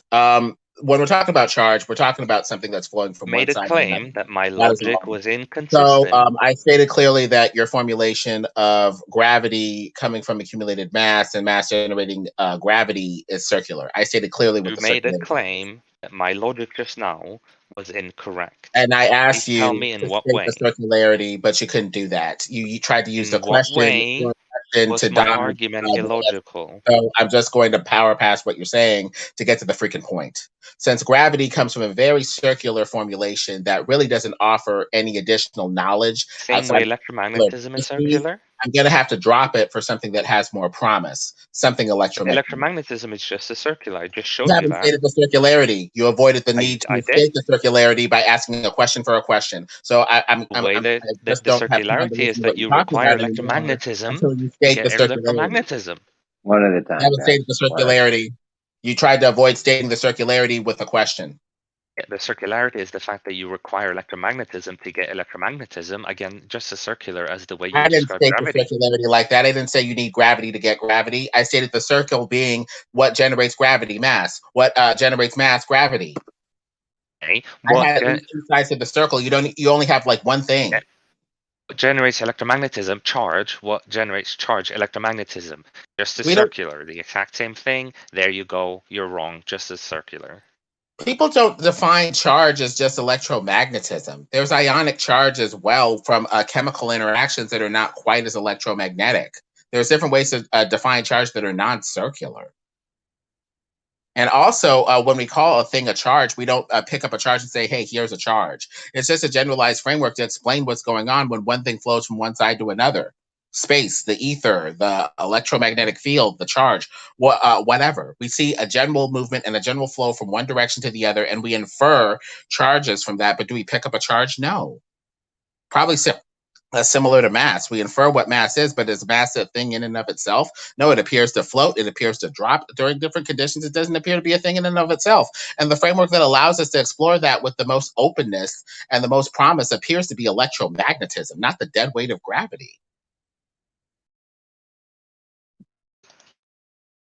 Well, all molecular and intermolecular attractions are electrostatic and force, right? I mean, that comes right from Penn State. But it's not quite true. That's not quite Penn State lied to me. Where do you fit in strong and weak forces?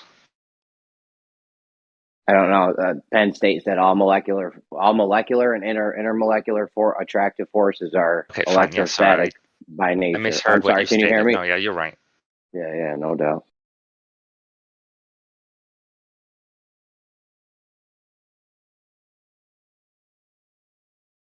Yeah, that's true.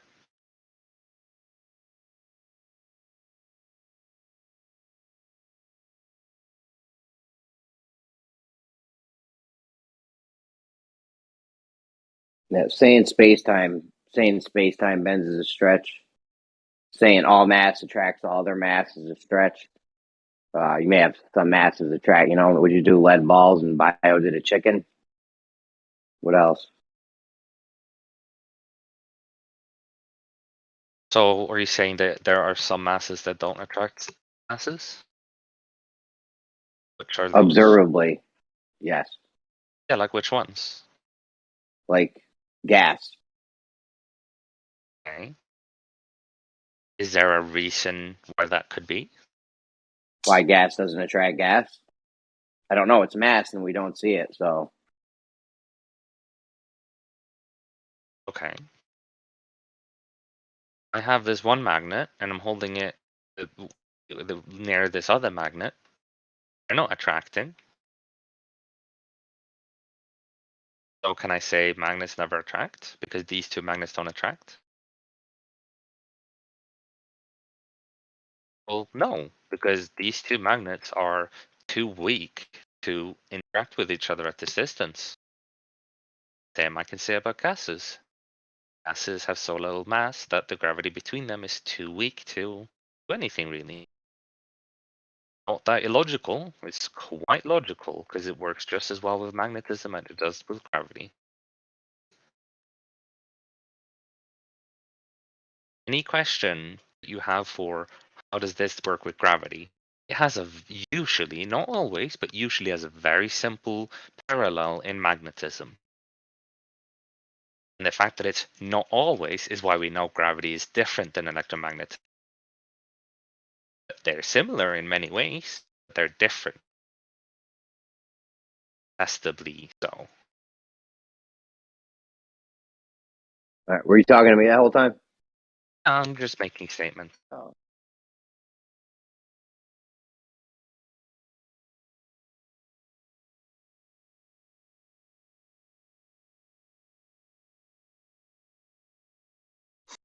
Well, if the force is a thing like a person, you can't just have an attractive force.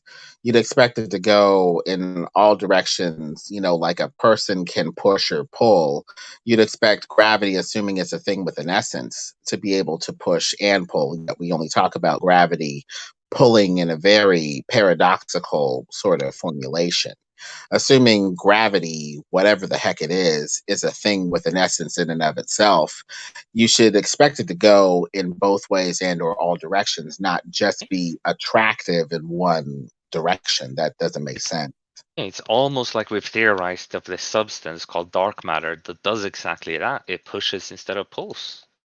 Or we good could job. just go with the ether that flows in and out of objects and take stuff with it in its flow. That's a bit more intuitive and acknowledges that space is a substance instead of trying to have gravity in some idealized vacuum, space-time, or whatever. So when your criticism is easily denied, you go back to saying you'd rather do this. That's It's a very just not good way of intuitive. arguing. And when it's not intuitive, thinking stops. If it doesn't guide thought, it can't guide action. And if it can't guide action, it can't guide experimentation.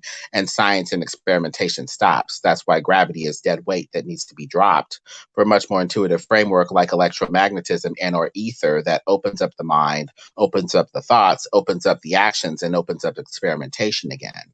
This is why physics has gone practically nowhere for the past century, because of the denial of the ether and trying to wrap this dead weight of gravity, dark matter, dark fluid, space-time, quantum foam, or whatever as a wink and a nod to the ether without saying the ether out loud. It's just ridiculous. You think physics has gone nowhere in the last decade?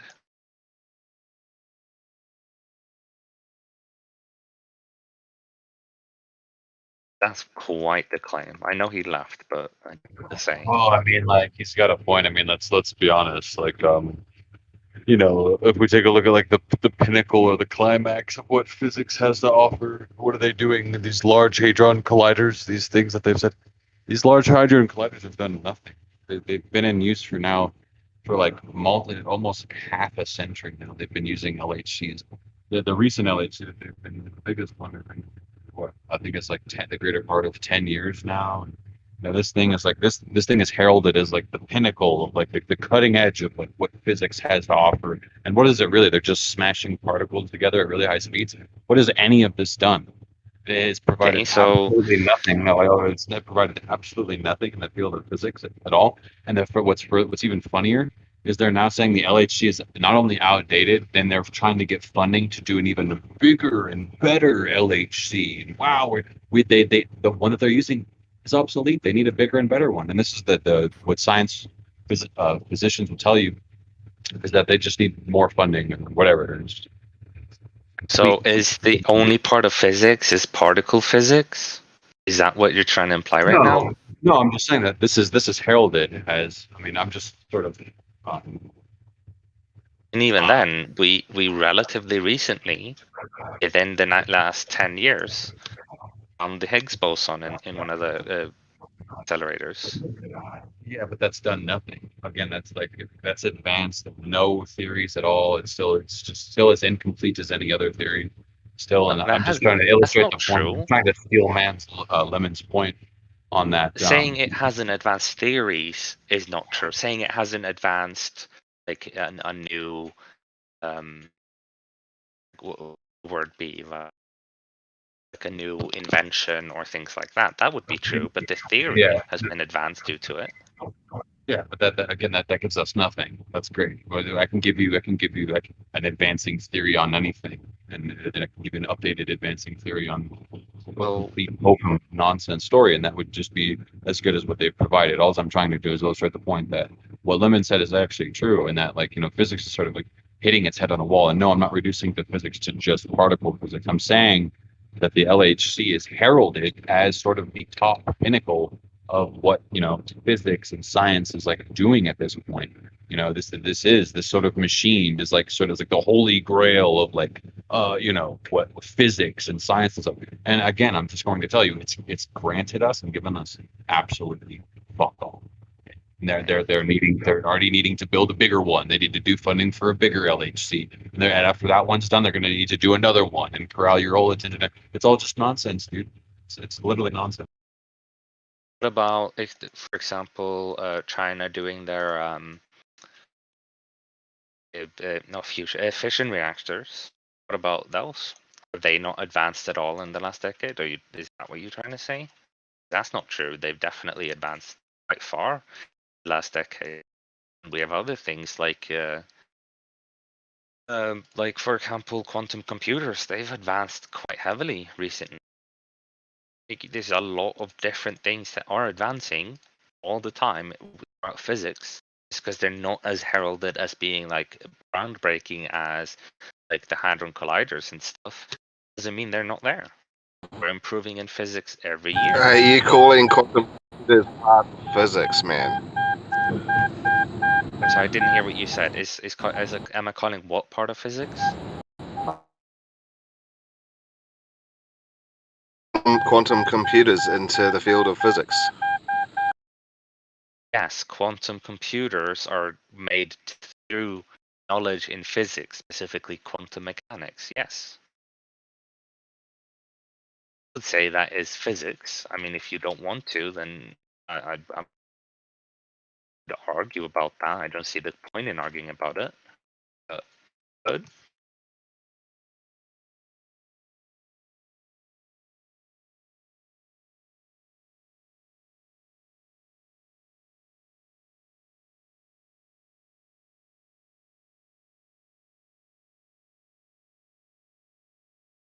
Agree with the saying that physics hasn't improved at all in the last 10 years, because that's just demonstrably not true. Maybe if you want to talk about simple physics like mechanics, statics, dynamics, electromagnetism and things, so well, of course, yeah, they haven't changed in the recent times. That's because we have such a good understanding of them already. We've advanced far. I think the 2020 Nobel Physics Prize winner Andrea Ghez actually showed us how gravity falls apart at a black hole. That was interesting.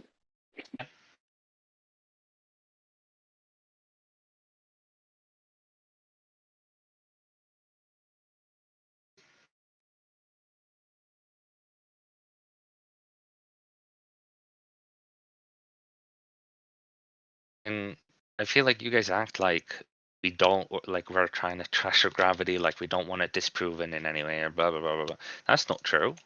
If you disprove it, we'd be just as happy. You'd have to But Andrea Ghez did reliably it. do so. Andrea Ghez did it at 2020 Nobel Physics Prize. That's what she got the Nobel Prize for in 2020.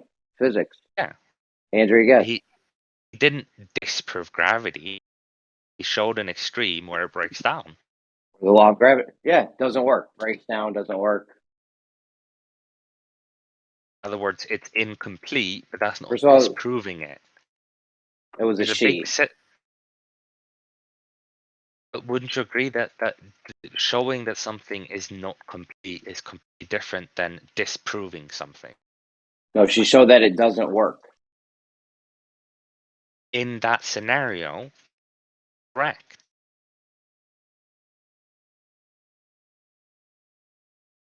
If you claim that your helicopter, if you claim that your helicopter can reach all altitudes up to 10,000 feet, and I prove that no, it cannot reach anything above 9,000, that's not me disproving your helicopter can go up. It's me disproving the last 1,000 feet. The first 9,000 feet, you're just as valid as before. I only disprove part of it. It is incomplete. It's not completely disproven. It's partially. She totally disproved Newton's law of gravity. Doesn't work. If it worked, it'd be fine. If it didn't work, not fine. That's completely wrong. Not sure. Well, I mean, you could go check her quotes and shit. I went over it with these guys, Yeah, Gems. sure.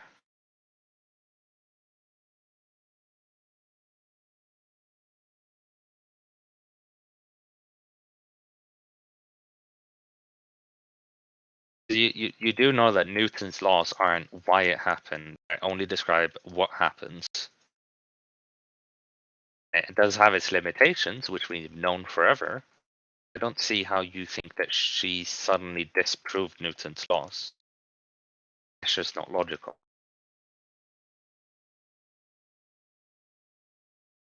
It's not logical. What's a syllogism?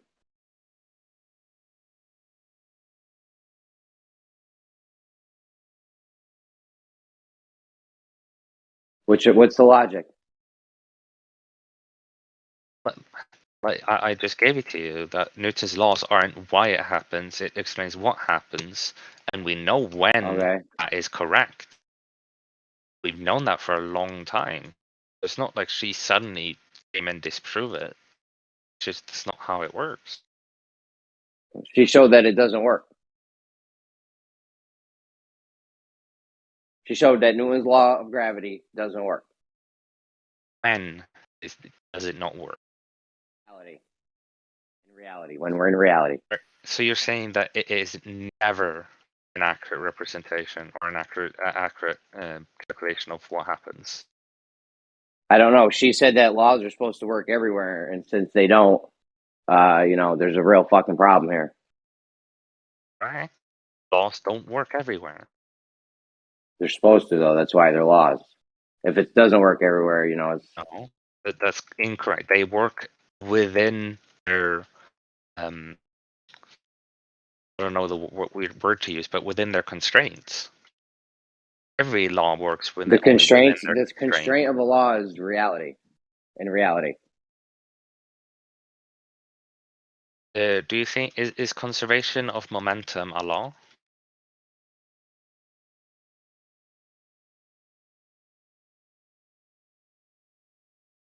I'd say conservation of momentum is a law, but I can tell you that there are also situations where conservation of momentum falls apart. Does that make it not a law? Does it make it not true? No.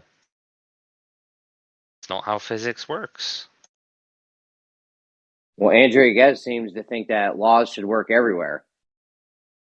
I don't know. She's only the 2020 Nobel Physics Prize winner. Maybe you're smarter than her. I don't know. You could be. I don't know her personally. I don't know you either, though. She did win the 2020 Nobel Physics Prize. Yeah. Ever accomplished anything scientifically like that, or? I have not. But I also know that you might be butchering what she said. You can go check the quotes. Like I said, go check the quotes. I'm not gonna bother digging them up because you guys are too hard headed to even be dealing with it like that. Like it's not worth my time to go look anything up for anyone. Which one were we talking about? What was her name? Andrea Ghez. Okay. Ghez. I found her.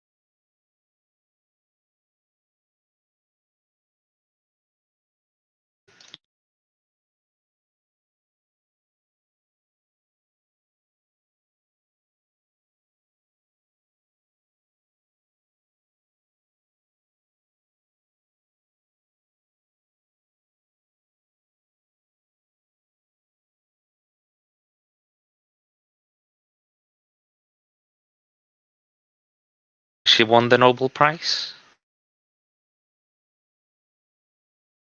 Yep. Pretty sure it was 2020. No, I said why, because you seem to imply that she won it by disproving gravity. Well, during her course of investigation, she saw that Newton's law was wrong and didn't work. Okay. Because the first thing that comes up is, of course, that she won the Nobel Prize for discovering the supermassive black hole that's at the center of the Milky Way.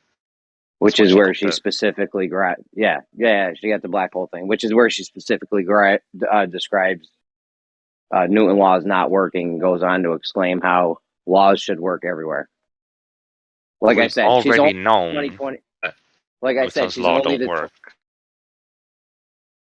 Did you hear the part where she says laws should work everywhere? I cannot find any such quote. I know. She said it. Okay. I mean, you can go try to find it. Maybe you will. Maybe you won't. Who knows? The point is, she said it. And now here you are saying, I don't know what you're saying. You're going against this or what? No. Are you saying you're saying they should work everywhere? You agree with Andrea Ghez? They should work everywhere? Laws. No. No, they shouldn't. So you're against Andrea Ghez. They shouldn't work everywhere. It depends on the way you word it.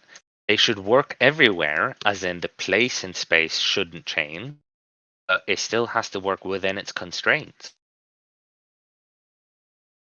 Right. So you're against Andrea Ghez when she says they should work everywhere. If she said that they should work everywhere always, no matter the variables, then yes, I am against that.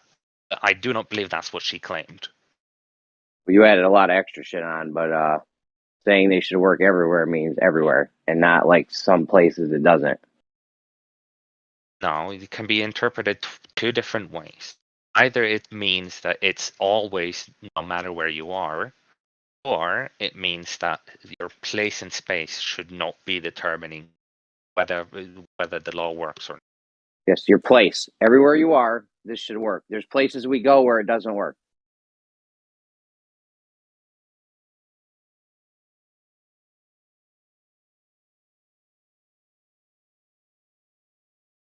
I don't know if it's possible for us to get anywhere in this, because you clearly can't see what I'm trying to say. I said, yes, your place. Everywhere you go, it should work. Your place. That means that's everywhere. It means every place. It should work everywhere. That means every place you go, it should work. We probably aren't going to get anywhere. I didn't get anywhere with them guys in gems either. I didn't expect anything different. That's why I wasn't ready to devote too much time to this. You do get that there's a difference between the two things that I gave you. There's a difference between saying it will work everywhere no matter what, and that just changing location should not matter.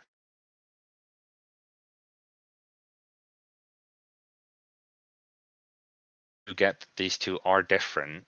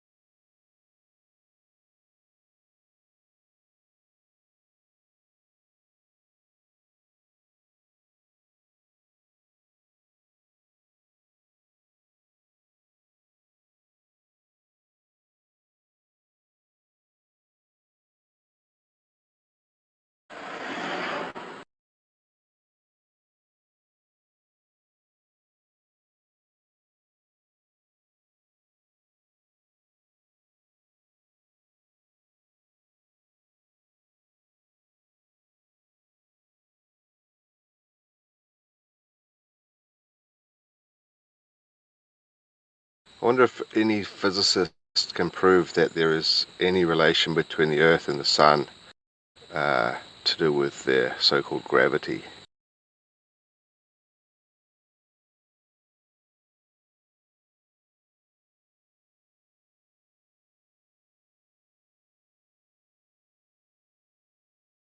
Let alone all the other planets. You could definitely say there's a correlation between the Moon and the Earth. Do you think that any physicist can prove that the shape of your roof can help determine the shape of your floor? If you can't measure your roof,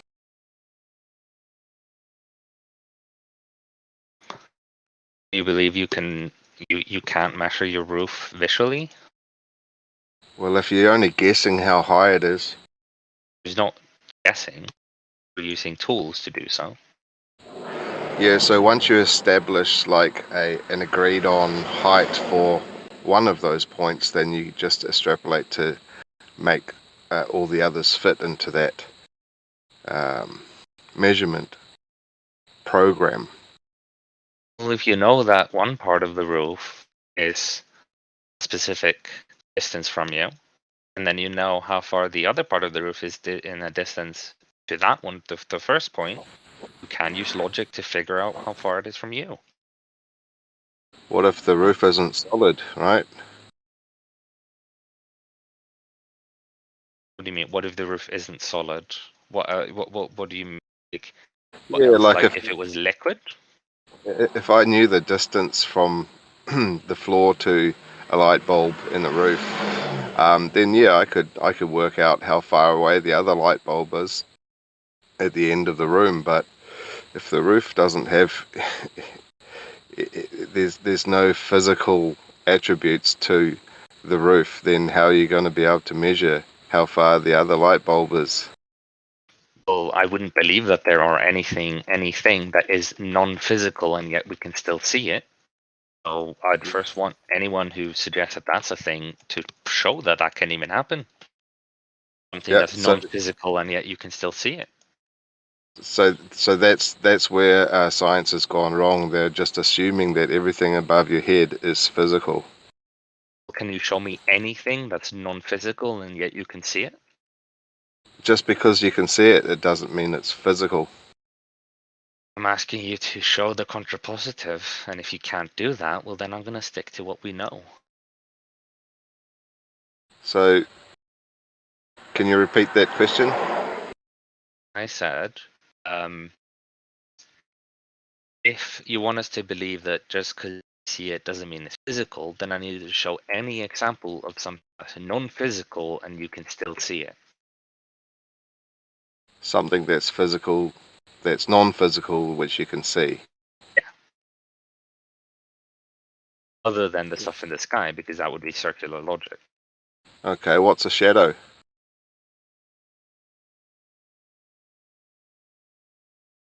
And then you're going to go on all about particles. You're going to start talking about particles, how they're physical, and that's how you can have a shadow, right?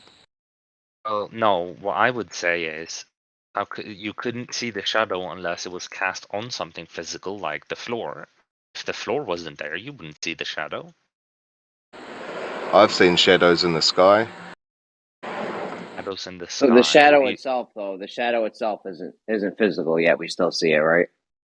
I would say that it has a physical form on the floor, because without the physicality of the floor, it could never be seen. What's the physical aspect? As to why you can see it isn't really changing what he's saying. You can see the shadow. It doesn't matter why you can see it. The point is, you can see it, and it's not physical. He meant you can name me the physicality. It is physical. Name the elements of the shadow that's physical. Like, what's it made of? Does it have spin, charge, mass, momentum, anything? Anything that any kind of physical attributes to a shadow? Yes. Let's hear it. Yeah, like luminosity. Casting, you can see it because it's touching something physical. So between where it's coming from, or the and where it is, where it's landing, well, between that's where the shadow still is, isn't it? You're in the shade. If you're standing in the shade, you can see that's where. I wouldn't say that's where the shadow is. the shadow the shadow is an environment, not just an endpoint. You said the luminosity of the shadow is its physicality? That would be an attribute of it. Well, luminosity comes off of a physical object, right? You just said we couldn't have a non-physical object. That's what I'm saying. The ground is the physical object. Luminosity, or does the shadow give off luminosity? Or whatever the shadow's on? Shadow is the thing that is giving off less luminosity. So shadows give off luminosity? No, it's the thing that is giving off luminosity, which shows itself as a shadow. I know, I need to know what the shadow, the properties of the shadow that are making that thing. A shadow isn't a thing in itself. It's only a thing when it's hit something physical in which it can get these attributes. Okay, we're talking about the shadow itself. You said the shadow is physical. He wanted an example of something, bless you. He wanted an example of something that was non-physical that we could see. Yeah.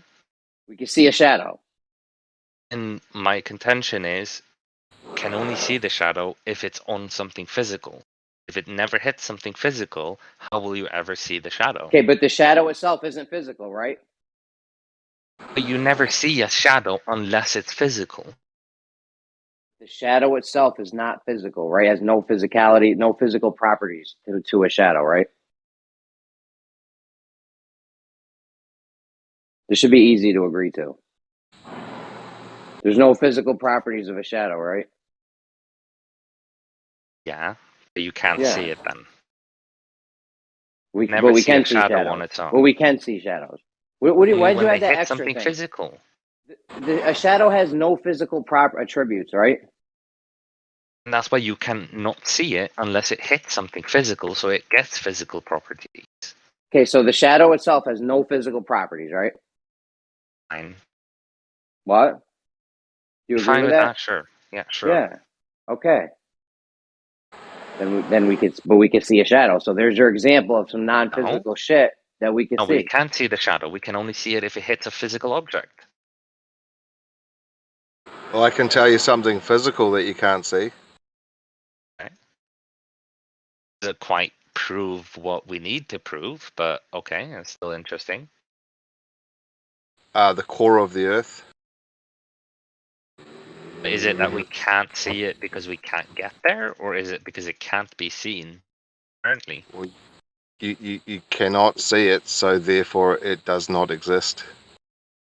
But I believe in object permanence. Wow. Whether we can see it or not, it can still exist.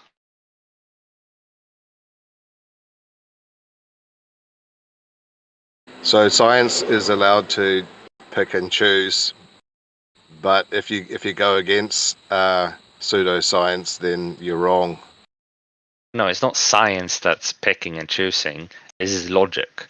If you want to prove that it's possible for something non-physical to be seen, then you need to show that or the contrapositive. That's what I've been asking for. It's just logic. That doesn't have to do with physics or science. Whether that's what you have to do.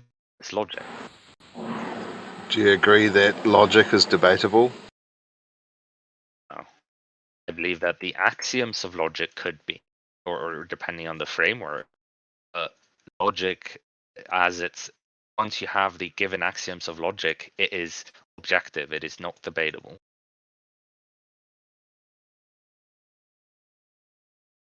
The part that could be debatable is whether someone's used it correctly or not. But there is always a correct way for it to be used. And I think that's probably the heart of the discussion, whether or not science is using all of its methods in the correct logic.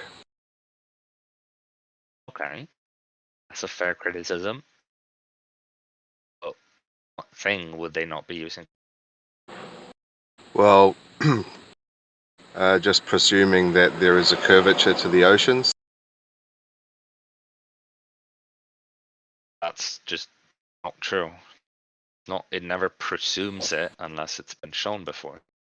That's been It's never shown, been, therefore it's not a presumption anymore. because it's never been shown. It's just kind of a guess. That's not true. It's been logically implied. It's kind of strange that we can have this model, but we don't have any evidence for its attributes. Don't believe we have any evidence of the attributes of Earth? We don't have any evidence of Earth curvature. We do. We have spherical axis measurements. We have a lot of things. You have a lot of mathematics. Yeah.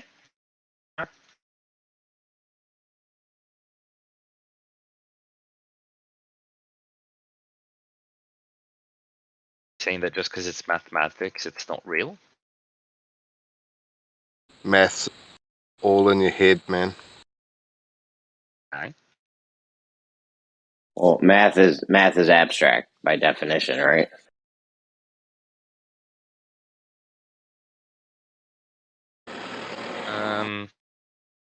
I'd have to double check the definition of abstract to be sure. I can't do that right now.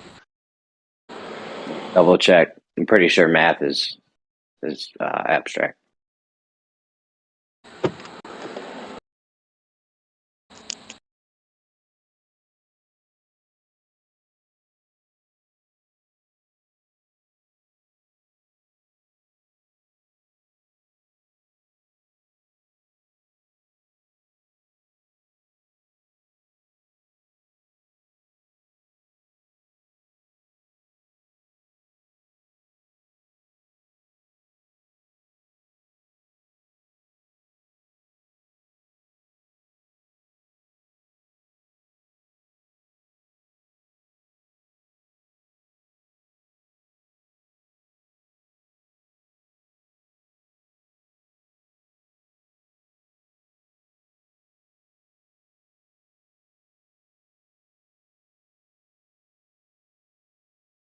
Abstract in many ways, but it says also that fundamental mathematical ideas are very closely related to the real world and therefore involves empirical concepts.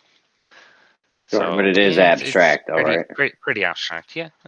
Yeah, no, it's absolutely abstract. Hey, I'm just talking, looking into a little bit of the my thought experiment, and I came up with a reasonable experiment from it, which is you get a MEMS accelerator. High precision MEMS accelerators are somewhere around 1,500 times more sensitive than necessary to measure acceleration forces at the level that airplanes experience. So all you have to do is get on an airplane with a MEMS sensor, little computer to record data, follow north for any distance, and any distance for at least 1 second, and you should see this 2.1 mile per hour average horizontal acceleration.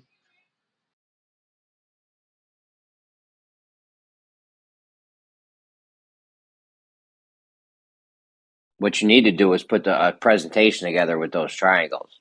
Like, show it happening on a sphere. Like, look, this measurement, whatever you want to call it, you guys to get bogged down with the triangles. Don't even say triangle. Use the word spherical triangle, please. I wouldn't use any kind of triangle words, just for sake of argument. Well, that seems like your problem, not my problem. I think you should use a spherical. Is well defined. Use a spherical triangle and use spherical geometry. The problem is this isn't spherical geometry, though. What we're doing. Yeah, Mr. Scientist, do you know what would the name be of a triangle shape? So a three-sided shape, yeah, like a triangle. But rather than having straight lines, having like wavy lines, what would that shape be called? Curvizontal. So it's like Seriously, when your 5-year-old like trying to draw a triangle, and they're not very good at drawing straight lines, but they can join all the lines together, but the lines are all crooked and wavy, bendy. What would that shape be? I don't know, but one thing I do know is that if you have a square but the sides are rounded, it's called a squircle. Oh, I've seen a 5-sided square, bro. If there's a thing called a pseudosphere, that's an actual shape. It's called a pseudosphere, and you can draw a 5-sided square on the side of that thing. That's neat. Yeah, I don't know what that would be. 5-sided square. Yeah, it's on the outside. If you draw it on the outside of a pseudosphere. Does it look like a square? Oh, no. Not at all. Okay, then I'm not gonna call it a square. It's got 5 fucking sides, bro. Doesn't look like a square at all. So is this so you're saying 5-sided square, which would be like the definition of square, 4 90-degree angles? You've got no And 90-degree angles. different? I don't think there's any 90-degree angles, but I think all the angles, which I don't know though, because I don't know how you get an angle on the curved surface, what they're doing with that. But I mean, the guy makes a little piece of cuts out a little piece of paper. Anyways, listen, you should pitch this spherical triangle thing. I would pitch it, but don't use the word triangle at all, ever. Don't use the word level. Don't use the word triangle. Can you try and put the word I pitched it. I horizontal can't in there? carry. I've pitched it. I can't carry it any further, really. Everything else requires going out in the field and measuring at least 26 miles, and probably something closer to 100 would be better. Just the geometry of it alone, like the basic, the basic geometry of it, like what only I don't know. I feel like you could put a presentation together. I'm not a geometry guy, so I've shown you what demonstrates that the geometry works. Why that formula or by postulate works, I don't know.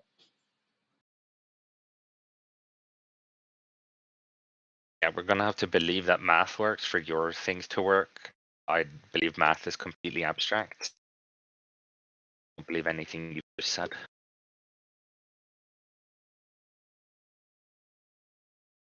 Well, I wasn't saying we can't relate the numbers to reality. I'm just saying the numbers, math, the numbers themselves are just abstract. Yeah, that's so fair. what do you think about? What do you think about my idea about the? I talked about the balloons. Did you hear any of that? Balloons in the airport. Hold on, Mike. Not abstract like the word. Not abstract like the word dog is. Not a convention like that. This is different because there's no like two. You couldn't point to reality and be like that's two. You know what I'm saying? You say there's two things there, but you can't say like there's two. Or there's three. Yeah, anyways, what were you saying, Mike? Oh, I said, did you see my my argument about the balloons and the airplanes? I was going to say, I thought that a rainbow would be something that you could see and is not physical.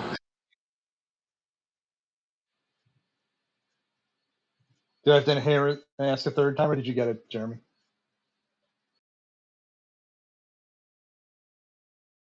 Or did you disappear, Jeremy?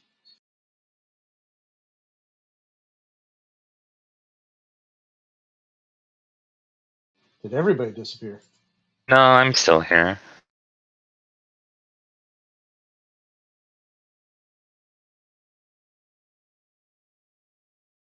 Yeah, I'm almost interested in the idea of using a MEMS accelerator to show the deceleration you have to do in order to head north on the globe. But have you calculated how much of a force or acceleration that would be, and whether that's within the sensitivity of the maps? Yes. The MEMS are about 1,500 times more sensitive than necessary. It's 0.015 meters per second squared. What are And these things how used for? fast are you? I was just gonna say, how fast are you assuming the plane's going north? That's assuming a normal airplane of 500 miles an hour. Okay. My whole issue with this is if the plane's drifting, like, okay, say we're in a plane and we're in Canada and we're heading south towards the equator, which way is the plane going to drift? It will drift. You have to accelerate to the. Oh shit! You have to accelerate to the east. I'm not sure. It basically doesn't figure it matter. out. In I'd have to one way, if you're going from the top of Canada to the equator, right? In one scenario, you're going to be constantly chasing your target because you're going to be drifting one way. In another scenario, you're going to be able to lead your target and land right on it. Right. And so basically what you would see is you have to accelerate to the east. Flight at times. 0.15. We would see this in flight times. No flight times. No, yeah. Well, no flight times necessary. I mean, you would, but it'd be Why?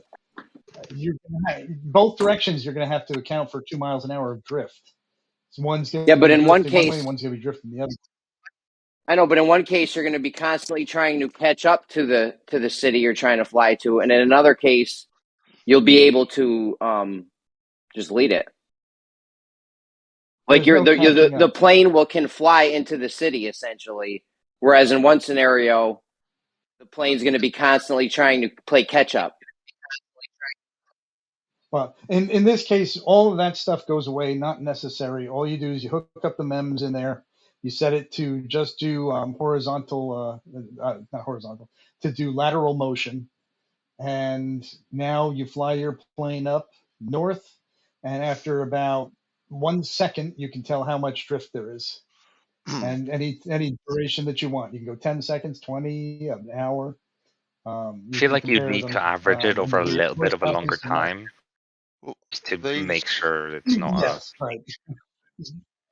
These make sure that MEMS it's generally good. detectors, they measure Yep. electromagnetic fields, yeah? No. Okay, so I just Googled it, and that's what came up. So They what measure are they measure the motion.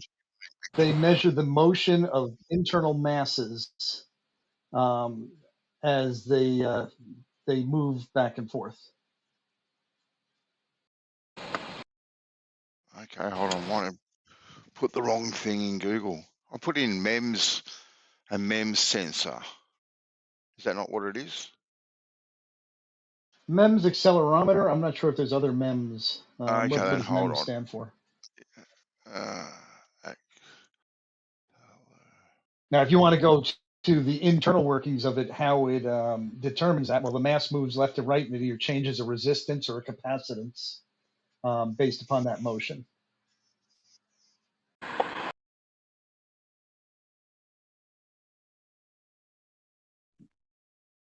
Could even do a pressure. You could have a load sensor in it that would measure the pressure. Do you understand what I'm saying though about going north south? Like I know you can follow this. Well, no, actually, I don't agree with what you're saying, but I'd have to think about it a little bit more. In one scenario, my bad. Listen, just hear me out. In one scenario, okay, imagine we're shooting a bullet. Target. Scenario that you're never mind, I can't do the bullet thing. I don't when you're even the bullet. I can't relate it to a bullet because it's got to be yeah, it's the same thing though. But okay, imagine you're shooting a bullet in one direction. If you shoot south, you're going to be leading the target. I don't know which way it actually is, but let's say it's you get to lead the target shooting south, right? And in the other scenario, it's going to be drifting the other way. So you'd have to shoot. In both cases, In both cases, I have to accelerate 2.1 miles per hour.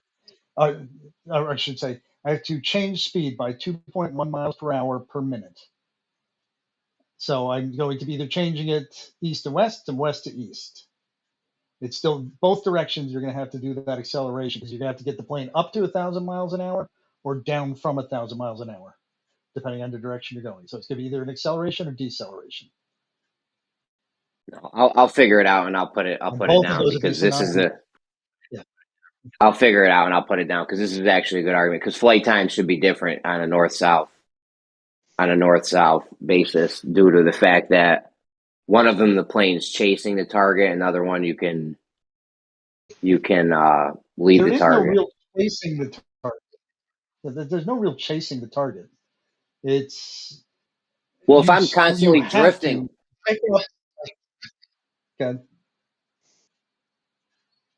if the target's moving, like say you're going in a straight line, but the target's moving right of you, you're not going to keep flying straight and then like keep chasing it right. You're going to fly like a little bit so you can do a straight line. They want to do a straight line when they're up there from city to city, right? They don't want to be flying in like curved paths. You can do the same thing. The amount of adjustment is going to be the same both north and south. Number of degrees of adjustment, number of miles of adjustment, number of whatever. But yeah, wind would have some effect, but that wouldn't affect the MEMS acceleration. The MEMS would be independent of wind. But wouldn't you start off like, okay, let's say you're in Canada, Alaska or something, and you're flying to the equator. Wouldn't you start off leading the target so that your plane can fly in a straight line, but by the time you get there, the city's going to be underneath you. You don't want to be flying in a curved path, getting knocked over by Coriolis. You don't fly in a curved path. You fly in a straight path on the Earth. You correct for it. Fuck. Right. You're constantly correcting for it. Like you're trying to stay on the latitude line. A plane is not a plane. A plane is not a plane is not ballistic. There are pilots driving it. There's a machine driving it, the autopilot. It's not a fucking bullet. It's not a shell. If it was a bullet or a shell, you'd have to lead it. But no, it's not. I understand, but you don't want to be you don't want to be having your pilots constantly correcting. That would mean you'd be flying. That means you'd be flying in a curved path when it was all said and done. Don't they want to? Path over the face? It depends on your reference frame. Your reference frame to the Earth is a straight line. Actually, it's a curved line on a straight map, but it's a straight circle route. So do they pull up? Do they? Sorry, guys, just 2 seconds. Do the pilots pull up or do they push down? They don't. They don't do either. Are they extending? Or are they just cruising altitude? Cruising? No, stay level flight. Stays level. Yep. So naturally, what's happening is as the ground is moving away from you, naturally as the ground's moving away from you, you're going to go off to space, aren't you? No, because you don't know how airplanes work. Yeah, well, I do know because they don't know how airplanes work. They alter for the elevation, the local elevation. So naturally, if you're saying it's staying level, then surely it's not altering for the local elevation. So once again, when you say stupid shit like that, you don't know how airplanes work. This is a common flurf problem. Don't they say they work in a pressurized line, maintaining that 2.5 degrees above and below, which keeps them level, regardless of what that level terminology is. Isn't that how they work? I read up that flying level is actually flying slightly goes up, and it is cruising at an air pressure gradient essentially. Yes, exactly. Power is the only thing you change to go up or down.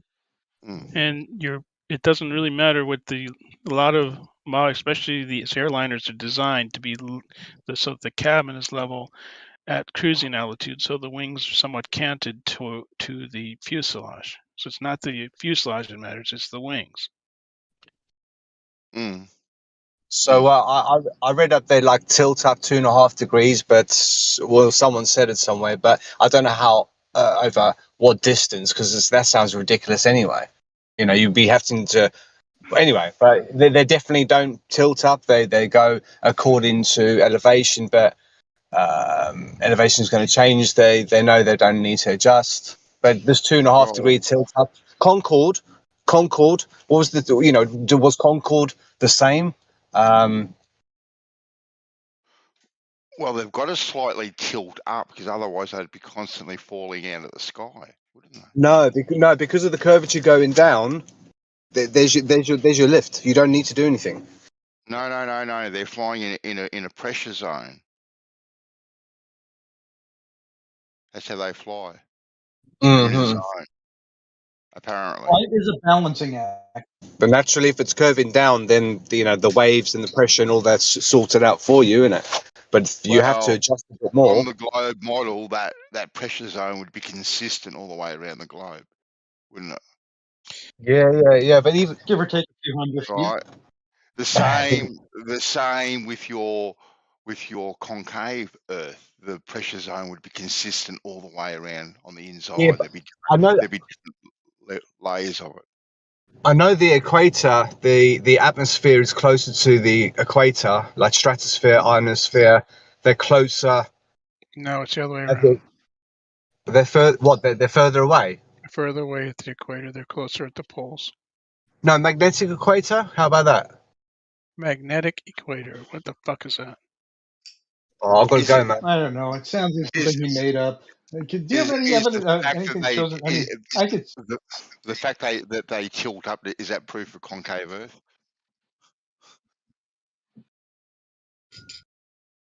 Actually, I'm sorry. I wanted the clarification because I've heard him say it a lot, and now I've heard somebody else complain about it. What the hell is a magnetic equator? I don't think I've ever heard it. Is it just the halfway, essentially the halfway point between the poles? And does it have any significance in any utility in our world? Magnetic west. I've heard RC references before. Magnetic west. My bad, man. No. You're right. You're right. He's looking at the elliptical orbit of the sun and how it's moved over a long time, and it's moving. I think it's something. Well, we know that the magnetic north doesn't line up with the celestial north or the axial or the geographic north. So we're assuming that west doesn't line up either, right? It can't. I mean, west. There is. What is west? That's what he's asking. Is it according to your compass? According to the compass is according to where the sun sets on the equator. Is it 90 degrees from the north? Like which west? There's a whole bunch of different west norths. Is always. There's not a whole bunch of different norths. There's a couple of different names for the same thing. There's a magnetic north and a true north, and those have other names that they go by. And they're not the same. They're different. So is grid north and celestial north. As far as I know, the magnetic, yeah, celestial north. Is there any difference to celestial north than true north? Well, they say celestial north is the axis above the is the spot where Polaris rotates around. But whenever you look at it, you don't look at that spot. You just look at Polaris. So you wouldn't be exactly quite on either. You can't look at a blank spot. You can't look at Polaris and be like, oh, that's where that's the spot it rotates around in the sky. You know what I mean? You're just gonna look at the star and be like, there's fucking north. Celestial north and geographic north are the same place as far as I'm concerned. I could be wrong, but yeah, but if you're looking at Polaris, it's fictitious, not fictitious. The imaginary point. No, it's actually the physical point where the Earth rotates on, and that doesn't necessarily correspond to any star. Okay, I don't want to get bogged down on that, but magnetic north and true north are definitely not the same. So west would be off too, right? Right, but we have a uniform method that has worked for centuries called geographic north, and there's not much reason to go to magnetic north, which is a variable that varies both by your location and by over time.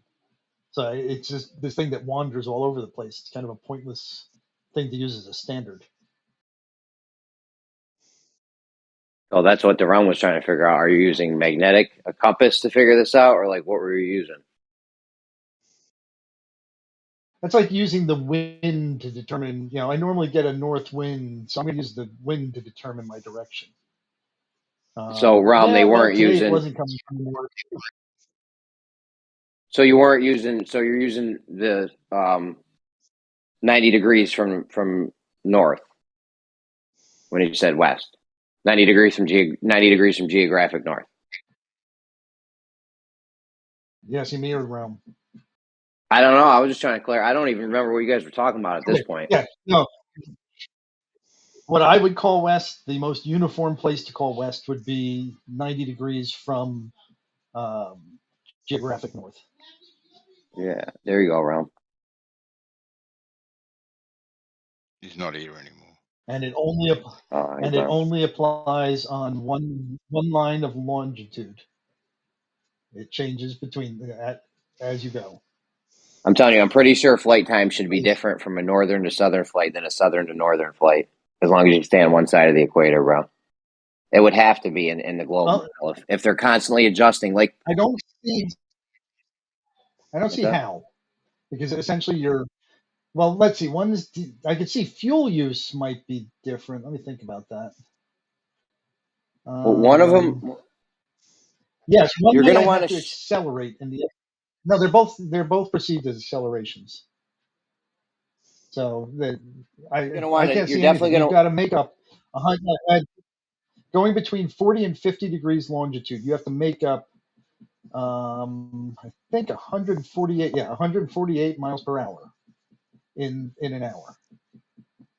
So if you're gonna north or south, you have to make up 48 miles per hour. So I'm saying if you're gonna fly somewhere, you're gonna want to fly in the straightest path possible, right? So you're gonna lead your target for where it's gonna be by the time you get there, right?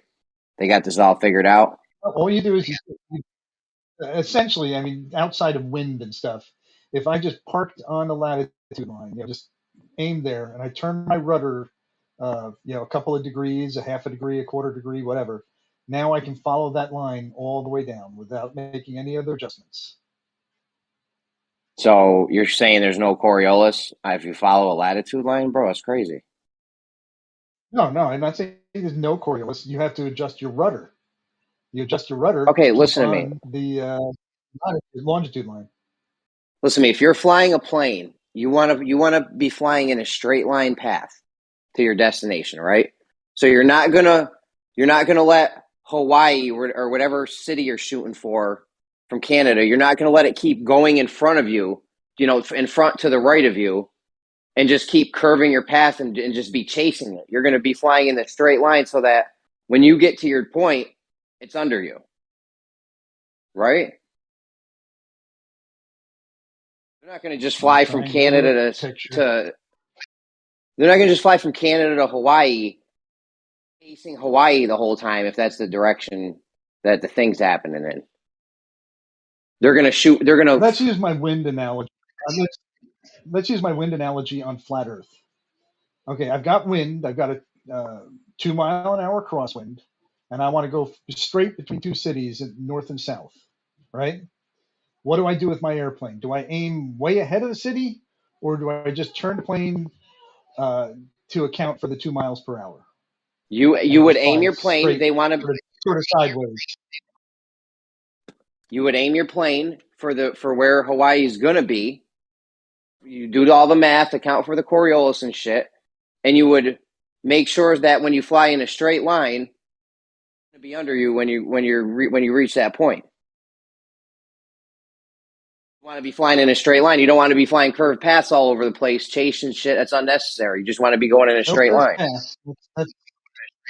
That's why I don't understand how you're not understanding this. There's no curved path, and let me see if this picture will help you at all.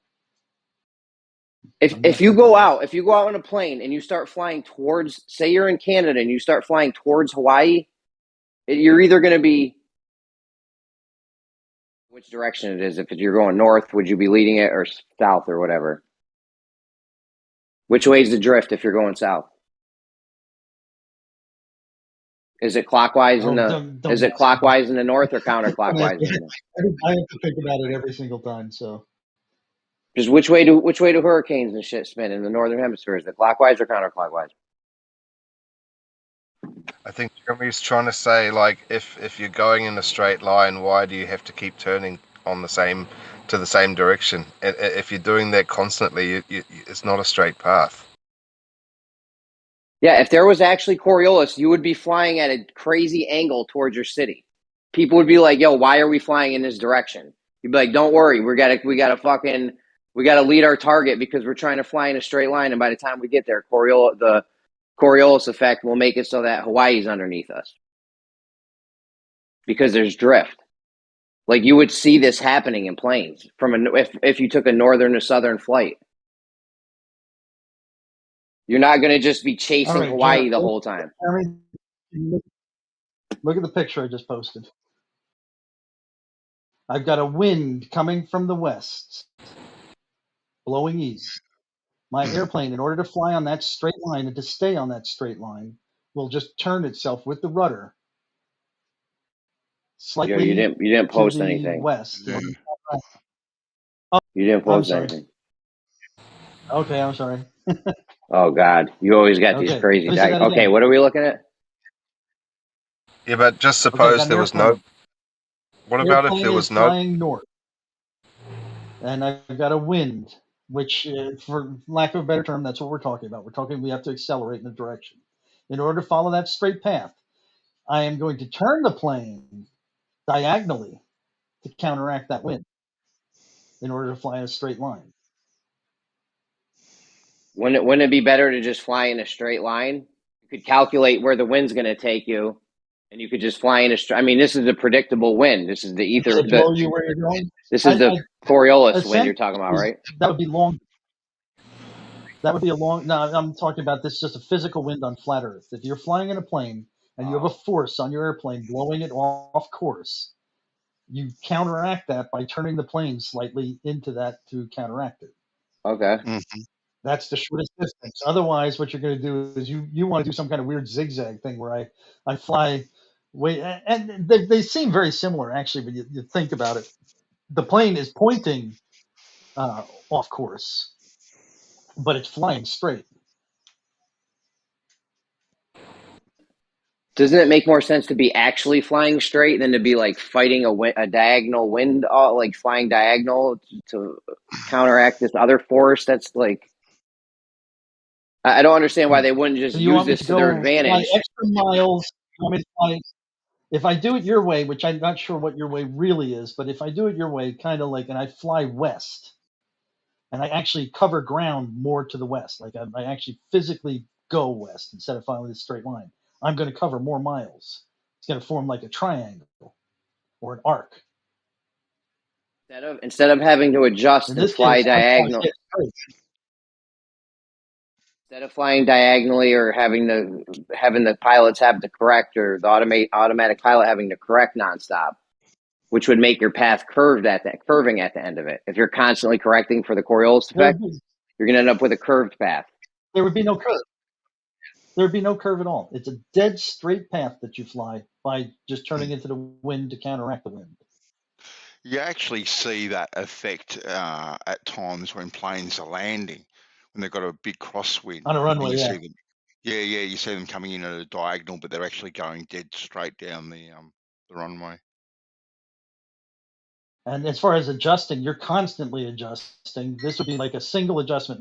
If the wind was always a few miles an hour to the east like this, you would just turn the plane that way, and you wouldn't have to make any adjustments. Now, the fact that wind changes all day long, you're going to have to constantly adjust. That's just the nature of flying, because it's a variable environment. Oh, and that's why most distance, airports have north, south, east, west runways too, depending on how strong the wind is. They change up the runways to where they're landing. Yeah, to minimize crosswind. Yeah, exactly. Yeah, but do you use less gas? Do you use less gas if you're constantly fighting some kind of wind or anything and flying in this diagonal position, or would you be better off would you use less gas if you just flew in a straight position? I don't know how you would describe that. I mean, basically, since it's the shortest distance, this is the most economical way I can think of flying. No, the shortest Now, distance is a maybe straight line where we. Moyak, the shortest distance this is is a a straight straight line where we leave, we angle our plane in the direction for where Hawaii is going to be when by the time we get there. That'd be the straightest line we could take. Not flying right at it and then adjusting the whole time. That's going to get you a straight line.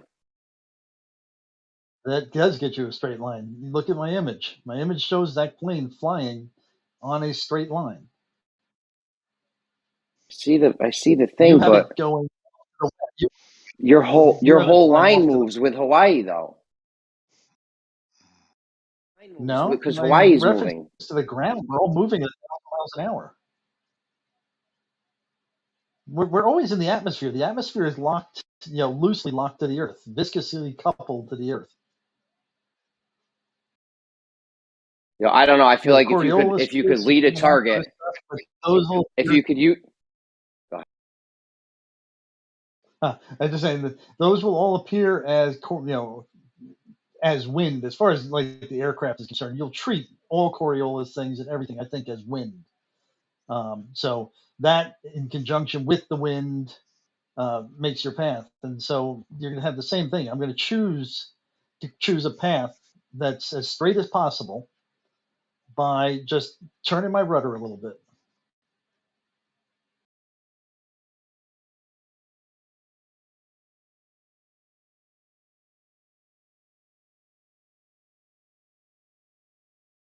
Even if it was like a 400-mile-an-hour wind, I'd be like running, actually like a 200-mile-an-hour wind, I would be flying like a 45-degree angle. And Okay, I'd still get Hawaii's surface moving. path. Yeah, right. When we get into air, due to the Coriolis effect, Hawaii's going to be in a different spot by the time we get there, right? I have to draw this on paper. Never mind. I'd have to draw something out or something. I don't know if it's even. I'll see.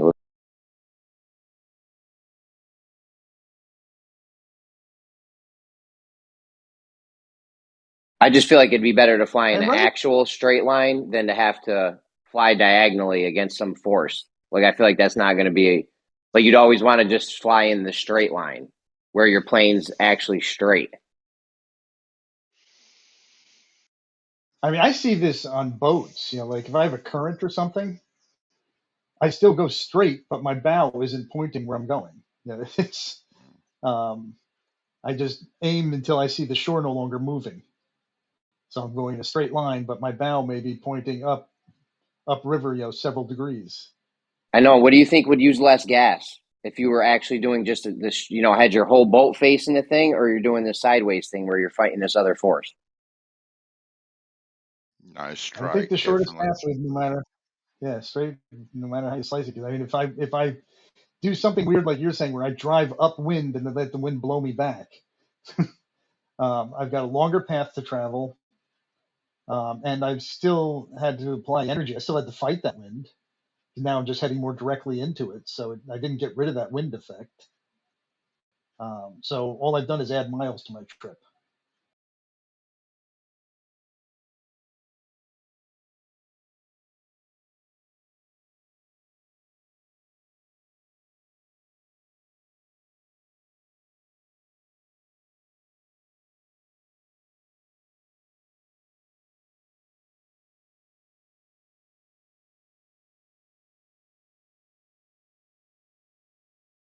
Now, beyond this, we have to ask the pilot, what happens? Like if I have a 200-mile-an-hour jet stream that I'm trying to cross diagonally, bisect, that would sound like, you would be almost 45 degrees from your target. Do they just fly in a straight line 45 degrees? I mean, that seems weird, but that's the only way I could see of doing it. Okay, let's say we had a thing and we wanted to use the least electricity to get from A to B, right? Would we go? But the things we're shooting at is moving. We would want the bullet in a straight line. We wouldn't want to have to make corrections and shit up, because the more corrections and shit you make, the more electricity or energy you're going to use, right? Especially if it's a force. Yeah. You see, you know what I'm saying? Like, especially if it's a force that's pushing you, this apparent wind or illusory wind or whatever you said earlier, you don't want to be fighting that the whole time. There's no way not to fight it. You have to get up to that speed. You can lead it. You can go with it. You can just let it flow with you like a river. You can just use it to flow in. Okay, so let's just do that. Let's fly. Let's say I have to make up, this 2 miles per hour. Let's say it's a solid hour of flight, so that's 500 miles. And I'm going to be off 2 miles. So you want me to fly 2 miles west and then fly straight and let the wind blow me back to the runway? Yes, let the earth rotate underneath you. Yeah, let the earth rotate underneath you and let Coriolis do its thing, so that you're flying in a straight line. You have your plane and shit all angled straight, and you're not fighting using unnecessary energy to fight this force that's trying to push you off course constantly. It doesn't make sense not to do it the way I'm saying. Where did you save the energy? Where did you save the energy? Okay, like with my example, I'm making a triangle, just flying 2 miles west and then flying straight from there. So I had to go 2 miles directly into the wind, fighting that wind, fighting a full 100-mile-an-hour headwind. Versus so you don't fight it. You don't fly diagonally. You don't do what you're saying. You don't do what you're saying. You just angle your plane. You just angle your plane up for where Hawaii is going to be when you get there. I need to fly in this straight path, because if I fly in this straight path and keep my plane straight the whole time, eventually when I get there, Coriolis will have made it so Hawaii will be directly underneath me, and I don't have to constantly correct to fight for unnecessary forces when I could just adjust for them right at the beginning of the trip. Okay, put your lines on the ground. Because again, remember, the air is moving with the earth mostly. So put your lines on the ground and tell me how, you're gonna have to draw it. I understand your way. I understand your way. You can get a straight line also, but now you're constantly flying the plane like that in that little diagonal direction, fighting unnecessary forces. It's using more electricity, more energy, more gas. Not really, because it's in the end, I still had to make up that speed. So no matter how you slice it, I have to make up that speed. I'm either going slower or faster than that speed at my starting point. So in order to make it up, I have to fly slower or faster. Dead. Start your trip angle. You had us flying 2 miles west, and then you turn. You just start your trip angled in the direction you need to be for when Hawaii's underneath you by the time you get down there, due to the Coriolis effect, instead of constantly correcting for it and fighting it the whole time. I'll ask a quick question which might resolve this. Jeremy. Jeremy's say that the straightest path is the shortest path. Sure. Anyway, Jeremy, if I hover a drone, right, so I'm stationary and then I put it up in the air, and you say the Earth rotates and then some other place is now under that drone, is that what your understanding of Coriolis is? i.e. the Oakley understanding? Sorry, what did you say? Fuck. If I have a drone on the ground, all right, and then I hover it in the air, is your understanding of Coriolis that some other location on Earth will spin around to be underneath that drone? Is that your understanding of Coriolis?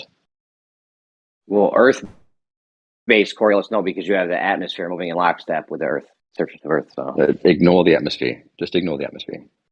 We're in a vacuum. Well, if there's no atmosphere, then yes, you would lift off, and the helicopter would hover, and the Earth would rotate underneath it. Yes. Okay. So whoever is arguing with you, is it Moyok? Moyok talking to you? Yeah. Yeah. So why are you bothering with that? You've got this fucked up understanding of Coriolis, so got to correct that first, right? Well, what's the problem? Hey, Mikey. Hang on, I got to go. What's the problem, Chief? Hold on, Chief. Where are you going? Did you understand him? Well, I think you answered him the wrong way, or whatever. You said since the Earth is moving in lockstep with it, that I think that his assumption was wrong. But I don't know what your assumption is. I can't understand where I you're mean, right now your misunderstanding. guys' explanation, since the helicopter Earth doesn't rotate under the helicopters because the atmosphere is rotating with the Earth. If you wanted to take the atmosphere out and you lift the helicopter up, I think Earth would rotate under the helicopter. What do you think, Moya? No, I don't think so, because you would still have the angular momentum. Now, I don't know how you hover in that condition, but if I somehow like had a magnetic force or anti-gravity, and I could just stay in one place over the Earth, I would continue moving along with the Earth.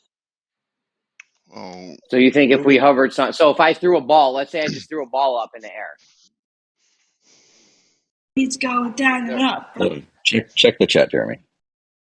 Throw a ball up in the air, and while the ball's in the air, it's not the Earth isn't going to rotate underneath it.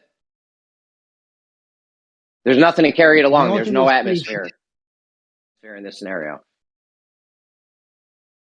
Right. If I just threw a ball up in the air, there would be some angular speed change due to the fact that the Earth, because you've increased the radius that object is traveling on, so it will travel a little bit to the west.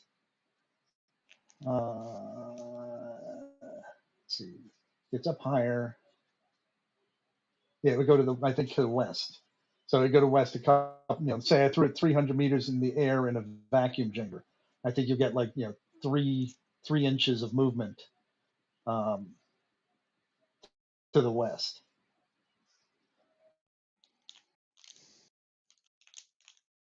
But that's only now. That's only because the ball has been in motion, went up, and went into another frame, essentially another reference frame. I'm not sure. Hold on a second. Hold on a second. Ruhif, we've seen the trampoline thing, right?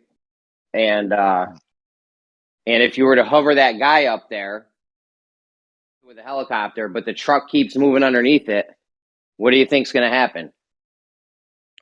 We we hover a helicopter up off the thing, and there's a truck moving underneath it.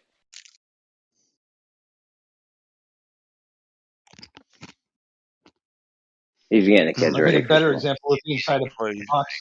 Yeah, I think a better example would be inside a box truck. If you hover a quadcopter in a box truck, it will stay at the speed the box truck is moving.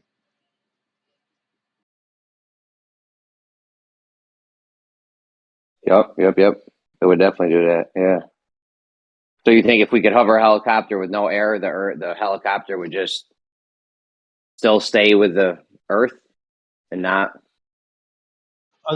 Other than changes in the radius, yes. I mean, so like for the first 100 feet, you're not going to see much of any change. So why do you guys Increase use the Earth's air? radius by 100 feet? How much does that increase the speed or decrease the speed? So why do you guys use the air moving in lockstep with the Earth's surface when we broach this argument? If there was no air moving in lockstep, It is air moving in lockstep. And how are you going to hover a helicopter without air? That's why they did it on Mars. They did it on Mars, right? Yeah, well, there's still air. There's always air. No, it's not always air. Where's there no air? In a vacuum chamber, there's no air. Where's one? Show one of these perfect vacuums that has no air in it. Close enough to no air to be blunt. Close enough. enough to air to know having. I'll tell you what. I'll put you in a vacuum chamber and you tell me if there's air in there. Okay? The guy did an experiment. The guy did an experiment and got a helicopter to hover in a vacuum. I thought. In a vacuum? No way. No. Simulating the Mars thing. Okay, that was a partial vacuum. That's not a vacuum. This is when it does matter how you describe it. Like you could not hover a aeronautical flight is no longer possible above the Kármán line. So if you go below Kármán line atmosphere, you will not be able to hover a helicopter there.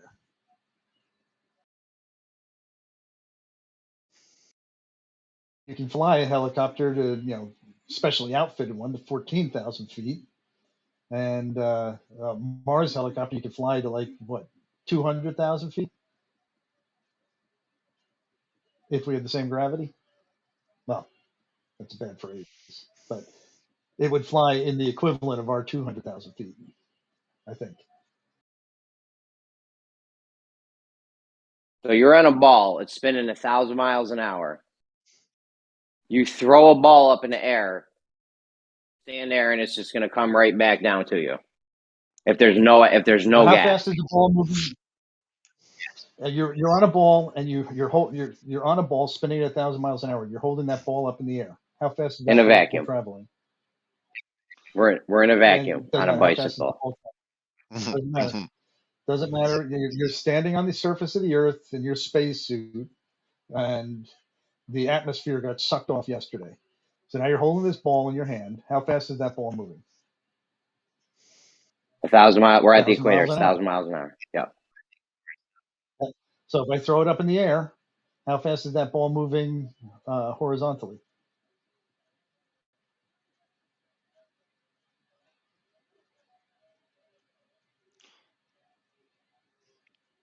You can say it, 1,000 miles an hour. While the ball's What's in the air, slowing the is it ball going to? down? Nothing. Well, what slows it down or speeds it up? You can't accelerate something without adding energy to it. So what's going to slow it down or speed it up? Yeah, so you're saying I would be able to throw the ball up.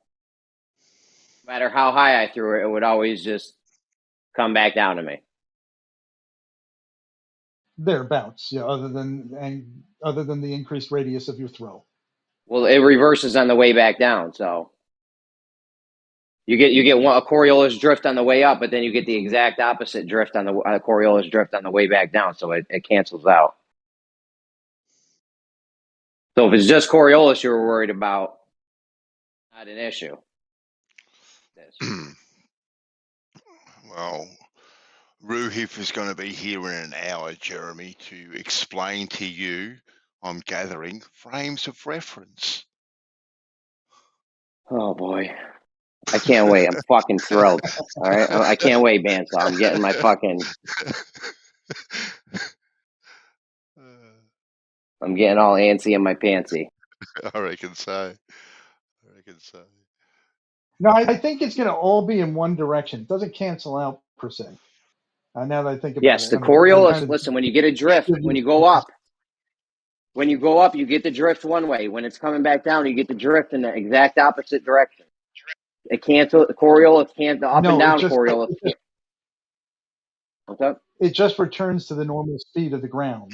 I shouldn't say returns to, but when you throw it up, it actually physically, the Earth spins underneath it because the ball is not traveling as fast horizontally as the Earth is. Then as it's falling down, it doesn't pick up speed horizontally. It's still maintaining 1,000 miles per hour the whole time. So on the way up, it's drifting west, and on the way down, it's still drifting west, but to a lesser and lesser degree as it gets closer to the ground, until its ground speed is the same as the ball speed. So you will move continuously in one direction. I've got a question for you, Moyoc. So Go ahead. if we take off at a particular point, right? Our helicopter, our plane, whatever the case may be, has that momentum of the Earth, right, on it. That's why the plane can fly east or west, right, and not travel twice as fast as the Earth or half the speed, thereabouts. Yeah. Right. Okay, and so then if you take off, say, at the exact North Pole or South Pole, how does the same thing work? So then you take off at the North Pole and you fly down to the equator. I say you don't have that momentum, right, of the Earth that's being imparted onto the plane, but now you're flying down towards the equator. So how do you make up for that speed? So now you fly down to the equator, and then you fly east to west type of thing. You understand my question? Right. So yeah, I'm at 0 miles an hour at the North Pole, linear speed. Yep. Or rotational speed. I don't know what you call it. So, and I got to get all the way up to 1,021 miles per hour. Well, if every minute you increase by 2.12 miles per hour, roughly, by turning opposite in an accelerating way to catch up with the speed of the Earth in whatever direction that is. I guess east. East. God damn, I East or hate this. west? Yes, east. Yeah, yeah, If yeah. you fly a little bit east, at horizontally or laterally 2 miles per hour over that whole flight, you'll get up to the speed of the Earth. You might actually have been right. Mark this down as one of the times I was wrong, all right, in the calendar. You're not going to get a lot of these, so you better keep track. The ball might come back down to you about if there's no air. Oh yeah, I'm still not accept it 100% too. sure. I'm just saying it could be wrong. But again, it's very simple when you're dealing with physics. You got to explain to me where it gets the energy to be going faster. It doesn't accelerate. It doesn't decelerate. It's as far as that lateral speed, it is going 1,000 miles an hour when you launch, and when it lands back on the ground, it's going 1,000 miles per hour.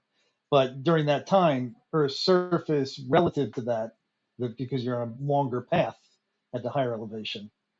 So there's no amount of height. It'll, No amount of height you could. We're on Earth. No atmosphere. There's no atmosphere, and there's no bicycles. We're on Earth. We throw the ball up. Yep. Let's say I throw that shit up 1,000 miles in the air. I'm still gonna catch it. Yep. It's gonna land right in my mitt. No. If you throw it 1,000 miles up, increase the Earth's radius by 1,000 miles.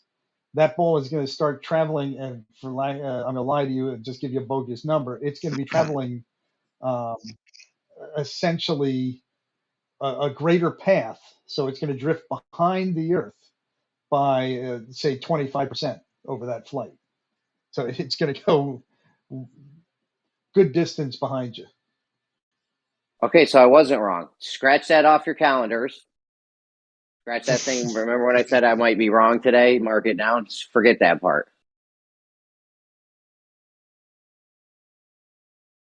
You tell this to Ruhif when he comes back. I don't want to hear it from him. Now I'm just trying to think. Let's see. This is at the edge of my thinking here. I'm just trying to reason through it. Your bigger circle. Yep, it has to drift behind.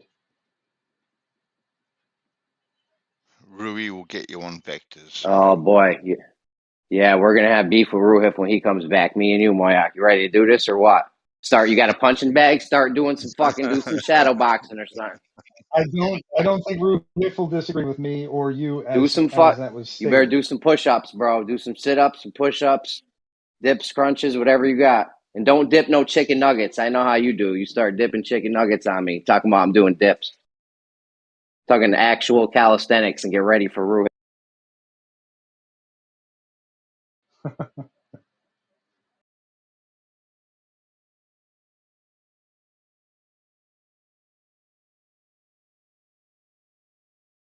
Yeah, I'm pretty confident in my statement.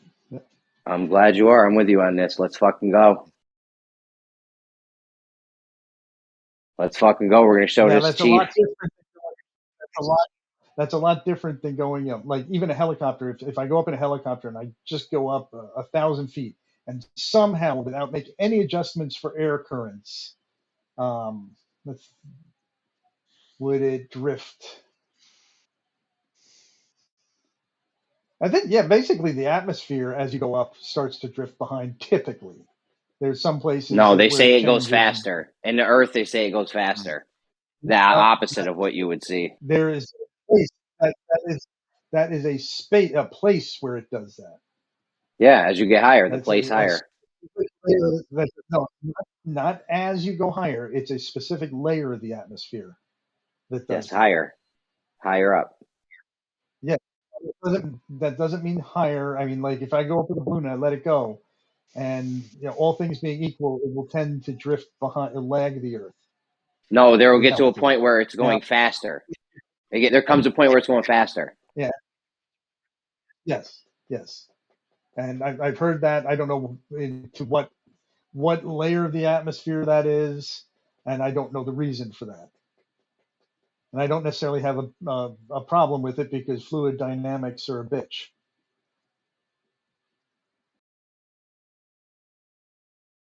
And they're Just still wait till trying to Ruhif figure out comes how back, bro. You better start your. on Mars. What's up? What you Right. At all reasonable altitudes, though, I think it goes slower. Yeah, places where we can go on a regular.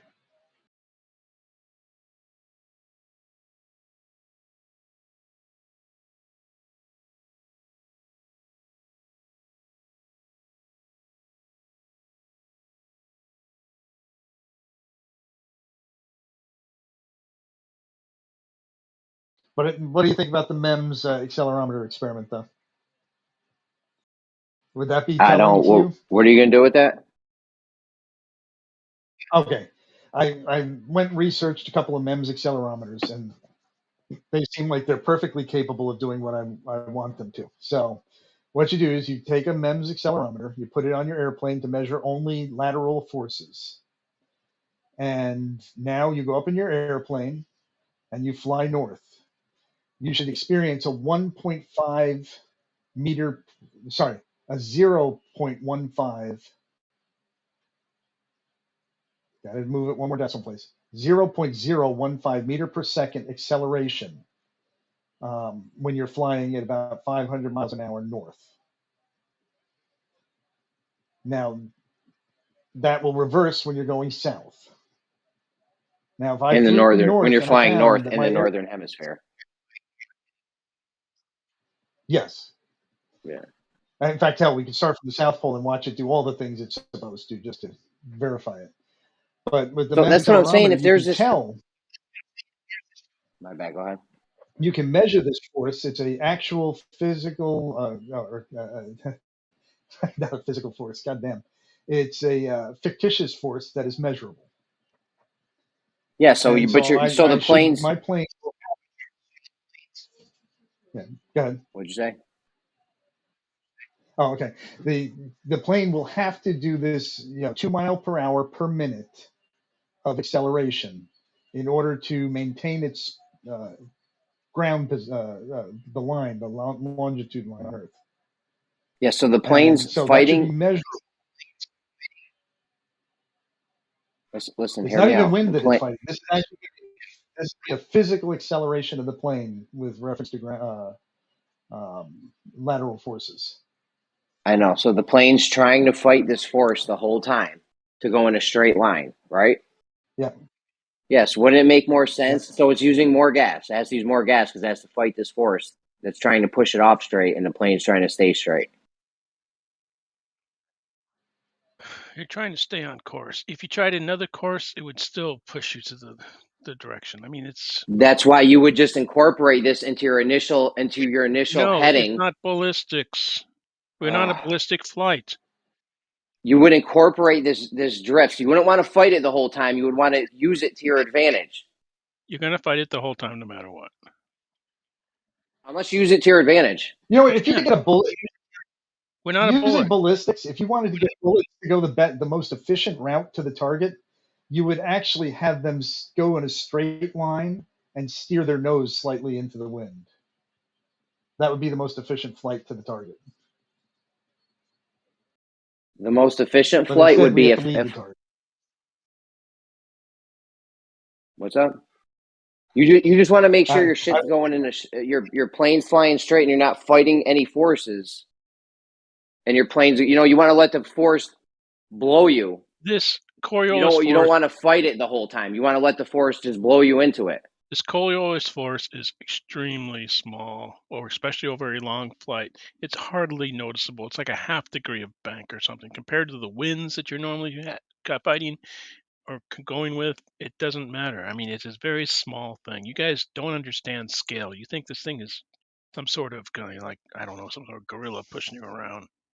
How many tons of gas would the airline industry save a year if they used it instead of fought against it the whole time? None, because they fly shortest None. routes. They fly on the Great Circle routes with the shortest route between 2 points. This Coriolis force is very small. It's most noticeable on north-south flights, and it's more noticeable toward the poles than it is toward the equator. It's really not a big deal. You guys think that they make it some huge big deal. It's not. You don't even think about it, to tell you the truth. Compared to the 100-mile-an-hour wind that the lateral wind that you're experiencing, the 2-mile-per-hour is nothing. The 2-mile-an-hour Coriolis. In fact, the main 2-mile-an-hour per minute. The main effect, one of the main effects of Coriolis, is the west to east winds over mid latitudes, which is the United States. That's a Coriolis effect.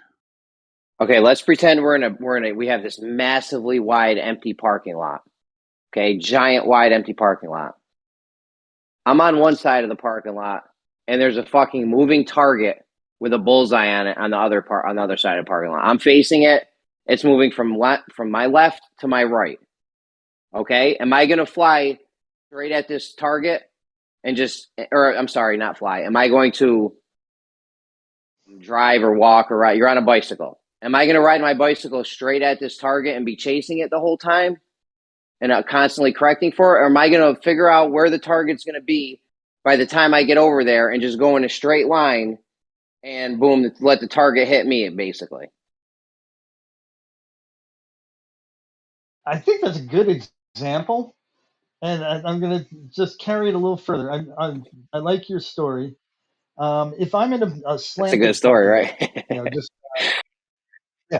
If I'm on a slanted parking lot, let's say it's banked like 20 degrees, am I better off to drive all the way up that bank and coast back down to the city, or to that point that's straight ahead, or is it better for me to aim straight at that city and just deal with the little bit of angle? Why'd you change the slant on my park? We got a flat parking lot. Because I'm trying to make a force that's opposing you. Mm-hmm. Yeah. So the parking lot. I'm looking downhill at the target now, or no? It's slanted bank to the left, or it's banked to the left. All right. Yeah, it's banked. So I'm going to go as straight as I can to that target, so I'm not climbing any more than I have to. I'm not using any more. So you're going to want to figure out where the target's going to be. Same thing as that. What I just said. You're going to figure out where the target's going to be. That's what you're doing. But you're doing it the whole length of the trip. You're not driving up the hill and then coasting down to the other place. You're actually just setting yourself up with a little tiny cant on your steering wheel to account for that slope. And so you're running off of the truest vector. You're not lined up. Your wheels aren't lined up with your target, but you're going in a straight line. Honestly, planting the parking lot didn't help you at all. It made my point even better. You're not going to want to go straight at the target. If the target's moving from the left to the right, you're not going to want to be going at the target, because then you're going to be going uphill more than you need to be. You're going to want to be going in a straight line directly at where the target's going to be. That's what my picture showed, Jeremy. I showed the plane was pointing west of my target, but following the shortest distance, which is a straight line. So just like in the parking lot with the bicycle, I just I turned my steering wheel my handlebars just a teeny tiny bit off of the direct path, and I just sort of ride that angle all the way in.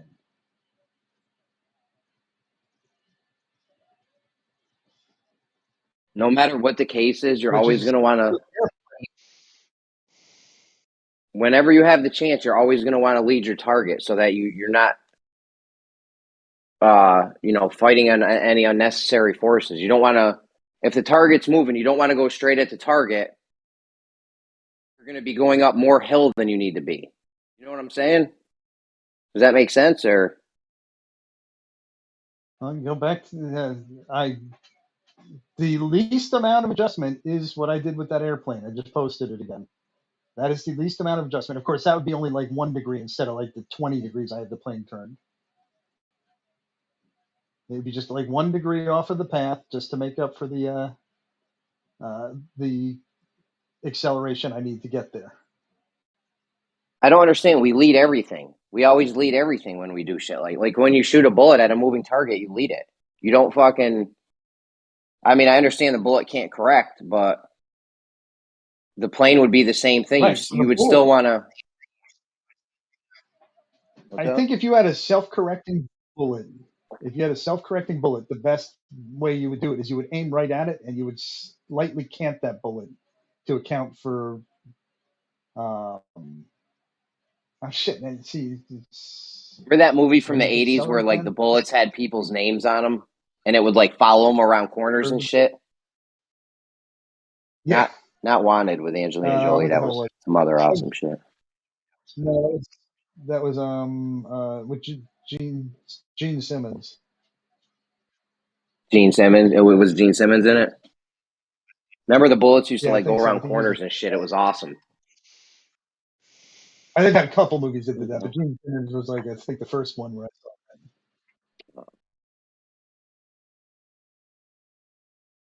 that. I got 2 more beeps before it goes. What are you listening to? Spanish?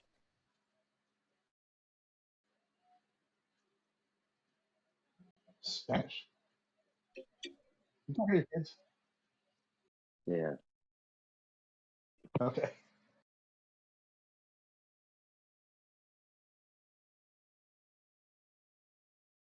I don't understand. This is very simple. Instead of fighting a force the whole time, you could just lead it and let the force push you into it or whatever, or let the thing come into you. Like you don't need to be constantly correcting for this force. Well, that force appears as a velocity. So I mean that's what I don't understand how this is confusing or how I'm not representing this to you properly.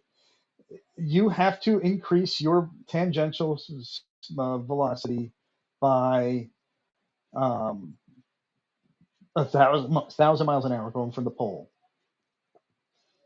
I don't know how I would do what you're saying, where like, let's say I just flew west and got up to 1,000 miles an hour, and then, or at a 45-degree angle to the place. I just don't know how that would work. What path are you following on the ground when you do this? I guess that's the question. What path are you following on the ground? Draw your path on the ground and show me how that works on a flat surface or even a globe. On a globe, I guess. I mean, I can't do that Take right the now. map of the Are, U.S. are and draw. talking? Are guys talking about going from the pole to the equator to see Earth rotating underneath? Is that the scenario we're talking about? No, we're kind of talking just about, what would you do to, if you're flying north, how would you adjust your flight path to get there most efficiently? I say it's a straight line and you just turn your rudder a little bit to account for to maintain your straight line.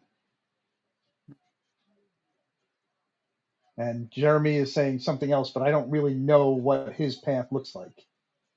It sounds like he wants to fly like to the west of the target and sort of drift back to the target. Maybe let the target.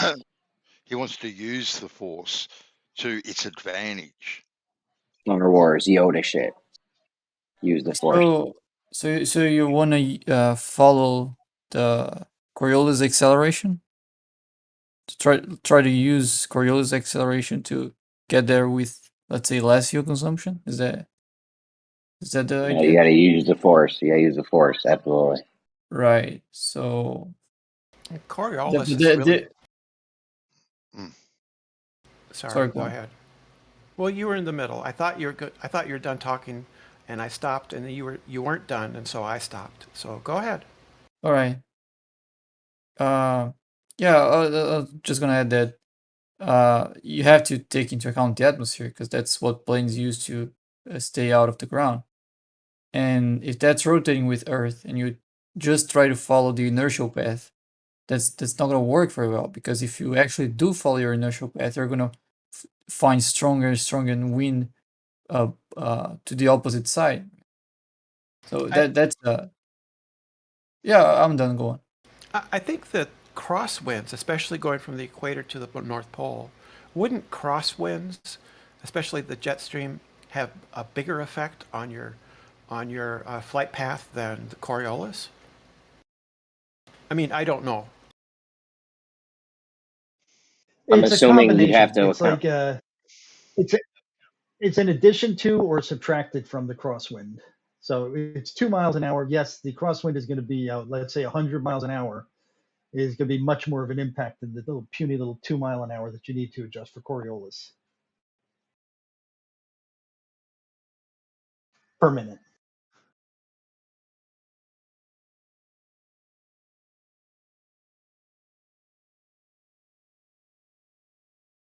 What's the speed of an airplane? It's like 600 kilometers an hour, 900. That would be a jetliner, right? Right. Yeah. Wouldn't most private airplanes be what, a couple 100 miles an hour? I have no idea. Jetliner?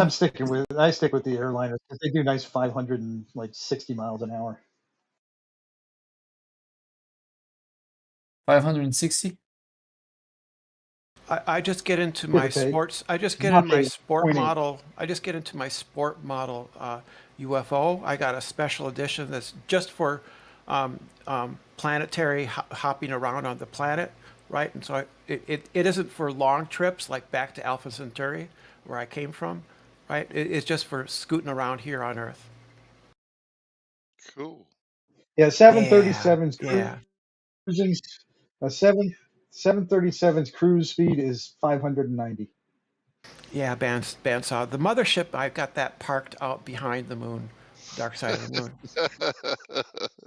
It's in Yeah, a keep that hangar. on the low. Yeah, gotta keep it on the low. The mothership. Exactly. It's in a hollowed out crater on the dark side of the moon. The hollow moon theory. Does anyone know how much acceleration the wind can cause to an airplane? Well, that would depend, wouldn't it? However much the wind. Yeah, however much you get 100 mile an hour crosswind. If it's at your tail, I believe it can add to the speed. It's like you get carried along with it, right? I mean, regardless on the direction, like what's the most that a wind can accelerate an airplane? Not exactly make it faster, just to change its velocity. Like how much of a change in velocity? There's really no limit. Like if you were just to go in a balloon and you were to float down to the equator, eventually you'll be going 1,000 miles an hour. No, I'm not Sorry, asking with no how much power you can add faster. 1,000 miles an hour to. The wind can make the plane fly backwards, bro. I'm asking about an amount of acceleration. So the airplane has a certain ground speed, and then let's say a very strong wind comes, and that's going to change the airplane velocity by a certain amount. That can be read as an acceleration for a little or a amount of time. deceleration, depending on which direction the wind is. No, I mean acceleration in the sense that in the change of velocity. I'm just talking about the change in the vector of velocity, regardless. It could be plus. It could go in the positive or the negative, depending on which way the wind is. Change in velocity, not change in speed. I'm talking about change in velocity. It's not a scalar; it's a vector. There's no positive or negative. It's just a vector.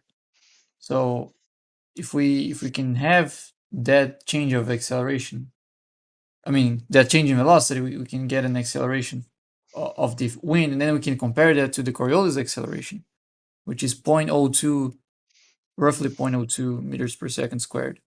So I think if that's bigger, much bigger than Coriolis acceleration, then we can basically ignore Coriolis. Does that make sense? The speed that I get for the Coriolis is, at 500 miles an hour is about 2.14 miles per hour from equator to pole. What do you mean? That's the miles velocity. per hour That's the per speed. minute. Oh, That's that's 2 point. You'll experience a cross force that you have to either make up for or get rid of. You'll have to add speed to the plane or decrease speed of the plane by 2.14 miles per hour per minute. Is it, let me see, because I'm getting acceleration in meters per second. Not sure how to compare to that. Meters per second, Okay. 0.015 meters per second squared. Sorry? 0.015 meters per second squared on average. Right. Yeah, that's a very small acceleration. So if wind's bigger than that, then Coriolis is pretty much irrelevant. Right, it's just additive. You'll add that into your already massive correction. Mm-hmm. Yeah, but I wanted to have a notion of how big of an acceleration the wind can cause. Right. Yeah, wind. Yeah, that's God. What is that? It can go 275 miles per hour.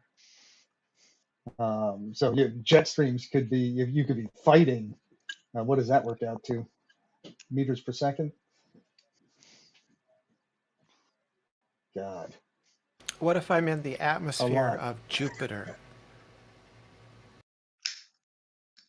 Ooh. Because I bet some. That's 600 miles per hour. Is there any plans for putting like an atmospheric probe to Jupiter? Because you could fly something, couldn't you? And have, stick a bunch of sensors on it and have it just sort of park there in the atmosphere, right? Well, they send things to Jupiter, but Drop a helium balloon. Well, sank into. I suppose a balloon, but you could fly. You could have, we have that flight drone for Mars. Mars has practically no atmosphere, almost, right? So you could adjust it for Jupiter, couldn't you? Or any gas giant. That'd be kind of. Wouldn't the cold temperature be an issue? The radiation would probably fry the electronics. You got radiation. You've got the occlusion of the solar panels from the atmosphere. Yeah. Depending on how high you fly in the atmosphere. Wow. You got to get there first, Moyle. I'm thinking balloons I think- would be your best bet. I think Jupiter has a magnetosphere as well. Mm-hmm. So maybe I don't know how much that's better or worse than Earth's. Really? I've heard of hellacious radiation on Jupiter, so I don't know what the story is on that. I thought that it was bad. And it's not necessarily from stellar. It's not, or not. Yeah, I it's not suppose if cosmic you rays, shield it's internal. I suppose if you shield it, maybe not. Maybe it's too energetic. I mean, as long as you have a big enough balloon attached to it and you shielded the instruments. That would add to weight, though. Any kind of powered flight, though, I think would be a challenge. It would be so cool, though. What would you shield it with, Brenda? Lead. Lead? Well, that'd be pretty heavy, wouldn't it? Yeah, that was why I said you need a bigger balloon. Right. a really, really, really big balloon. That's what we use. That's what we use for shooting electronics against radiation. I mean, I don't know if there's anything better. I don't know enough about this to say that there's something better than lead, but I don't know. Is titanium more dense? I have no idea if it's a better shield. Is it just? Really depends on what you're shielding from. Is it beta radiation, alpha radiation, or gamma? Yeah, who knows? I don't. I'm sure you can look this up, but if it's really energetic, then there's almost nothing you can do. But listen to me, Brenda. Pop quiz. You're on Earth. It's rotating. You're at the equator, 1,000 miles an hour. There's no atmosphere. There's no atmosphere. No gas. Not. You're in a perfect vacuum. Pop quiz. Do I get a prize? Yep. You throw the ball up. 1,000 miles in the air. Does it land right back where you're standing? Yeah, I think it would. Oh. Yeah, I think it would. There's No, no I air. disagree. There's no air resistance. Yeah, but as it gets further from the Earth, the answer is no. Yeah, the answer is no. As you get further from the Earth, increases the radius in which you would have to rotate. Also, at 1,000 miles, it would be in orbit, wouldn't it? No. Not really, because you're not going fast enough. You're throwing it straight up. Yeah, the escape velocity, I think it's about 26,000 kilometers an hour, right? Something like this. I'll tell you one thing though. There's a little bit of a flaw with what you're saying. You're saying you throw it up, but when you throw it straight up, it actually will drift backwards. If you threw it straight up, then it would have to keep on accelerating, I would think, to maintain that position straight over your head. Yeah, if you throw it up, it would fall to west when it reaches the ground. It would end up a little bit westwards.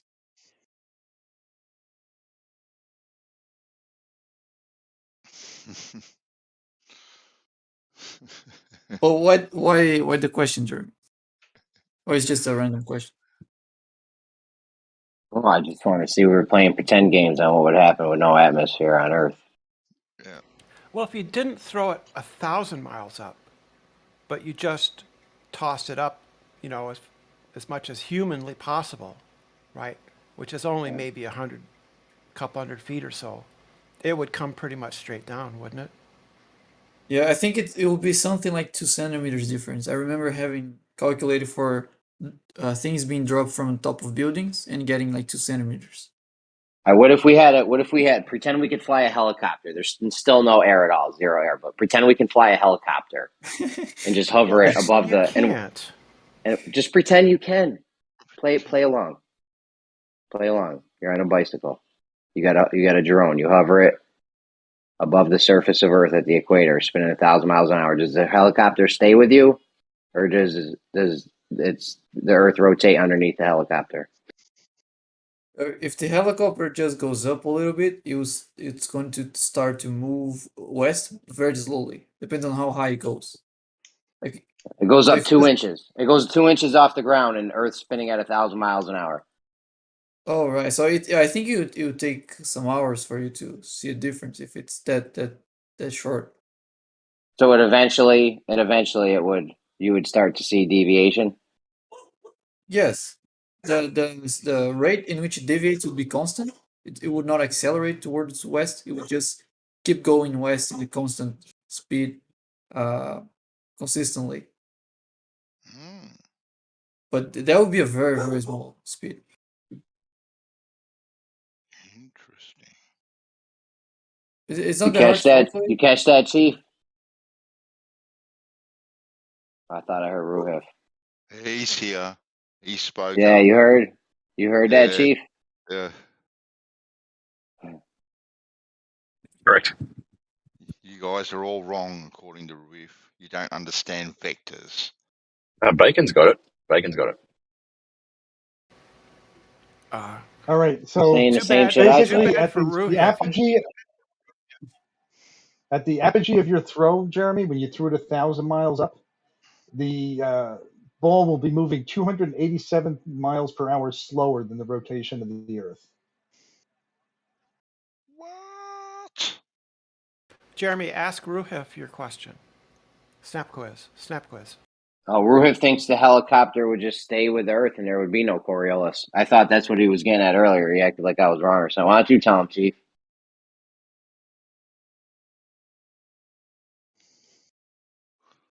I was shaking in my little boots over here, waiting for you to get back. We were scared. I was scared. I was DMing Bandsaw saying, "Help! What am I gonna do now?" The anticipation. It got the best of us. We're going to be at Rui. school in 15 minutes, aren't we, Chuck? 15 minutes, we'll be at school. There we go. Okay, I gotcha. Hold on. Well, you better rule out Coriolis. Right, 15 minutes and 1 second. Right, because of all that. 15 minutes. We got you, Chief. What happens if you have a sniper on that helicopter or like on a balloon, an air balloon? You're on a bicycle on a helicopter. Now what do you do? There's a gyroscope and a laser beam. There's a well underneath you. Oh, sorry. Oh man. All you need to prove the shape of Earth. Would you used to say, Ben? Tell them how we do it. We need a well, a gyroscope, and a laser beam. Yeah, pretty much. That's all you You don't need, need and you're much. fucking good. Yeah, you don't need much at all. Not much at all. I mean, one more laser beam test, we'll have this shit in a bag. Just, just go Exactly. do another laser beam test, and this should all be over with. I would suggest, I would suggest dumping all the money we have in the laser beam test because that's going to do it. They won't just say refraction and call it a day.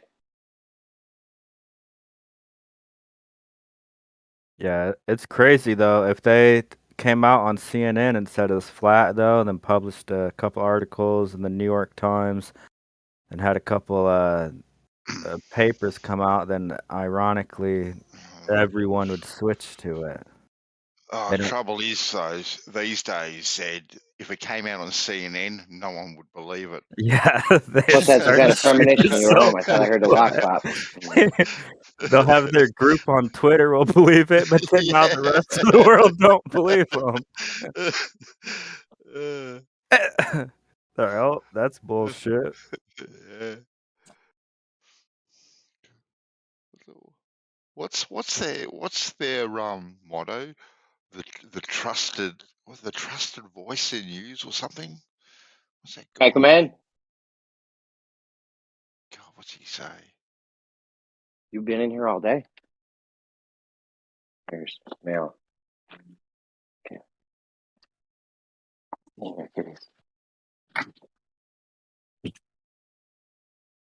The most trusted name in news. I had to look it up. That's the one, Zed. That's the one. Yes. Here's a question for you, Jeremy. Here's spot quiz. Okay. I got a spot quiz for you. I take a scale, ordinary kitchen scale, and I put a box on it, and I attach it to a vacuum, and I. What did you print my thing? Okay. He's not listening. Oh, he's busy with his kids. So. But I'm interested on the question. So what are you doing with the vacuum chamber? You put a drone inside of a box, right, and put the box on top of a kitchen scale. Put the lid on the box, attach it to a vacuum pump, pump all. Well, no, you wouldn't pump the air out. No, you just seal it. You just seal the box. You don't attach a vacuum to it at all, right? And then because it's radio controlled, right, you lift it off. Will it increase the weight that's shown on the scale? Or will it stay the same? Or less? Or will it go down? I don't think it would change anything. I think it goes. No. Down. It goes down. I think. Let me. It goes down. I think as the drone moves up, you would increase for just when the drone is going up. As soon as it starts hovering, it would go back to the acceleration. Yeah, just during the acceleration. Because it doesn't matter if the drone is hovering, it's using air, if it's being pulled by a string. What matters is what happens to the mass inside of there. And when you raise mass, that increases your downward force because that's the force you're doing with your hand. It happens in both directions. So when the drone is accelerating up, that would add a little bit of force into the scale, and then when it stops, it would just keep the weight that I had before. But I don't know if that would be measurable. Like there'll probably be a very small force. If the drone stops, right, it'll register less. I put the answer in the chat. It's Action Lab. I like that channel. What is the answer? It's a great. Just tell us. You said it would weigh less. No. Just give me the quick version. Yeah, that's your problem. No, it's not. You just want to be spoon-fed. I could lie to you. I could lie to you. No, you wouldn't lie to me, Brenda. Come on, hell I wouldn't. Do that. Yeah, you wouldn't do that.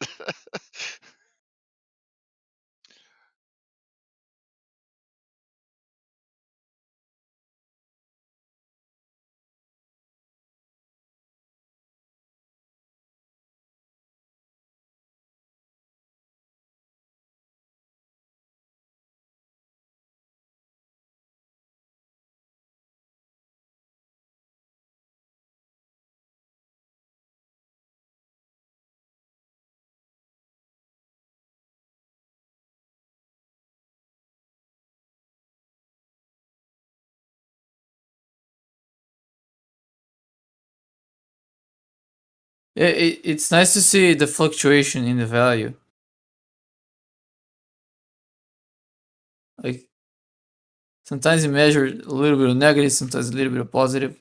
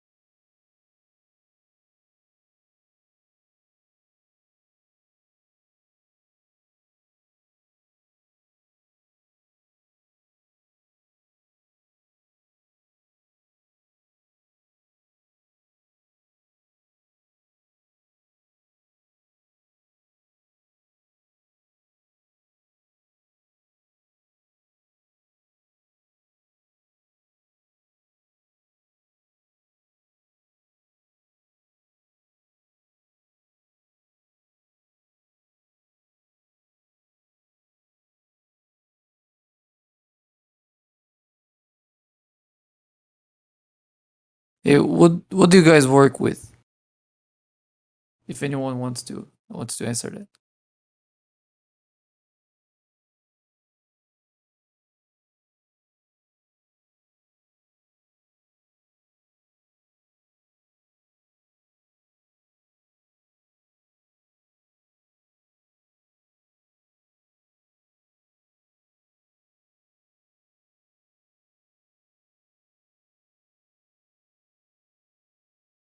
I know I probably did the math wrong on this, Jeremy, but with you throwing your ball up in the air, straight up in the air with no atmosphere, that ball will land 345 miles from you.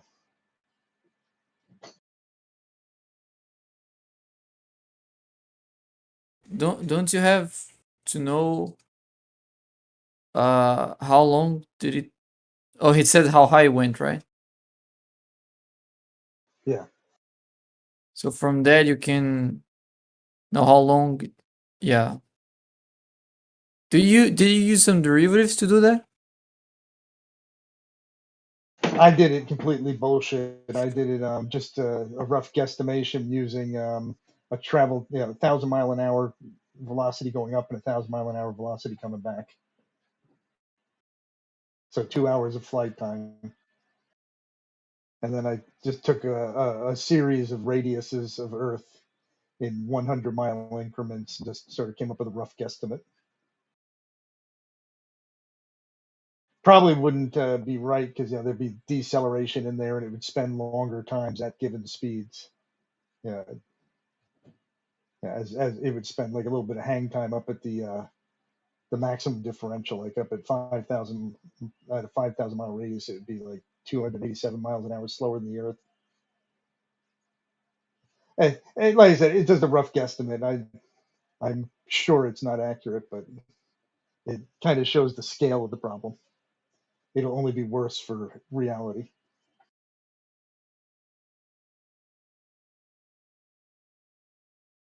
Yeah. I think I'm gonna take calculus again. I don't remember almost anything.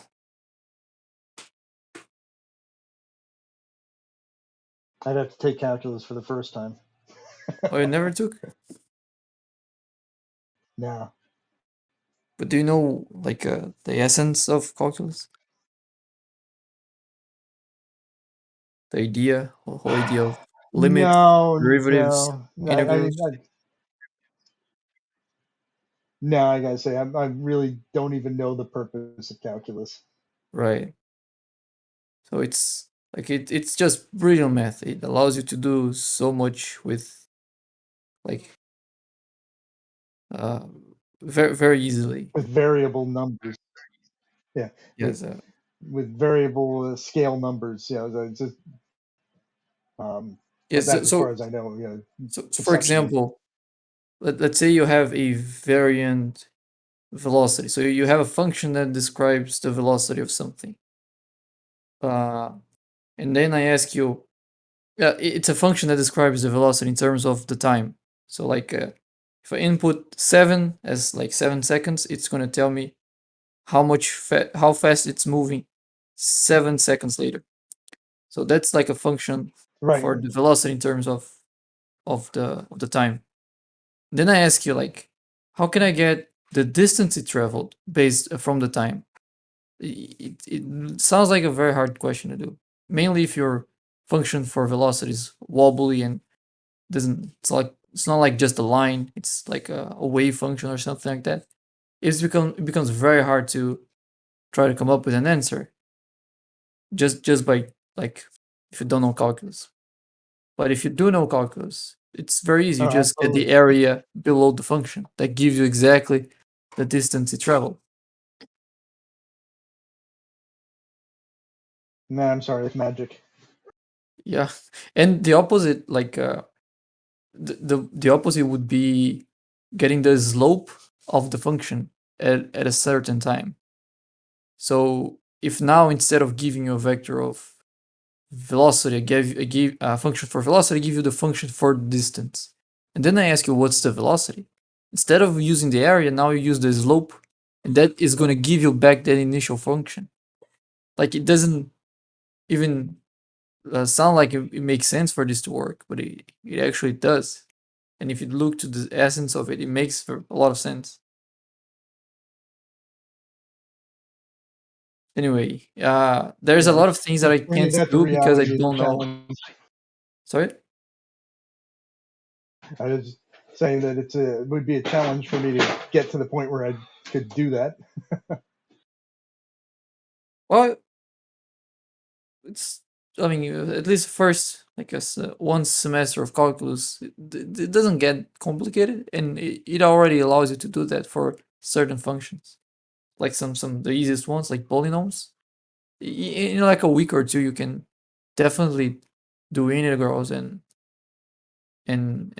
derivatives from polynomials, for example. Polynomials, are they related to poly pockets? No, it's like a category of functions. Like a polynomial would be like x to the power of something times a constant plus x to the power of another thing times a constant plus, like, if you only have those kind of things on your function, that's a polynomial. You don't have anything to the power of x, you don't have sine, you don't have cosine, so that's just a polynomial.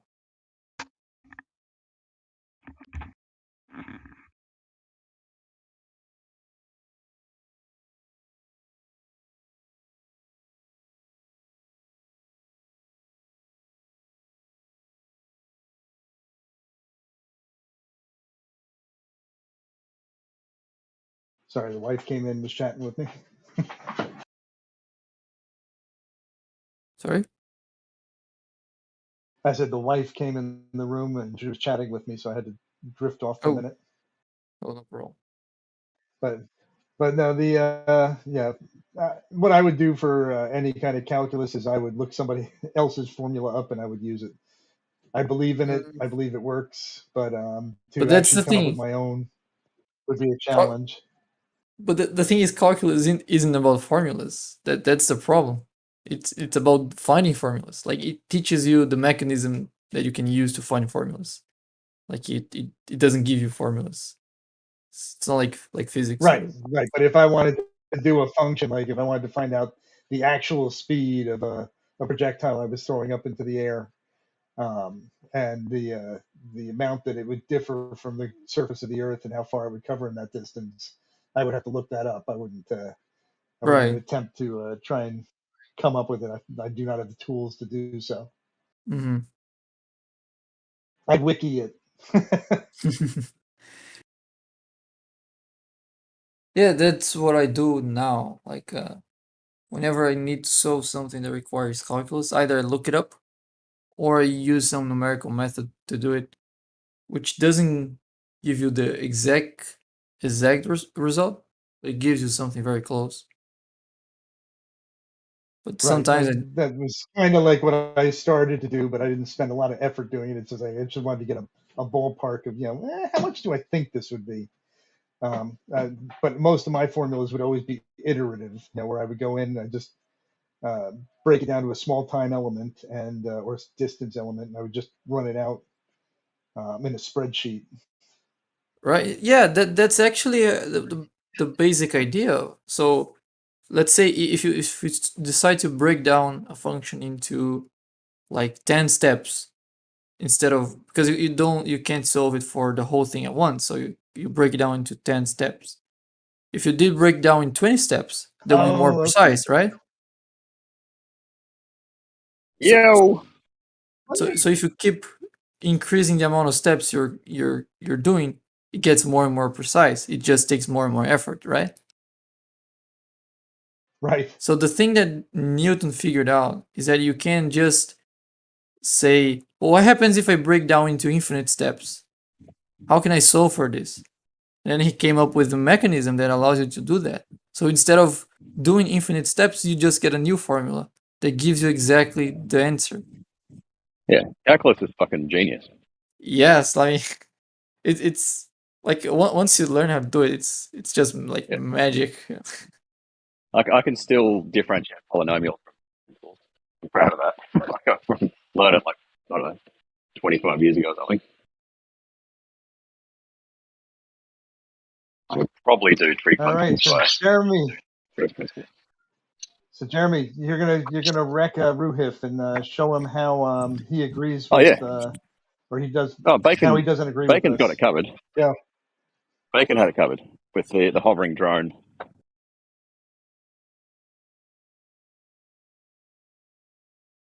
The hovering drone in the vacuum chamber, or sorry, in the chamber. No. If the hovering drone was like 2 inches above the surface, right? So it lifted off and was 2 inches above the surface. Yeah, it would be hours, possibly days, before you'd see a deviation. How long?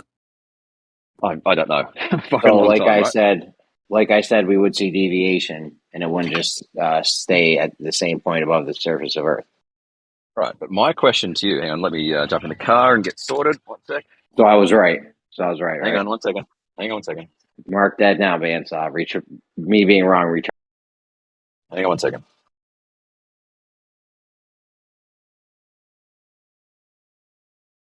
Yeah, well, you're actually right and wrong because no drone could ever perform what you're saying.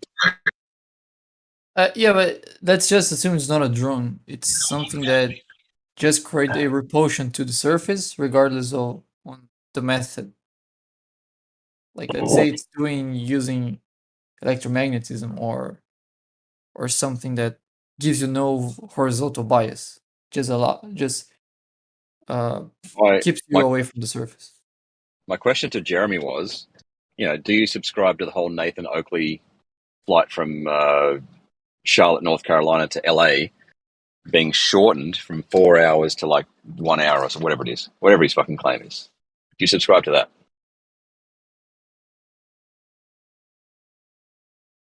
I don't know what you're saying. What did you say, Chief? Okay, so, one of Nathan Oakley's QE's questions is, if Coriolis was real, then a flight from Charlotte, North Carolina to LAX, which usually takes 4 hours, would only take 1 hour.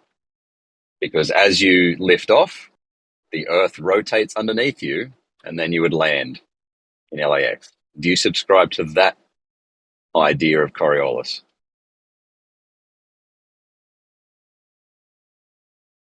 What are they saying? That a flight should be shorter in one direction? Yeah, by a huge amount, right? So let's say at that latitude, the rotational speed is 500 miles an hour. Okay? So as you take off, is the Earth rotating towards that plane at 500 miles per hour, therefore shortening the flight time significantly? Is that your understanding? Not in your nutcase model where you got the air rotating, you got gas rotating with a sphere. Yeah, again, ignore the atmosphere.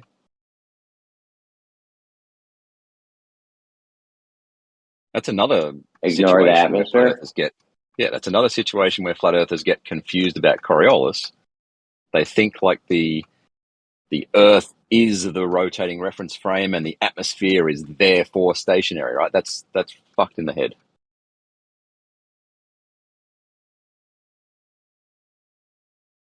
What's your point? But is that your is your understanding of Coriolis? Bro, I'm not trying to take on no one else's arguments, bro. I'm not trying to take on no one. I got my own arguments. I understand. Is your understanding of Coriolis that I take off and hover and have another location on Earth come towards me at 1,000 miles per hour? Is that your understanding? I already answered that like 5 minutes ago. I told you. What was your answer? Not in your nutcase model where you have the gas rotating with a sphere. No. Ignore the atmosphere. Ignore the atmosphere. Yeah, in the vacuum. Well, if the atmosphere wasn't there, Bacon already said there would be a drift and things would go different land masses would go underneath you. Right? Will that happen at 1,000 miles per hour? So do you still want me to ignore the atmosphere? Do you still want me to ignore the atmosphere? Will another continent come towards you at 1,000 miles per hour at the equator? Very simple question. Yeah, there's a distinction here. There's two ways you can look at it. One way is that as soon as you're not touching the surface, you're just not you just go lose your momentum somehow. Like the surface just keeps going in the speed it was going, and you just have no speed at all, and then you can see the Earth going insanely fast. That's one way people look at it. The other way is Joshua chapter 10. Earth stood still. Yeah. Or sun stood still. When I got a roundabout at a playground and I hover a drone over and say the roundabout's spinning at 10 miles an hour, I mean, if you put little land masses on the roundabout and hover the drone, the land masses would spin under the drone. Okay, so on Earth, on a spherical Earth, if I take off in a drone, is your understanding of Coriolis, will land come towards me at 1,000 miles per hour at the equator? Is that your understanding? Do you have me ignoring the atmosphere or not? Yes. Ignore the atmosphere. It's not relevant. Do you think Coriolis can only happen with an atmosphere? That's another fucking shit-ass misunderstanding. Yeah, there's I don't just know. a What's lot your of point? What's your point, misunderstanding. Rohith? What's your I'm point? trying to clarify your understanding, Jeremy. I What is understand your Coriolis. understanding Don't of worry Coriolis? about my understanding of Coriolis. I understand Coriolis in great detail. I'm checking that for myself. You should answer. I don't think that's the case. Once you said Yotvos effect should mess up with Foucault's pendulum.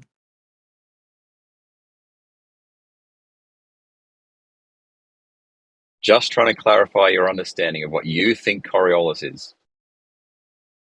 Coriolis is the apparent deviation from an object in a non-inertial object in an inertial reference Not a frame when viewed definition. from a non-inertial reference. But that's frame. all. That's Why off the can't top you of my answer, head, Jeremy? dude. That's off the top of my head. I'm not reading that off. You guys are spiraling. I can't get a word in. Hold on, guys. Slow down. Everyone, slow down, bro. No one's asking for the definition. We already know you memorized that. Jeremy was asked. Well, no, he was asked a question, so let him answer it. But that was not the answer for the question. You asked me what I thought Coriolis was. I was answering it. No. Exactly. I gave you an example and said, is this your understanding of Coriolis? And you haven't answered that. It's an applied definition. You have to use the applied definition, not just the definition.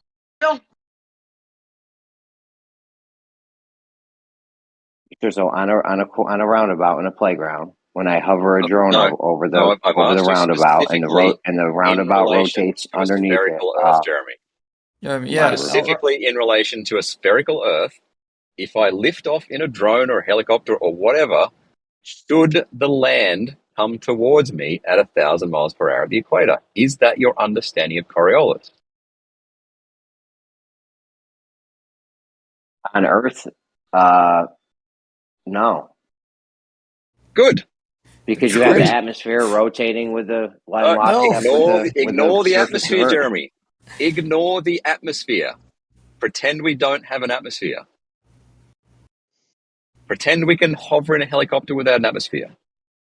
Okay, so what happens right now when we hover in a helicopter? Is there any deviation? No, because the Earth's rotating in lockstep. If there was no atmosphere, what would be keeping the helicopter glued to the Earth? How many times do I need to ask the question for you to get it? Did you hear what I said? Ignore You've the been atmosphere. asking a whole slew of questions, and now you're not going to respond to what I say. That's not how this is going to play out. I promise, Ruhif. I'm just going to end my interaction with you. Okay, Chief? Okay, sure. All right. Because I'm not just going to tell you things, and I have to acknowledge everything you say. Then I say something, and you just don't acknowledge it at all.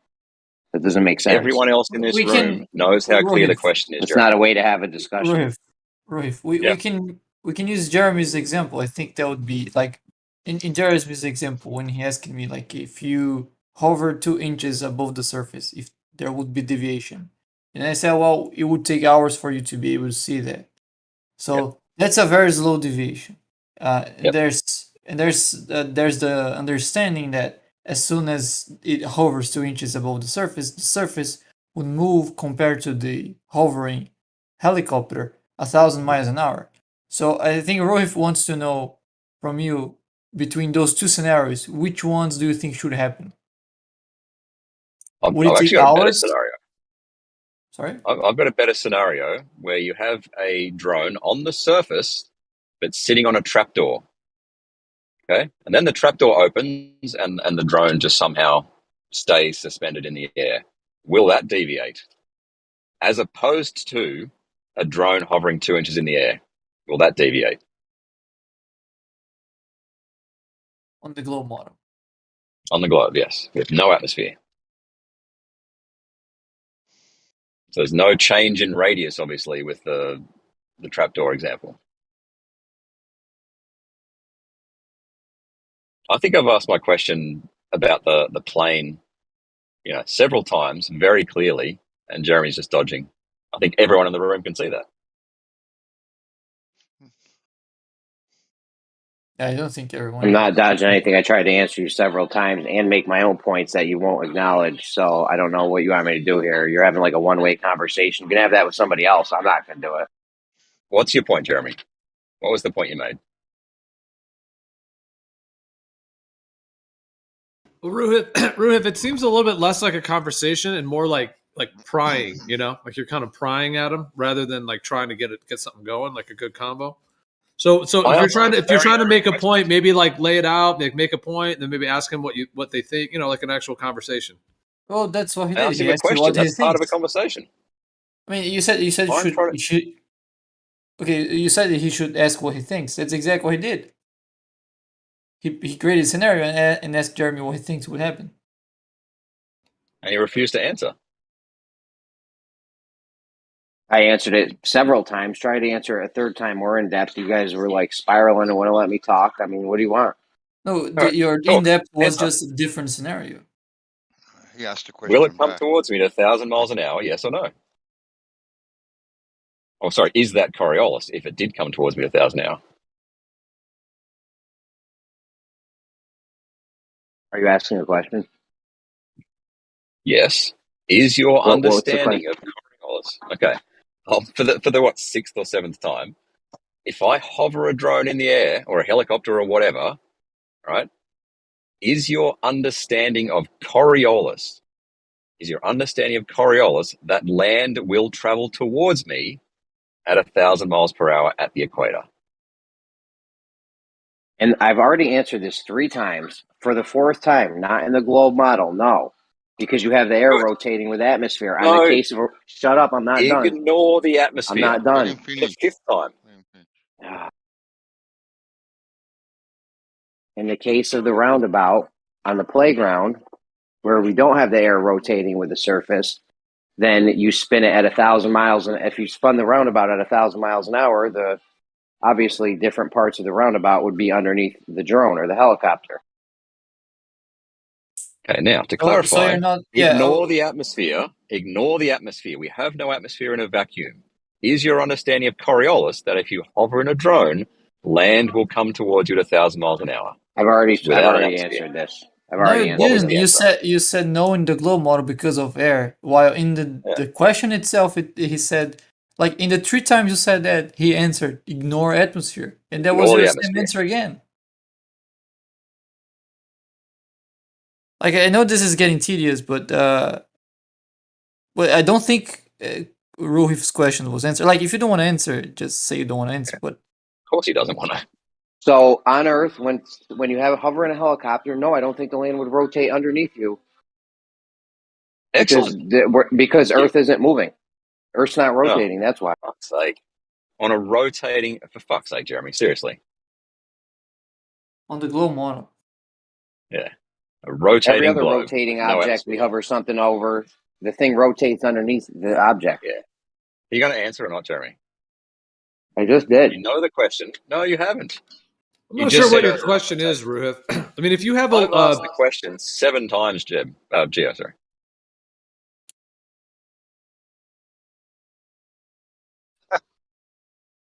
Yeah, the question is if it's gonna come at you at 1,000 miles an hour, or if it's just gonna deviate. Like Well, there's deviate at things- 1,000 miles an hour, more accurately. Yeah. The answer is yes. I don't know why Jeremy doesn't want to answer. Yeah, I think that's a fair answer. Okay, well, your mic was real quiet, just so you know. Sound zero. maybe we could give an example of what an answer Yeah, to that's that better. question would look like. Yeah, I don't know why Jeremy isn't answering. Ruhif, yes. You could provide an example of what an answer would look like. So, is your understanding of Coriolis that if you ignore the atmosphere and the Earth rotates underneath the object that has gone up, that the land would come towards that thing at 1,000 miles per hour? Let me just give two examples. Why are you not letting him answer? Why would you interrupt right there? No, that's pretty quick. That's pretty quick. That's pretty quick. Why is that the time you decide to interrupt? That's gonna be quick. If you just one sentence. Don't interrupt. Back off. Back off, The question was asked, Bacon. Don't interrupt. Oh, I'll answer. My answer is no, that's not Coriolis. That is not what Coriolis is. That's my answer. That's your answer. Okay. That's my answer. What is Jeremy's answer? Yeah, he asked if you could give an example of what an answer would be. Like there's two obvious examples. One would be yes, the other would be no. That question those two answers would satisfy Ruhi's question. Correct. Hey, holy shit, for the 10th time, what is your question, man? Come on, Jeremy. Come on, The champ. question, Jeremy, is that if you hover an helicopter on the globe model and there's no atmosphere, you will see the Earth coming 1,000 miles or passing 1,000 miles. Exactly.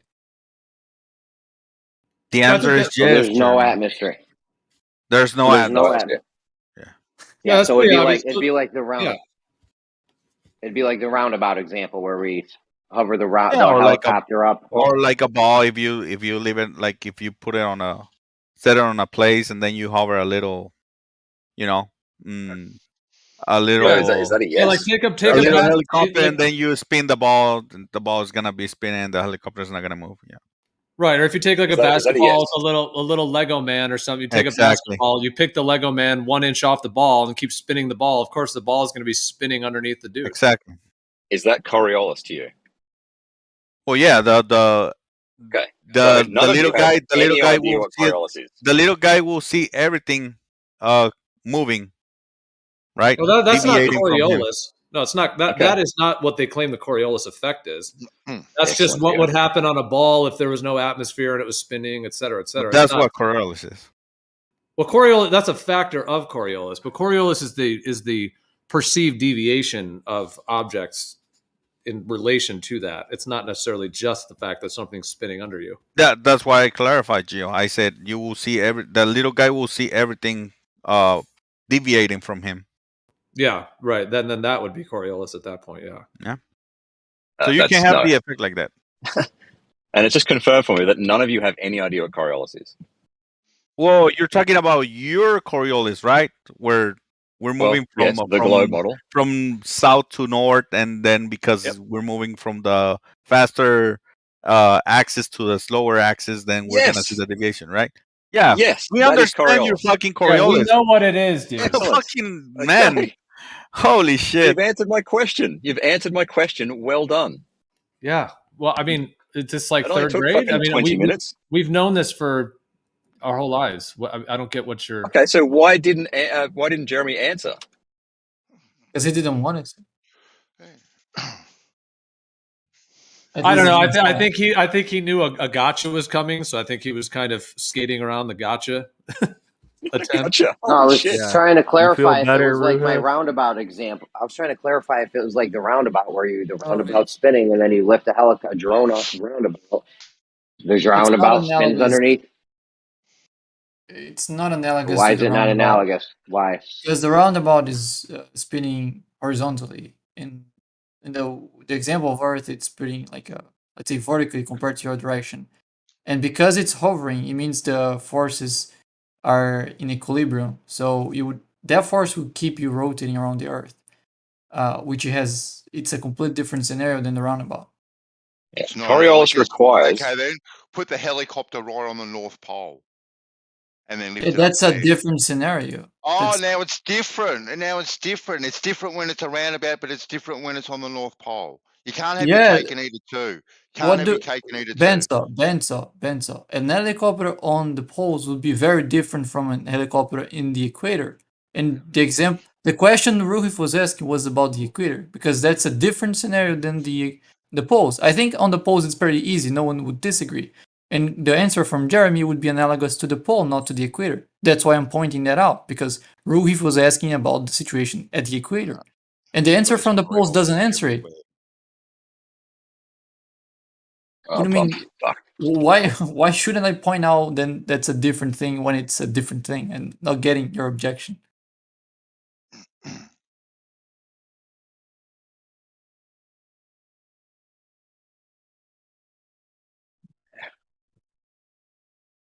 Like when in the roundabout, if you leave the surface, you're only left with your tangential velocity. There's nothing keeping you at the same distance to the center of the roundabout. That's not comparable to Earth, because on Earth, if you're hovering, it means you have a downward force that is keeping you at the same distance to the center of the Earth. That's the main difference. Yeah, Coriolis requires that there be some change in angular velocity. So lifting 2 inches off the ground, your radius has increased by 2 inches, which is going to make fuck all difference to the angular velocity. You said to the Coriolis linear requires speed. what?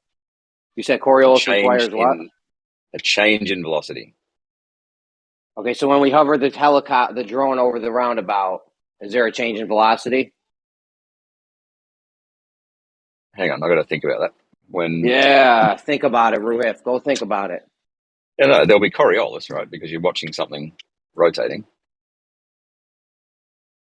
And is there a change in velocity? If it's just hovering there.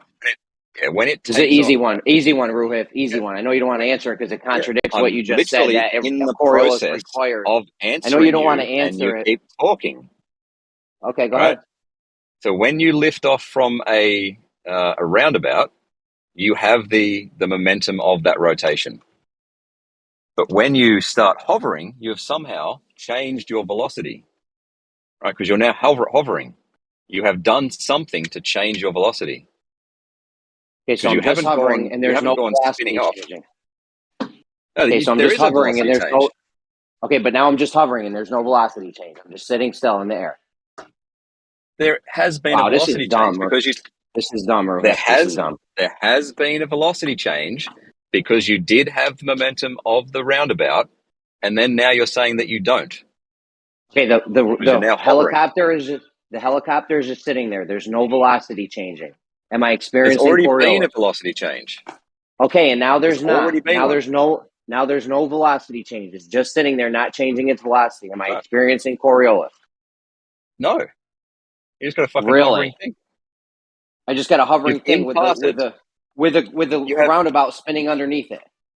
You have imparted some force to lose the momentum you had. Again, halfway through an answer. Yeah, my bad. Right? My bad. So you're rotating on the roundabout. You lift off. You still have that momentum, but now you're saying you're hovering above the roundabout. You have done something to lose that momentum. Yep. So I'm hovering above a roundabout, and there's no velocity change. I'm just sitting there There already hovering. has been. There already has Is been. there?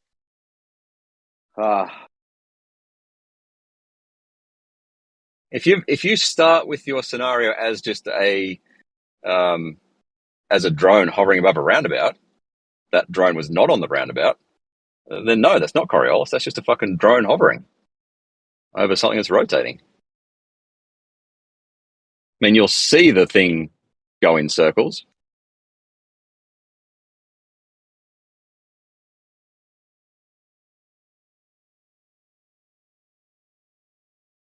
It's like saying, So if I do hover a we drone, see stars rotate? Is that Coriolis? I wouldn't call that Coriolis. What do you reckon, Bacon? Would you call Sorry? that Coriolis? If like his fuck. Sorry, I wasn't scenario? following.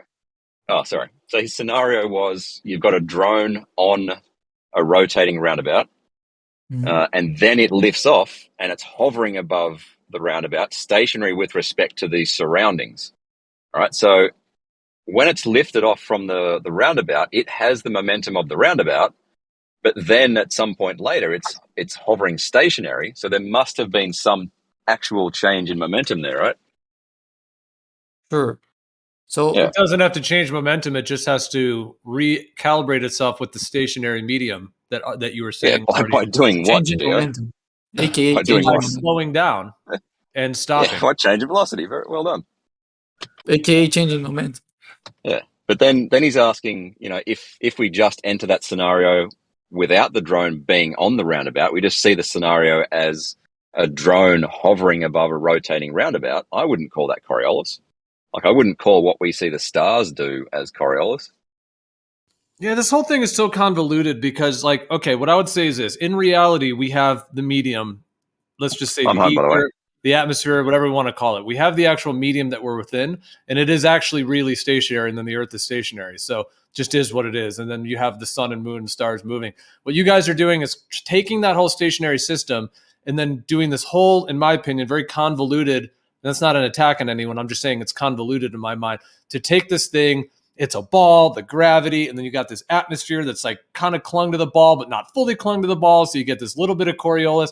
It's just it's just a mind mangle. And measurable.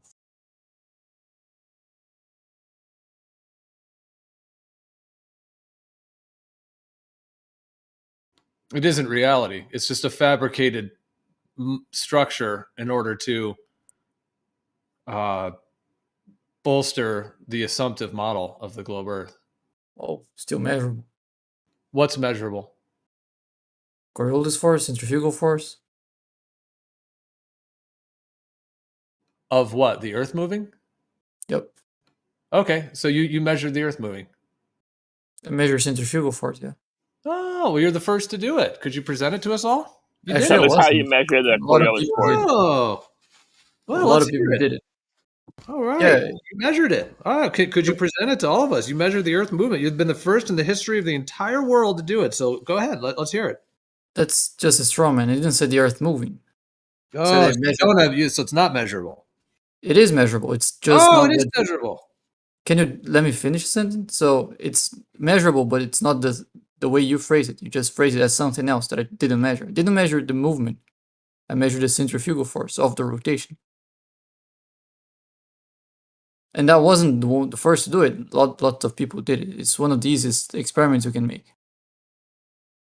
Doesn't that necessitate movement? Sorry? Doesn't the centrifugal force necessitate movement? Well, the Earth could be at the same position, just spinning. You would have centrifugal force. The Earth didn't have to move. So you to have- didn't to measure have the Earth centrifugal movement, but you did measure centrifugal force, which you think is a result of the Earth moving. Centrifugal said it's force not is moving, by it's spinning. definition.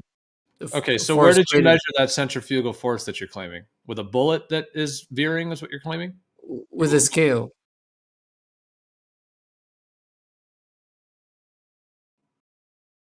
So there's something called weight, which is a downward force. And one way to measure that is to use a scale, right? So centrifugal force would change that that force. If And you that would assume you're depend. on a globe and then that's what's causing it, it's still Yeah, a if you you assume, didn't measure assume, anything. You didn't objectively measure anything. if you assume you're on a flat surface, there's no reason to expect that to happen. If you're in a rotating Why not? Earth, What, hold on. Why do you say there's no reason to expect that to happen? Why would you make that up? I'm not making it up. There's no implication on. We have a stationary plane, therefore we have a centrifugal force. That's just not a connection you can. You're calling it centrifugal. Are you talking about things that you're claiming way differently at different latitudes? Sorry? You talk about things that you're claiming that things that way different at different latitudes? Not only that, but they also change in a way that matches what you expect on a rotating Earth.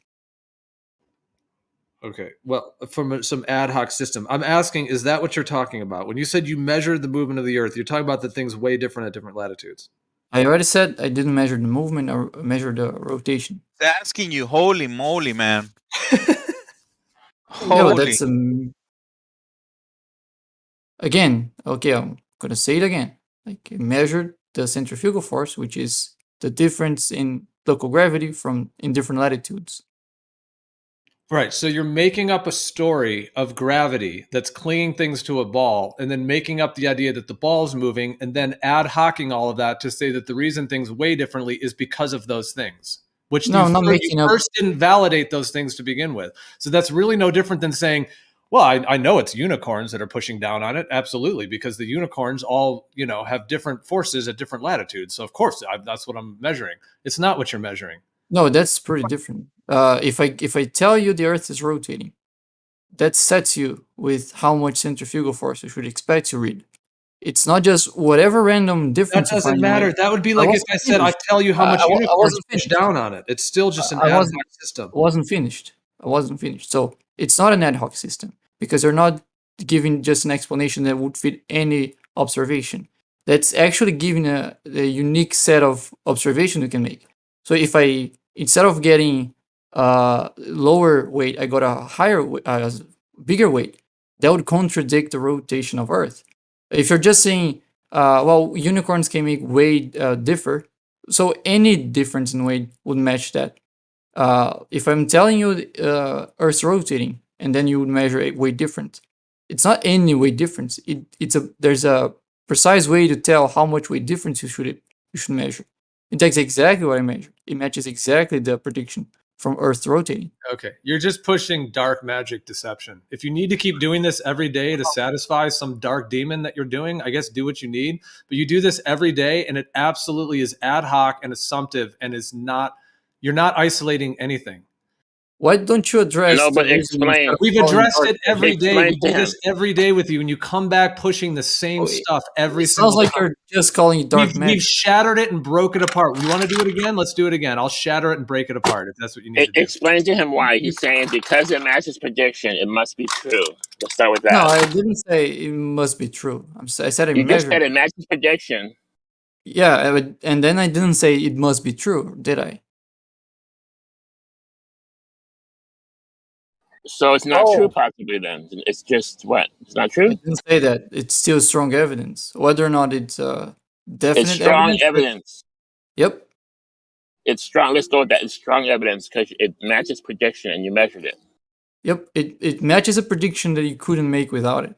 So if you didn't know the Earth was rotating at once a day, and latitudes were this degree above the equator, if you didn't know that, you couldn't come up with a function to describe weight difference.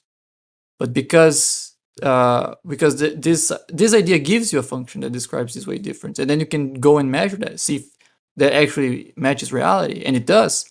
And to think it's something else causing it, even though we have something that predicts exactly that would be the ad hoc.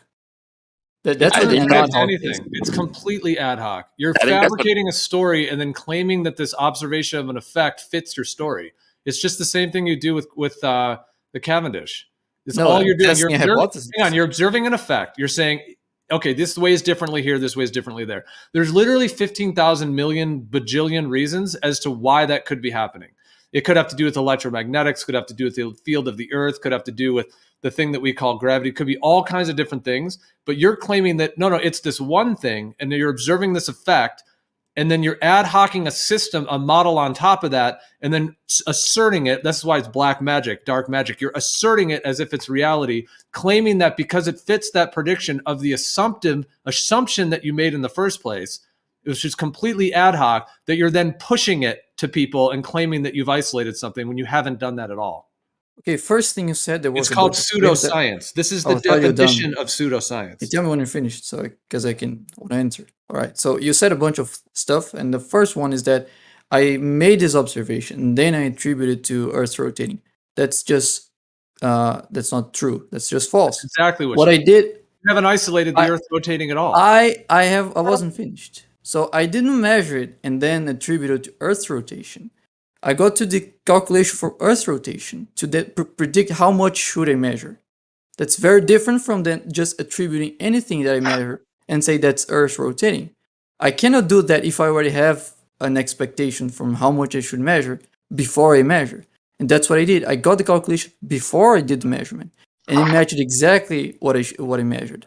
So now you can say, well, there's a number of other things I could cause it. The ether, electromagnetism, gravity. First of all, electromagnetism cannot cause that because the material is not a relevant factor. And if it was electromagnetism, it would be. And second of all, if you're giving alternative explanation to this phenomenon that you already know exists, that's what an ad hoc is. And that's not what I did. I first came up with the prediction and then I did the measurement. You're using my measurement and saying those are the other possibilities. Those are ad hocs. That's what an ad hoc is. This the weight? Is this the weight thing with latitude you guys are talking about? Yep. So yeah, it's an affirming the consequent fallacy, an if P then Q fallacy. If Earth's rotating, then I'll notice weight change at different latitudes. I notice weight change at different latitudes, therefore Earth's rotating. Classic if P then Q fallacy. I don't care if to be a fallacy, like if I was saying this is absolute proof, of course that would be a fallacy. I'm just saying that's strong evidence because it's very hard for a wrong hypothesis to give you correct predictions before you have the measurements. Right. So now you've admitted that all you have is Go ahead, Silent. Oh, I was gonna say if he doesn't care, then you can insert anything that you want into that effect and claim it to be. Actually, right? no. Say, unicorn farts are making it weight more. I think you didn't hear anything. We see the weight happening, so therefore it's not real. You didn't hear anything. Less valuable of a thing to say than that. No, yeah, it's just you pseudoscience. guys completely forgot what I just said, or you didn't listen to it, because I just said I came up with the values from the model first. And then I did the prediction. You can say what? You can come up with the values from the level of unicorn farts at different latitudes. I wasn't finished. I wasn't finished. If you say unicorn farts create weight difference, you don't have a way to connect that to you don't have a way to find a function from that. That sure doesn't give you any. There's different species of unicorns at different latitudes. I wasn't finished. I wasn't finished. So there's no way. I'm gonna tell two different people unicorn's fart can make weight difference, and they come up with the same function for how much weight should differ. Are you listening to what I'm saying, Silent? Because you're just saying bacon in the middle of my point. What you're not comprehending is that we can make a model for anything, make it fit. That's not, right, but that's different. That's very different from what I'm saying, Silent. You're not listening.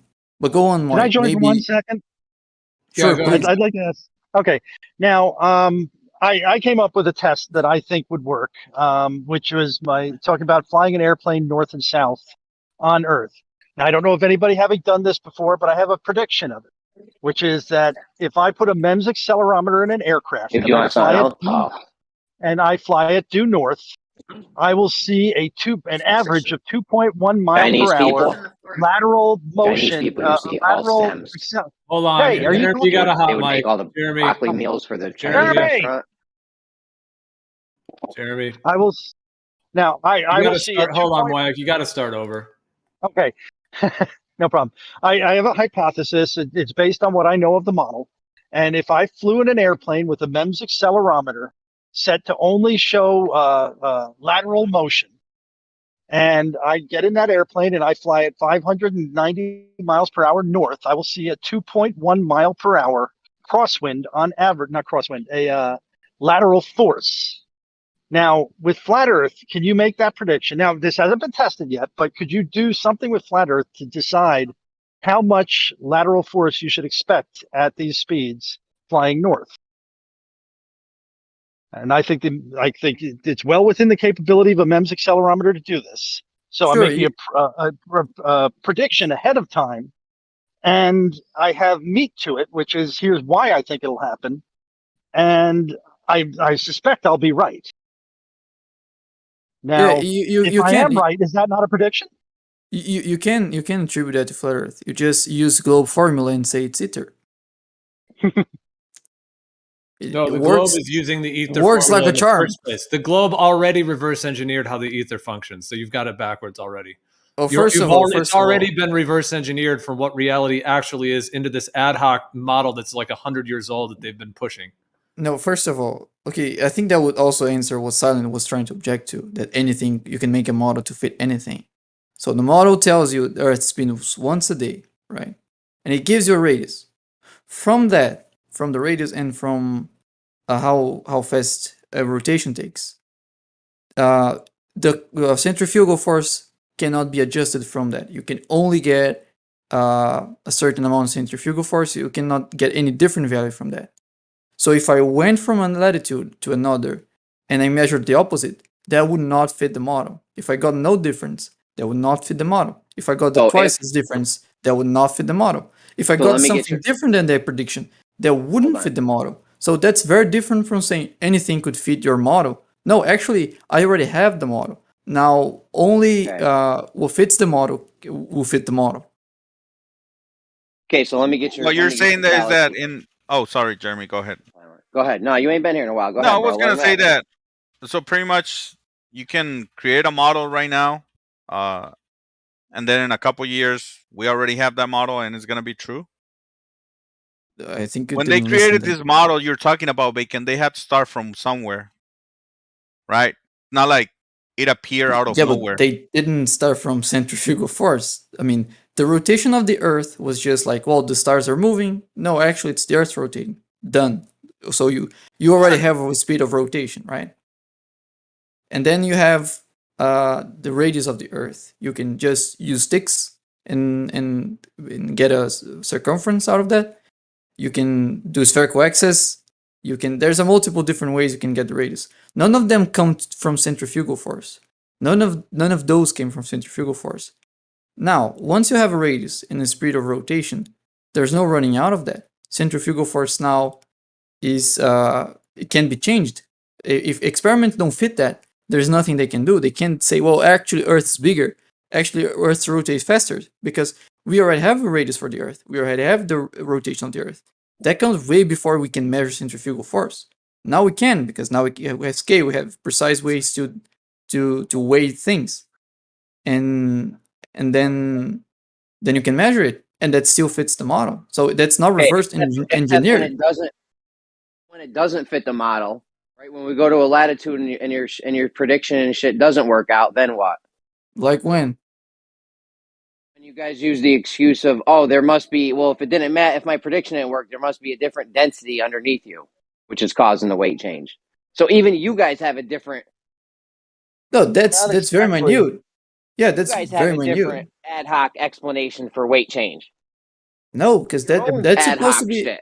That's supposed to be very minute. That cannot be used to justify any measurement. So, for example, if I'm getting instead of getting 5 grams difference, I get 10 grams different. There's no way you could attribute that to local gravity. I wouldn't accept that as an answer. That just wouldn't fit. This is a while ago.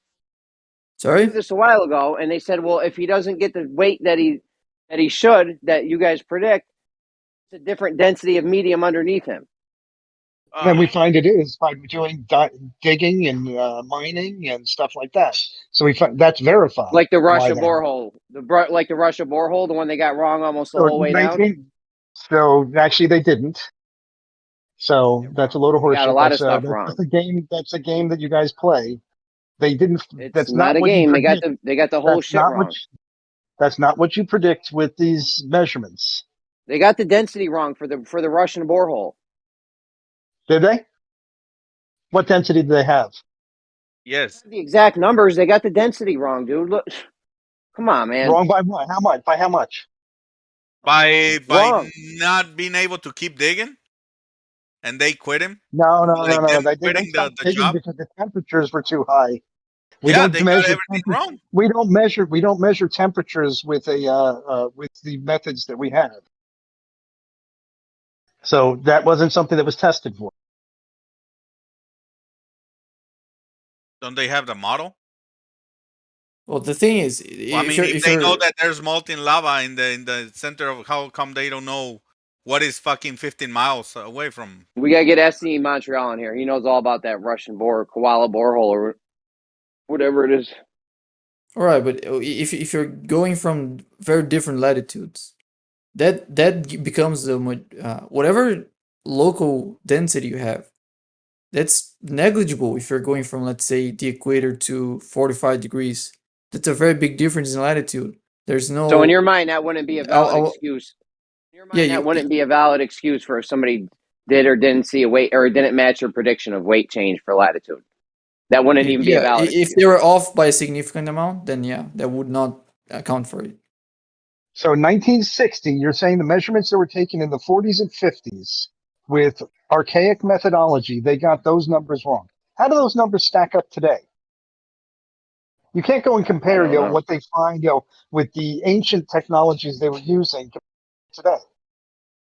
Never tried to dig So- 8 miles deep since? Well, I know that they can do things miraculously that they couldn't do back then, which is they can find oil fields, and they're doing it wonderfully now. They've got ground penetrating radar. They've got new seismic methodology, higher sensitivities,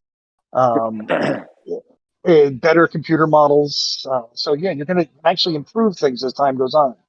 Now Okay, they so- were digging a very complex environment where they chose to do the Kohler deep borehole, as I understand it, and I don't know how well that was predicted to begin with, and I don't even know how good the Russians did it. They could have totally fucked up. Okay, but according to this guy now, that wouldn't even be a good excuse for if the weight change didn't match the latitude change. So that's not even a valid excuse, right? Right? Well, Is that no, Bacon? the weight change does match latitude. So are you saying one exception here and there because there happens to be a super dense iron ore deposit? I mean, those are expected, and that's how we find iron ore now. But that's all in the fractions of a. It's not an error necessarily. That's in the fractional measurements of what we measure. Okay, so you think if the weight change didn't match your prediction for latitudes, then the density underneath you is a valid excuse or isn't a valid excuse? I'm just trying to I would figure say it it out. would have to be within a range. Yeah, again, that depends. So, for example, if you're just changing 1 degree of latitude, then the local density of where you're on top of can be the more relevant factor. But if you're changing by, let's say, 40 degrees of latitude, then no, that's not gonna stack up on compared to the So if we move 40 centrifugal force. degrees and it doesn't match what you say, what the expected value would be, we can't blame it on density. It's something else at Right? play. Yeah. So let's say if that's within, let's say, 10% of margin of error, then yeah. Well, what do you mean? Hold on. What 10% margin of error? You know how much a thing is going to weigh on each latitude, right? The centrifugal Within a force. range. Yeah, but Within a I'm range. saying, Why within a range? Can't you crunch the numbers and see how much it's going to weigh? no, because that's not the Because only factor, materials? but that's the. Okay, go on. All right, I'll go Because then. I was gonna say, yeah, because they have different materials that actually cause different amounts of density, or there's different amounts of density that cause different gravitational effects. So within that margin of error, we only have so far we can go with those materials theoretically, and seems like the centrifugal effects are pretty uniform. So now you just got to decide whether the density matches.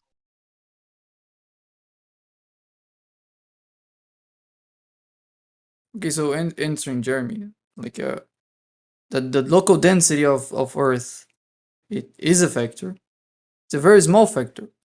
But if you move across many degrees of latitude, centrifugal force is just way bigger than that. So that's still going to be a factor. So if you're just calculating centrifugal force, that might not be 100% accurate because that's the only gaming, like it's the only thing playing a role in it. But I would say it's at least 90% accurate. That's just a guess, but I got exactly what my scale could measure. Like my scale measured 0.1 gram difference, and there should be a 0.5 difference, and then I got a 0.5 difference. So maybe if I had more decimal case, it wouldn't be exactly 0.5. It could be 0.45 or 0.55. That would then be a different difference than I expected, but it would still be very close. I've been looking into it, and I think they're fudging the numbers because they don't get the right number. Then they try to say, "Oh, barometer, oh, the density of the air is messing with this." Well, density can play a factor, varies, but those are all pretty negligible. Like the majority, the biggest factor, if you're changing latitude by a significant amount, it's going to be the latitude, not the air pressure or. But is density a bigger factor than latitude? No, density is not a bigger factor. I mean, unless you measure in a vacuum chamber, assuming you're just measuring without a vacuum chamber, just putting on a scale, then yeah, the pressure is not going to be that much of a difference. It's still going to be more or less 1 atmosphere of pressure, and that the variation you get from 1 atmosphere isn't that significant. Might be more of a difference if you only move 5 miles. Sorry? Because it might be this more of a difference if you only move 5 miles. Then air pressure might be a greater change. That's why you have to go larger distances because air pressure can only vary so much. Yeah, exactly. So if you're just changing your latitude by a little amount, of course you can find other factors that would be more significant, but none of them. Like if you have a pocket scale, you're not going to be able to measure those. You need something a lot more precise to find things like the density of the ground being a factor or the pressure being a factor. But the latitude, it's so much more significant that cheap scales can do it, like the one I bought. Like I bought just to do that, and it worked. Maybe they made that scale to fake it. Yeah, Got maybe there's a GPS GPS. on it. Yeah, there's a GPS on the scale. Well, It's quite amusing actually to see how hard some of you guys fight to be so right. Like measuring stuff. No, The backup, what we say? just the backup. Yeah, it does back up. You guys fight so hard to be right. Oh. I mean, they're doing the thing. I mean, I don't know. But what I started to say about the doing their airplane. thing. Well, this is why White's word changed. Are you doing the thing, Benzo? White's changed his name to Slappers Be Slapping, and I was like, what does that mean? I was like, what does that mean? And he was like, well, he's like, when the Globers come in here and use all this ad hoc and assumptive stuff and they feel like they won something, they walk away and they're all high-fiving each other. That's what that means. Slappers Be Slapping.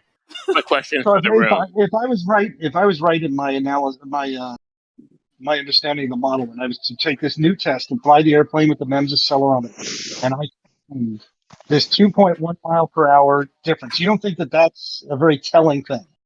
Are you going to do it? Are you going to do it, Mike? It's irrelevant at this point. The question is that's a prediction ahead of time, and I'm actually thinking about trying to get somebody to do it for me because I don't have ready access to an airplane. I have a question for the room back on the other subject. Sorry, I don't want to interrupt you, but back on the subject of the scales on latitude, you guys are talking about like the barometer, the air pressure makes a difference. But I think it's a joke because you have a 500 gram weight, and like if I blow some gas, it's going to make a difference in measurement, right? I don't think so. But look at this. What if you're saying that the air pressure makes a difference? How about the scale may not be level, completely level? If it's tilted off a little bit, won't that also mess up the measurement? You don't level your scales. I noticed that. Let me try this right now. I'm gonna get my Hang on. scale, If I get and on I'm my gonna. scale and start going sideways, it starts the weight gets off. So you don't. I just thought about that. What about measuring the scales at their level? Yeah, but how much off does the scale need to be to pick up How would you know if you don't measure it? Yeah, I'm gonna do it right now. So I'm gonna like because I still have my stuff here that I use to measure, and I still have my scale here, and I can try to tilt it. You see how much I have to tilt it to get the other weight, the weight that was closer to the equator, right? Yeah. And like I used that in the dinner table of my girlfriend's house when I measured it when I got there. Mhm. That didn't seem tilted at all. I don't think that would be as close as tilted as needed to be to account for that. But I can do it right now. See how much I have to tilt it. Do you have a 500 gram weight? It was 497 grams. I don't. Let me see. I don't remember the exact, but it's a little bit below that. Almost 500. Start tilting it and see when the amount changes. Thank you. I Bacon, appreciate that. I don't have a scale myself. You took into account what Rumpus said? Hmm? You did? The density below you? You took that into account? The density below you. What is Yeah, that? right remember now? when I did that shit with the weight, I didn't have no result. Then you guys said it was because there's different spots on Earth with different densities. Well, how And if much did you you don't see the travel? result, I don't know. How much did you travel? I 'Cause, I mean, we travel. were explaining this like some minutes ago, and Yeah, so but I'm asking you, how did you took into account that, which you were saying that the reason why my test didn't work. I didn't because my scale isn't precise enough to get that. So if it was just that, I would get no Mine was. difference. Sorry? Mine was. Yeah, so you're asking about me. How did I take that into account? I didn't because What is mine. the accuracy of your scale? What decimal place does it go to? Wait, you didn't take that into account? Bacon. No, because mine can't pick that up.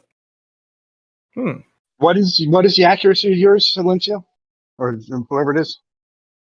I don't You flat remember. earthers and test it? Whenever they told me that, I stopped trying because, yeah, it didn't make sense to keep trying if Hey. they were gonna make excuses for my test Did it- to whenever I didn't have the results that they were expecting.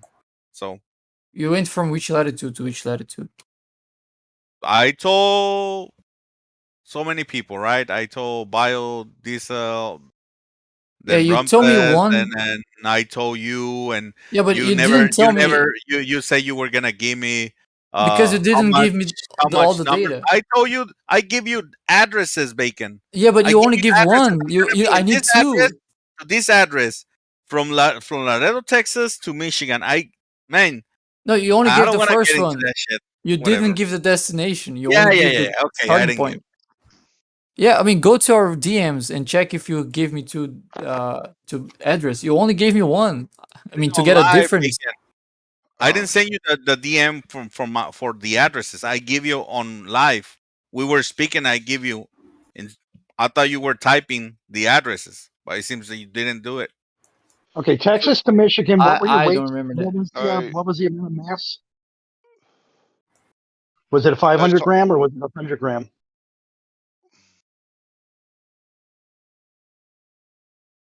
Was it 500 grams or 100 gram mass that you used? I had 10, 20, 50, 100, and 500. So you tested with the 500? Yeah. Okay. And your precision on your scale, do you know if it was 3 decimal places, 4 decimal places, and grams? What is that? The decimal place? The That's the little decimal. Oh, period it's after I think it's 3 or 4. Like. Oh, so that would be 10, wait, 10, yeah. Well, I think the 10,000? precision is. I'll give you right now exactly. What's the first and last latitude that he said? Like I have the first one. He sent me He DM'd you, but he didn't send the second one. Which is, of course, very much necessary.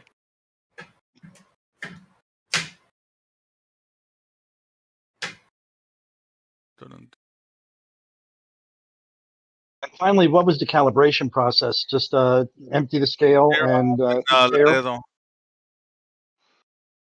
0 out in Laredo. That's what I did.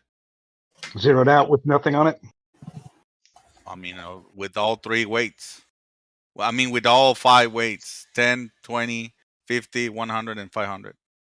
Then I got to Michigan. I put the weights. No difference at all. What do you mean you zeroed with the weights? Well, yeah, you calibrate it with the weights. You calibrate, not zeroed. Like zeroed is like when you said what the 0 is. So you calibrate it with the weights? With the weights, yes. Right. So what was the first latitude? I even bought a barometer because people were saying because of the pressure. And then I gave my results and Rumpus joined and started telling me that, yeah, it wasn't gonna, how you say? That I needed to take into account the underground below me, how dense it was, because there was spots where they was more dense. So start bringing a lot of excuses. At that point, I was like, makes no sense. Keep. Can you send me the second location? It's then I can. The precision is 0.01 grams of precision. No, I mean, can you give the second coordinate? Like, I have your starting one. Romulus, Michigan. Yeah, Romulus, Michigan. You can search it. Yeah, but that's a certain area, right? Like, I need the elevation as well. It's not going to give me the elevation, is it? You can search Banboard, Romulus, Michigan. The street. You want the exact address? Come on, Bacon. I'm not sure how to write that. Romulus. Right. 0.01. Very precise. That's a terrible scale. That's a terrible scale? Yeah, what is the expected difference at those distances? I never knew because I keep asking the Glovers to tell me what was going to be the difference for those weights. I never got any numbers. Nobody wanted to do it, right? And I wanted to do it. Shut up, Bacon. And you guys keep doing what you are doing right now, right? Just arguing about it. No, I wanted to do it. I asked you the locations so I could give you the calculator. I sent you a local gravity calculator so you can do it yourself. Now you know. Laredo, Texas, Romulus, Michigan, and those are the weights. And I have a 0.01 grams of how you say? Precision. So. And your heaviest weight is 500 grams? Yeah. Right. But the scale, let me make sure, because the 500 grams, I did it with the other scale that is not so precise because, yeah, it's up to, so it's up to 1,000 grams. No, hold on. Give me a second.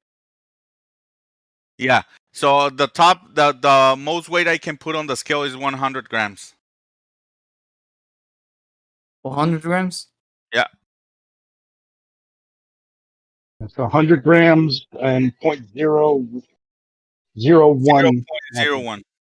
Okay, can you confirm the first location? Oh, that's first how if coordinate? you even blow on it, it gives you a reading. It's really precise.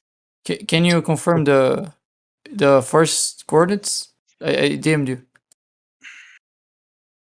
I'm playing, but sure.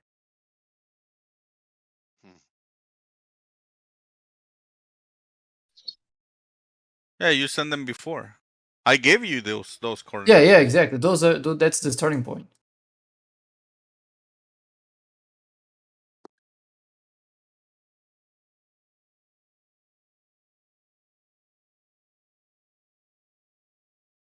I'm trying to remember what Blue got for his numbers because that was a very similar route to what Blue did.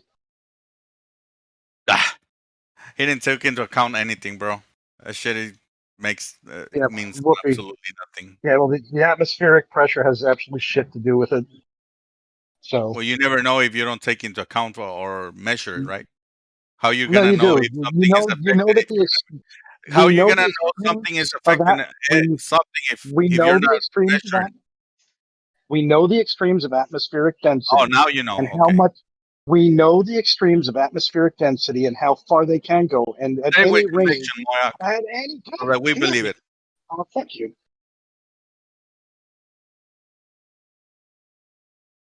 Why would barometric pressure have anything to do with the weight? Because it changes buoyancy force. Well, the scale or any scale, blow on it, put some pressure on it with pressure, and you will see. Or put the any scale, put it on a vacuum. No, Take but that's naked pressure. You will see. You will have a reading, and you're yeah. not setting anything on top of it. The second response Man, is your second response is correct. The vacuum chamber does actually answers it, but the first one doesn't answer because if you're blowing on the scale, it's not that it has pressure on top of it, but it has a pressure on top that is lower than the pressure below it. So the plate in which you're blowing does not have the high pressure below it, only has above it. That's why it measures the difference. If you would increase the pressure above and below the scale, and in the insides of the scale everywhere, then that wouldn't give a different reading. But it does affect the buoyancy force. That's why your answer about the vacuum chamber is correct, because the bigger the pressure, the bigger the buoyancy force, would make things lighter, not heavier. It Do doesn't it on make inside. Do it inside of a bag and blow into it more air. Then you're gonna have a different reading also. The vacuum chamber. Yeah. Well, the question was, how is pressure gonna affect the scale? Yeah, it does. Yeah, it does. Yeah, it does, but it's just very, very minute. Well, The difference between a complete vacuum and man, you people are funny. The difference between a 14.7. You are such a rude bastard. The difference between a 14.7 vacuum and 14.72 vacuum will only move the scale so much with a 500 gram mass. Now you've got to say, is that enough to account for this? And it was not. I don't remember the numbers though. You can find out how much 500 gram is in cc's, and you now can weigh the air for that for a complete vacuum. And you were pretty sure you weren't in a complete vacuum, right? And blue wasn't in a complete vacuum, right? And if that can't make the scale move enough, then that's not your effect. It's only going to move a couple of psi between anywhere he was on his route. Not 14 psi. That's a good point.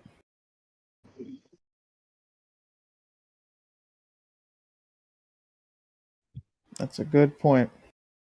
I feel like there's a lot of people who don't understand that there's like a limit, like an error limit kind of thing, where it's like they'll say, "Oh, this could have changed that," but no, it would have changed it on a very, very small scale to the point where it wouldn't, it wouldn't be an issue. But some of you people will be just using excuses, just be like, "Well, maybe," but no, get out of here. Anyway, that's silly. God, there's a lot of people in this chat.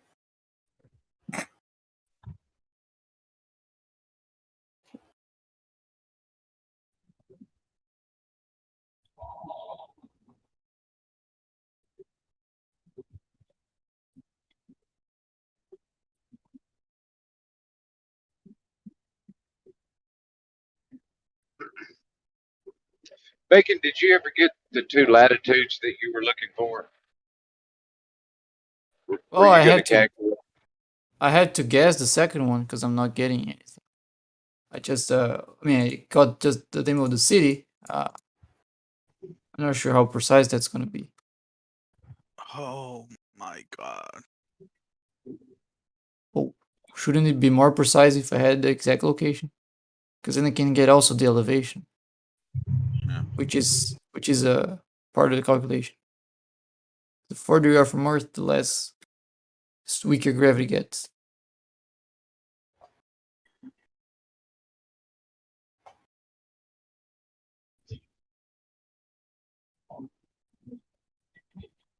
Dun, dun, dun, dun.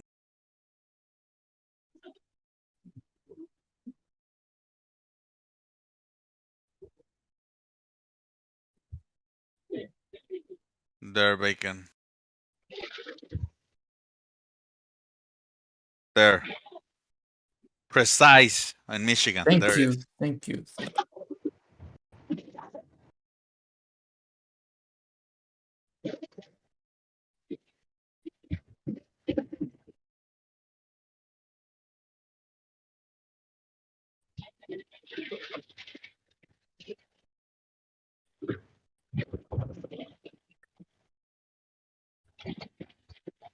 Also, change when you're doing this. Change the altitude from sea level all the way up to the actual measured altitude, and see how much difference that makes.